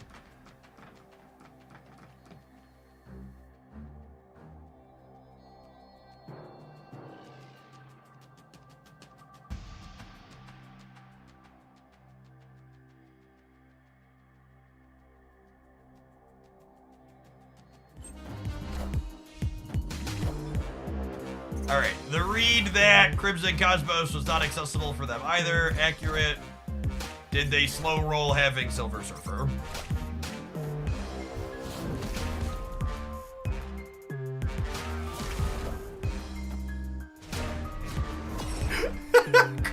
Christ! What is going on in the brain of an individual like this? What, like, I wish I could just, like, get inside and, like, be like, what is going on that we had to run the entire rope down to make that play? It's like, obviously we're super dead, but, like, what on earth could possibly be going on in their hand?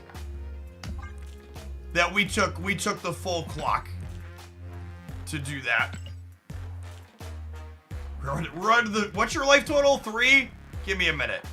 Bolt you. Alright, yep. Got me.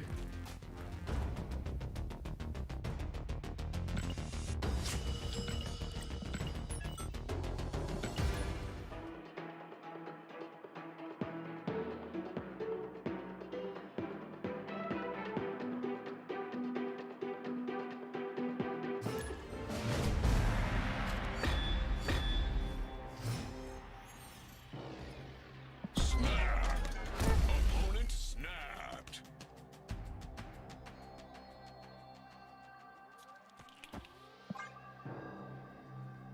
Girl herself does not contribute to Mockingbird's discount, so you can throw her right on into the meat grinder.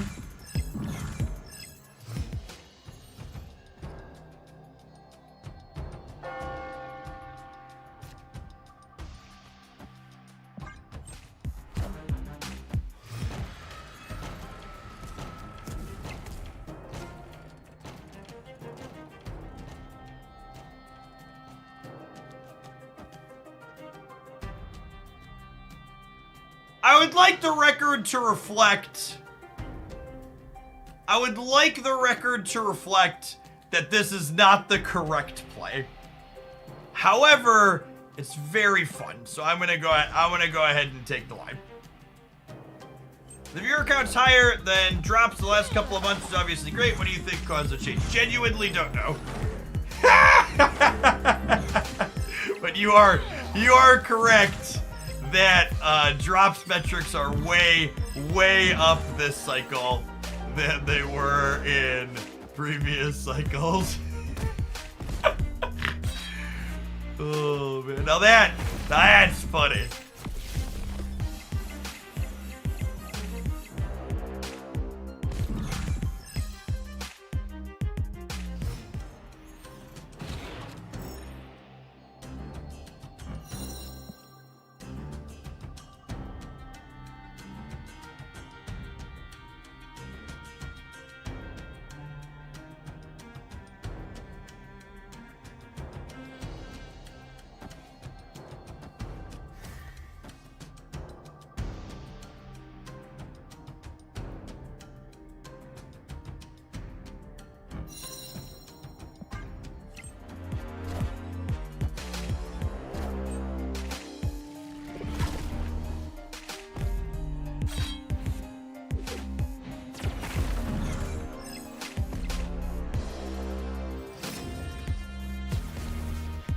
All right, there's Kill Daddy.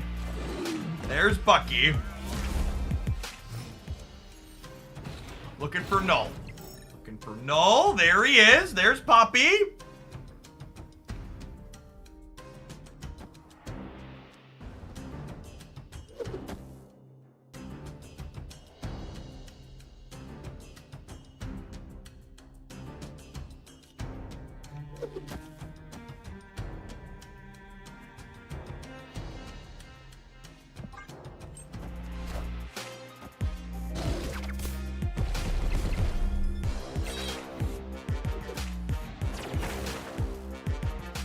Unlucky that X23 went left, locking us in there. Oh man, now if I draw the Carnage, we could have Carnage on the left too. Just a rogue. I mean, if we hadn't gotten Basted out of the Shauna, this would have actually been like, oh, forgot this was free. If we hadn't gotten Basted out of the Shauna, it would have been a pretty impressive game, huh? Even then, like, things came together solid. It's a fun list.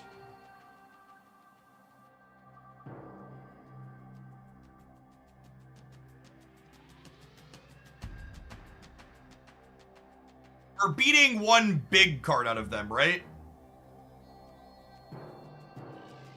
Yeah, Bast lost us 6 and 9. We were down 15 points.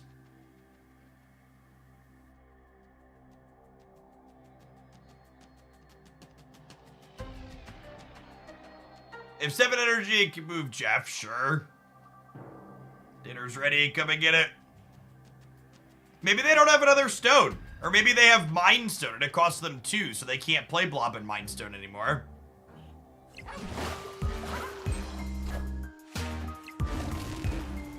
Oh, just Papi Magento, eh?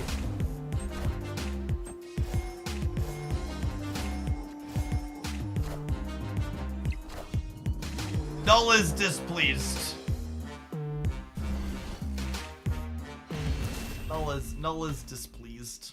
Victory. I'm very confused. They threw, chat. They could have put the Magneto here to beat us 12-10, and then we would have been 8-9 in the middle. But they let our 40 power Null win the game. And honestly, you know, respect.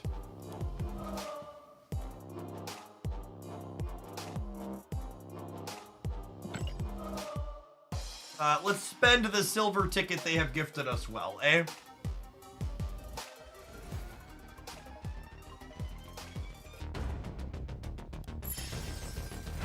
After we click through 1,200 menus here. To stew back on the question about why do we think viewer counts are better now than they were a couple of months ago, for drops specifically, I think there's something to be said about the fact that we really, despite currently being in like this tier 0 Thanos-y metagame, we went through a period a bit ago where there weren't really any useful new card releases for a long stretch. And I think that the lack of meaningful new card releases definitely takes a toll on player interest, even worse than a kind of stale metagame does. If you look at the cards that released, like from Blob's release through like, gosh, probably Corvus, there weren't really any super impactful cards. I mean, I definitely agree that the metagame being less stable is more interesting. I would concur with that.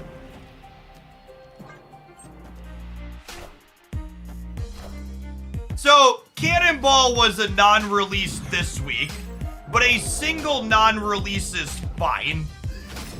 What's not fine is having non-releases for 3 weeks in December, and then all of January, and then also the first 2 weeks of February. Where it gets less fine is when that's the case. And genuinely, that's kind of what it's felt like a little bit. That we've had that density of non-releases.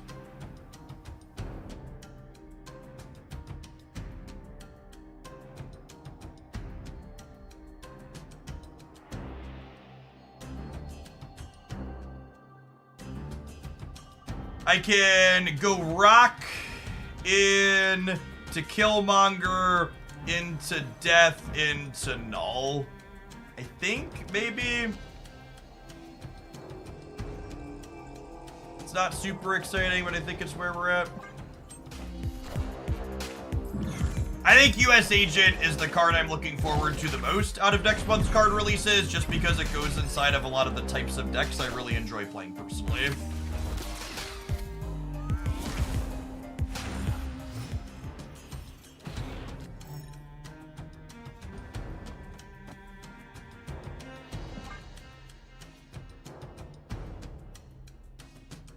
Want them to play their Ronin to the right this turn? Actually, if they're gonna play their Ronin, they probably play it left to protect from Shang-Chi, yeah? So I'm gonna play my Death on the right, so that way I can rogue their Ronin on the left. Doom rules all. It's Dr. Doom.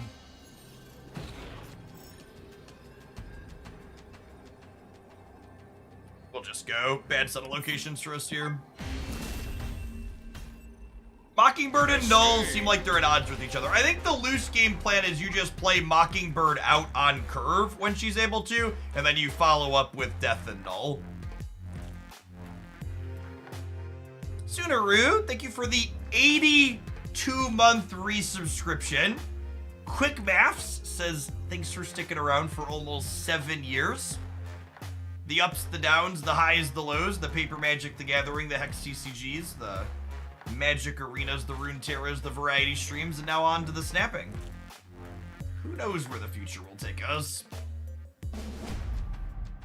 Why would they have drops while their game was low on excitement? Well, one, I don't think they were planning on having releases that didn't work out. Like genuinely, obviously they miss low sometimes, but I don't think they intend to miss as low as a lot of those releases miss low. I'd also assume drops get scheduled a little ways out. They've been doing drops once a season for a little bit now.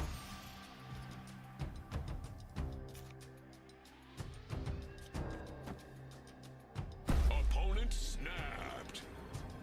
They are going to put 4 Sentinels in my hand, so I'm gonna leave. Escaped.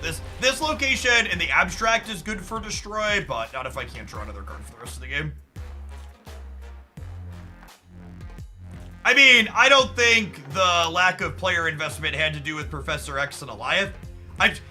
Honestly, I would go so far as to speculate one of the primary driving reasons we haven't seen bigger revisions to Alioth and Professor X is that despite vocal outcry from people like me, I would wager their stats show a significant portion of their player base enjoys playing with cards like X and Alioth. Those very binary cards that are easy to execute and largely coin flips are something that are accessible for a lot of the player base to enjoy and experience easily. Oh, snap.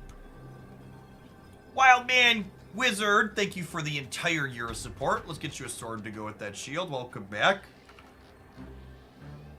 Insert sicko memes here. Yeah, something like that. Victory.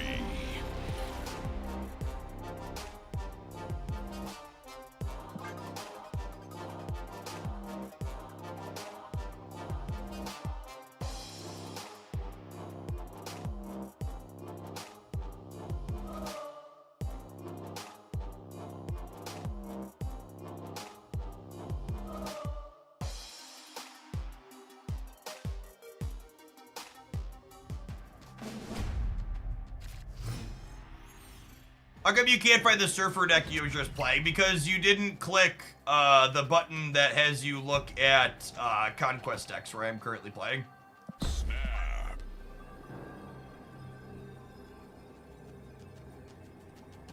The top of Untapped, there's buttons to switch between Ranked and Conquest.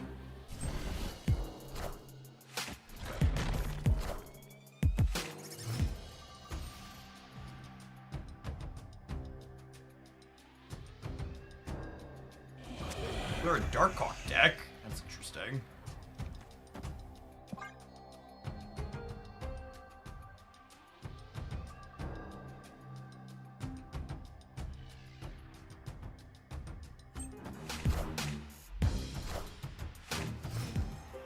The classic Darkhawk Maximus deck.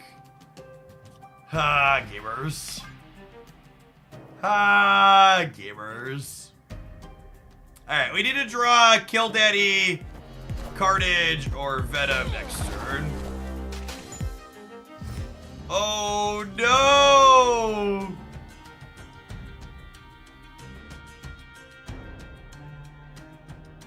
Opponent snapped. Not really. Thanks for waiting till after I made my play to snap. Escaped.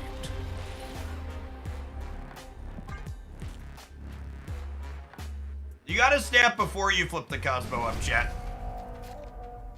Oh, snap. My opponent snaps after they make a big play that's apparent they're winning the game. I'm snapping because it's turn 1 and we're playing Silver Conquest. We are not the same.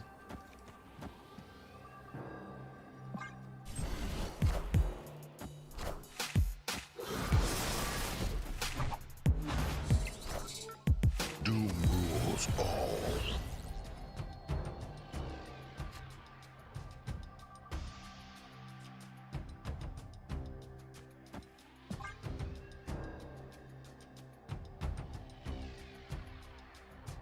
Skarg's Disruption is so bad now. I mean, it's not now. It's just always been that way. What a fucking team player, Baron Mordor gamers. Truly glorious. Did dodge a Cosmo on the right here. Unlucky. Opponent snapped. Gotta stay. Earn for 4. They give me a discounted death. Cleared for takeoff.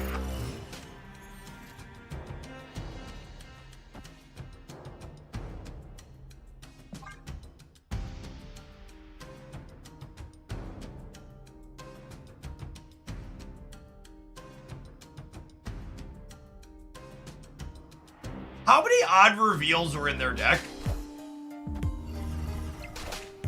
Is everything that's not Cosmo, Ronin, Darkhawk in their deck an odd reveal?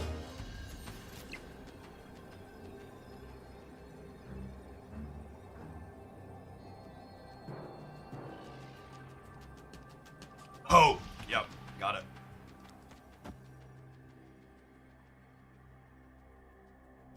I think we're still dead here, yeah?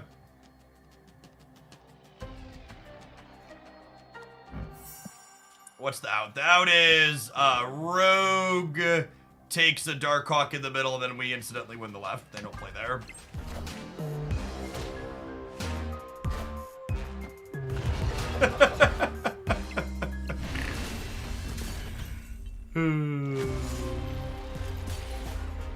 This reminds me of, was it 2 seasons ago? When they buffed Ronin, and people were like, you gotta check out this Ronin deck. This Ronin deck's sick. And it was actually just Goliath lockdown that people, like, shoved Ronin into.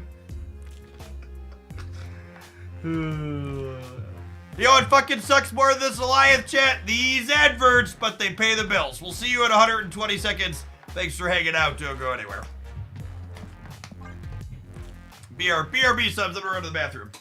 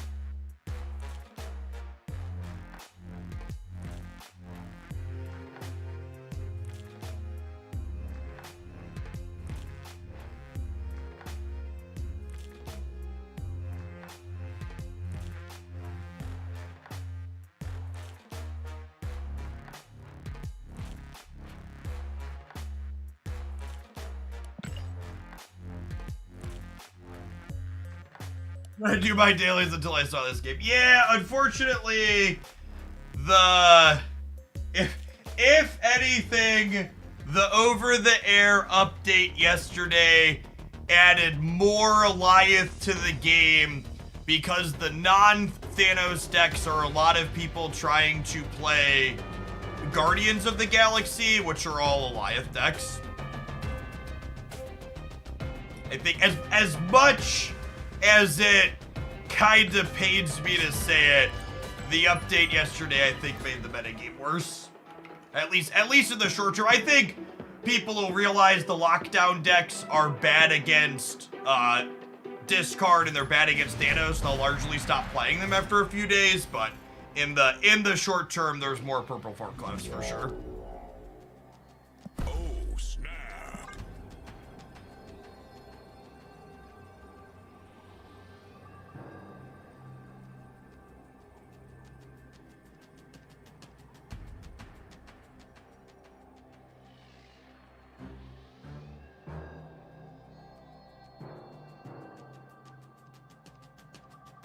Yeah, discard and Thanos are both good against lockdown.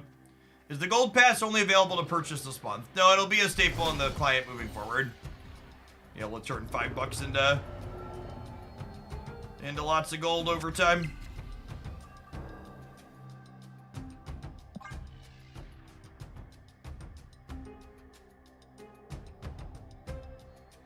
Yeah, I think a lot of people like to focus on Thanos's stones and the actual Thanos part of the Thanos deck, but it is almost assuredly the case, in my opinion, that a large chunk of Thanos's power is related to all of the tech cards it gets to play. Wind, aid my hand.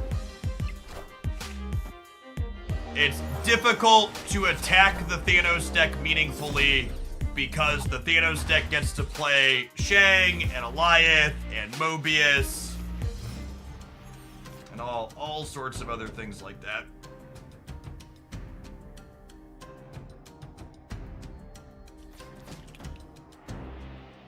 I'm gonna do this, and then we're gonna Venom the middle, and it's gonna be great. Or we're gonna draw a Killmonger, and it's gonna be even better.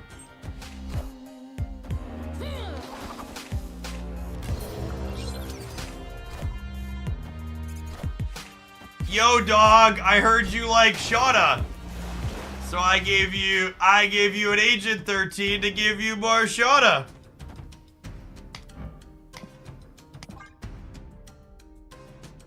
What do you think of the Hella Tribunal deck? The Hella Tribunal deck is an Invisible Woman deck, which is definitely something you could choose to play against everybody playing Alioth right now.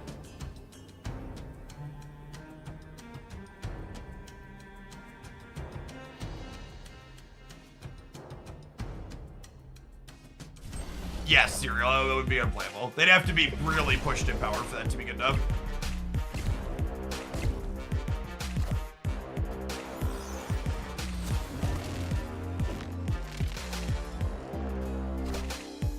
I am Groot.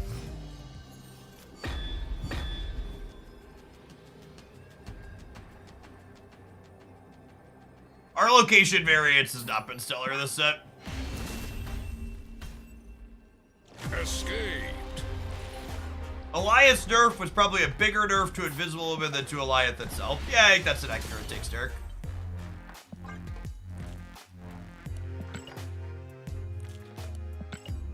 Yeah, that's the other thing about Tribunal decks, is Tribunal decks are often limbo decks.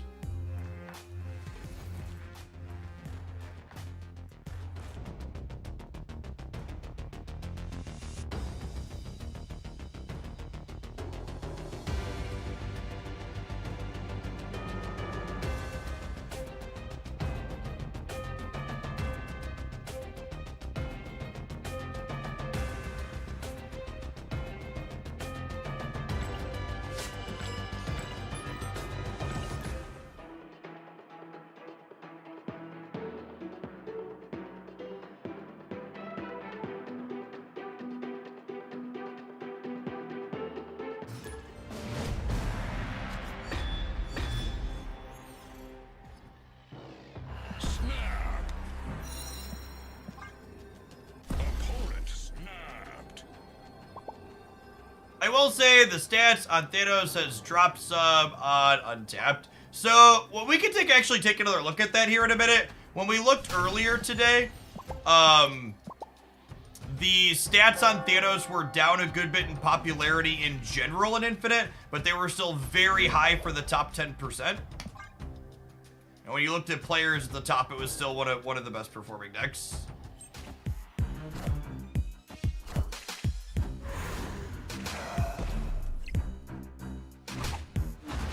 Yeah, the Bass Pixie deck is what I want to probably play a little bit of. Depending on how much longer we're on tonight, we might get to that.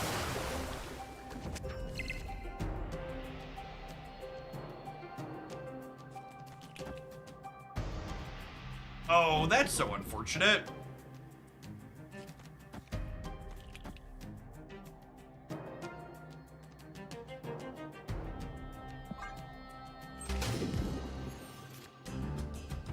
What does top 10% means? It means top 10% of the people currently...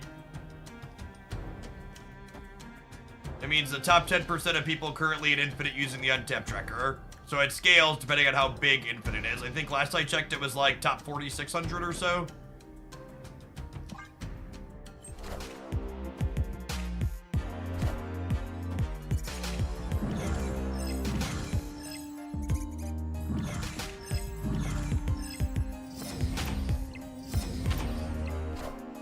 Yes, untapped stats are not all-encompassing. They're only people who are voluntarily running the tracker.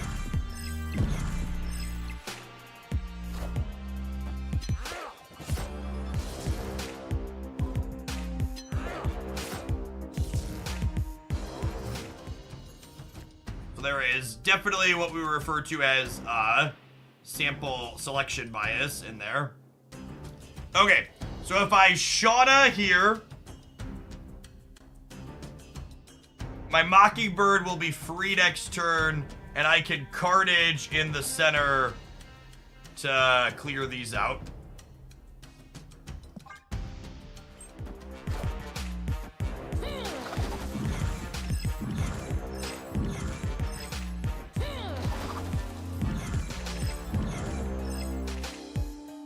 Okay, wait. So, Shauna gets fisted, and then Carnage gets zeroed, but that's fine because I still have 2 spots available.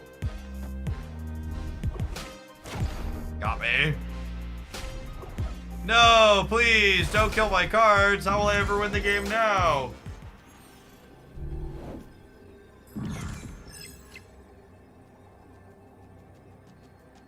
Alright, I'm glad we had a game. I'm glad I had a game where we got to pop off. I feel like we've been running really cold so far with this deck, and it's got some sweet things going on.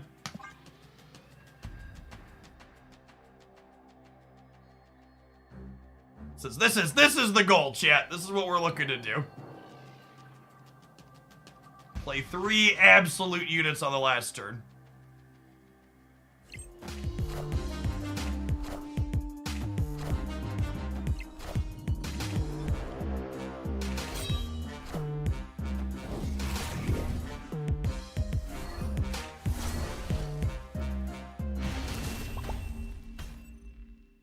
Victory.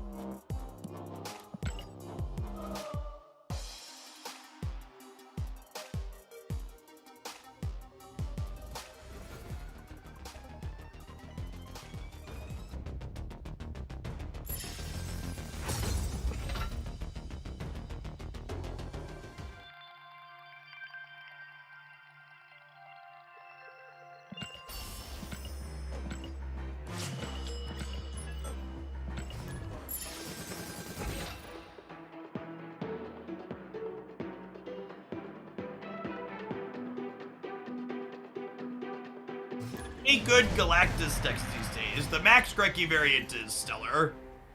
I say that as someone who's not a Galactus fan. The Annihilus Galactus deck is very good, yes. It's very, very respectable stats. Oh, snap.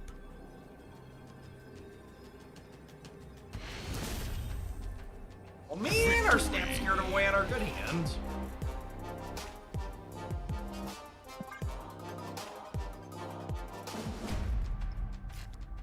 Edge.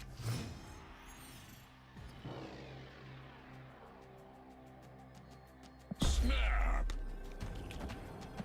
For anybody new, I mostly just snap on one inside of Silver and Proving Grounds. There's enough tickets that flow that I just want to get through them.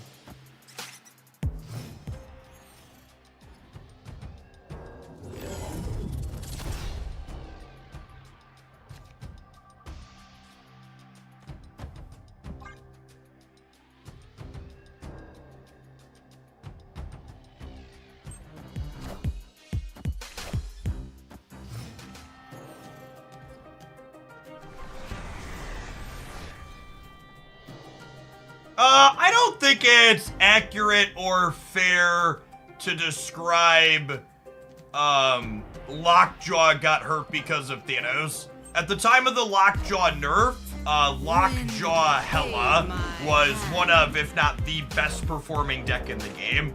And like Thanos was also playing the card, but it definitely wasn't just a Thanos thing.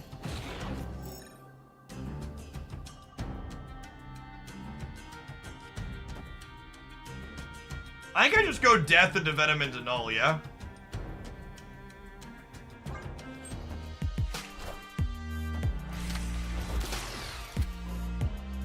Doom rules all.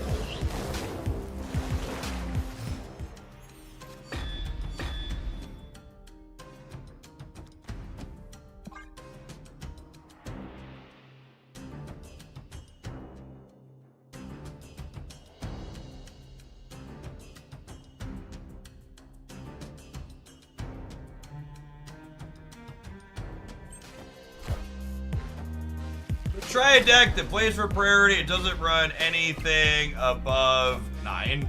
Sure.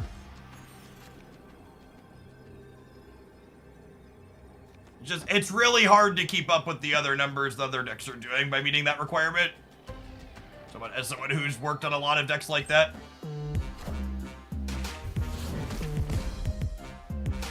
Ooh, they didn't have Alliance, chat, and we got him.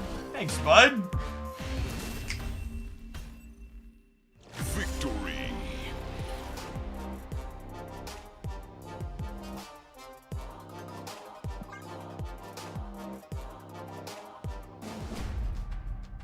Sometimes lucky rubber ducky.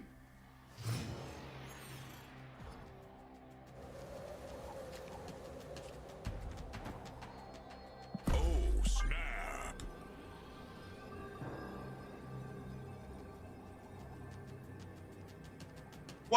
One of the other things that I think doesn't, as someone who's built and tried to play a lot of decks that do what was just described there, which is stay explicitly under 10 power to duck Shang-Chi, something that happens a lot when you play those decks is there are a lot of locations in Marvel Snap that are favorable for Shang-Chi. When you look at the number of locations that push the power up on your cards, there's a lot of them where they take your 7, 8s, and 9s and make them Shangable before the game is over.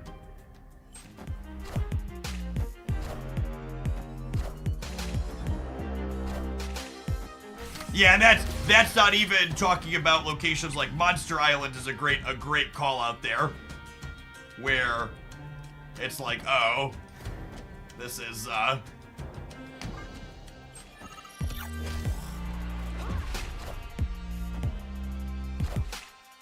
this is like very directly giving you a Shang-Chi target.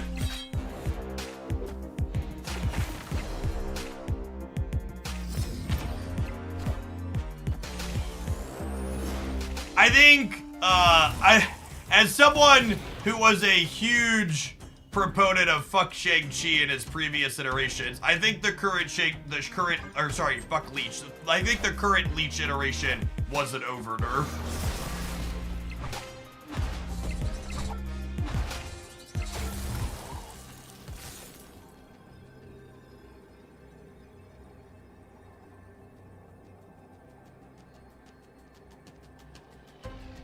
And the opponent +2 Iron Lad by being distracted by Jet. So I chose not to play Killmonger here in case I lost the 1 in 3 and X-23 went back to the center. Snapped.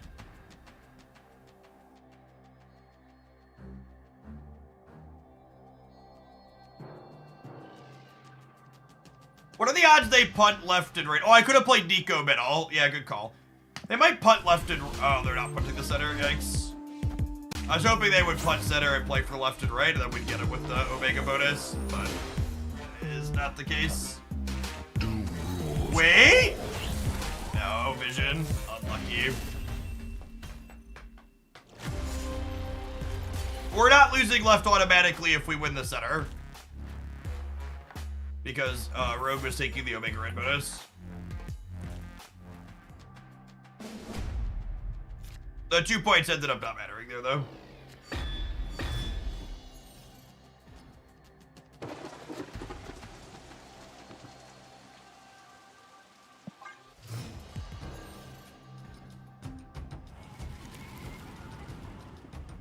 Breaking news.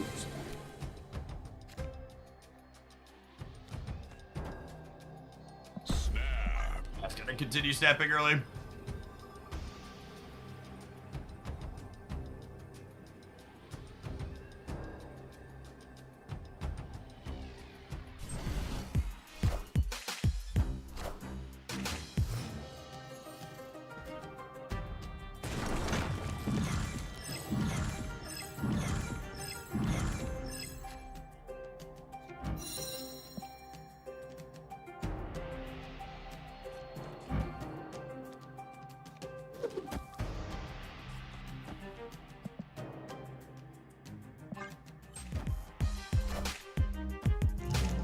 Oh, thanks, bud. Appreciate you.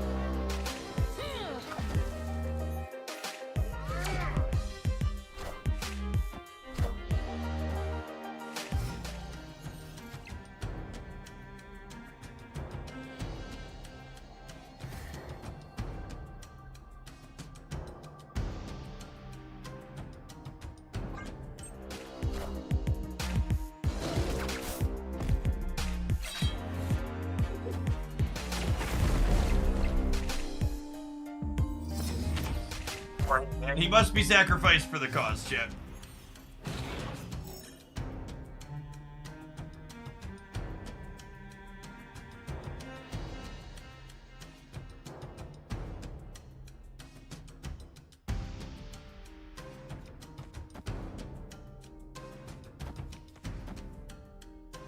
They're going to 20 here. I'd be going to 21. And then I probably have priority here. Priority going into the last turn.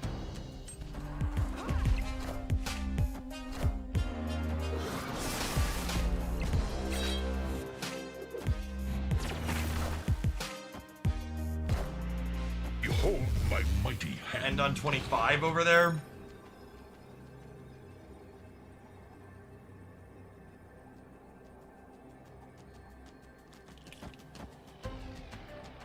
Six. Ship it.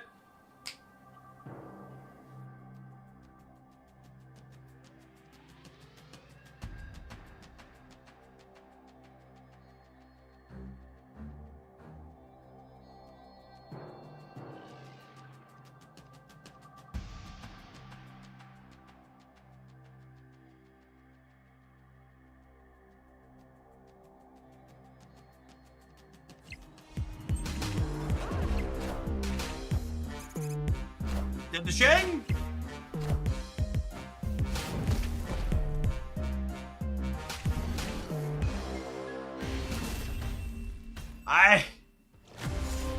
I gotta admit, I really did not have metagame gets worse on my bingo card reading the OTA update. But that is certainly been the outcome result of what's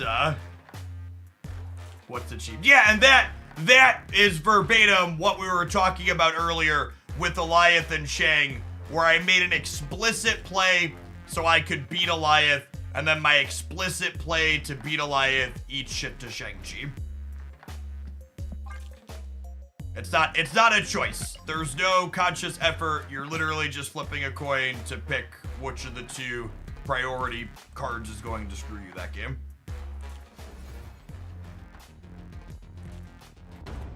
I'm quite surprised Vision didn't get hit in the OTA update. A card that's very strong and has been strong for a while. Sort of the key pieces in the Thanos deck too.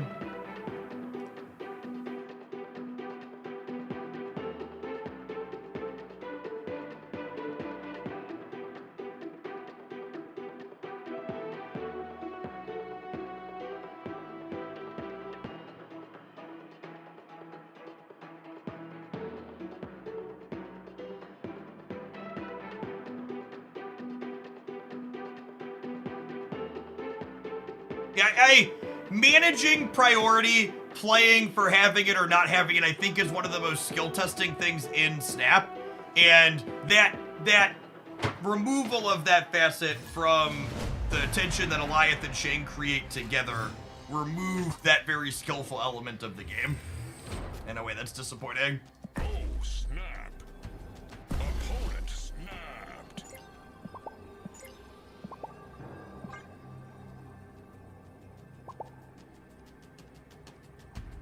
The funny thing is, last week, the event was some of the most fun I had in the game despite Thanos Paper. I completely agree, Obtuse Habit. The existence of the success that the event had last week gives me a lot of optimism looking to the future of that feature.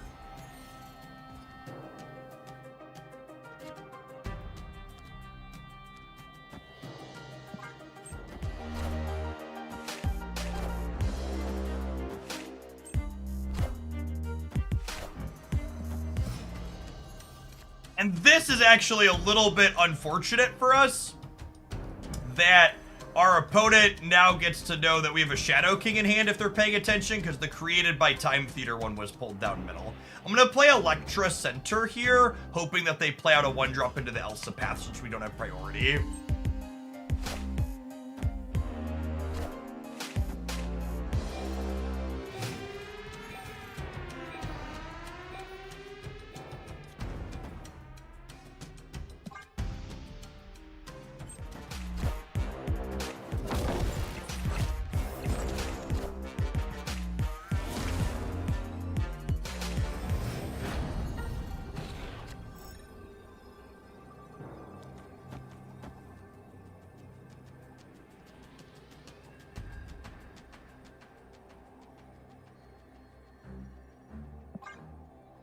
If they put both visions on one side, I think they get us... Well, actually, do I put these in the middle? Since this is where they're likely to play too? These are 18 together. These are going to get plus 4 to each. This is 14. They each get plus 1 for 16. I think I do this. If I can play for the center the best I can. Probably dead. The Sakar and Time Theater were both so much better for them than us.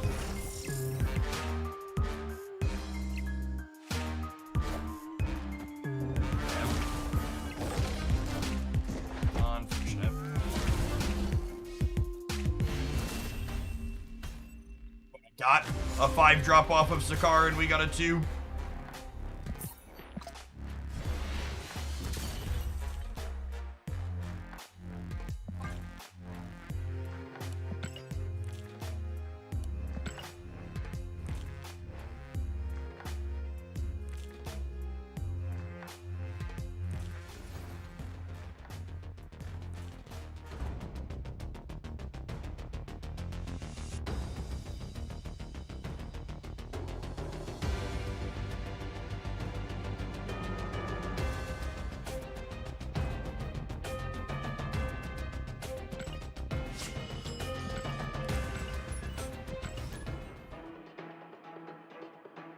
You think we could bribe someone at second dinner to bring back the X-Men Avengers event between now and the next OTA update?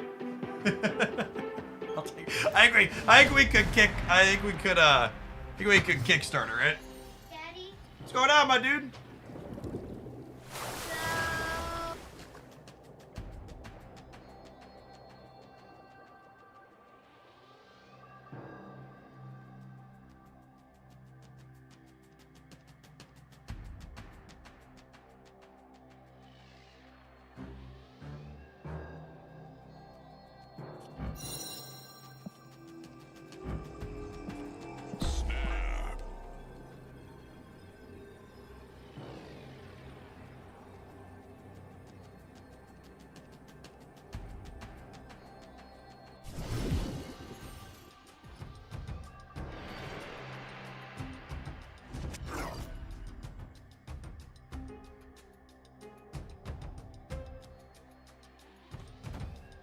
I want to goose the left because if this location is bad for Cerebro, we'll need to hold Nico to reset it.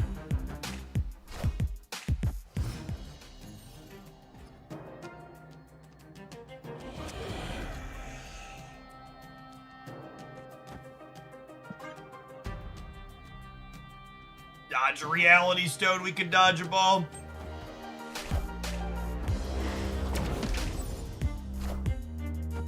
Wind, aid my hand.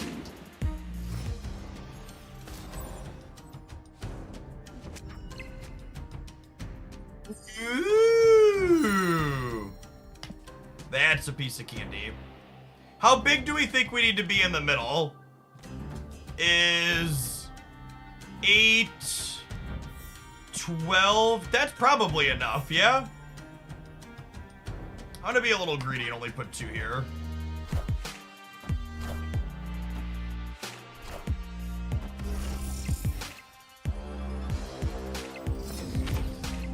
Nico is so good at this deck.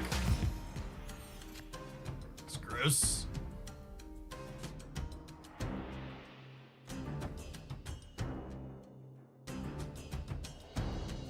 I think I need to play for here, not only for priority purposes, but also just in case they play Vision this turn to slide into the flooding. And I'm playing Shadow King out because the next turn we Blue Marvel plus Electra.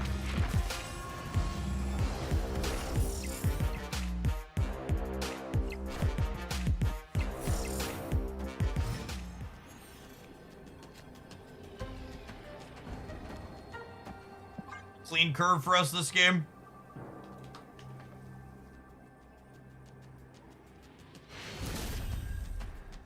Victory.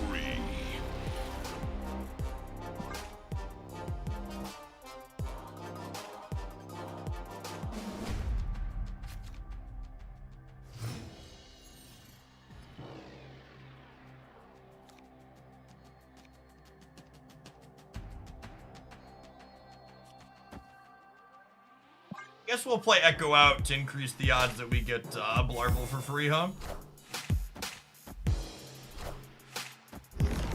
Fucking nailed it.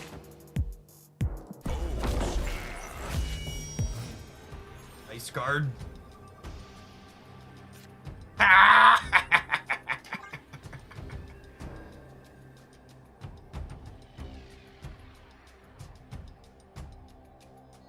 Outside of duplicate and +2, what other options do you like for Nico and Super 2? The draw mode and the reset a location mode are both useful.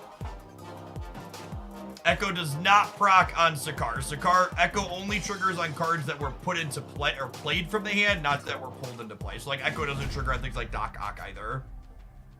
Because the Dr. Octopus wasn't played.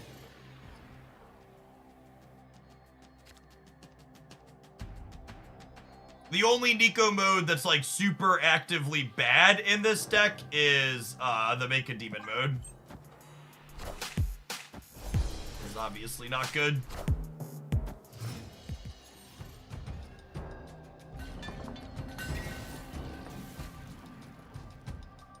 To Excel. Yeah, that one is narrow in application. And even the Demon and the 2x Self modes, those are modes that you use periodically when you don't draw Cerebro. Like, this deck is capable of winning games thanks to its disruptive elements like Echo, Goose, and Storm on the back of Blue Marvel powering up your teams in tandem with your disruption.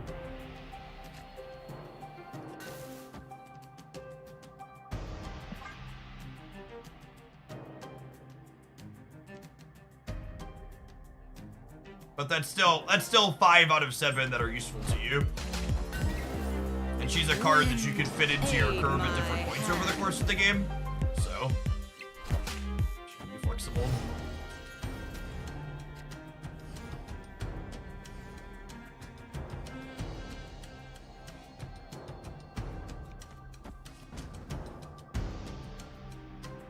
I think I'm gonna do this, and then we'll probably brew it over here on the last turn.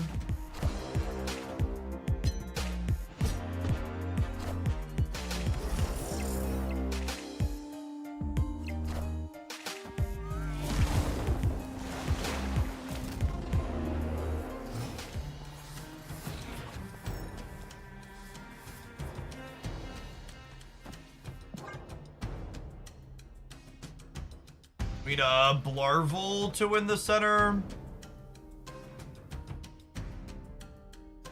16 also might just win the raid on the last turn, though. Any successful Guardians decks? No, the only decks that are really interested in playing Guardians are just the Alliance decks. Not particularly exciting or fun. Alright, so speaking of, time to go. Escaped.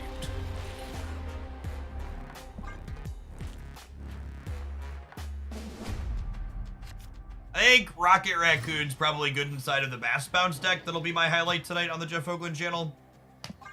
But dedicated Guardians deck's the only thing you can really do to make those work is stuff like Storm and Professor X, and then at that rate you might as well top end Goliath.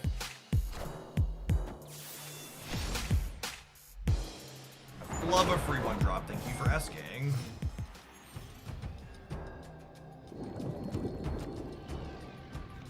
A Goose Sears, that way they can't leverage the Atlantis bonus with one big card.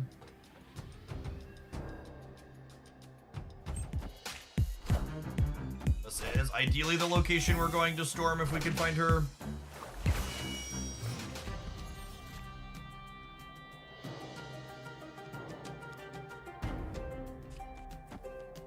We'll concentrate more stats over here since they can't Professor X here now.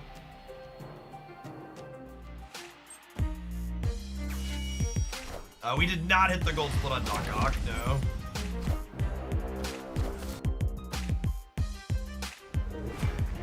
Okay, they have a 5th energy on turn 4 and Titans in play, so they could slam a 6 drop here.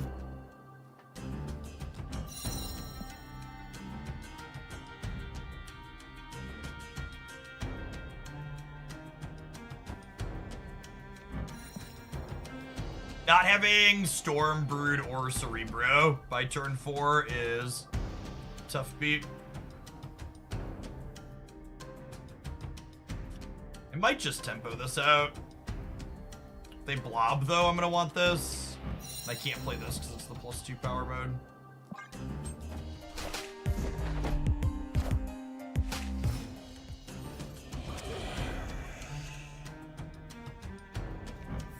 Late, bud.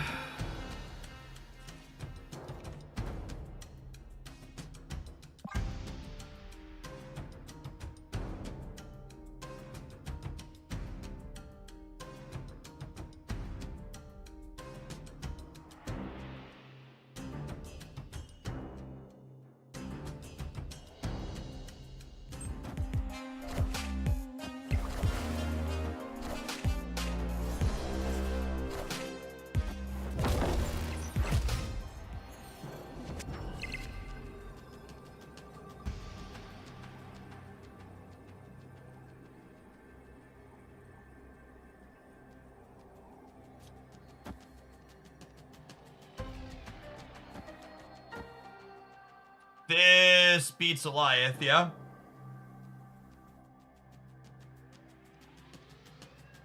Gives me 16 middle, it gives me 21 left, it gives me 7 here. I'll Boomer Step them.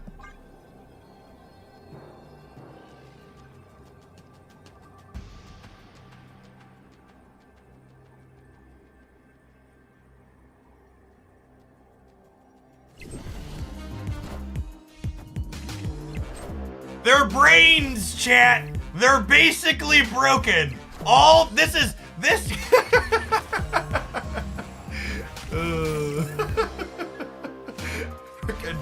Freaking Goliath players, gamers.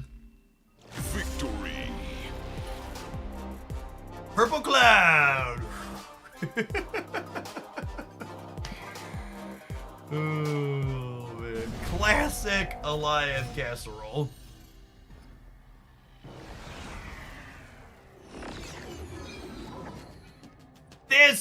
This deck has always been one of my pocket favorites when Lockdown is popular.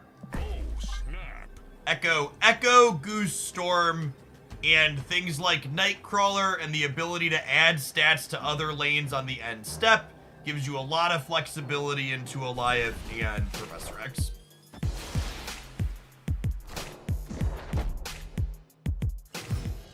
Soulstone can be a little annoying, but a Fortunate Electra can do a lot of work there.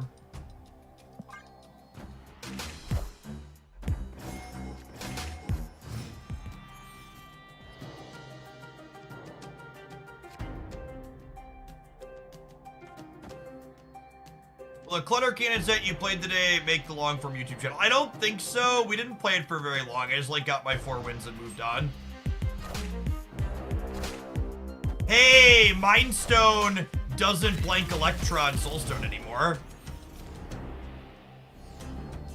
That's a fun happenstance.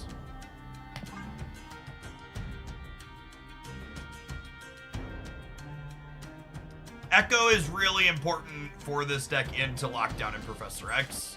Nico gives you good utility, but this matchup is much worse without Echo.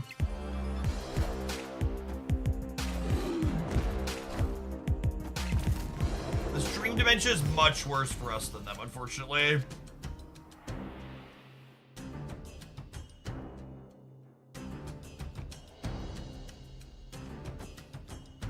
I'm gonna move the Nightcrawler in an attempt to snag priority going into this turn.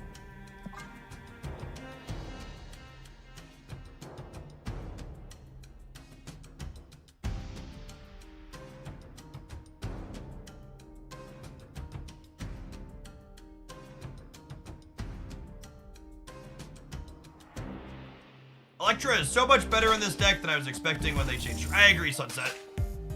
This deck really wanted another card that could like have random utility on that last turn. So this was actually the best draw in my deck. Second best draw. Best draw in my deck was Nico with location change mode. But this lets me compete for all 3, which lets us beat a big card here potentially.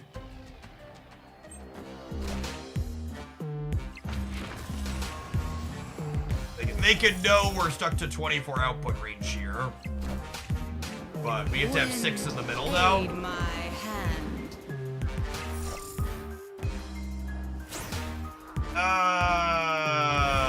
Rip.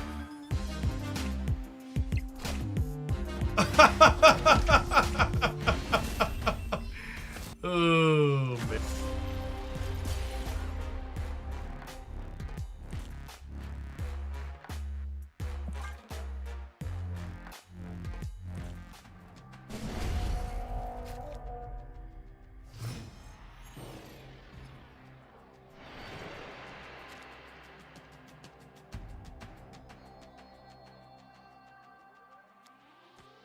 Oh, snap.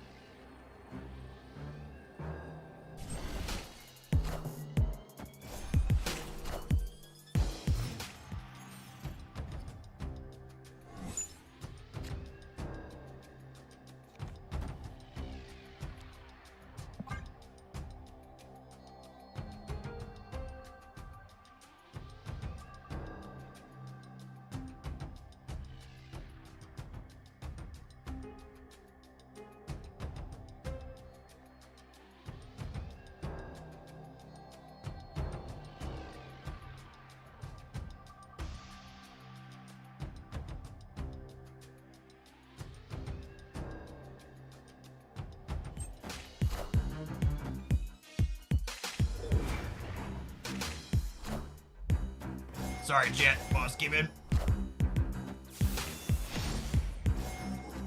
Ooh.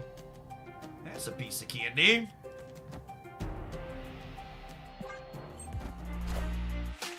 Wind, aid my hand.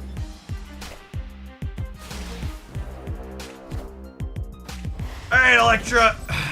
We've traded for this. This is it. This is it. This is your moment, girl.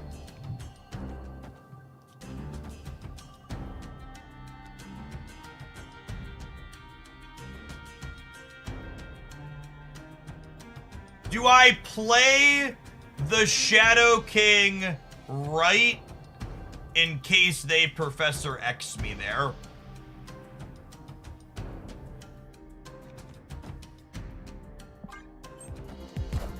Lucky.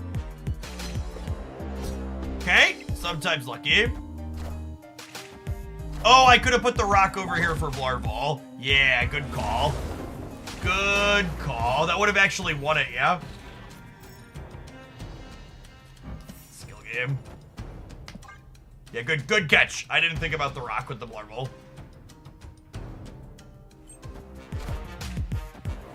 If we can dodge rogue here, we can win the game.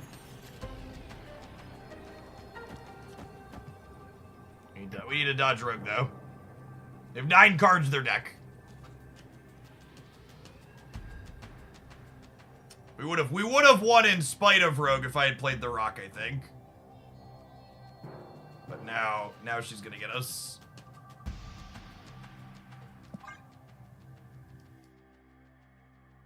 Yeah, do I do this?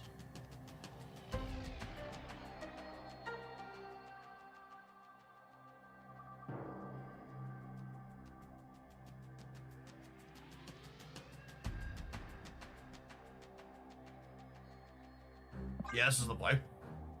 This makes rogue a 50-50. Gotta make sure I did this in the right order one more time. Paranoia.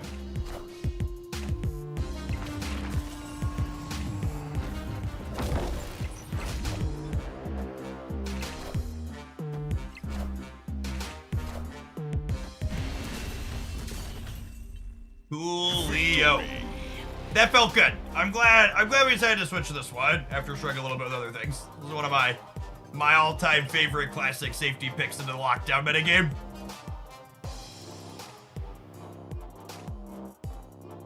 Your Thanos matchup is alright.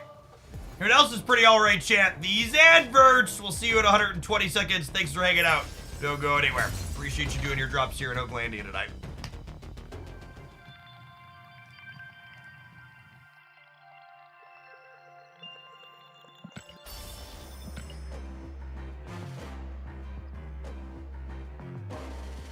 Write that one down, huh?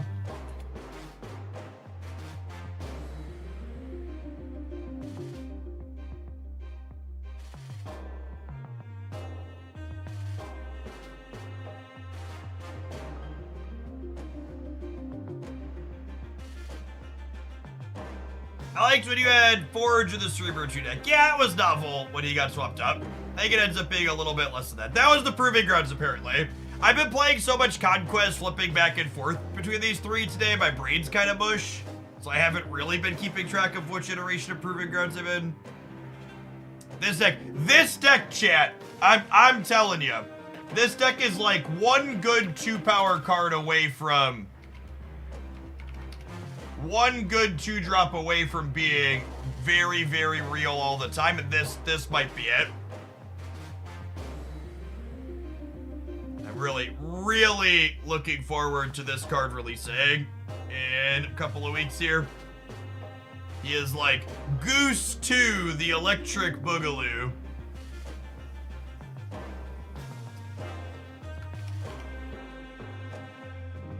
Yeah, I don't know what we cut off here. We'll have to play with it. 2-2 Luke Cage was good. You're not wrong. Ot, thank you for the 51 months. Welcome back. Yeah, minus 3 is a lot.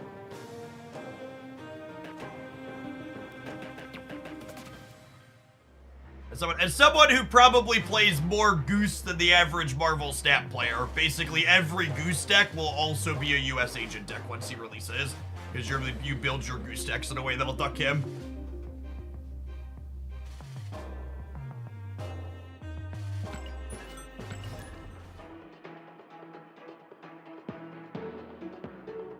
Do you think he'll release at -3? Yeah, I hope so. I mean, I think the types of decks that US Agent is good in tend to struggle / not be very good at the moment. So I think releasing him strong is good. The types of things he'll be buffing up need the help.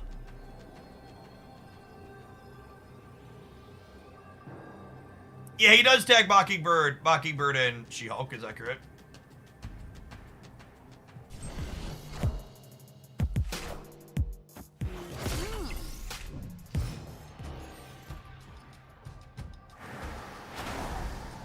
All right, well, there definitely, certainly won't be any ongoing effects in the center.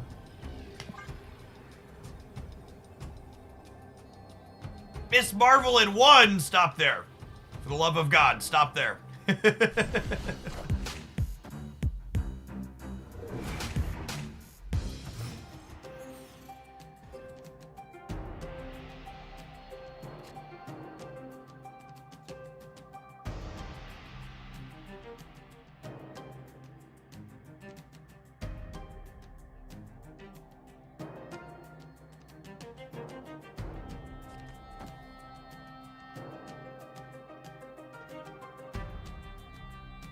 I think it's this, yeah? Wind, aid my hand.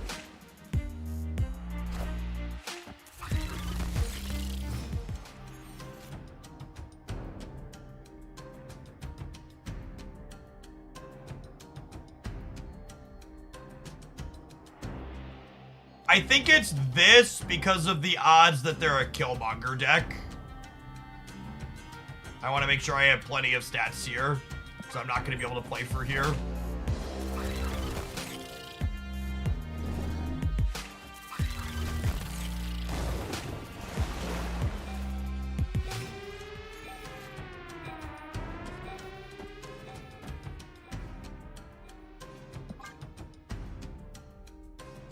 All right, if we can dodge an Goliath, we can dodge a ball.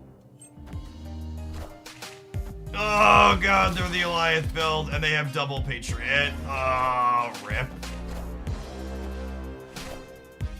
Rip.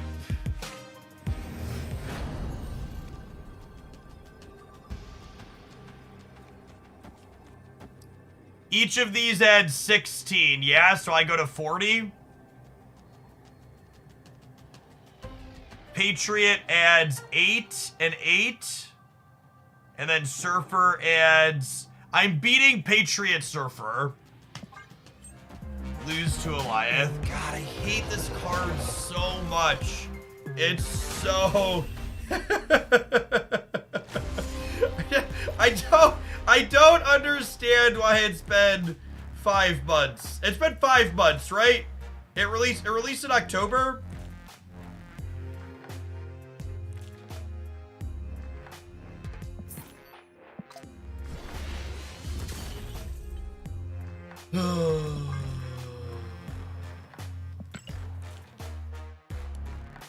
He came out in August. Oh my god, it's been so long. August, October, November, December, January. God, it's been 6 months.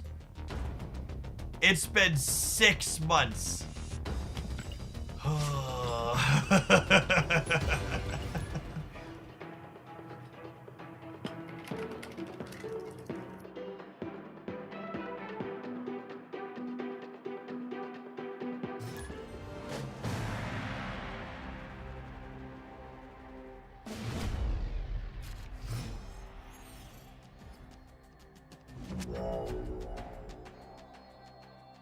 Opponent snapped.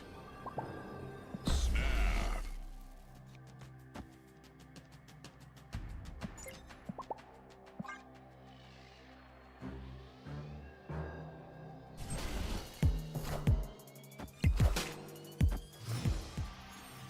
Kitty Pride deck's probably a tough matchup for our archetype. That's a little unfortunate. It basically means I'll have to choose between storming here or storming here. And because Nico already rolled past her replace location mode, I won't have another way to get rid of this.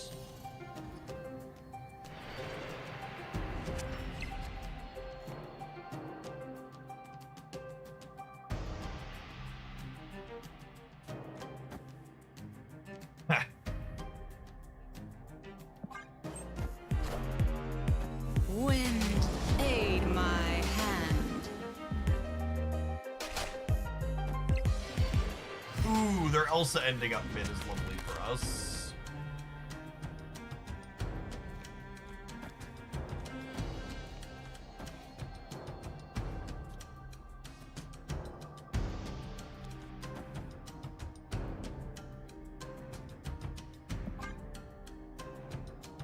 Yes, thank you for the Prime. Appreciate that support.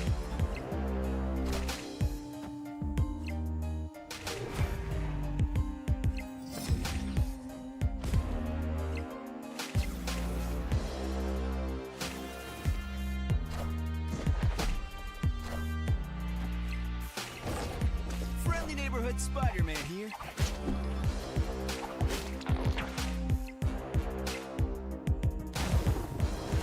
Oh, this is fine. Nico stays center, yeah, because she's the last card.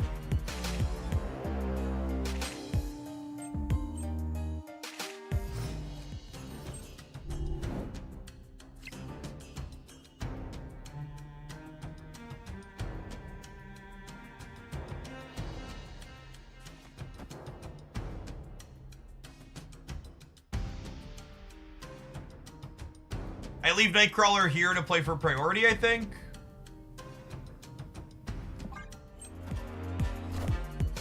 They are likely an Alioth deck.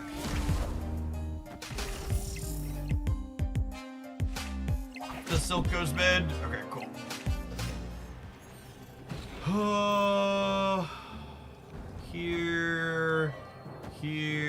Here.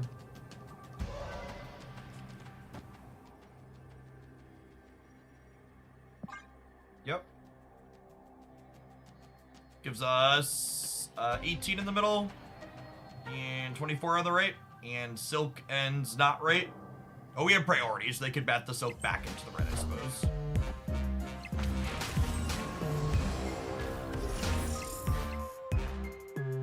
Maybe I'm supposed to put the Mystique on the right to fade Enchantress, actually. Because 18's probably plenty over there.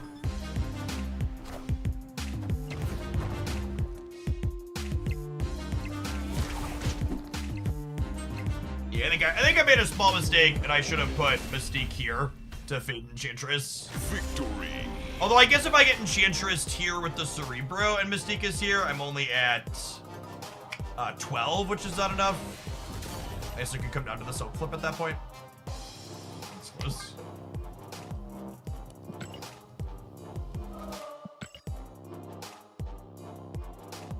Your Vacation Dino variant, that's a solid one.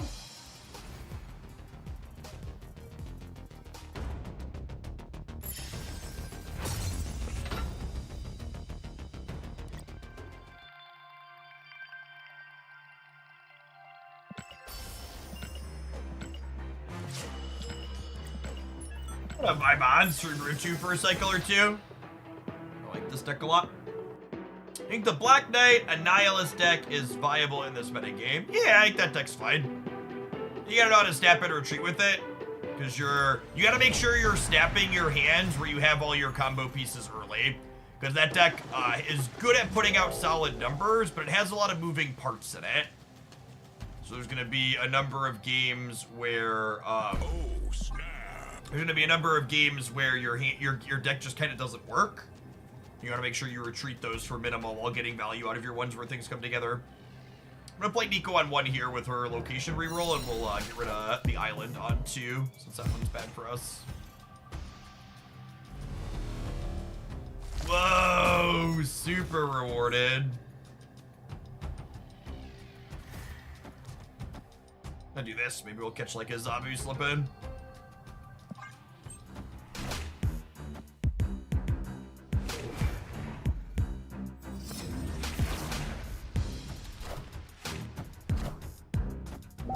Ja!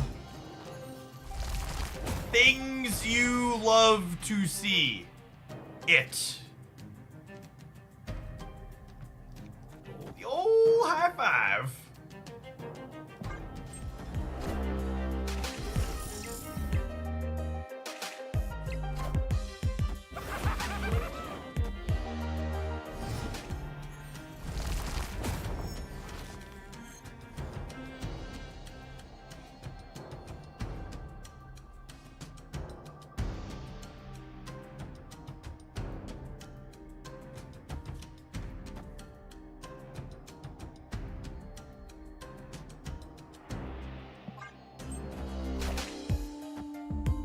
Oh, wait.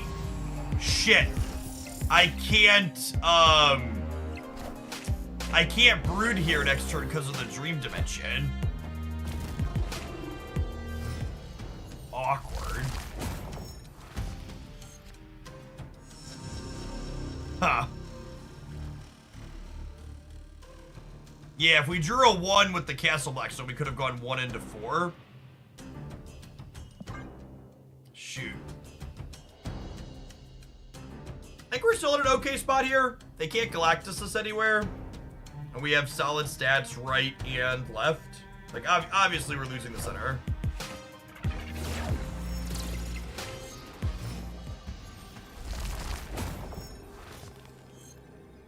Huh.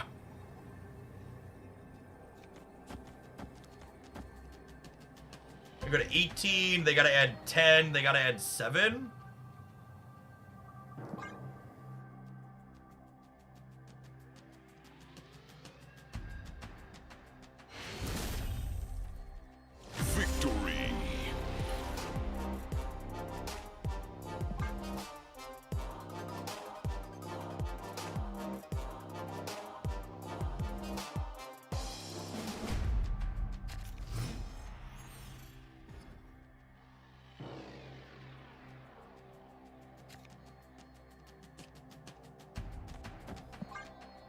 try and grab priority here so we can set up Echo to give Renslayer the smackdown on 2 again, potentially.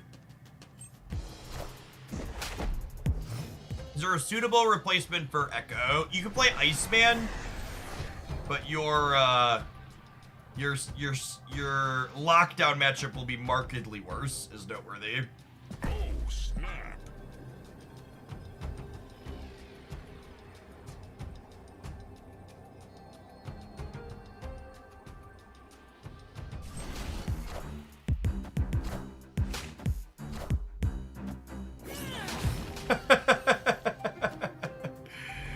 Yeah, fair.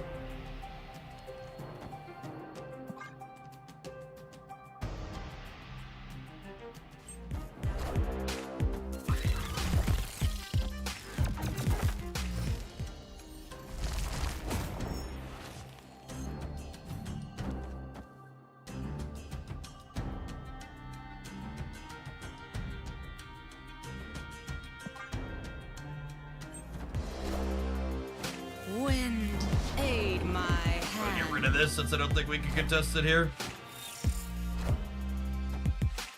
Get wrecked.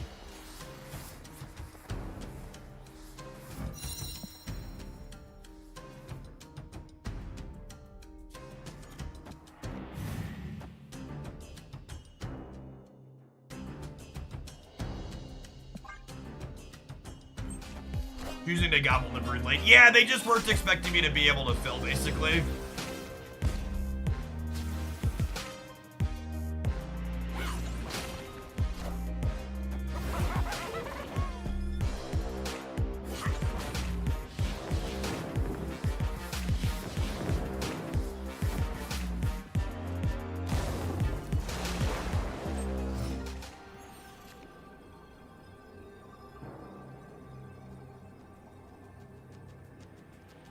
Blue Marvel is exactly who I wanted for Christmas, yeah?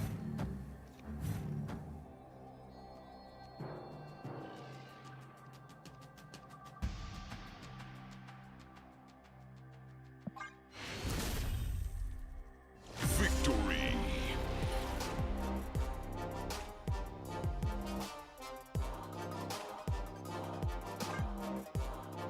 Them having Titania makes the games a little bit more scary. It's something we gotta think about in terms where we can play around it potentially.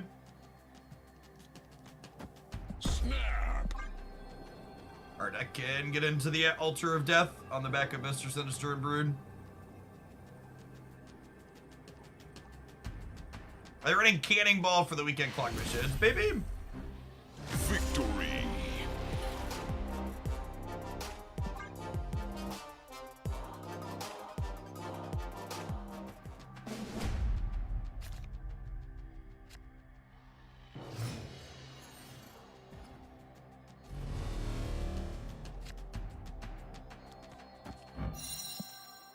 Snap.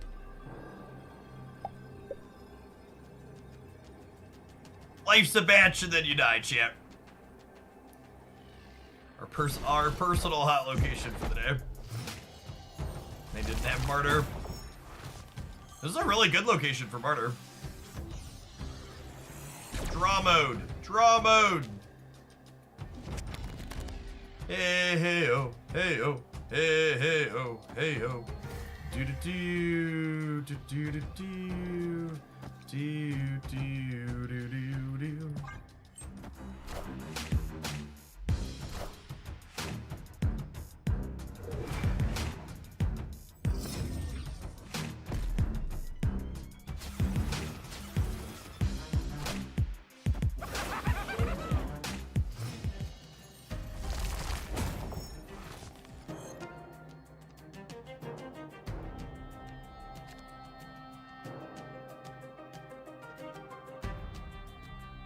So, I think I'm gonna play this for the sake of trying to maintain the Castle Blackstone bonus, because if I'm gonna play Titania Chicken anyways, I might not be able to keep Cerebro bonus for the whole match. So, if I don't Mystique this, I think that's fine.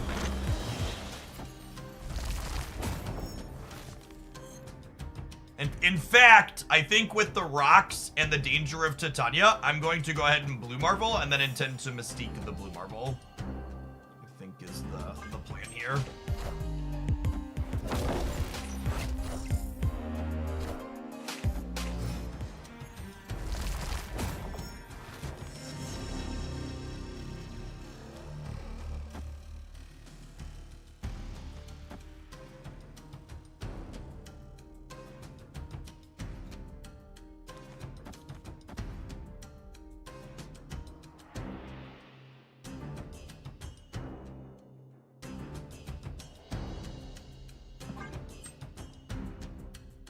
I'm filling the center, so their only choice is to Hobgoblin New York.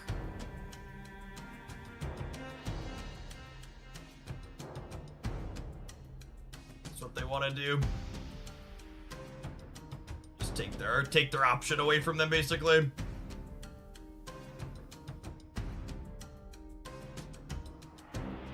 Last turn, we'll want to just play in a way that makes sure we don't get Galactus on the final swing.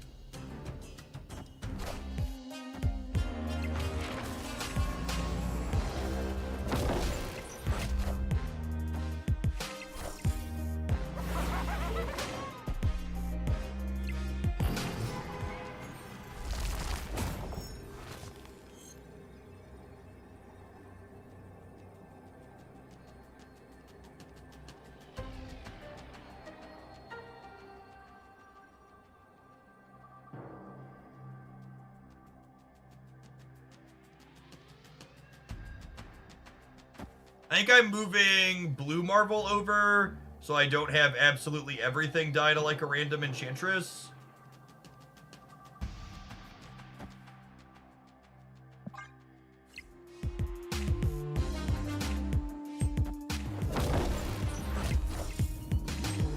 Wind, aid my hand.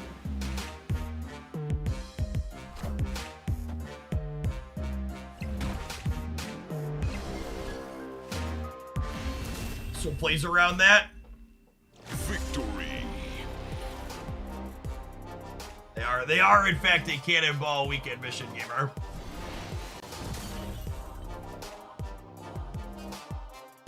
I got a rock.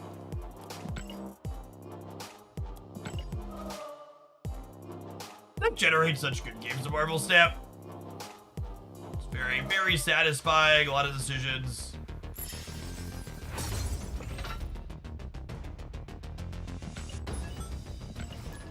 No time for Hammer when you move that fast. Gotta go.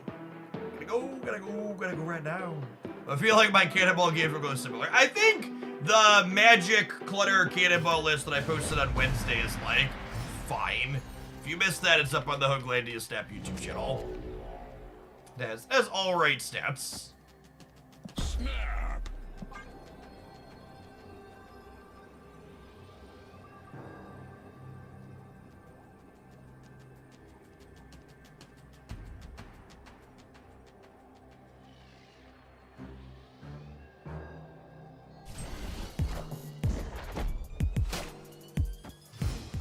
Yes, I think that is a Helicarrier avatar. It's kind of a weird one though, huh?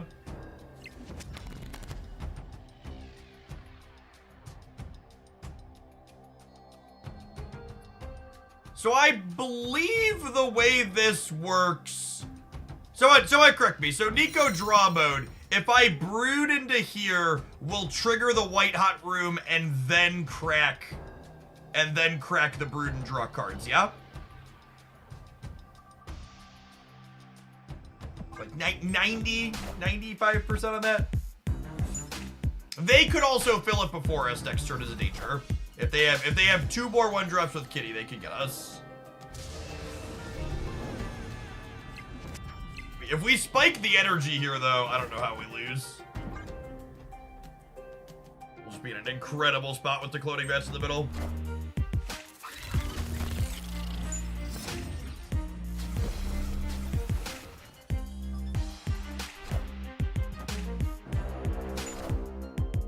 They could have an Electra here. It's noteworthy.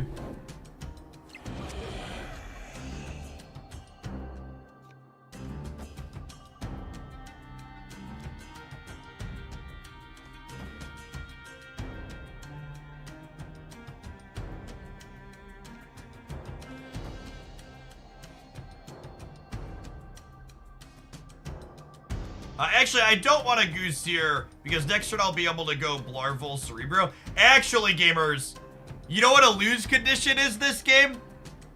If they rogue Blue Marvel, I lose the Cerebro bonus across the board. So I think Blarvel needs to go into nowhere because a lot of... No, shit!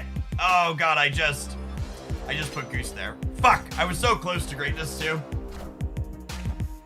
I think it'll be fine. I think it'll be fine. We'll like end on Blarvel on the left instead, on the last turn.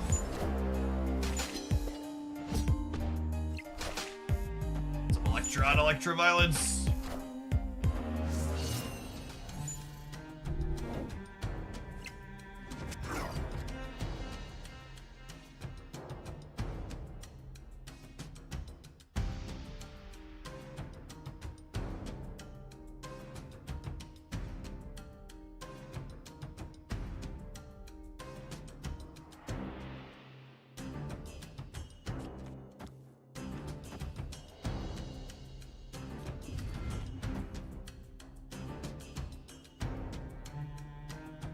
This gives me one less Cerebro, but it gives me an extra, what's it called, yeah?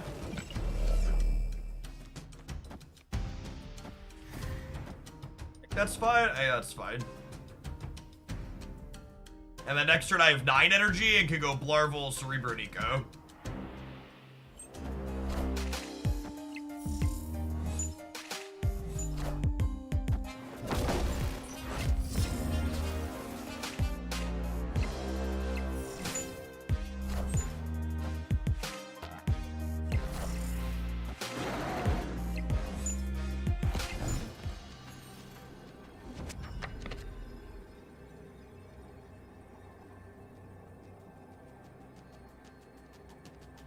Or I can Echo Cerebro Blarvel.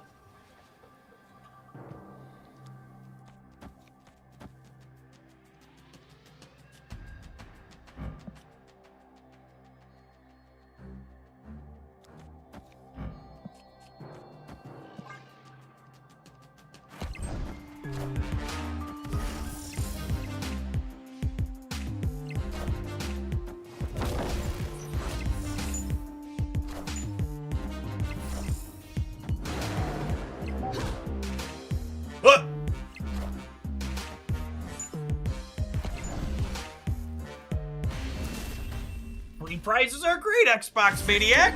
Thanks for the primer. Appreciate you getting your rewards here at Hooglandia. Little boop on the dino nose. Just spent 3,000 of my 56,000 tokens on butter. Listen, chat, if you have 56,000 collector's tokens, you should just buy every card that comes out, okay?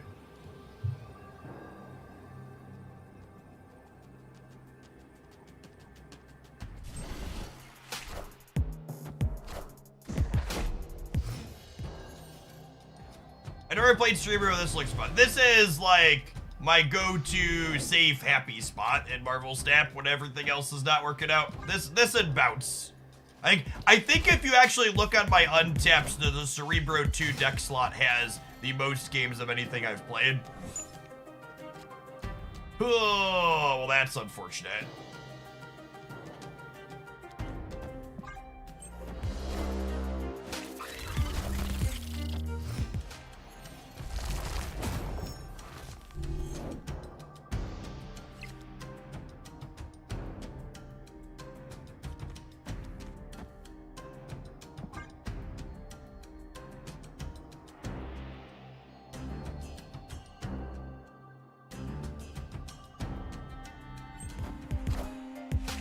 Wind, aid my It's a shame we didn't have Cerebro, because District X has given us all 2 power cards. wind, aid my hand.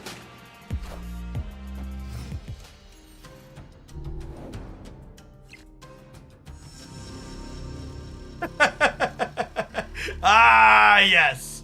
Let's let Daredevil allow me to carefully craft this turn.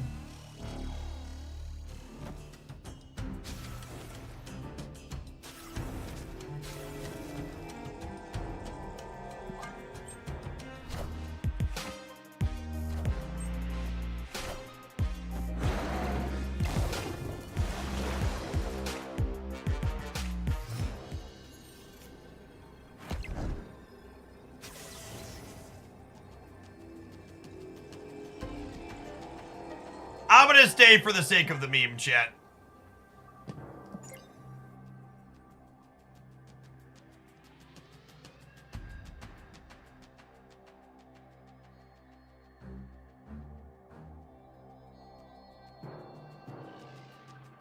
Let her cook.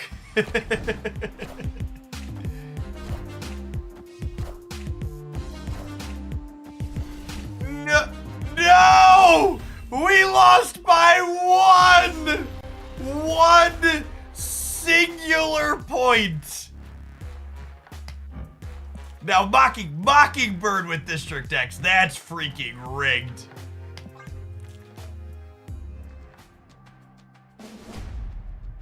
Mockingbird District X is rigged. Oh, yeah, that's true. Agatha moving Nightcrawler let them Miles us. Oh, snap. Agatha made Miles cost one. What a betrayal.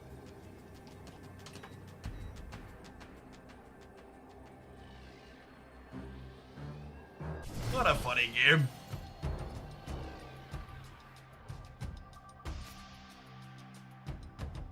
There's so many excellent games of Marvel Snap when there aren't purple fart clouds hanging overhead.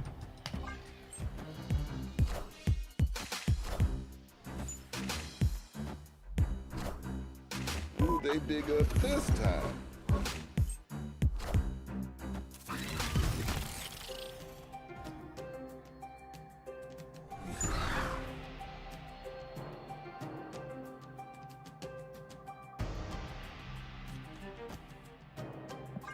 Storm here before they have a chance to play something big.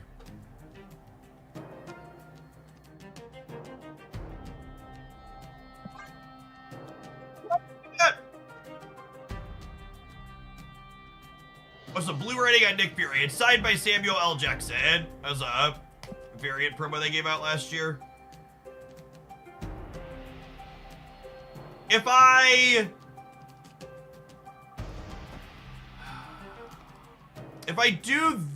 I storm here, I only have 2 spots I can play ongoing, which is probably not good enough. Wind, Hey, thank you for the aid prime. my hand. Since numbers have been good this drop cycle, you plan to do any weekend stuff? I haven't decided yet.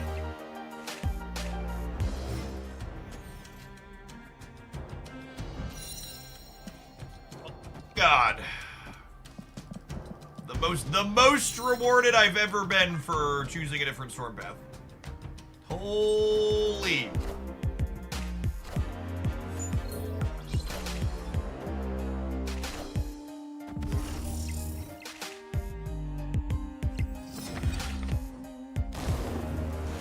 Glorious golden helmet.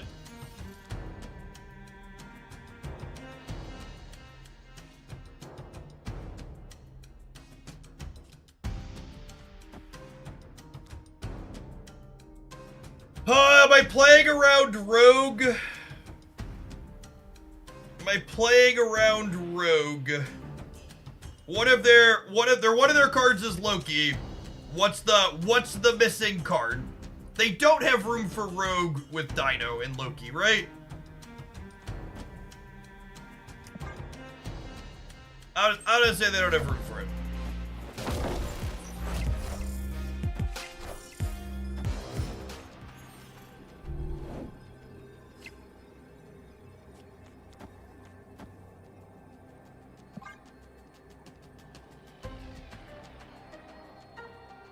You know, they know we have one more helmet and can go to 28 from the Nico if they've been paying attention.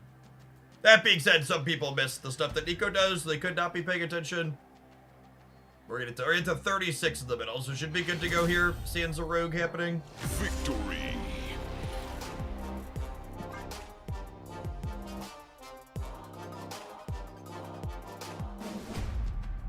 If you can dodge their tech cards, Cerebro 2 also has a solid Loki matchup because your deck is full of cards they don't want to copy.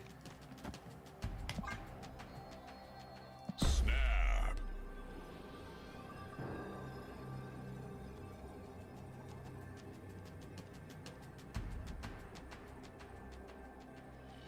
I should be consistent. My games for an hour. You're at it for so many hours. Do you have any tips to be that consistent? Lots of practice. Past that, unironically, drinking plenty of water and making sure you eat. Hydration. Hydration is key.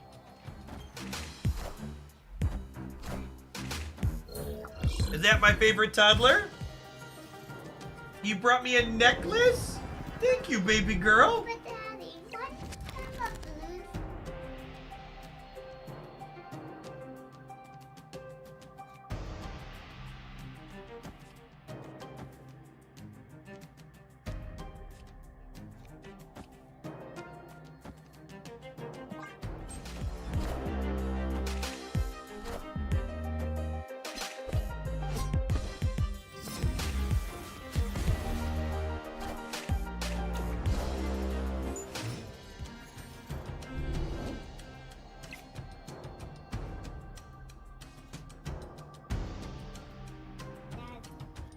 I think we have this echoed. I think we want to goose this. Yes, toddler. Yes, toddler. It can also go in your next. I love your necklace. It's a great, excuse me, great choice.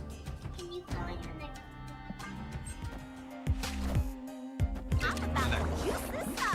And it does fit me. Thank you for bringing me a blue one.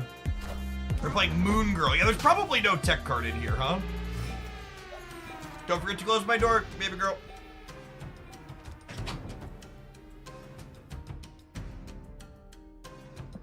Okay, and even if we swing and miss on... Even if we swing and miss on Cerebro now, just by drawing 2 extra cards, we can still Brood here plus Mystique, which gets us to 16, which should be enough given that Goose is there, I would wager.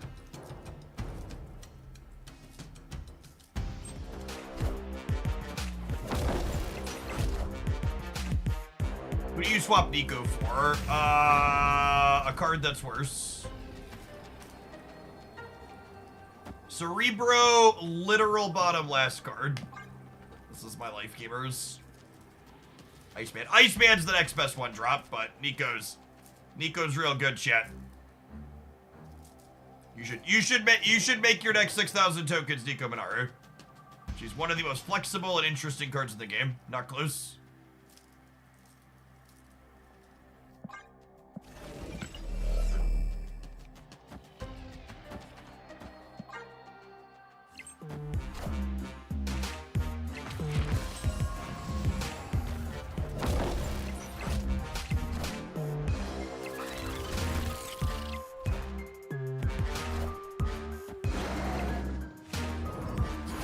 Oh, what a fucking RNG fiesta.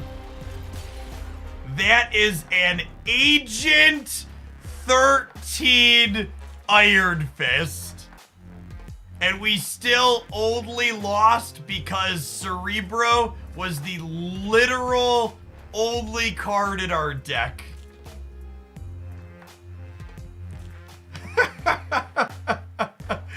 What a brutal L.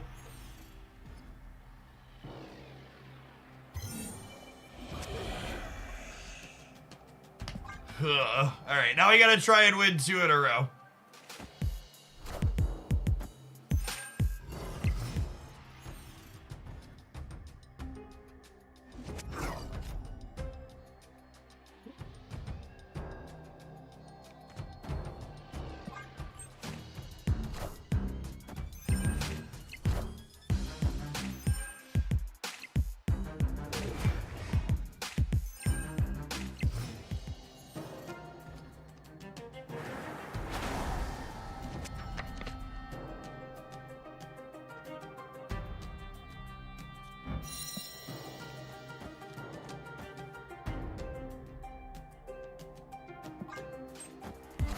This might be wrong, but I'm gonna play to copy Cerebro, being a little bit less energy efficient than I otherwise could be.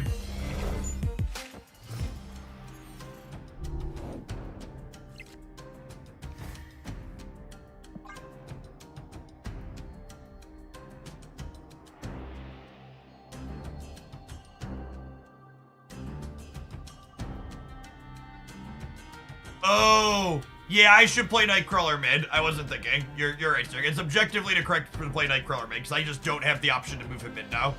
It was just a mistake on my part. Doesn't Xandar rune Streamer? I have Storm for Xandar.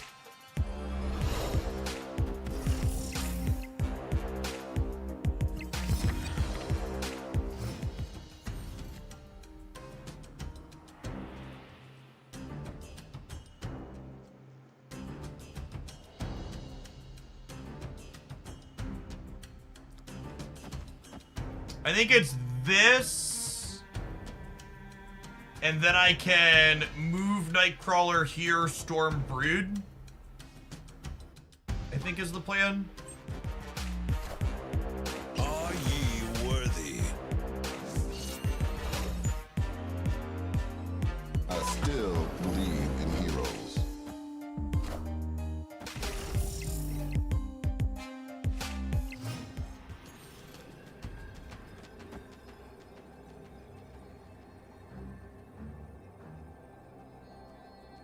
I think it's still just this, even with the Shadow Kick gives me pause, because I could wipe, what, 6 off of here? But I'm going to be at 24 over here versus 10, and I'm going to be 6 in the middle, I'll be 24 over here. I think this gets it.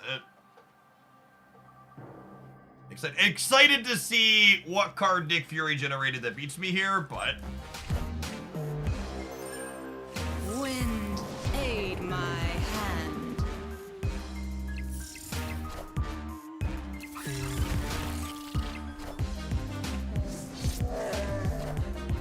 I'm about to juice this up. Alright, got him on all 3 this time. Alright, like I said, that was a pretty terrible RNG beat that 4 cuber we lost. We got ourselves down to a rubber band match now.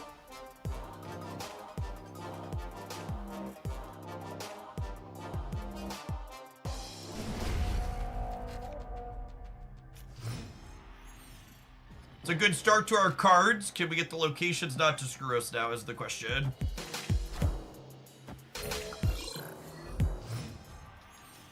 Can we find Storm if they try? That is a fine location for us, and it would be wonderful to Mirror Dimension. One more good one for me. Oh no!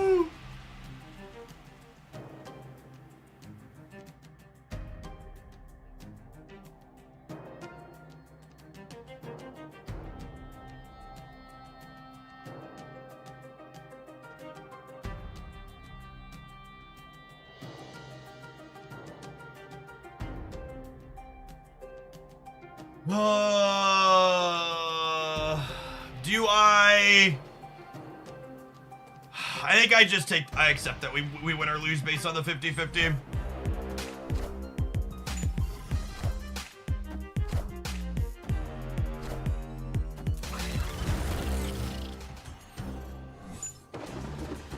Storm! Yes! Yes! Whoo! Alright. Put me in, coach. We're destined to win. Broad's on our side. We got it. We lost the 50-50, but then we won the 1 in 6. We could have also hit the Nico and then hit the 1 in 7, but... Wind, aid my hand.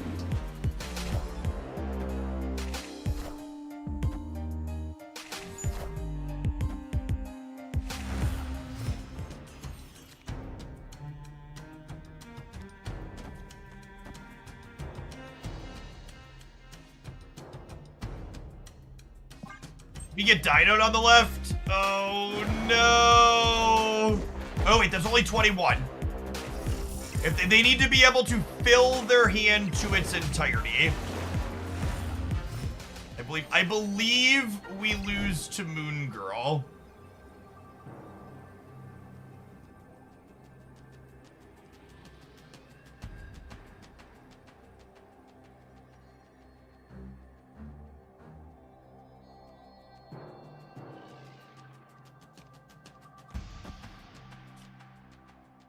Does this beat Moon Girl? They would go to 2, 2, 1, 4, which is 9. And then they'd go to 13, And then I would be at 2, 3, 3. 3 and 3 is 8. And then I would be +4 on each. This beats Moon Girl. This beats Moon Girl and Nick Fury. Because 24 doesn't win here. I think this is the play, yeah? It loses to 5 points in the middle, but I think that's unlikely. I'm gonna do it.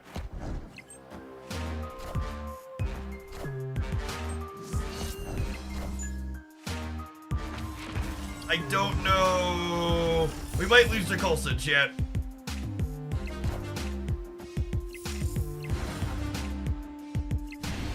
Oh my god! No! Oh man, what a tough end to the game. What a tough end. So again, for people following why I took this line, if I just play my Mystique here and I have 2 cards here, I lose the left by 1. I lose the left by 1 to Moon Girl or Nick Fury.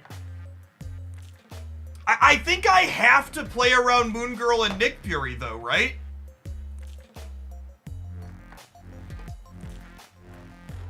Like it's 2 cards out of, and there's only 3 cards in their deck.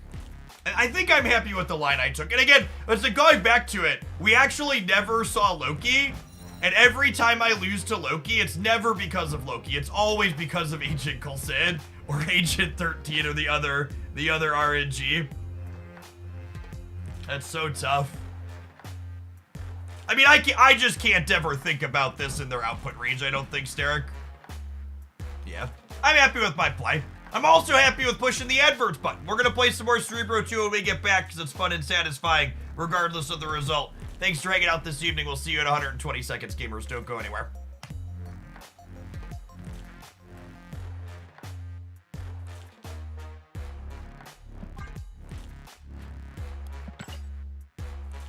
Mockingbird was in their output range. Yeah, but...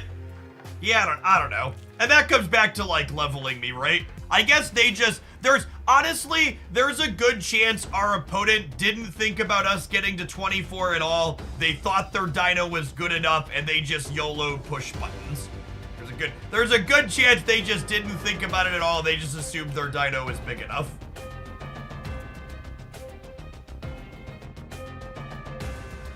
So I'm pretty confident the only card that we hadn't seen in their deck at that point, Pink Grapefruit, was Loki. So playing around Alliance or stuff like that doesn't make sense. There's only one card we hadn't seen and it was Loki almost every time.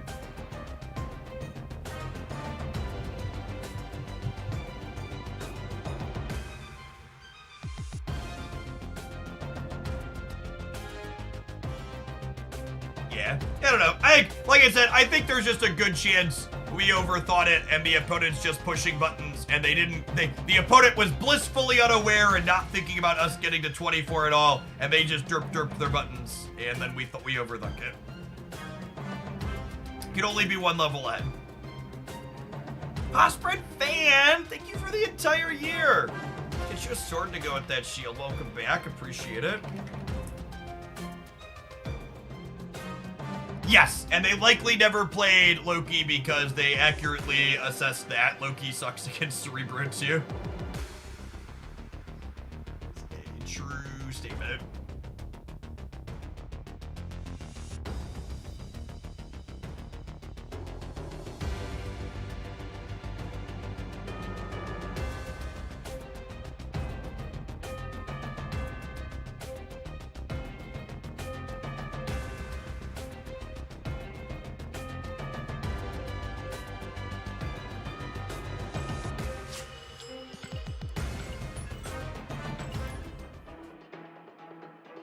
Best new card of the month so far. I mean, like, that's Mockingbird, not close, right?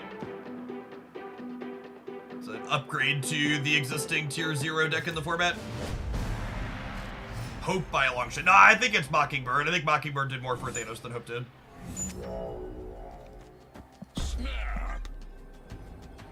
More cards that do nothing for us sucks, but grounds will snap on one.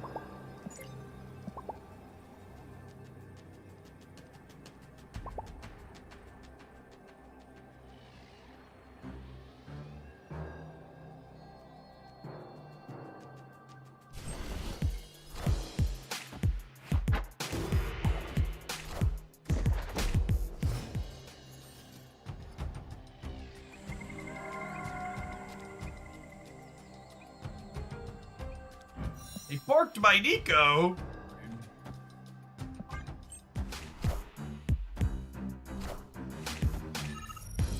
Got him. It was a random pick too. Picks.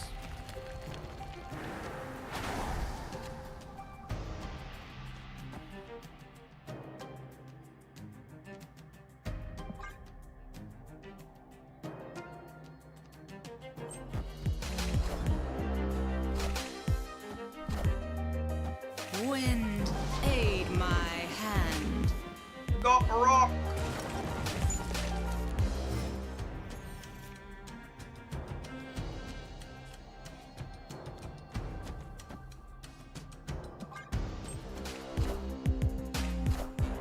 Think I expect them to play it ongoing on the right?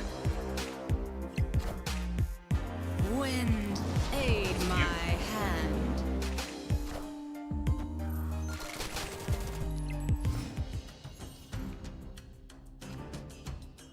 You know what else is pretty cute? This Electra. She's adorable.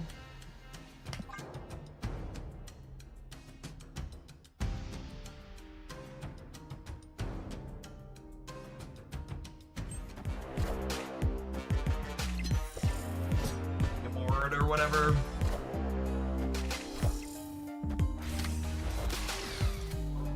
Or whatever. Accurate.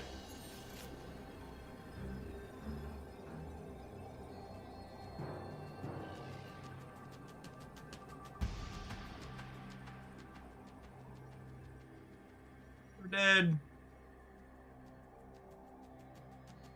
Blue Marvel was our best shot.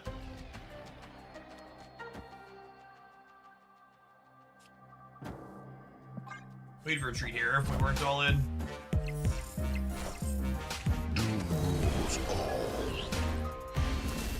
Yeah, Blarble would have won the game.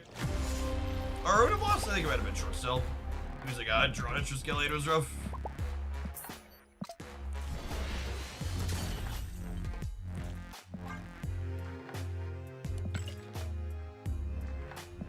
Lost Nico to the random ham. The randoms were much better than ours too.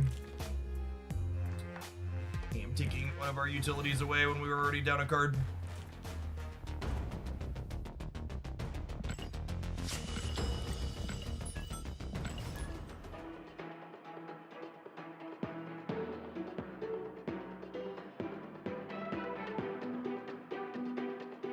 Alright, gamers, we've been sitting for a little bit. I think it's time to stand up for a spell. Stretch out, move around a bit. Show off our wonderful Into the AM t-shirt design that's colorful and beautiful. Floppy man tits not included. Snapped.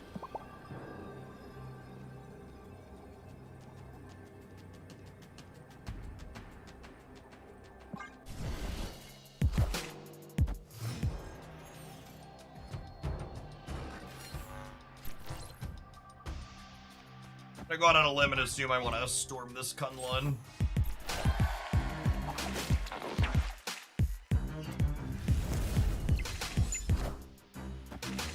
Although I suppose, do I actually want, if I put them on, I think I'm actually going to storm the Starlit Citadel to restrict their ability to Heimdall. Wind, aid my hand.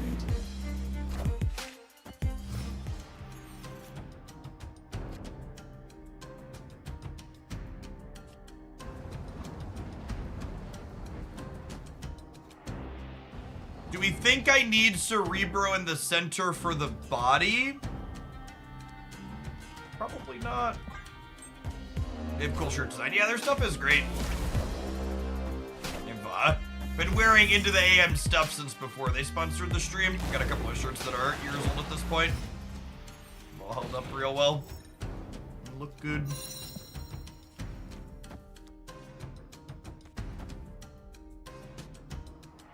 Start with this 50-50 here.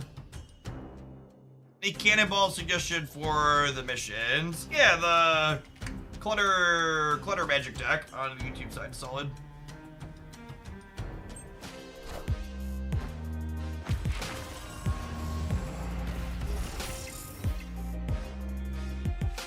All right, Electra, we've trained for this. Unlucky. I see the way.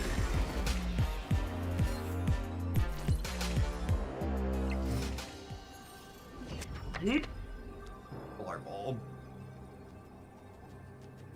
That's fine. I just win the game every time, yeah.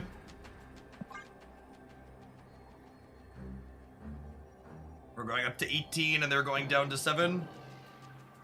They need 12 points while not playing anything that costs 4, 5, or 6.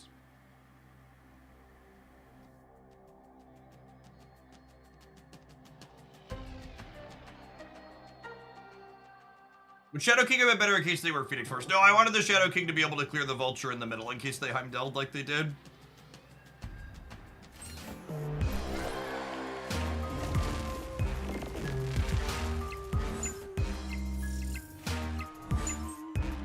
Now that's... What a funny game of locations where we win because it's Mojo World with the Shadow King.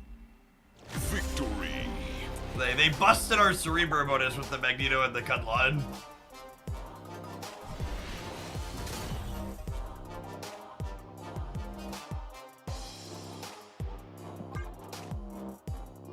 For as much as it's fun to eye roll and complain and all that about it periodically, location variance really is one of the best things about Snap.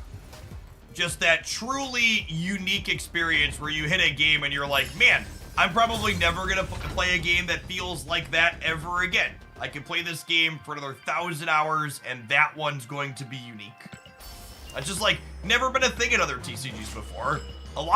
In fact, as somebody who's played other card games very competitively, a lot of what other very competitive card games players do in other games, they just sit there and learn matchups. They just memorize situations so they have the answers off the cuff. And you can't do that in Snap. There's so not only many decks that you're playing into, but locations that those decks play out at, that you can play a matchup 40 times and have 40 unique situations come up. Turn 3 Dar said, I know what the next 40 minutes is about to look like. 40 minutes! Sweet merciful death, they killed you quickly. Lucky! Oh, snap.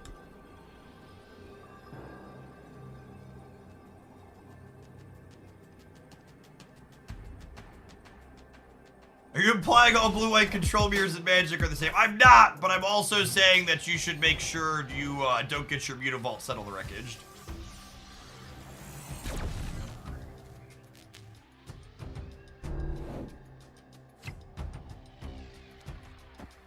Locations are important, so 12 cards on console. That's also true. And that's another, honestly, it's not even just about keeping it from not being stale with the small decks, but that's a feature of Snap in general as well, is Snap as a game is an incredibly satisfying deck building game, in large part due to the fact that your decks that you build get to be consistent because the key variance that card games need to be successful comes from an external factor.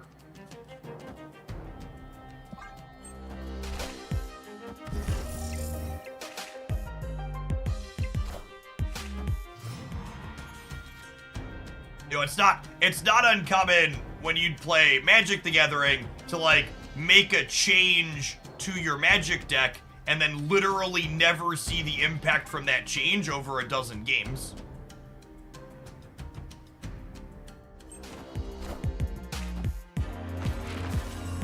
When did energy get added to the appear to the opponent's deck tracker? Last patch. Patch before? Yeah, but the locations match, so how much variance is there really? Clear for takeoff. It's a batch, and then you die. Howdy, Mirok.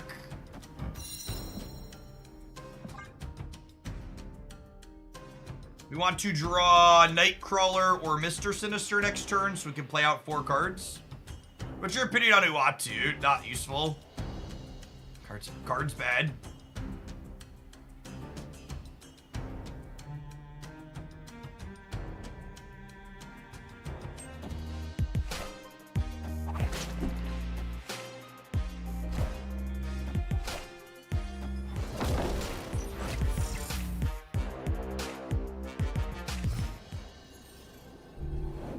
Not a 3-drop. Not a 3-drop. I guess that 3-drop's fine. It's better than the other one.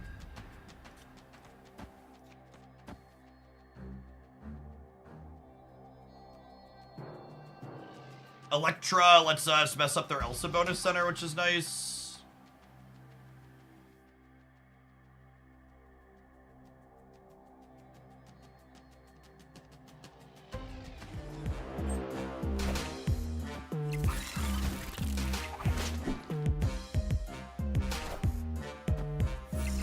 Oh, I should have done this last. I could kick this into here now.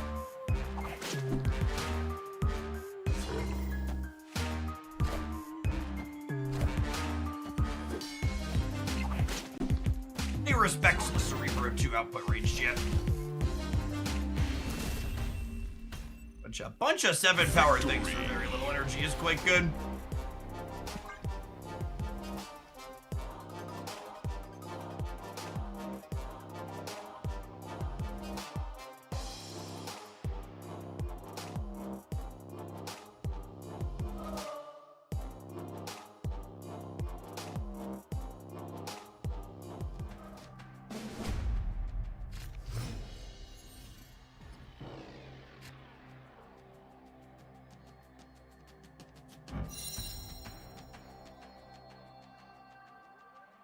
This card becomes demon.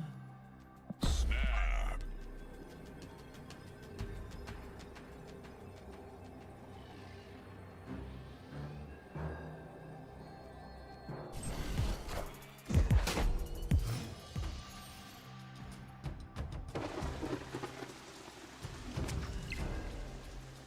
Alright, Nico is likely on location reset mode this match. This game. Hey, and Masta. I don't consume that much Marvel content outside of... That's the word I'm searching for. I don't consume much Marvel content outside of, Opponent snapped. outside of MCU stuff. Do I do this with the goose in the middle? I'm probably supposed to leave, but it's silver. I want to see how it plays out.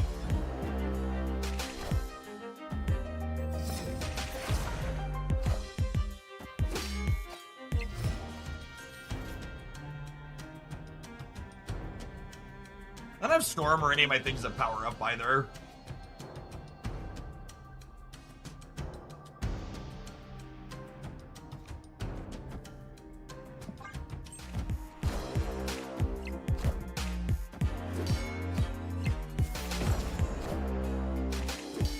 Oh, you know, I shouldn't have played the Echo left. I should have thrown priority.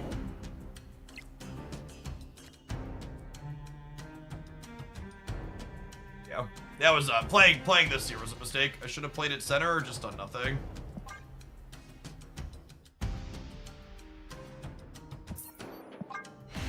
I also should have just left when they snapped me back. Escaped.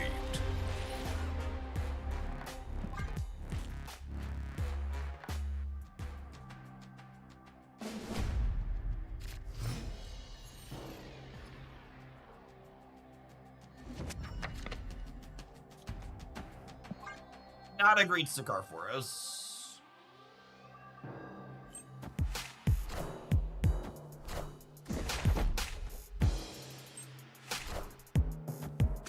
Is everybody for hanging out this evening, by the way? My little Twitch tracker here says we're up to almost 300 people that have tapped the follow button tonight.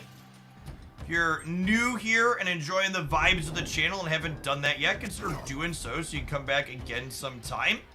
This is a little bit later than I usually stream. I run a little bit longer during drops week with the extra juice and viewer count, but typically you'll find me here Monday through Friday during the week from about 9 a.m. Central till about 3 or 4 p.m. Central in the afternoon. Marvel Snap is pretty much all that I stream these days. It's certainly my gaming addiction of choice. We were talking about a second ago with its designs. I think Snap just has some phenomenal designs that are... And from a core design perspective, I think Snap is better than any other digital card game has been in a long time.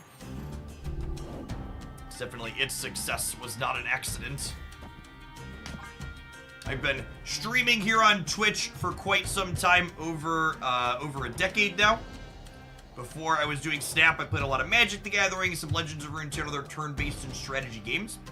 In a former life, before I was a full-time meme here on the internet, I have a graduate degree and undergraduate degree in mathematics and spent time teaching at the high school and college level. In addition to playing a lot of off-meta things on rotation here, you'll find us with a very analytically focused approach to the game. Always looking to get better and improve, figure out what we could do better, worse, or otherwise. Speaking of things better, can I get a storm? This Ant Maze, gamers. Ant Maze is giving us a hard time. So I gotta make a decision. Oh, I could have sacked the Brood to the Ant Maze. Speaking of ways to get better, that's such a great shout. It would have stood to give the Craven potentially, but it would have cleared that. Yeah, because the Broodlings would have been too. That's such a great catch. I just wasn't even thinking about that. Fantastic call out from chat. I think I'm gonna gamble on Storm being my last card here. I think I'm gonna punt the center. I'm gonna play Cerebro here, and then I'm gonna hope. No, I actually can't. I can't get the Cerebro bonus as well because I'd have to go Storm before Mystique. All right. Well, I guess we just Blarvel, and then we hope that this holds over here. Chat was due. Yep. We're bound to get one eventually. Broken clock and all that.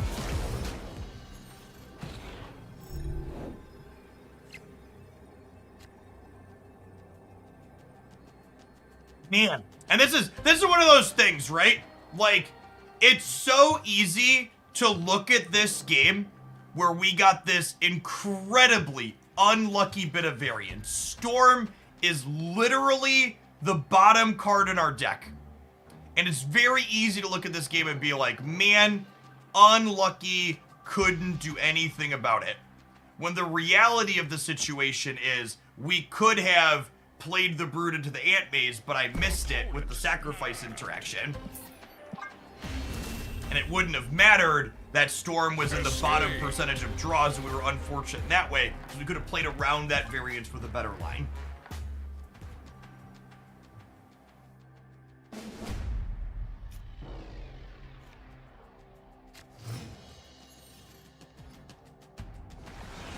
And it's one of the reasons why I really enjoy this deck. I think we've only won about half the games we've played with it tonight, but it's just it's such a satisfying archetype to play because it has so many micro decisions.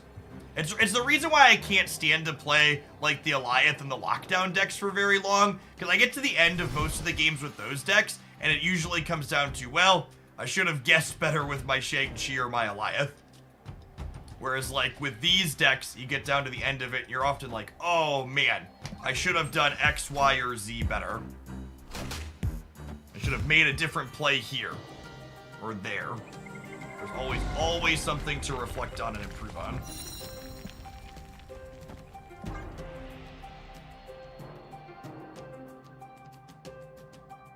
You get the Ant Maze bonus even if a card can't move. That is correct. Wind. Starving their Craven Path is not exciting.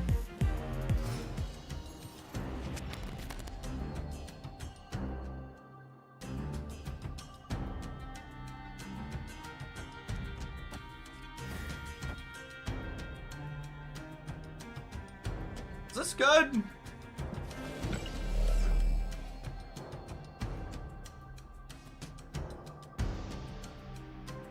what does my turn sequence look like here?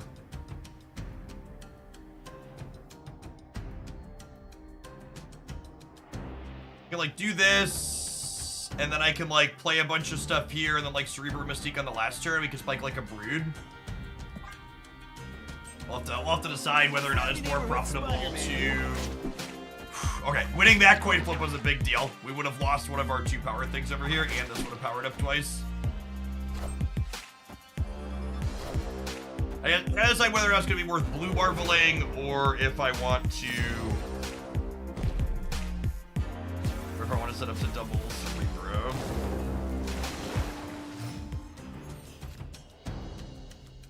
Huh.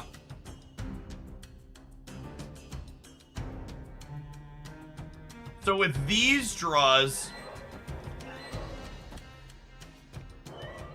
I think I actually want to do this, because there's a chance one of their cards we haven't seen yet is Eliath. So I want to try and jockey for priority here going into the next turn. I'm going to try and make sure we have it.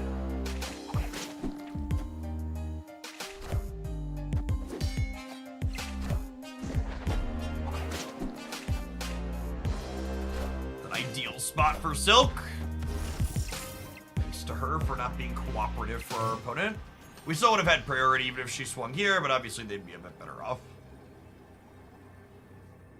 Then I'll go Mystique, Crawler, this. Gives me 18 in the middle, 12 on the left, 18 on the right. And the Shadow King takes a point off of Angelo. Make sure I played these in a way that moves their Silk minimally.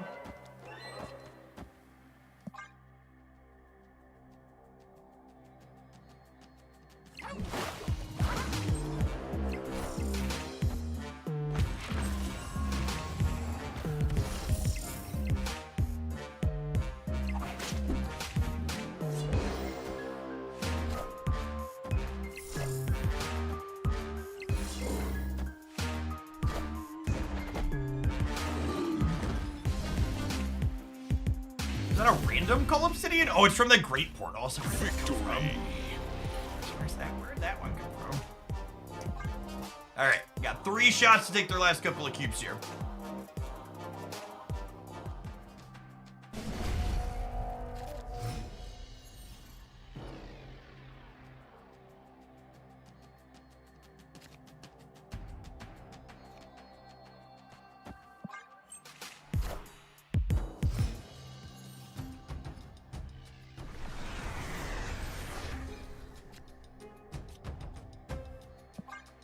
Take that.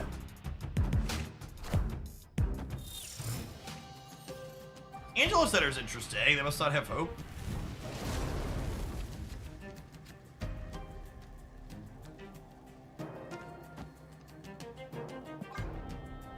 Given the state of the current Marvel stat meta game, not having hope makes a lot of sense.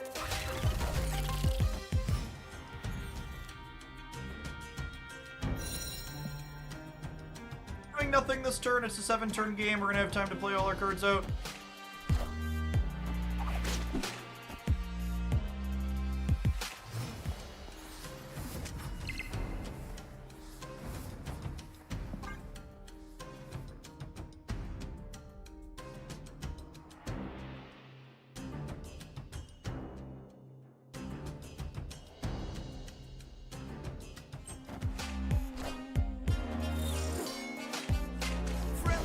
Spider-Man here.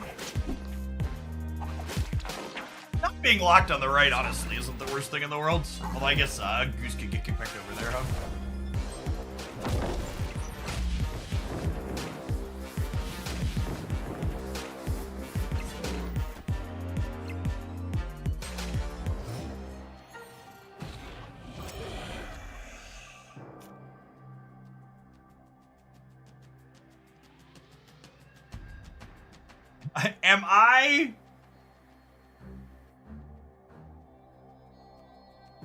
Am I using Nico's demon mode? I'm 1 in 3 to get punished by this decision.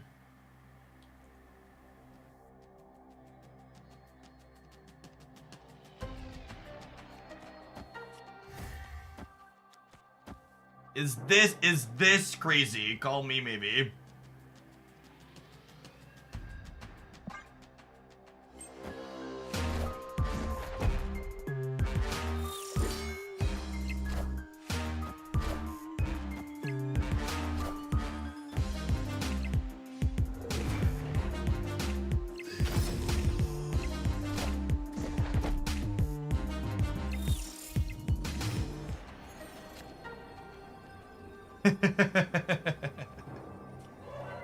Every time.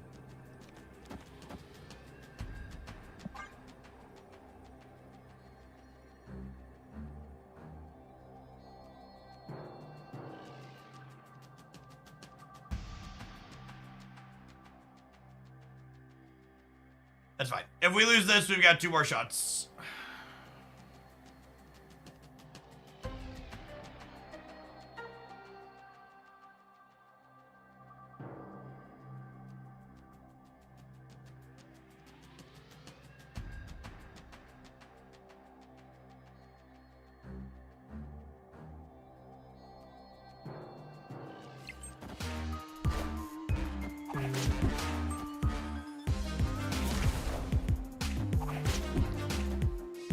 Did we do it? Did we win the middle? I actually don't know what the count is in the middle. They're at 11? Puppy! Oh, baby. Oh, baby. Look at that. They were down to us for a minute.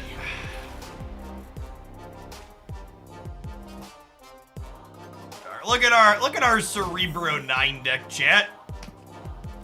The gamer said her demon mode was never useful. Cerebro 6, whatever number we're calling that. You know what else is pretty cracked, chat? These adverts. I don't have anything to wrap up on Cerebro to do other than say I love these 12 cards. It would not change a thing. We're gonna kick off with something else when we get back in 120 seconds. Thanks for hanging out. Don't go anywhere.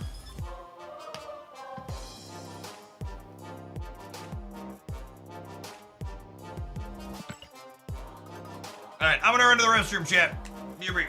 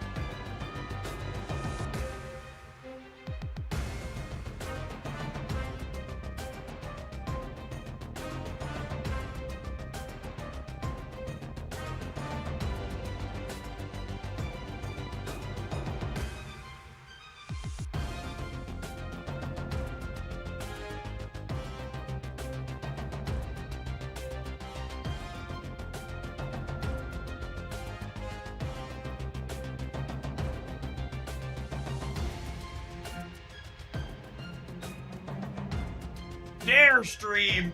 I like a back wall stream, right? We're vertical. Stay standing for a little bit.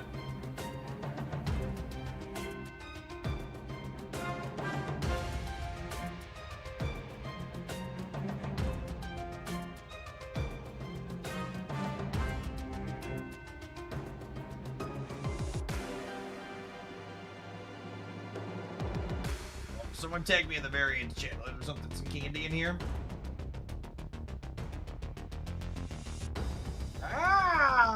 Some shiny Cerebro too from the subs Discord. Do you like me some shinies? This one looks so good in gold. Wait, any other decks I loaded up here? We did Mocking, we did Dagger. Oh, we haven't done Bass Petrie yet. Let's do some of that.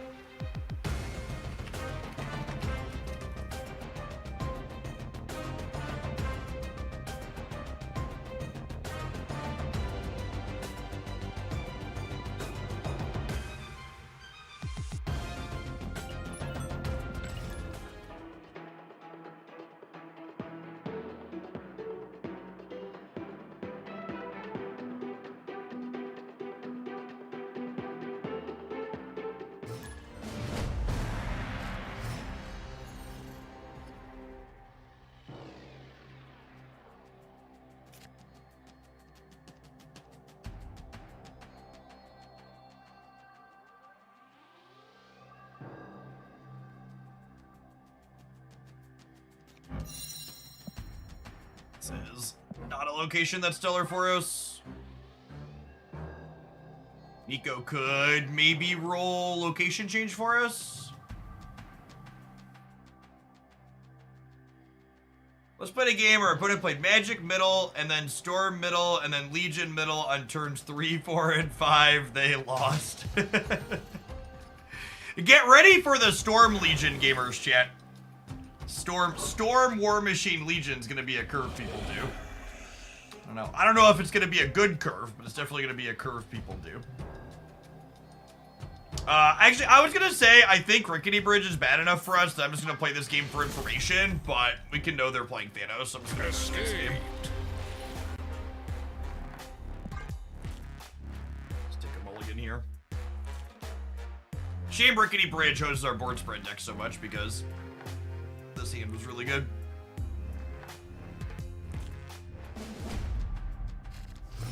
Hopefully Storm War Machine Legion will also not be really good, but also not be very good, but who knows? Do I want to burn an extra card off of their deck and draw this turn? Yeah, I think so. At least with the flexibility to Dazzler next turn. Should probably snap them, honestly.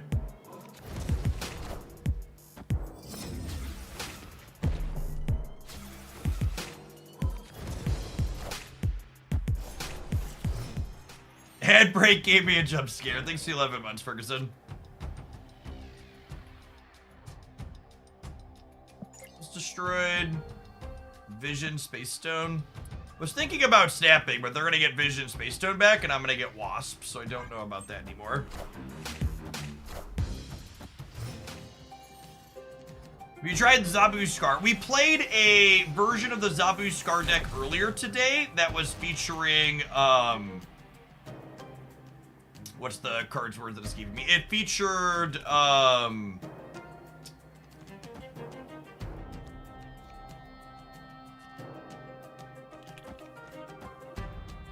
it featured Typhoid Mary.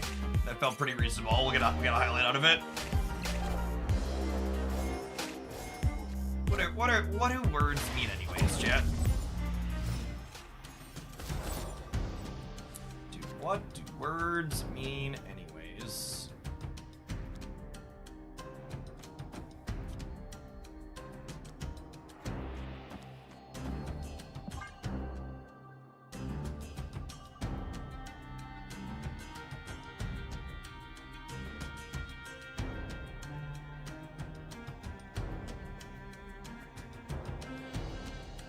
So we can Valk left or right, depending on what they play where this turn. And then we Iron Man plus Demon on the last turn.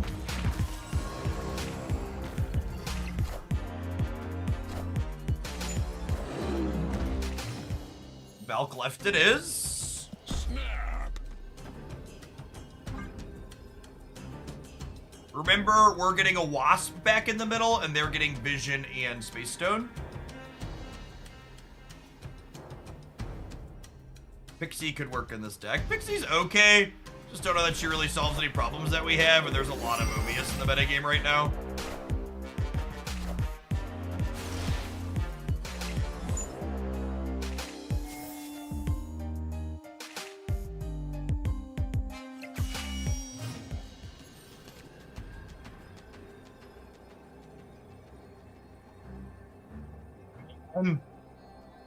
We lost freaking priority by 1 point.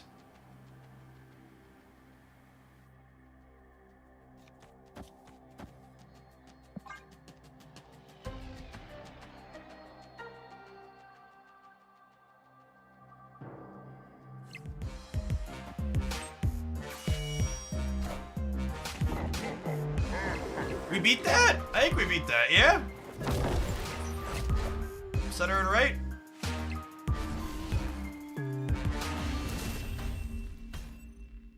Victory. This guy ate Magneto Hope. Pretty stock. 110. 110s are pretty good. Above average, perhaps. you're gonna play this deck, you want to not be in a rush to play your Bast out. Usually Basting turn 2 is okay. Like, if you look at the cards in my deck right now, anything other than Blue Marvel would love to be Basted. So just pump the brakes for a turn and wait for that to happen. Any reason you played Typhoid Berry over Cull and this card deck? The reason for the Typhoid Berry was twofold. One was, yes, I wanted to play my variant. And two was, I wanted to not have Cull in a deck, because I think most people that have Cull are playing Thanos. So, one of my goals when I'm featuring decks is to try and hit a range of Series 5 or not Series 5.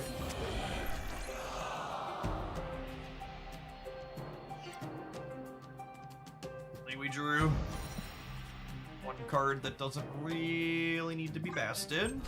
Sedge. This deck not having to care about Mobius is lovely.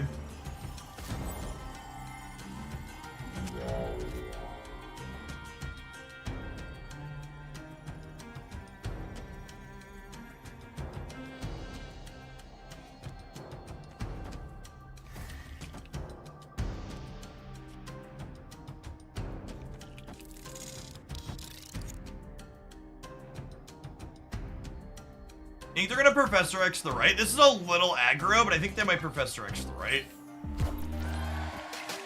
They just do nothing. They just Psylocke into nothing. Okay.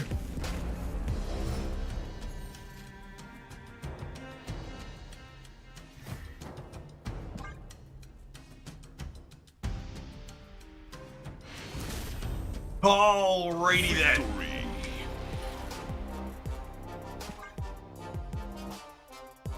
Sometimes the Thanos deck just draws all 5s and 6 drops chip. That's all there is to it.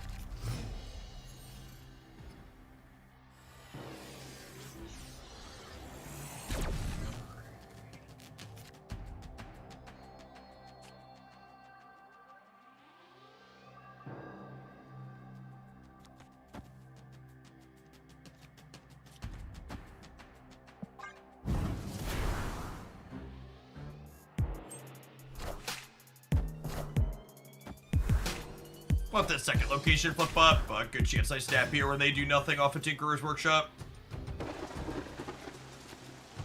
Oh, snap. Let's go.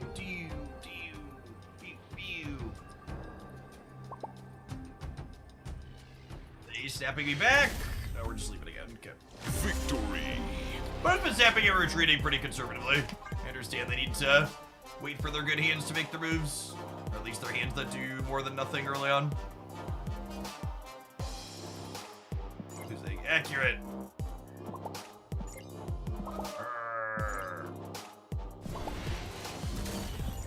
Oh, they're leaving the match. Got it. Okay, I accept.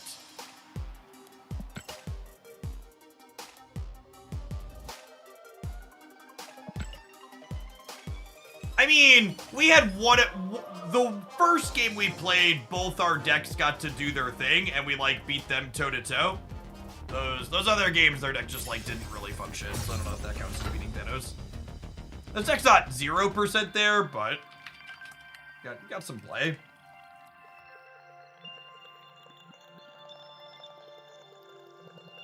If you play well, you have good tools.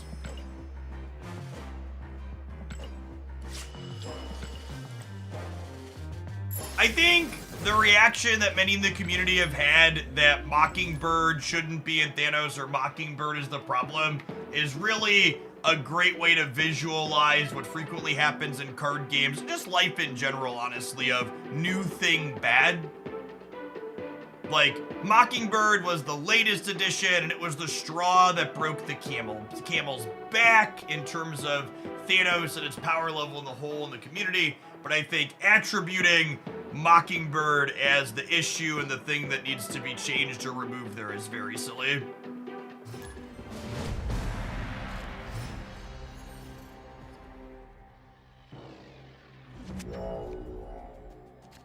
So, I'm not playing anything on 1 that will reveal DC is good for me, but I'll probably want to snap before we do that. But waiting until a little bit later to snap in the DC can be valuable because it'll kind of hide why I'm raising the stakes potentially.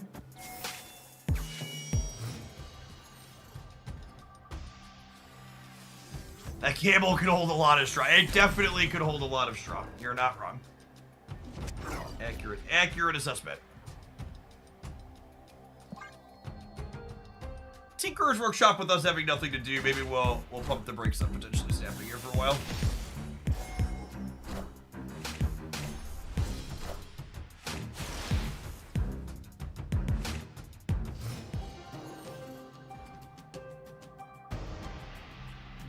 They got rid of the location we wanted to.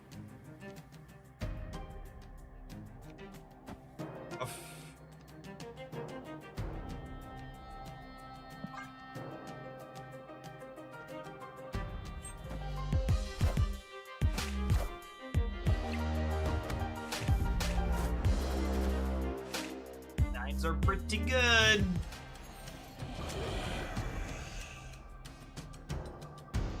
I almost jammed the Nico last turn. Glad I waited.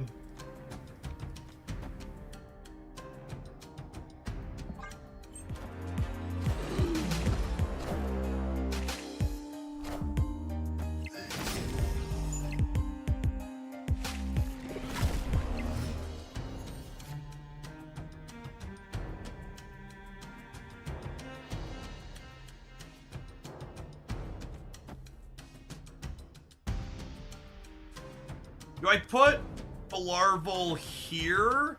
So that way if I draw Squirrel Girl, we can kind of fill everything up next turn? Or do I, like, just punt this and then play hard for here and here? It's probably better.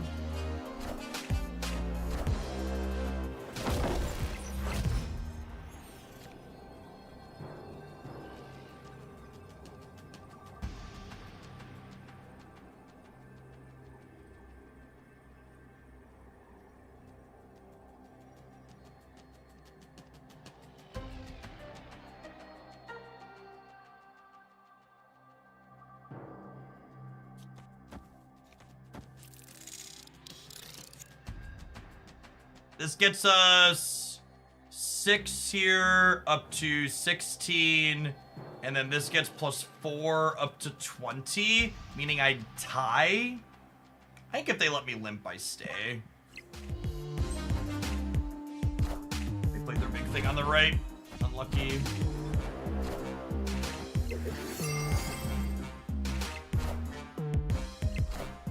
Oh my god, it's actually a full tie. That's hilarious. Tie. Got him. So it is worth noting, and this is something that only happens in the context of Conquest, but this tie is better for my opponent than it is for me. And the reason why this tie is better for them than me is my deck's an off-meta deck, so they got to learn that I have Valkyrie without spending any cubes to gain that knowledge. They got a bunch of good information out of that game. And it didn't cost them any cubes for the information. Snap. I don't have any more payoffs yet, but this Bast is really good, so I'm gonna snap here.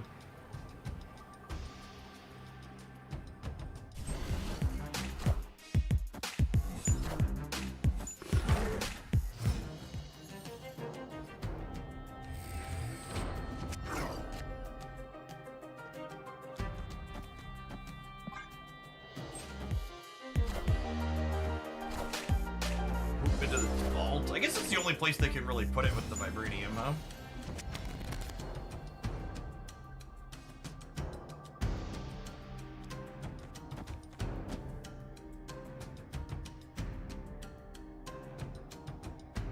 I would have to sack one of these two if I wanted to draw cards, and I think I'm just not interested in doing that.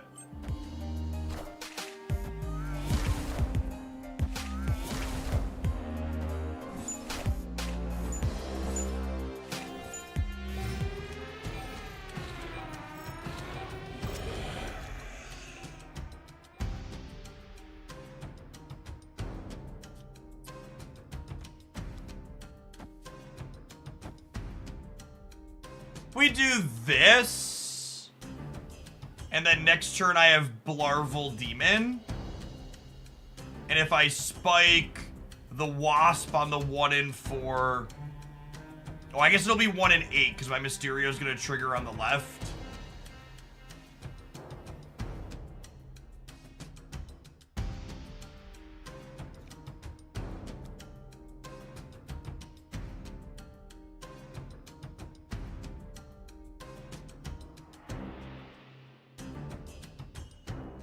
Order? There's no order here, chat. There's no order issues.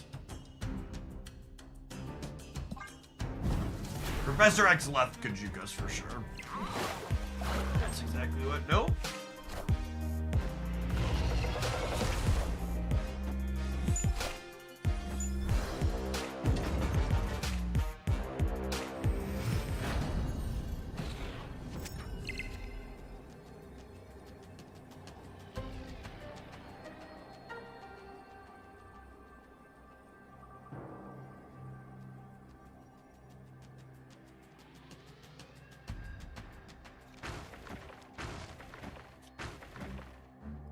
This is 6, 12, 16. We beat a minimal blob on the left.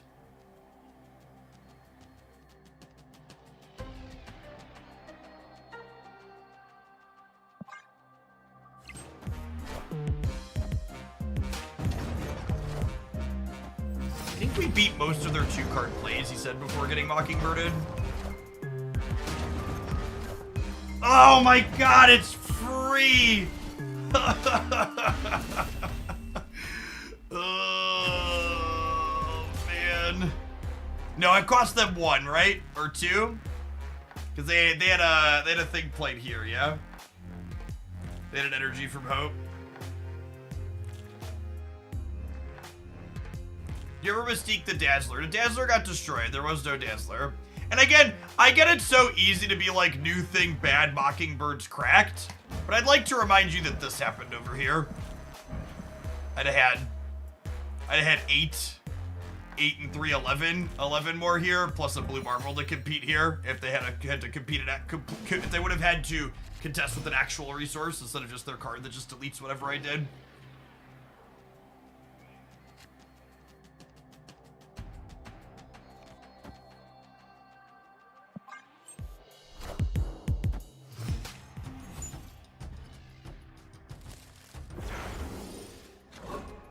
Sure, if in a perfect world where that doesn't happen, I should set up to give myself the option to be able to copy the Dazzler. That is technically correct and actually irrelevant to the game that I played. In the future, I don't care if you're technically correct. You don't need to bring it up. Pat yourself on the back instead of expecting me to do it for you.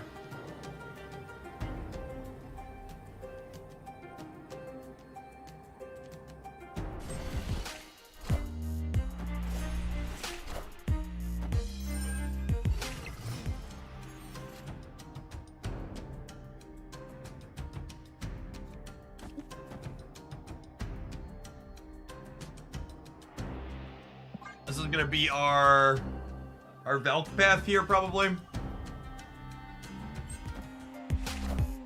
Yep, 100%.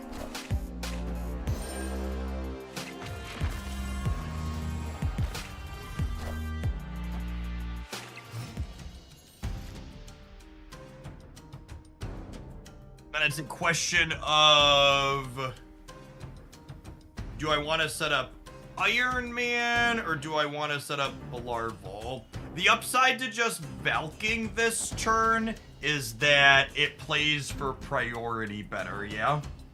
Which is important, so I think I do this for the sake of playing for priority. It means I can't Valk the squirrel, though.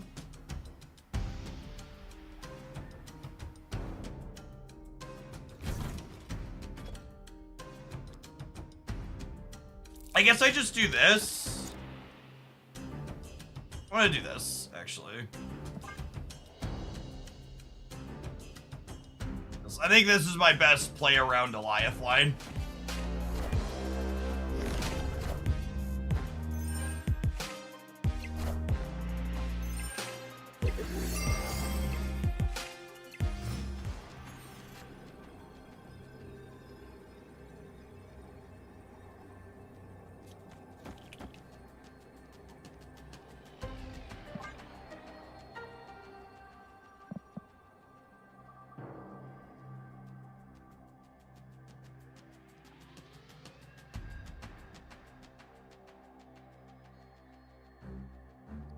I think we're okay. I'm gaining 5, 6, 7 here in the middle, and we're getting 4 more over here.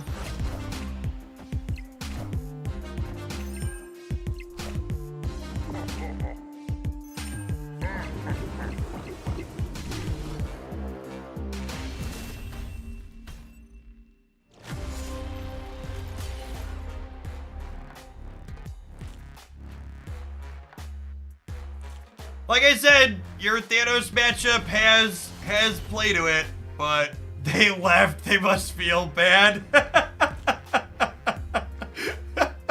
Oh, double. We play double gulp a lot. They didn't need to do that.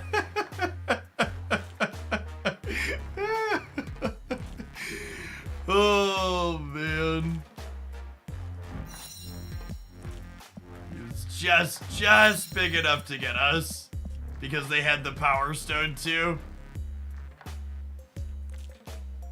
And it really just like, it can't be overstated how whenever people talk about like making a singular change to this deck, it's just not a singular change, right? Like it's just that whole boiling point thing, right? Like we dealt with the Mockingbird, but then there was a Professor X that was tough to beat. And then there was a Blob that was big. And then there was the fact that Power Stone was a 1/3 that is upside, no drawback.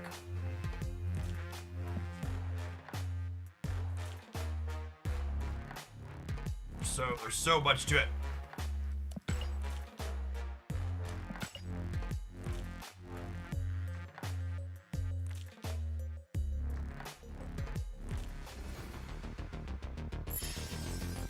Alright, Double Gope has extended our Bass Patriot run. Before we get to match 2, have some adverts. We'll see you in 120 seconds. Thanks for hanging out. Don't go anywhere. Poda had enough of kicking sandcastles for the day. When you look back on the destruction that you wrought, you're like, no, I can't do it. I can't do another one. Enough sandcastles have suffered on this day.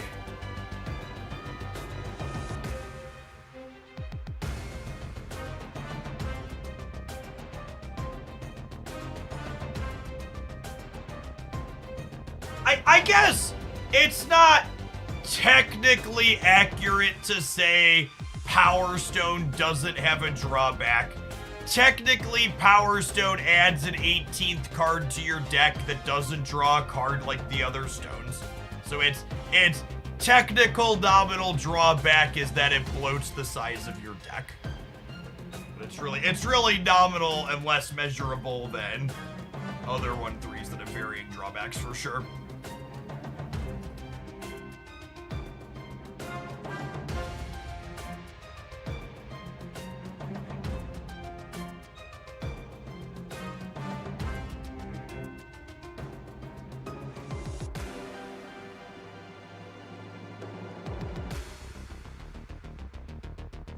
Vanilla 1/3 wouldn't see any play. Yeah, that's probably accurate in the power creep we're currently experiencing. There's a reason all of the 1-drops that play for power are now 1/5s, right? When 1/4 was where we started a year and a half ago. Power Stone's also kind of a 1/13. Yeah, that's true, Musical Man. It does have a very, very real upside in situations. Thanos pops out for his 20 power jump scares and gets you periodically.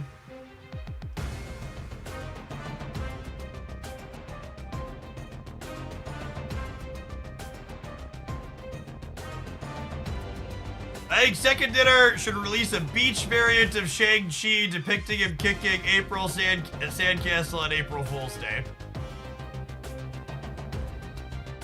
I'm gonna send that one. I'm gonna send that one in one of my chats. That's free money for them.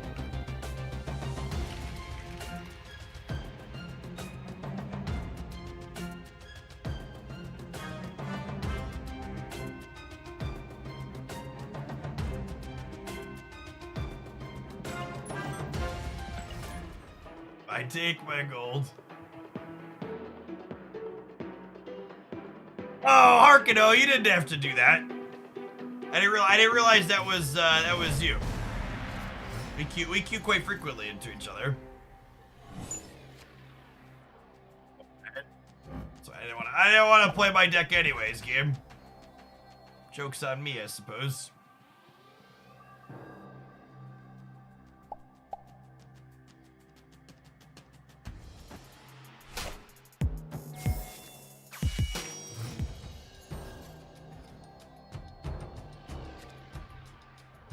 I feel like after this game, I want to do an untapped data dive and take a peek just where the Thanos is at after a day. All right, RNGesus, take the wheel.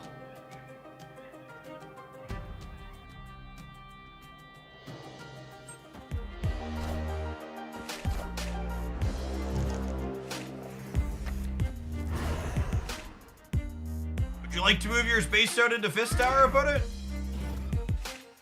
You could. Oh my god. Oh my god, they gave me a hazmat combo deck chip.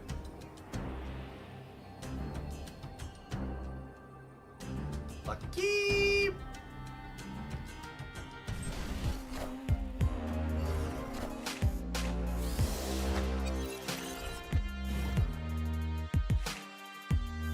So they got my blue Marvel, but I think that's fine for me.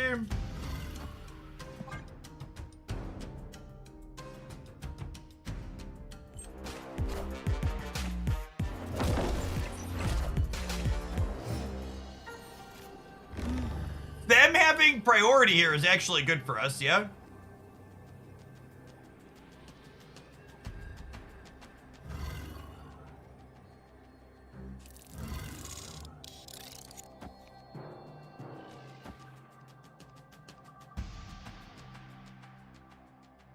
Feels like it could break either way. I'm gonna lose whichever side the vision goes to, I suppose.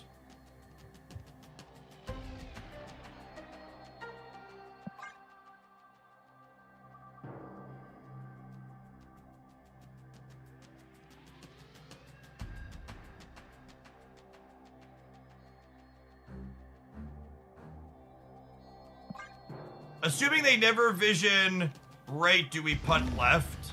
That's a good thought. Yeah, maybe we do this, actually. Yeah, I like that better. Holy, oh my god. RNGesus, take the wheel.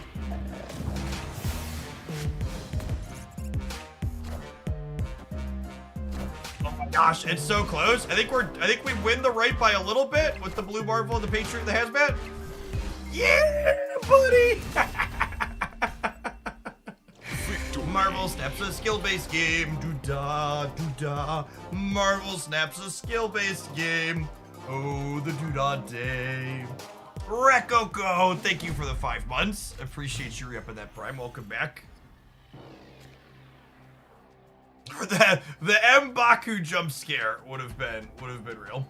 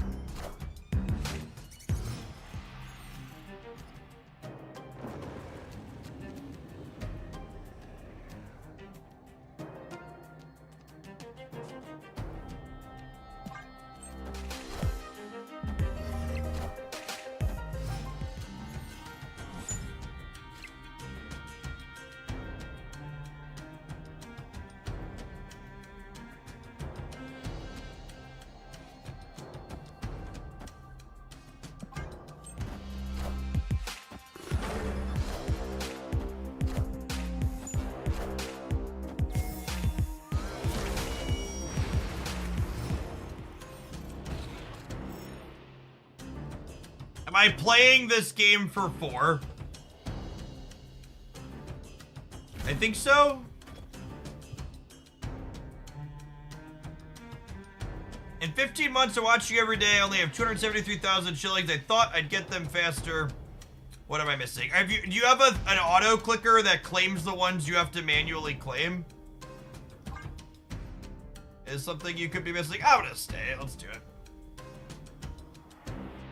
We can't demon left. Yeah, that's fine. Depending on what they do here, I think the line is like demon middle to keep them honest, and then Valk the right to clean up whatever big thing they put there this turn.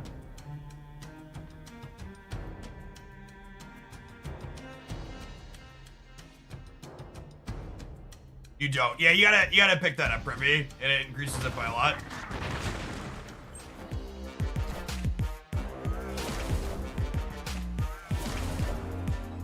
I am Iron Man. Why is Vision so good? Why is Vision so good?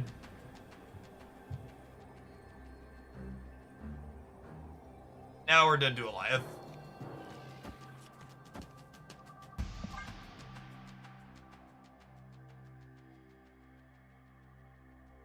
I believe with the auto clicker and getting the small bonus for being subscribed, it's roughly 2,000 watch hours to get to Shillionaire. Loosely.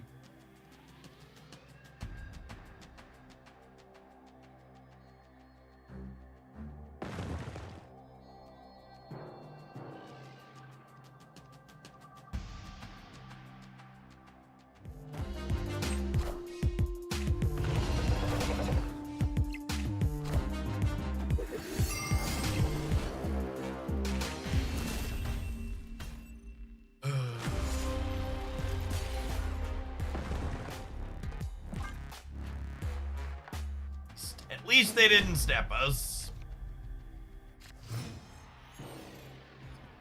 Hellfire Club on the left. Instrumental in us eating it there. Snap. Snap hood into Krakoa.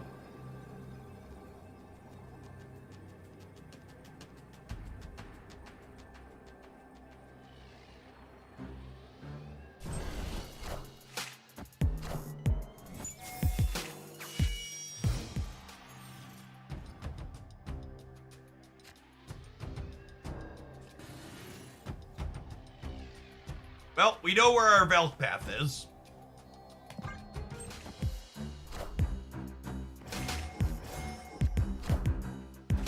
Yeah, I could have coin flipped their Goliath different in that last game.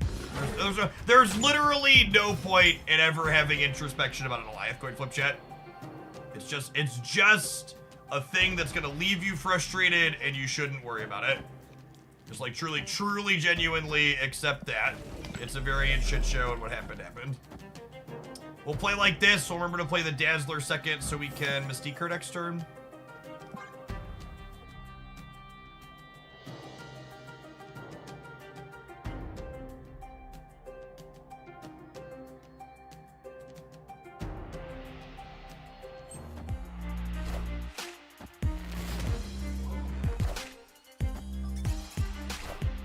If turn 3 Mockingbird, 2-1 up us on the Krakoa. Tough beat.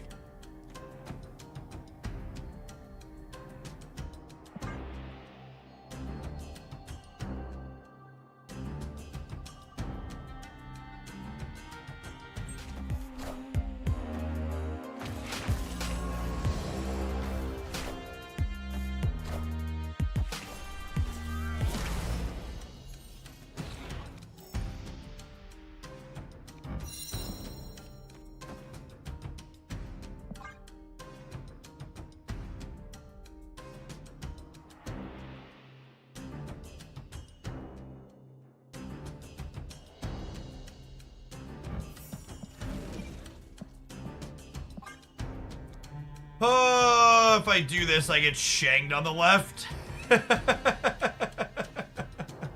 I can't play around that though, right? Yeah, I just can't. Even if I choose to Valk this turn, she'll still go to 10 as opposed to 11.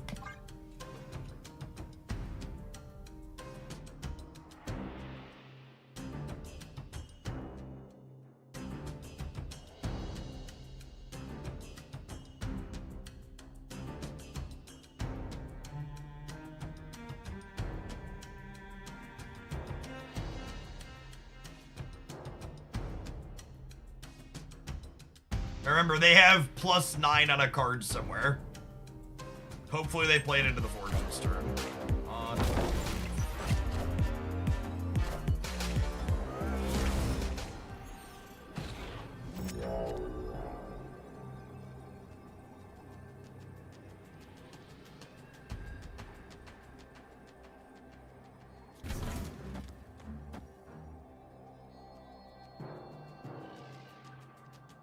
The 7-9 over here. There's just no way these two hold, yeah? I believe. Retreating later here is probably a mistake. Our opponent's been running the rope down every single game. Like their life rides on the match, so it's gonna... I wish you could undo... I wish you could undo having retreated later and choose to actually retreat. I apologize, everybody, for wasting your time. Unlucky. Them hitting their +9 on a 1 drop, also a little unlucky, but just is what it is. It is almost a 113, yeah. And realistically, they could even also power up Thanos till this game, right? Like, there's a real shot they have Reality Stone and Soul Stone in hand.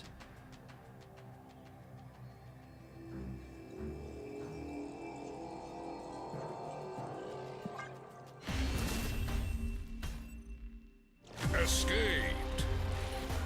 Hey, what's going on, Rhubarb? Thanks for the 12 months. Appreciate that. Welcome back. Yeah, we've been floating around 4,000 people for most of the afternoon.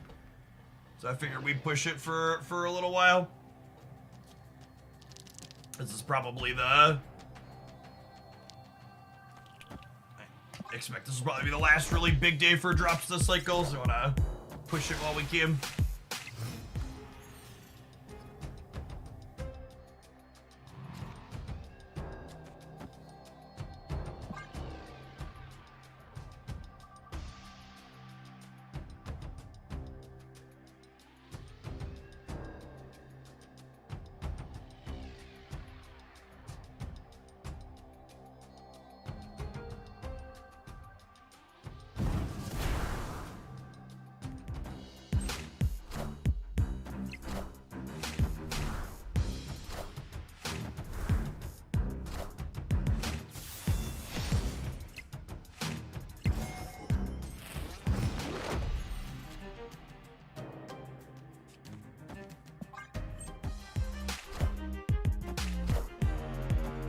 We're up 6 things and played a 2, so we're winning, right? That's how that works, yeah?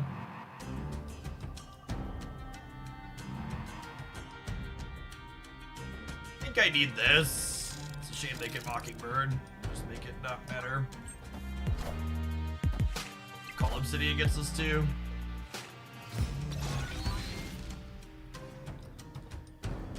Yeah.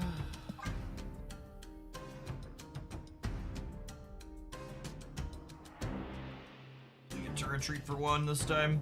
High stakes round start next round, so we'll need to pick up and make a move.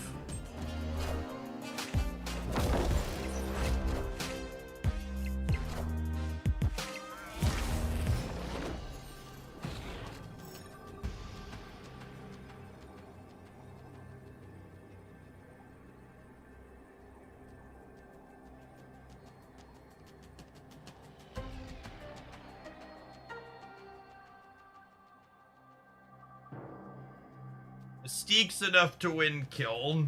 Not if they move Jeff there, right?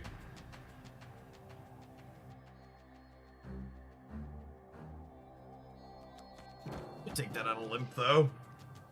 Because we're +2 over there because the real Mysterio's there and it's showing 2 from the Patriot. So we're at 11. We'll go to 15 and Jeff. Oh, I gotta move this stupid shark. I knew it. Oh, feels bad, man.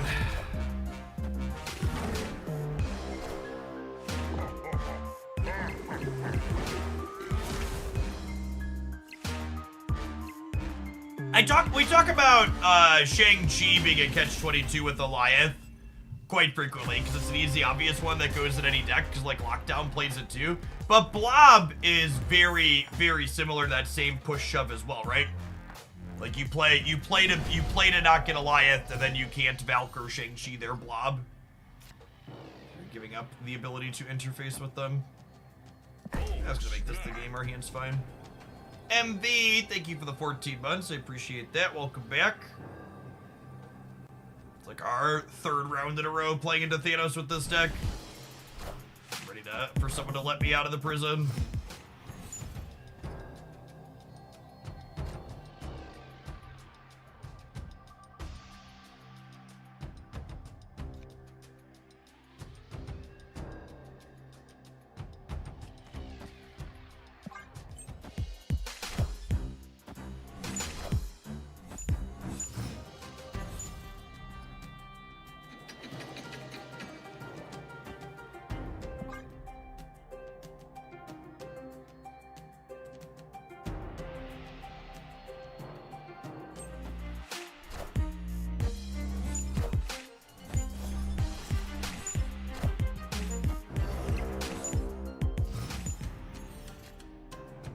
Is this crazy?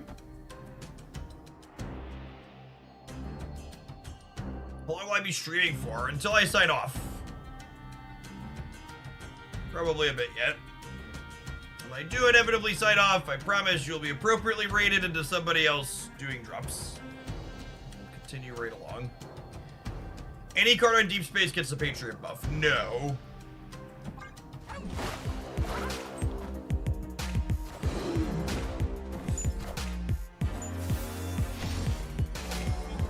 Oh my god.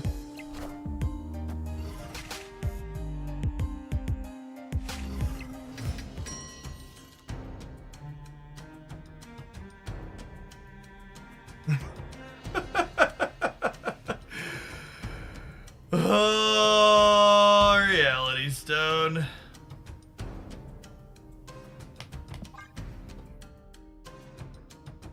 Oh, Reality Stone.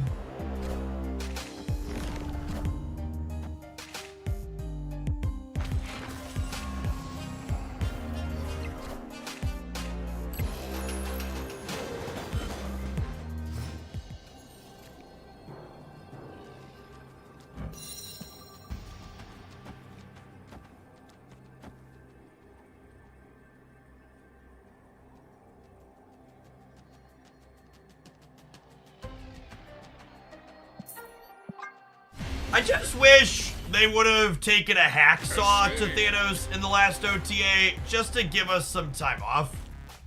Yeah, Wasp is more. It doesn't matter, shit. I can't win here and here. I'm stuck at 18. They get to move their Jeff. They get to play something bigger than 3 here that beats 18. Don't think of it as losing. Think of it as being set free. Yeah, exactly.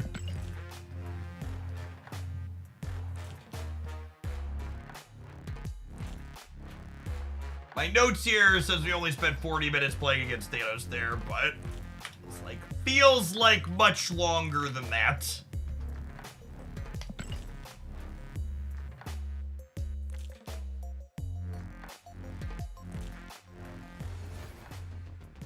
It's not it's just the whole package of everything. Let's look at stats. Let's confirm what my feelings are telling me, or maybe contradict them. Metagame.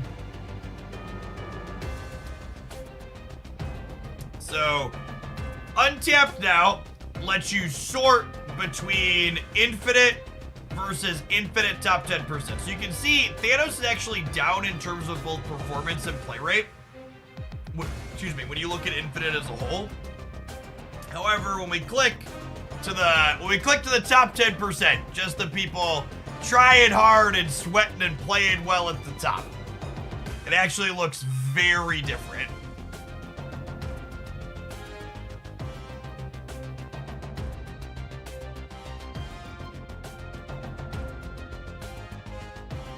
One other observation here is that discard gets significantly worse in between all ranks and just the top. Destroy gets worse too, yeah?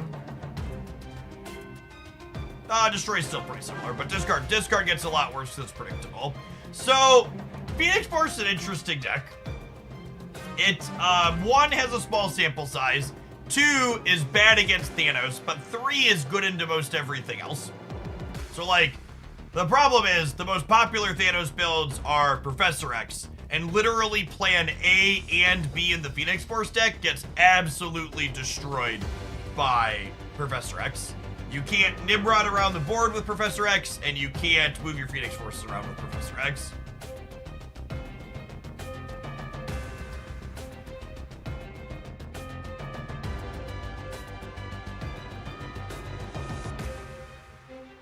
Phoenix Force is actually helping drive discard on the meta. Ooh, that's a good observation, Sadie. Yeah, I would wager Phoenix Forces. Holy shit. Oh, that's actually interesting. The top performer one here actually isn't playing Professor X. But good golly, is that that's a big delta, huh? What's the difference? It's literally Magneto for Professor X, huh?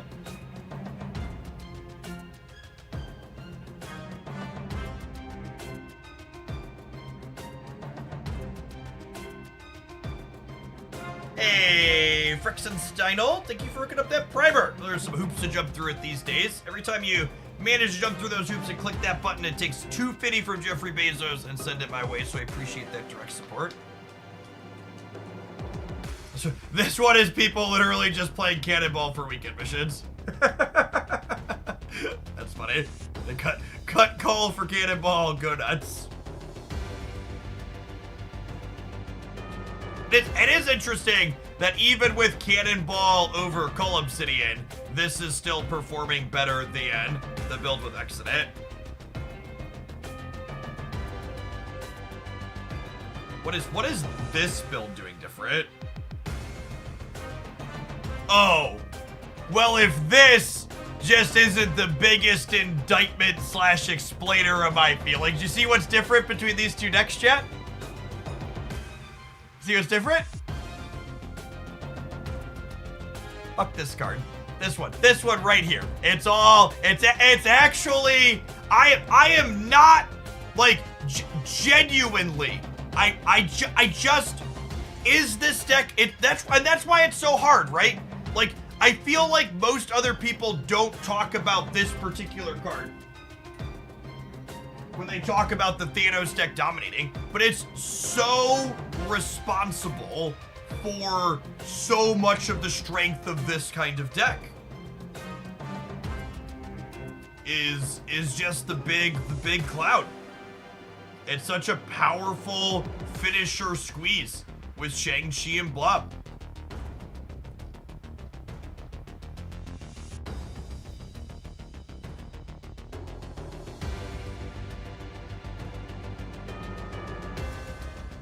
Oh no! Oh no, chat! Looking at best performing decks, it's Destroy with Goliath. Well, all right, Phoenix Force isn't playing Goliath anymore. At least get that going for us. That's a good question. What's the best beast deck? I wouldn't mind beasting some people for a little bit. This pile, the Bast one, sure. Man, I feel like we should log some games with this. I feel like Havoc is bad in here. And I say that as someone who loves Havoc. But I feel like it's gotta be bad.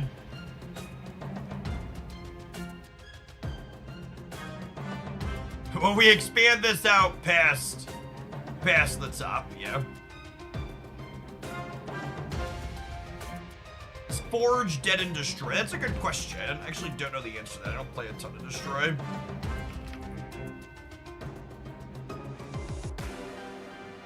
I'm sure people putting up good results with Forge. And that tracks to me, I think, like, scaling your Deadpool is important for the Destroy archetype, and Forge doing that consistently is good. It's definitely less efficient than it was, but it's still like, the Destroy's best draws that go really tall involve Deadpool getting big, and you can't make Deadpool big without some kind of starter like Hulkbuster or Forge. Alright, I'm gonna creep through here. So one of the ways you can kind of like potentially hunt for gems is like clear out some of the usual suspects. Dig for off meta stuff. Oh my god, here's a top performing destroy deck playing Shang. I excluded Eliath, and then the next best performing destroy deck is playing Shang-Chi. Oh man. Oh man.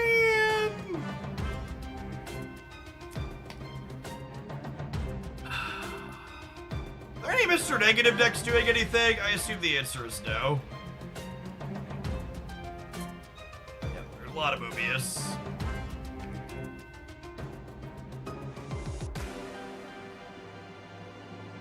Darkhawk, Coal Obsidian Scar? Should we play this? I'd buy this for $1. Let's grab that one.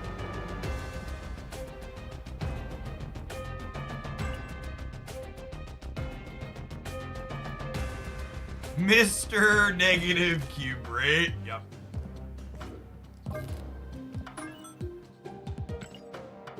Get to use my Scarlet Witch variant too? She's gorgeous, chat. Does Wanda deserve... We've played a lot of Wanda recently. Does Wanda deserve a spin at gold?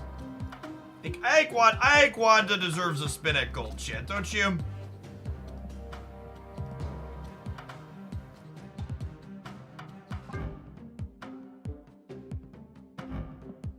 Stupid laggy menus. Let me make poor decisions.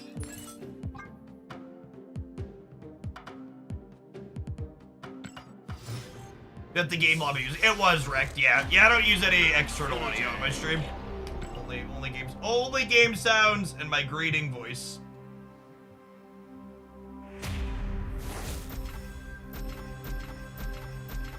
I'm back up to like 400 things I need to claim on the collection track.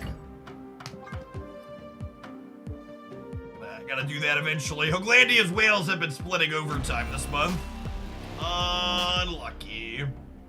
Alright, let's do this. We're gonna call this Scar Annie Hawk.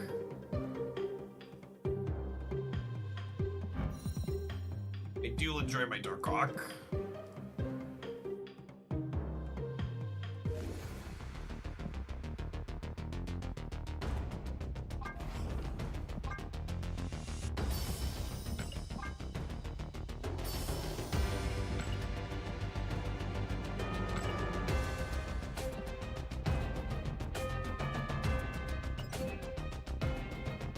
Good thing you have 3 auto clickers at home.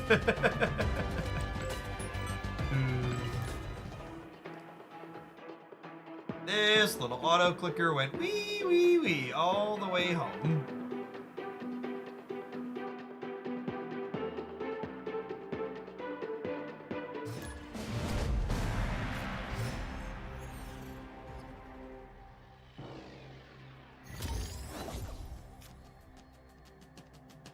Opponent snap.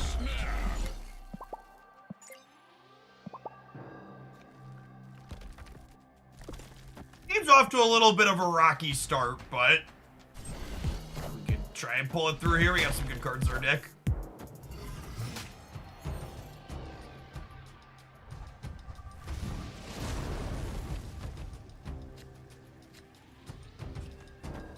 Annie into Loki is always a scotch awkward.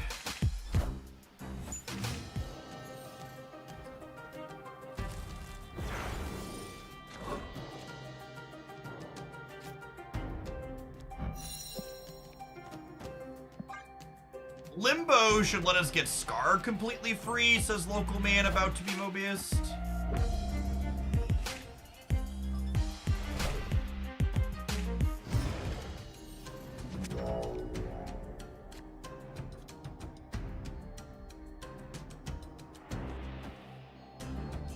Yeah, I feel like the new player post-Infinite experience is like a tough one to get right. Because, like, on one hand, you don't want them to queue into people who are, like, endgame players with complete collections like myself. But on the other hand, if you want them to be able to have, like, a global ladder rank, they kind of need to be in the same player pool as everybody else. Maybe there's a world where... Iron Land, Loki, weird. Maybe there's a world where, like, you just don't get a global ladder rank despite getting infinite until you're, like, post-collection level 500 or post-collection level 600 or so. Maybe something wonky like that could be the answer. Do I want to draw cards with Nico? My witches could work together. Do I want Nico to eat Scarlet Witch?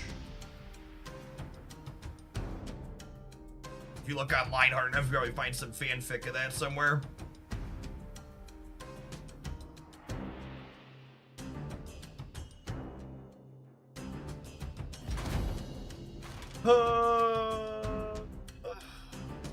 I'm gonna draw two. I think the answer is no. I'm gonna draw two more cards regardless. So I'm only gonna miss one card in my deck just by not doing that.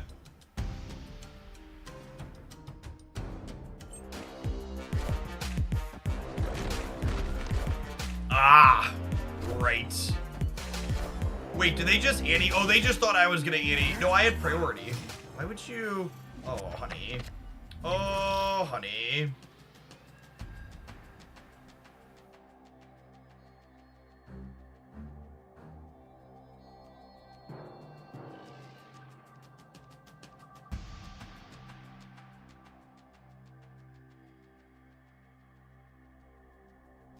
Had one scar, but what about second scars? That's a good call out. Yeah, that sounds good. What are the odds I regret this? High?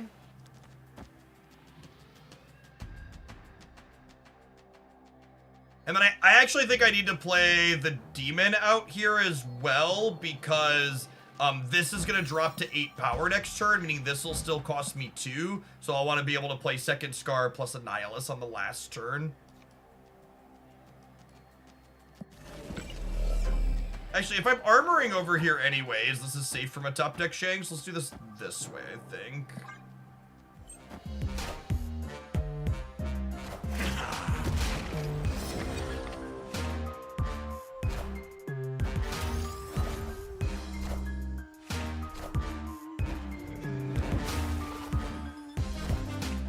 Okay, so they could technically have another Annihilus here.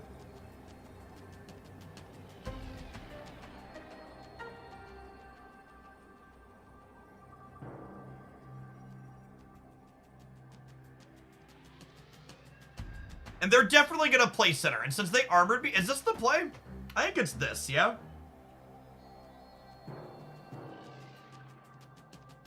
I think it's this.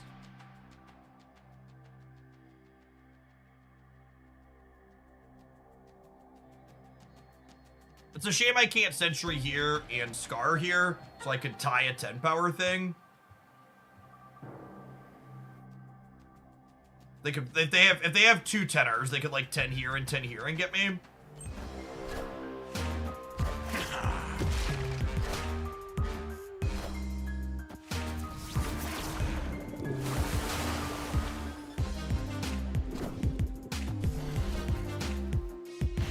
They're playing Mystique in their deck? Weird. Victory.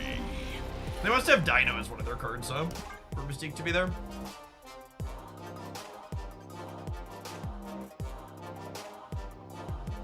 Thank you, buddy. Appreciate you.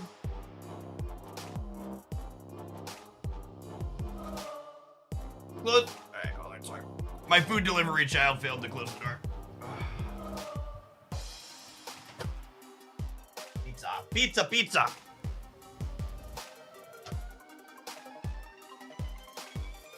Our opponent DC'd. Convenient.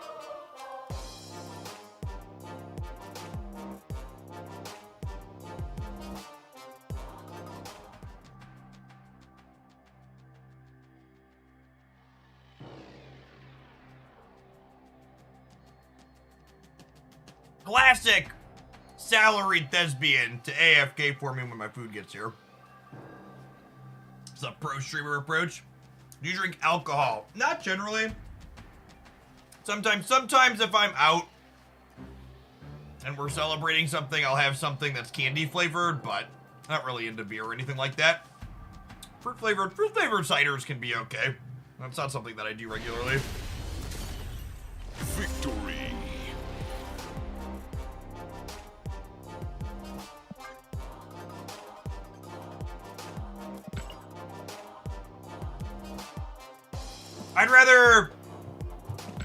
I'd rather consume my calories with like cheesecake or chocolate rather than drinking them. All things equal. Coffee guy. No, I don't do coffee or soda either. I drink a lot of tea. Unsweet tea, raspberry. I like a lot of fruity flavors in my tea. What's up, Verdict Cannonball? It's just like, Cannonball's just like another card that's like probably kind of okay, but also significantly worse than Shang-Chi, so not really that playable.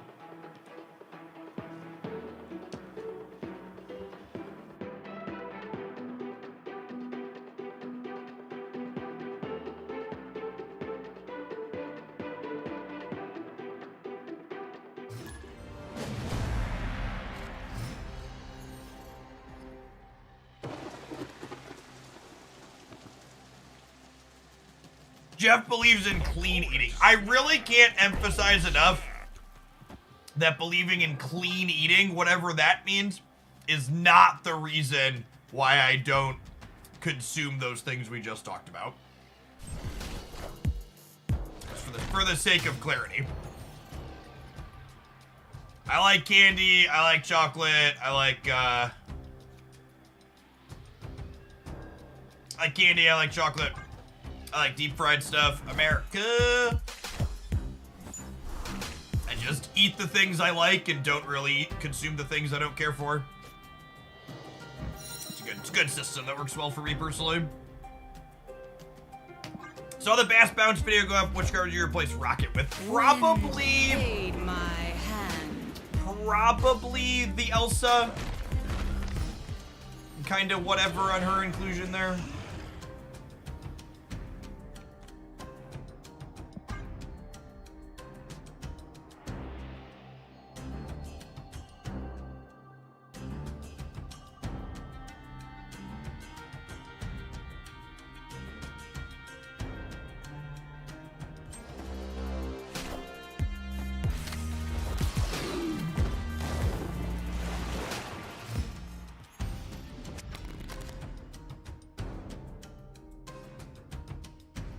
Okay, so I think I have to hope that 15's enough here.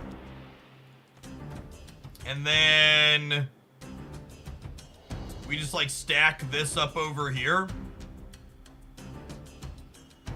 And hope to draw a Bomb Diggity and go Demon plus Bomb over here on the last turn. We could get Gamora in here this turn, which would feel bad, but is what it is.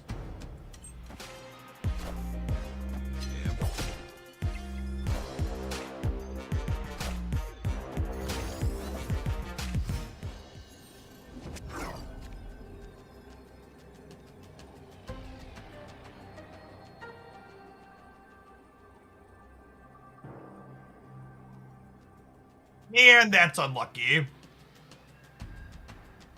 Oh, you know what? So this is again one of those things where it's easy to write this off as being unlucky, but I actually messed up here. So, knowing that Sentry was one of the big cards I could draw out of my deck and this could roll this mode, what I should have done is, I should have put Cosmo middle and armor here, and then I could have Nico'd Sentry middle, suppressed the on reveal, kick Sentry over, plus Demon. And then we would have been 19, 22, 24, and we would have beaten Dr. Doom or whatever other big thing we could have put in here. So like, yeah, it's like, that's unlucky, but also like I 100% could have played around this being unlucky there. If I would have been keeping, I'm eating pizza, so like I'm not super keeping track of Nico's spells, but for reference, Nico has 7 spells she rotates through and she never repeats. So like the two pieces of information that you could track there to play around this variance is like, one, we could know we're gonna hit Sentry, and then two, we could know Nico has a move to the right spell that we could leverage. And the other thing to think about with that is the opportunity cost of playing around that situation is pretty low. It's like -3 power here, which I think doesn't matter in the grand scheme of things when it has such a high potential upside. All right, speaking of my food, it's about time for an ad break. Let's go ahead and tap that. I'm gonna shove some pizza in my face when we get back. We're gonna play some more with this one. It seems like a neat mix of cards. Nico's spells are not in order, but they don't repeat. Meaning if you've had her in your hand longer, you kind of work through her spell book and you can know what her output range is narrowing towards as the game goes on. So especially any game where you have Nico on turn 1 or turn 2, on turns like 4, 5, and 6, you have a pretty reasonable range of what you're going to be getting. All right, have some ads. I'm gonna have some pizza.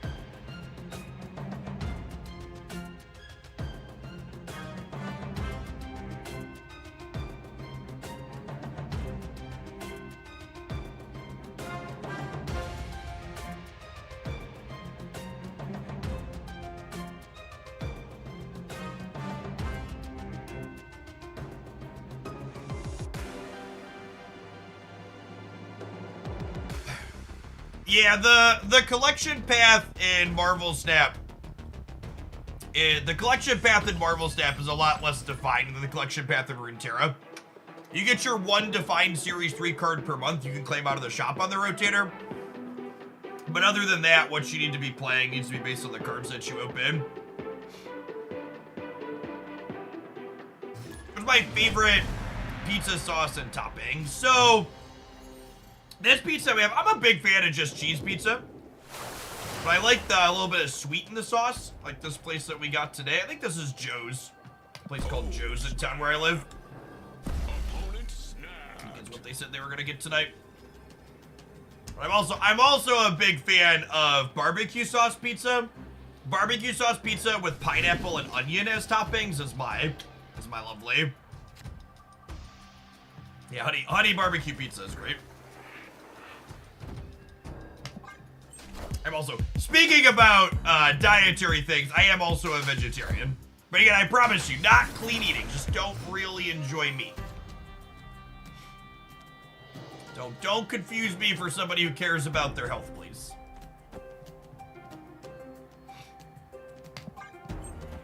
Just like to, I eat what I like. I like what I eat.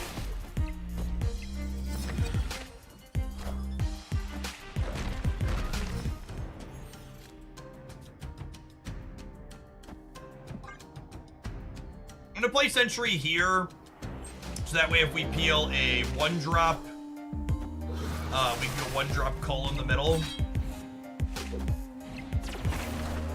I bet they're playing the Mockingbird death deck we were playing earlier. Question is if they can fill here this turn.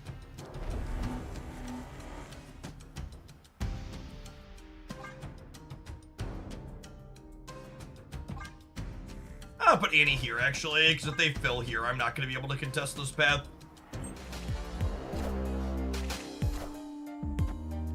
It did not fill, but I still might not be able to contest that. I guess I could shove Darkhawk over there.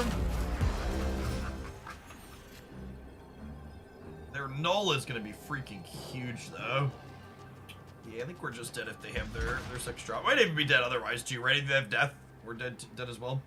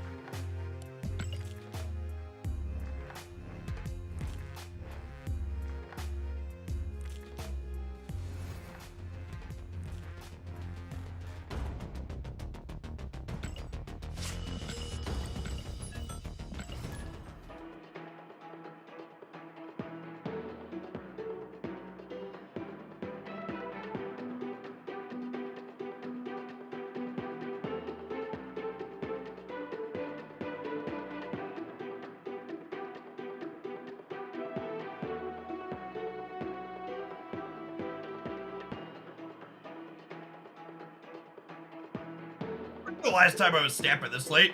Usually when I play off stream, it's like in the morning or afternoon on the weekends. It's pretty rare that I am up US evening time. Like Hellas again. Life's a batch. What archetype is the best counter for the Storm, Gamora, Alliance stuff? Discard's really good into that. Because your Meek and your Mobius and your Collector all get in underneath what they have going on.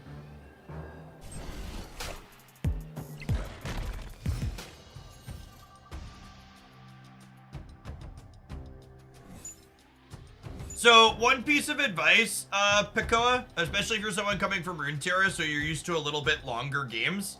Once you get to Infinite, if you want some more balanced matchmaking, Silver and the Proving Grounds in Conquest has collection level based matchmaking similar to the pre-Infinite ladder. So, if you wait a long time for a match, you could still pair to someone that's higher than you. But usually the matches pop relatively quickly, and you should get some other lower collection level players that give you similar, what's it called? More balanced opponents, basically, for where you're at in your collection. But unfortunately, other than doing that, if your goal is to play the faster games of the ladder, you just kind of gotta slog through for a month or so until your collection grows.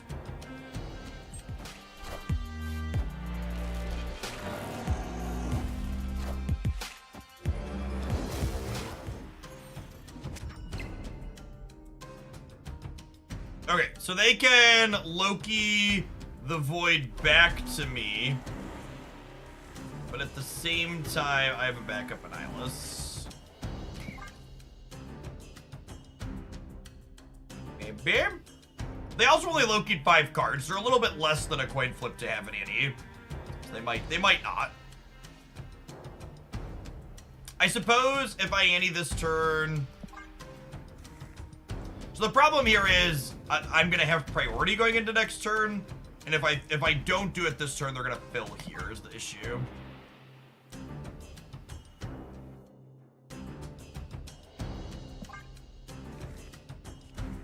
Final answer. Thankfully the opponent's taking forever, so I could do and undo a whole bunch. Ups and downs and ups and downs.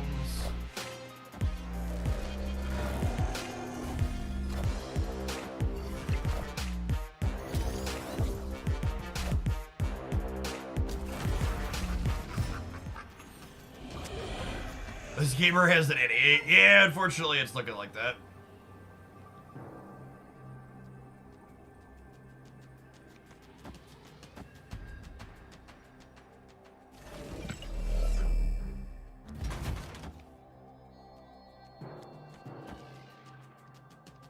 Evening Muscular. Okay, so this beats Annie on the left, but if we have anything else with the Annie on the left, we do eat it. This is our best bet.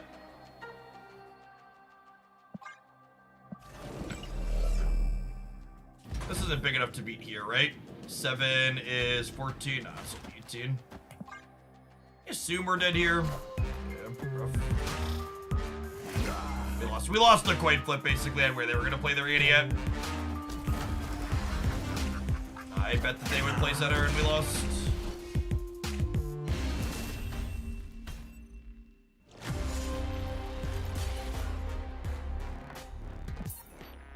Alright, we're gonna give this one a couple more tries, but so far, I'll run this one for 20 or 30 minutes till the next ad break. We'll see how we're feeling then, but so far, unimpressed. Feels like our numbers are kind of whatever. We don't have particularly strong interaction. More importantly, we don't have a ton of cards that let us jockey for priority early, so like Armor and Cosmo can't be disruptive cards.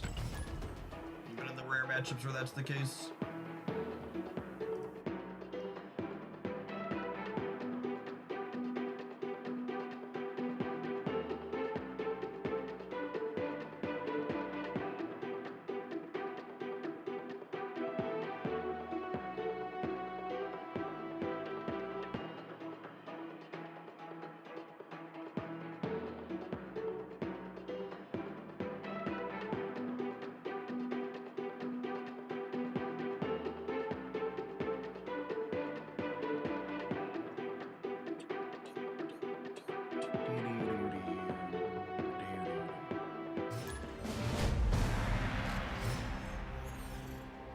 Hey, Retro, hope you had a fun day at PAX. Hope you stopped by their Marvel Snap area and picked up one of their promos for the card back. Captain America skin too, I suppose, but that one's less relevant. The Toxic Mockingbird deck you played last week's been fun. Been killing with it for the last few days. Nice, Super Drive. That one felt solid. Angel Gaming. I don't think our deck's a Stellar Bar deck. I'm gonna go ahead and get a reset here, I think. Do I? Could call there, I suppose.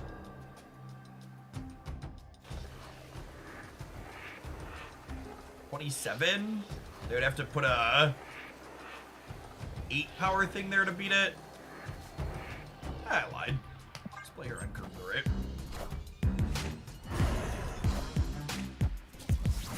Speaking of lower collection level people occasionally getting paired up, I think that may be what has happened here.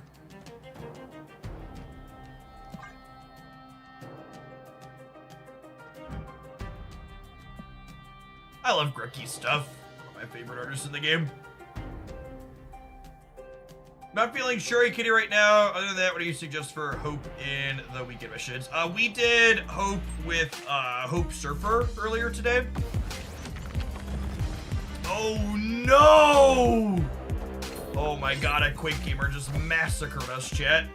Holy.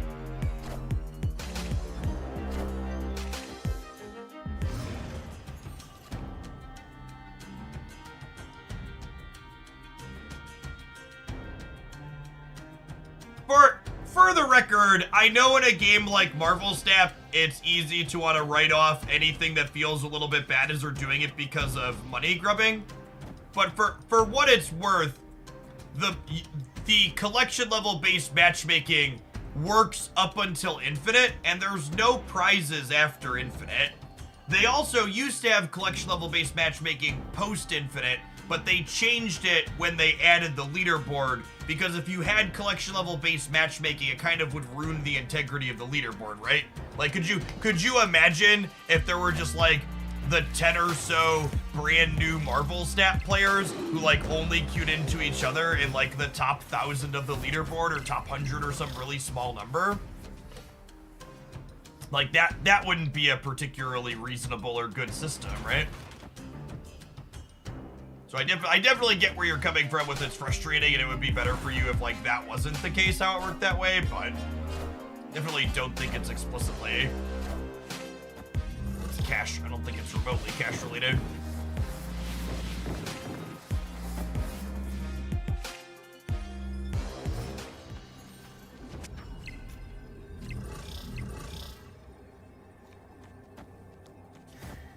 Okay, we might actually slog this out here.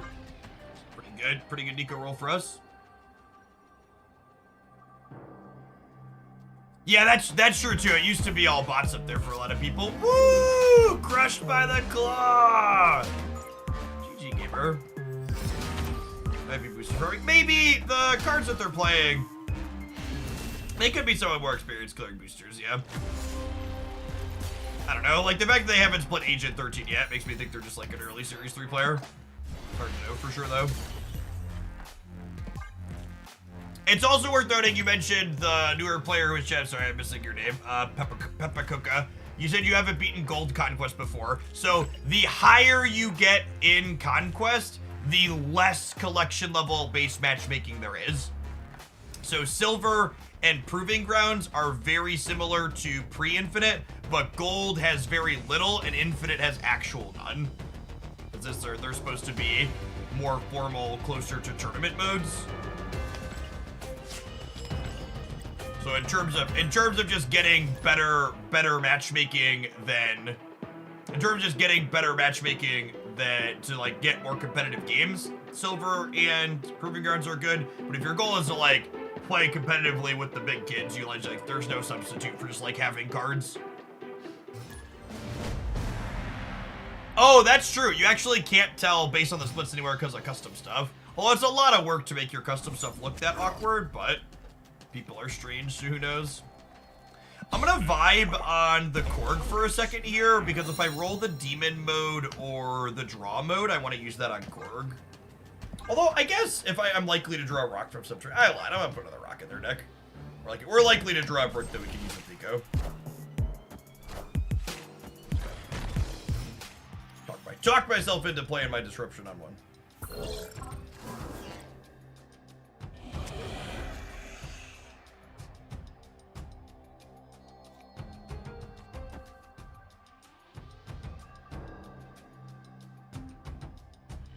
Weird. My headset just like randomly disconnected. It did give me a low battery warning. You all hear the game audio still, right?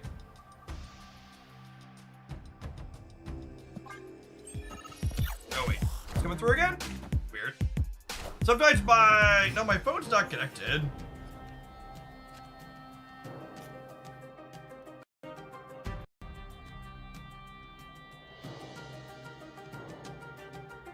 Weird. My Bluetooth must be warped on the PC. I'll have to pull it up and fix it in a minute. Oh. Unlucky, chat. I drew all actual spells. And no rocks. We'll turn this into a demon and then we'll call here.